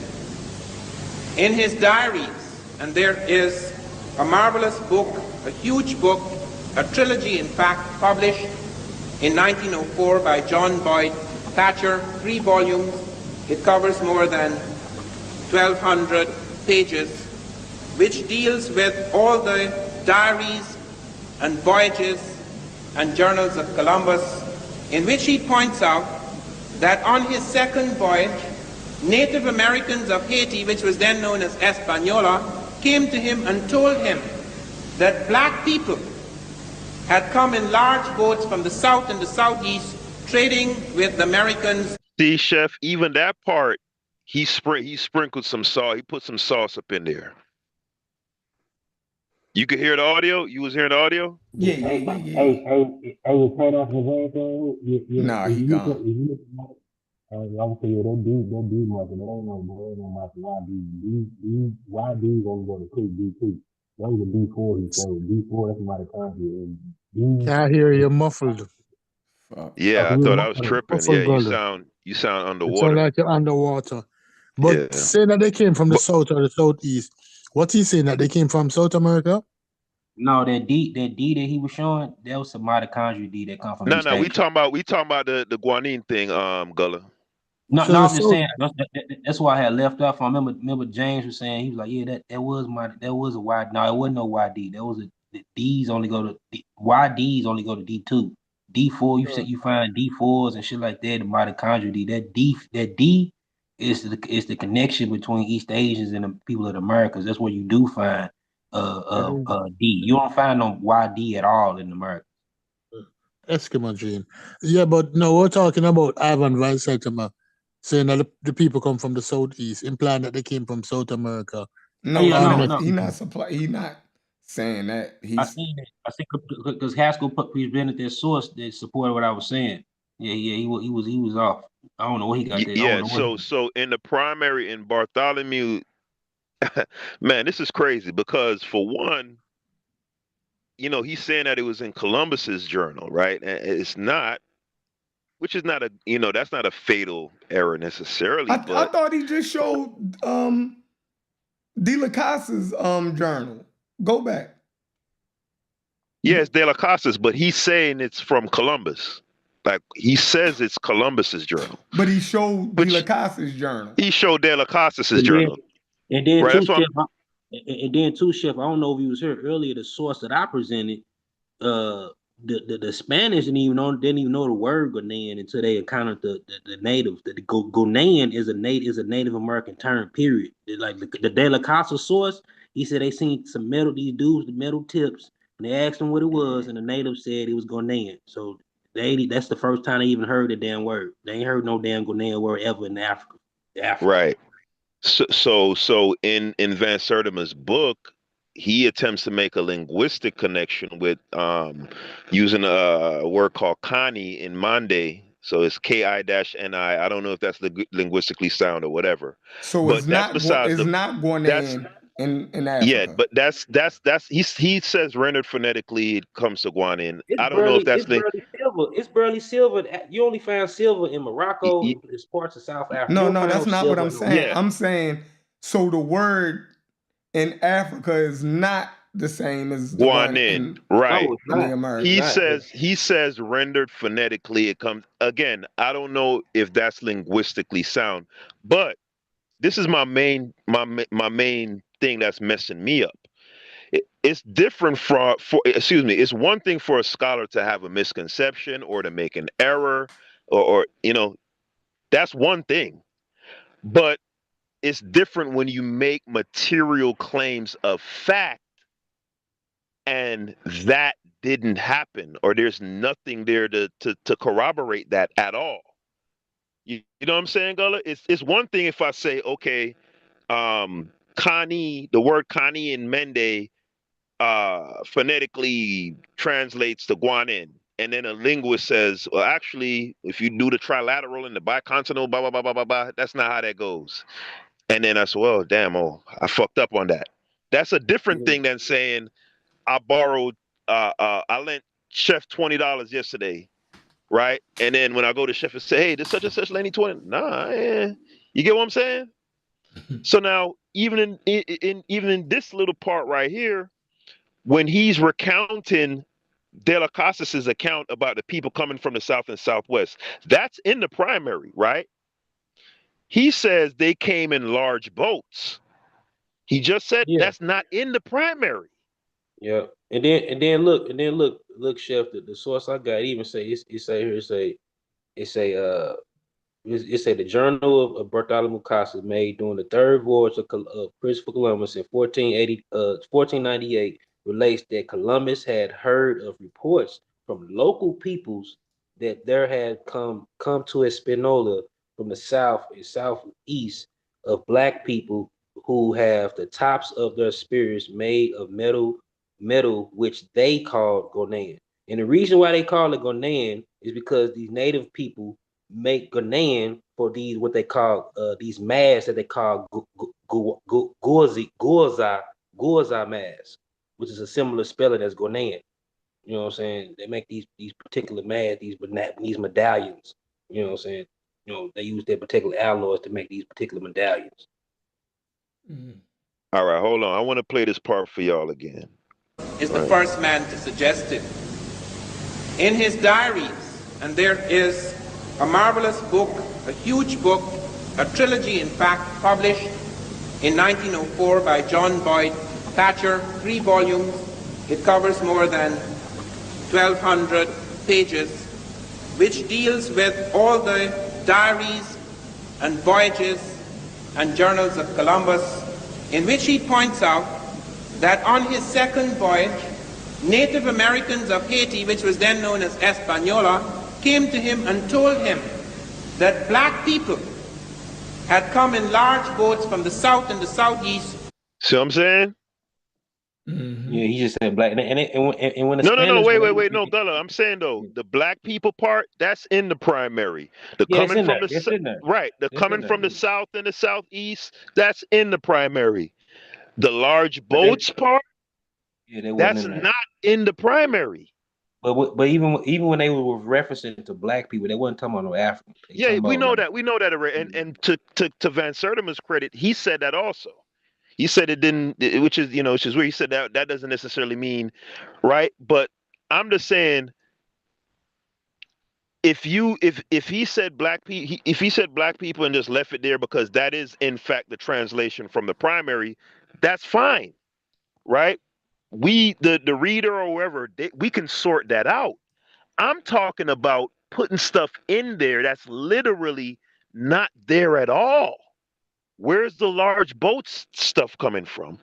Yeah, but back in this time, motherfucker, the people whoever listen to these audience, the people listen to these people, they gonna sit they had on black. They heard that black people. You know yeah, I'm saying though, they're gonna latch on to that. But what I'm saying is, I wouldn't have faulted Van Sertima for that. I wouldn't have had no problem with him. When you're inserting things that aren't there, now I'm looking at you funny. Cause the black people thing was in there, Gullah. You get what I'm saying? It's in there. It says black people. Right. That's an easy mistake. That's an easy mistake to make. You know what I'm saying? No, I'm saying that wouldn't have been a mistake on his part. I'm saying that's the literal translation. I know. I'm just saying that that'd be it'd be easy for him to, even if he tried to claim like, oh, they must have got this from some type of black people. You know what I'm saying? That's an easy hiccup. You know what I'm saying? Because it actually saved black people in there. You know what I'm saying? Not even, just without him even like knowing the reference or the actual what's going on. Because 15th century Spanish literature, you know what I'm saying, black could be represented anything. People, it'd be symbolic to some people there. But by him at this time period, Van Sertima reading it, you know what I'm saying, it'd be easy. That's why I said easy mistake for him saying, okay, these must be black people.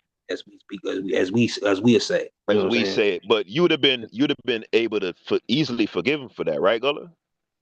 Yeah, because it's forgivable. It's in the source. That's why I say that'll be an easy mistake to make. Right, but I'm saying, but that's something that's forgivable, though, right?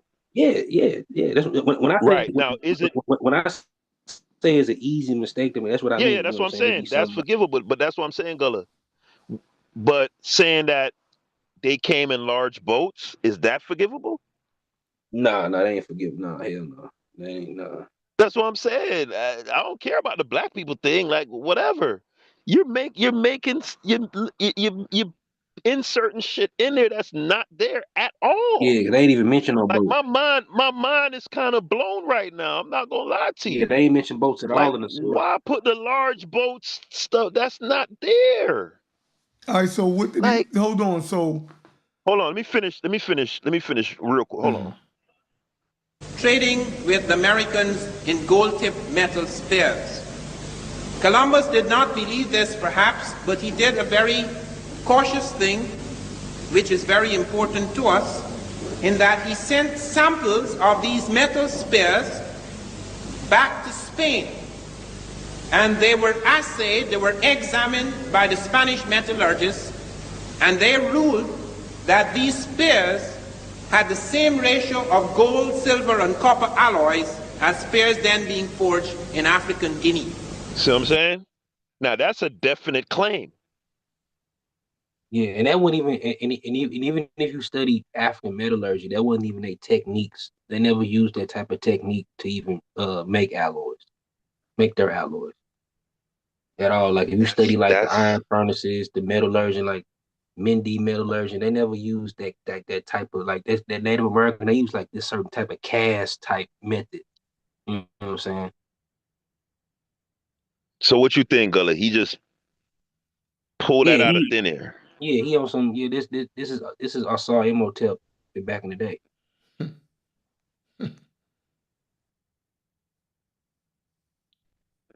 Don't say he pulled It's like Hidden Colors. Like, so somebody on the Hidden Colors panel. You get happy and just start saying anything.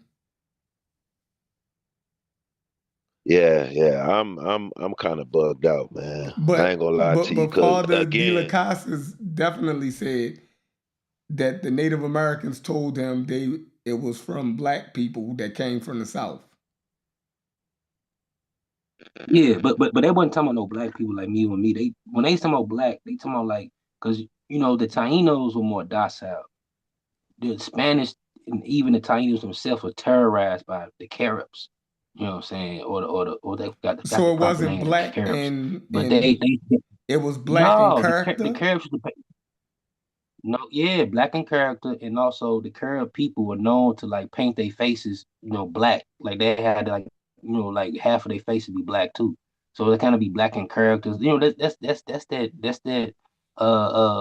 that style of literature back then. You know what I'm saying? Black didn't necessarily mean black people, just because being like it's evil people too. That type of Spanish literature. You know what I'm saying? All right, so we're ruling everything out. So it wasn't the same composition as the African alloy, right? It wasn't actual. nah, they didn't even compare it to. There's no source that states that they even made a comparison. All right, so let's continue. You know, like that's crazy. So bro. can we rule it out now? That's crazy, bro. If that's what you were Even if you standing look at the on, wiki, As of right now, it's ruled out. You have to. even if you look at wiki, You have to. it say the Spanish called Ghanaian, and they call it logo because it wasn't really like real gold. You know what I'm saying? It wasn't pure. It wasn't pure gold like African gold was. Like, Africa got pure gold. What the fuck you making alloys for and shit to make it? You got the fucking mines and shit. You know what I'm saying? They got you know what I'm saying? They got like Africa had yellow gold. You know what I'm yeah, saying? that Probably shit some yellow. red That's gold the too. That's why I yellowest say gold I ever seen in Africa. That shit be yellow as a yeah. They probably motherfucker. had some type of version of red gold. They said Ghanaian it was similar to red gold, but it wasn't red gold. It was like I guess what they called it back in their food. It basically was fool's gold. Shit.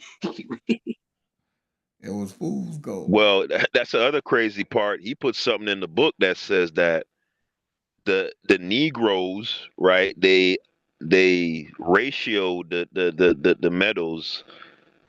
I think he cited some source that it was ratioed that way because it gave off a certain smell, and they like to smell their wealth. Like, They man, ain't even that's show crazy, their bro. sources. They ain't even show their sources back in there. They said, "Oh, they used to say this, and that." You know what I'm saying? Thinking somebody gonna look it up. You know what I'm saying? If you find this in this book, they didn't actually show it where to find it at. You know what I'm saying? Now, Dr. Clark give you the page number and everything. Damn, man, sir. Yeah, that's crazy, dog. That's crazy, bro. But I see ain't gonna lie. that's the hell bent. I'm disappointed. I'm disappointed in Van Sertima, man. I ain't gonna lie to you. He did a hell of a job. You know what I mean? He did a hell of a job. Like he just put a little bit too much dip on his chip. You know what I mean? So Nah, he as of right now, from he what I've double read, he straight up lied. he Again, double dipped. I'm gonna say it again, dog. It's one thing for you to have like misconceptions, or you read black people and you make the connection that it's referring to black people from Africa, and but see, those are mistakes. No, Yeah, this is a matter of character. When you making up stuff out of whole cloth, you're lying. Those yeah, are he two double different things.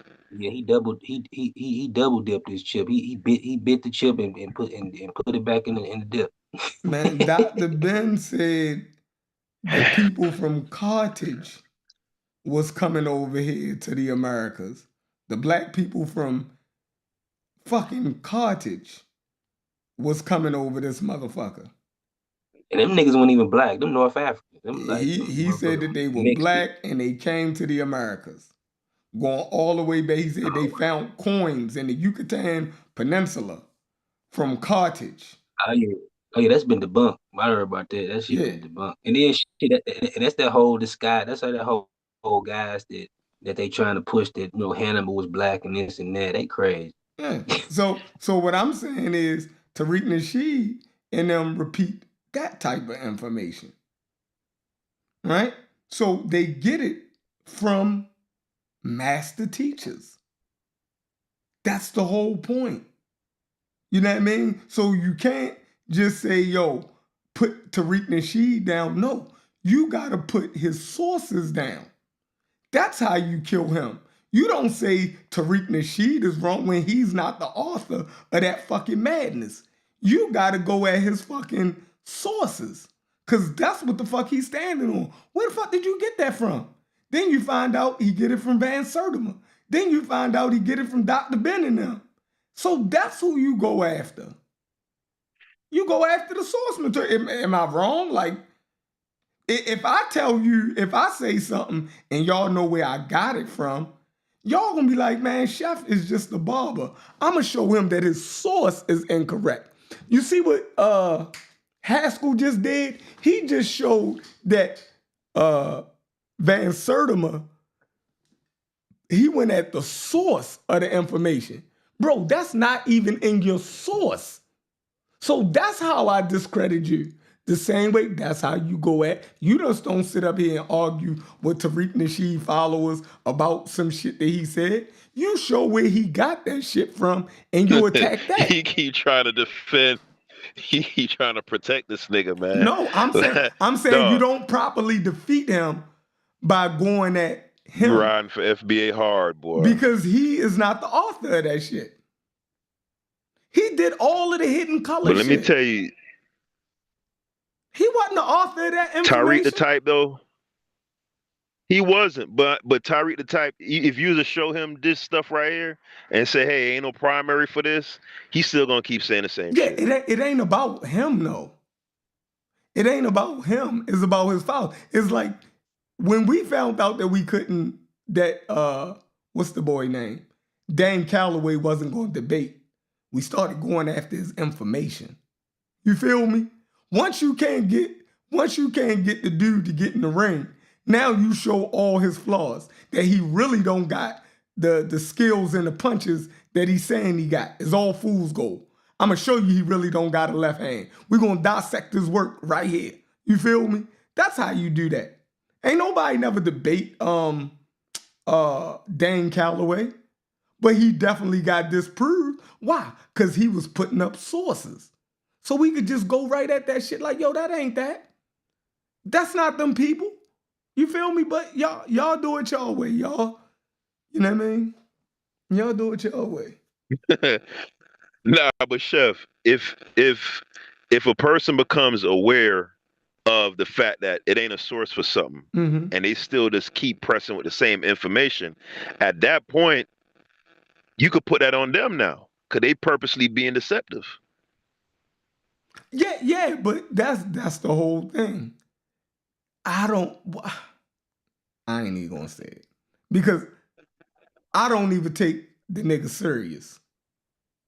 First off. You don't? Yeah, right, because, yo, I never even watched A Hidden Colors or any of that shit. I never brought a Tariq Nasheed book like you know what I mean? I never followed his Haiti series. None of that shit. I'm not caught up. Tariq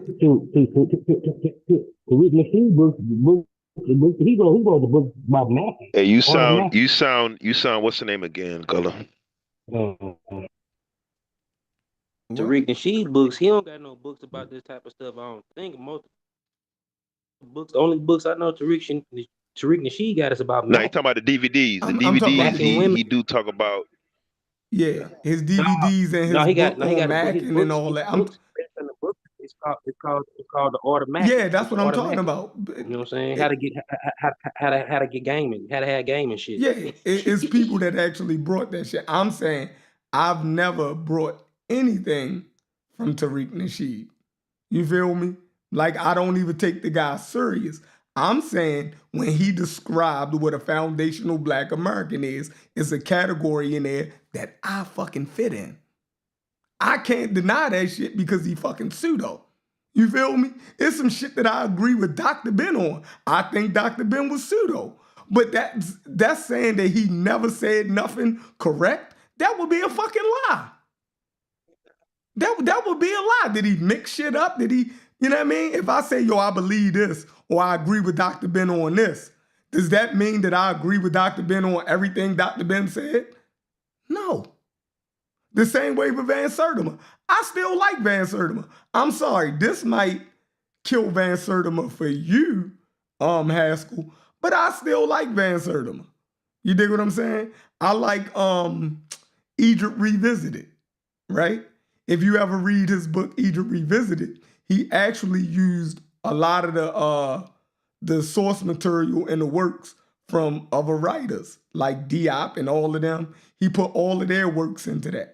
So the stuff that they introduced at the UNESCO conference is actually in Egypt Revisited. And I still think that's a good book. It gives you a good understanding of where the Afrocentric scholars that put forth Black Egypt, where they was at the time, right, in the late 70s. He actually composed that pretty good. So, you know what I mean? I don't throw him completely away for that shit. We already knew that they came Nah, from Columbus.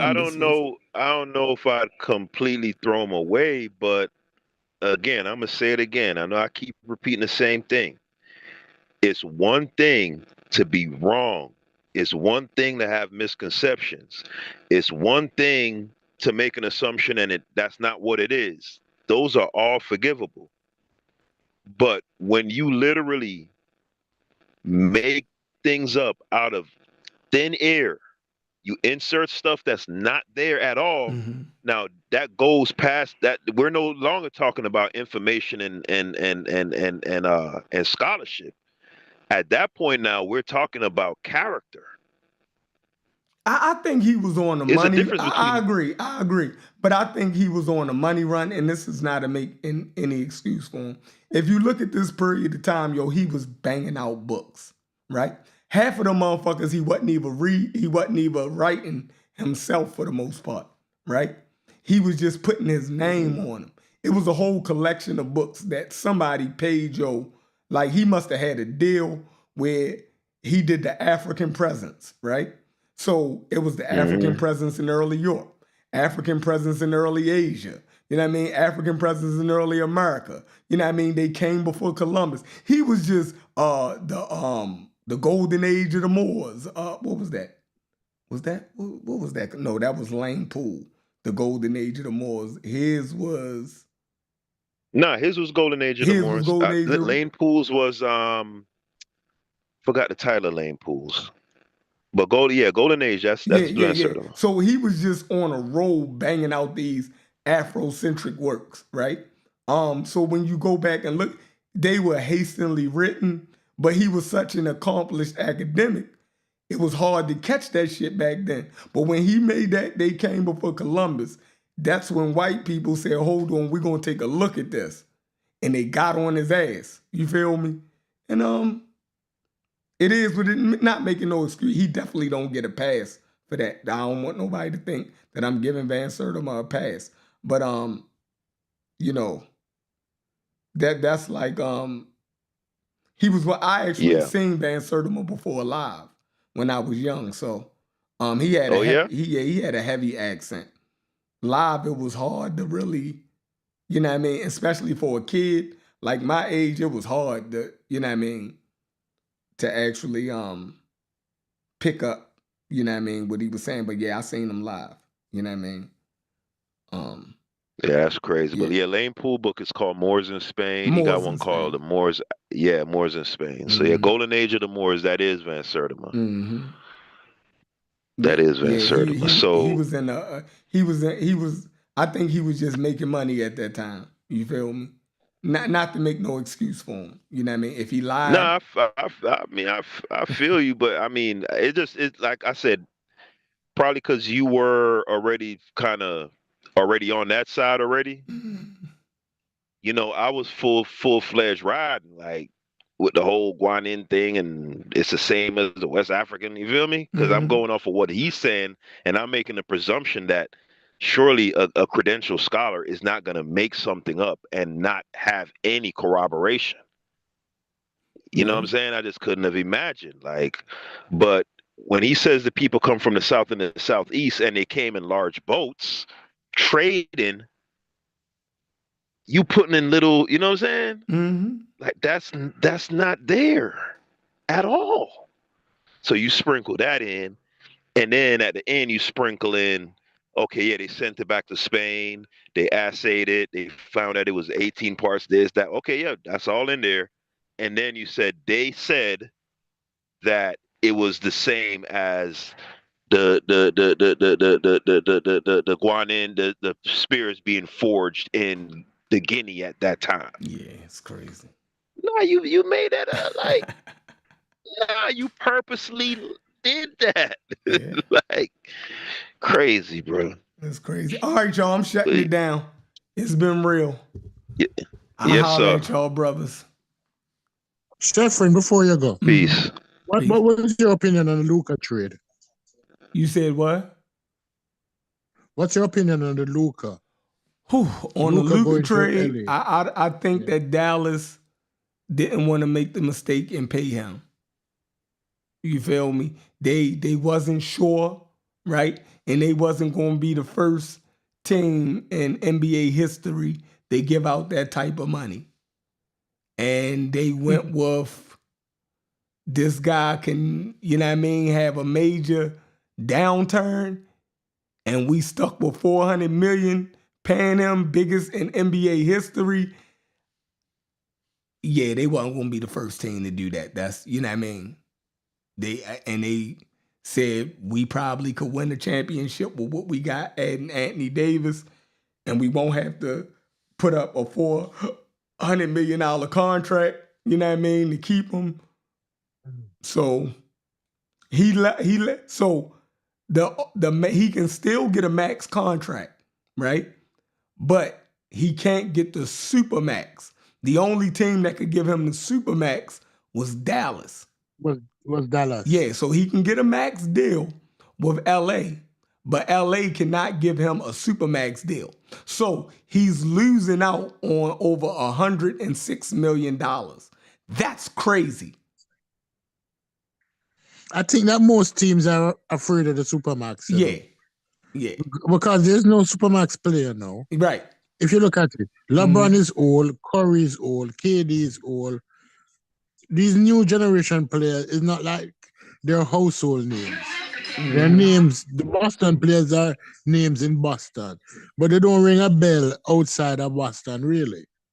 Right? The well-known players now are almost approaching, are older than 35, almost approaching 40. Yeah. Those were the Supermax players. You could give Curry a Supermax because Curry was a household name, both locally and internationally. Even Durant, LeBron. Right? But think about it. Even Anthony, what's his name? He's a great player. They call him Young Jordan. But he's not so much of a household name. And then that one in New Orleans that could be great, but him can't stop eating. How can you give him a max deal? Zion. You understand? Nobody not digging in their pocket for $400 million. Yeah, don't nobody want to do that. What's the name got traded today? Jimmy Butler got traded to the Golden State Warriors. Yeah. Miami wasn't giving him a Supermax based on his age, although he's an all-star, although he took them to the finals. And he knew it too. That's why he was unhappy. Nobody not forking out $400 million like it's nothing. Yeah, that's a wrap. All right, Stoopies, I'm out of here. Good talk. Later. All right, broski.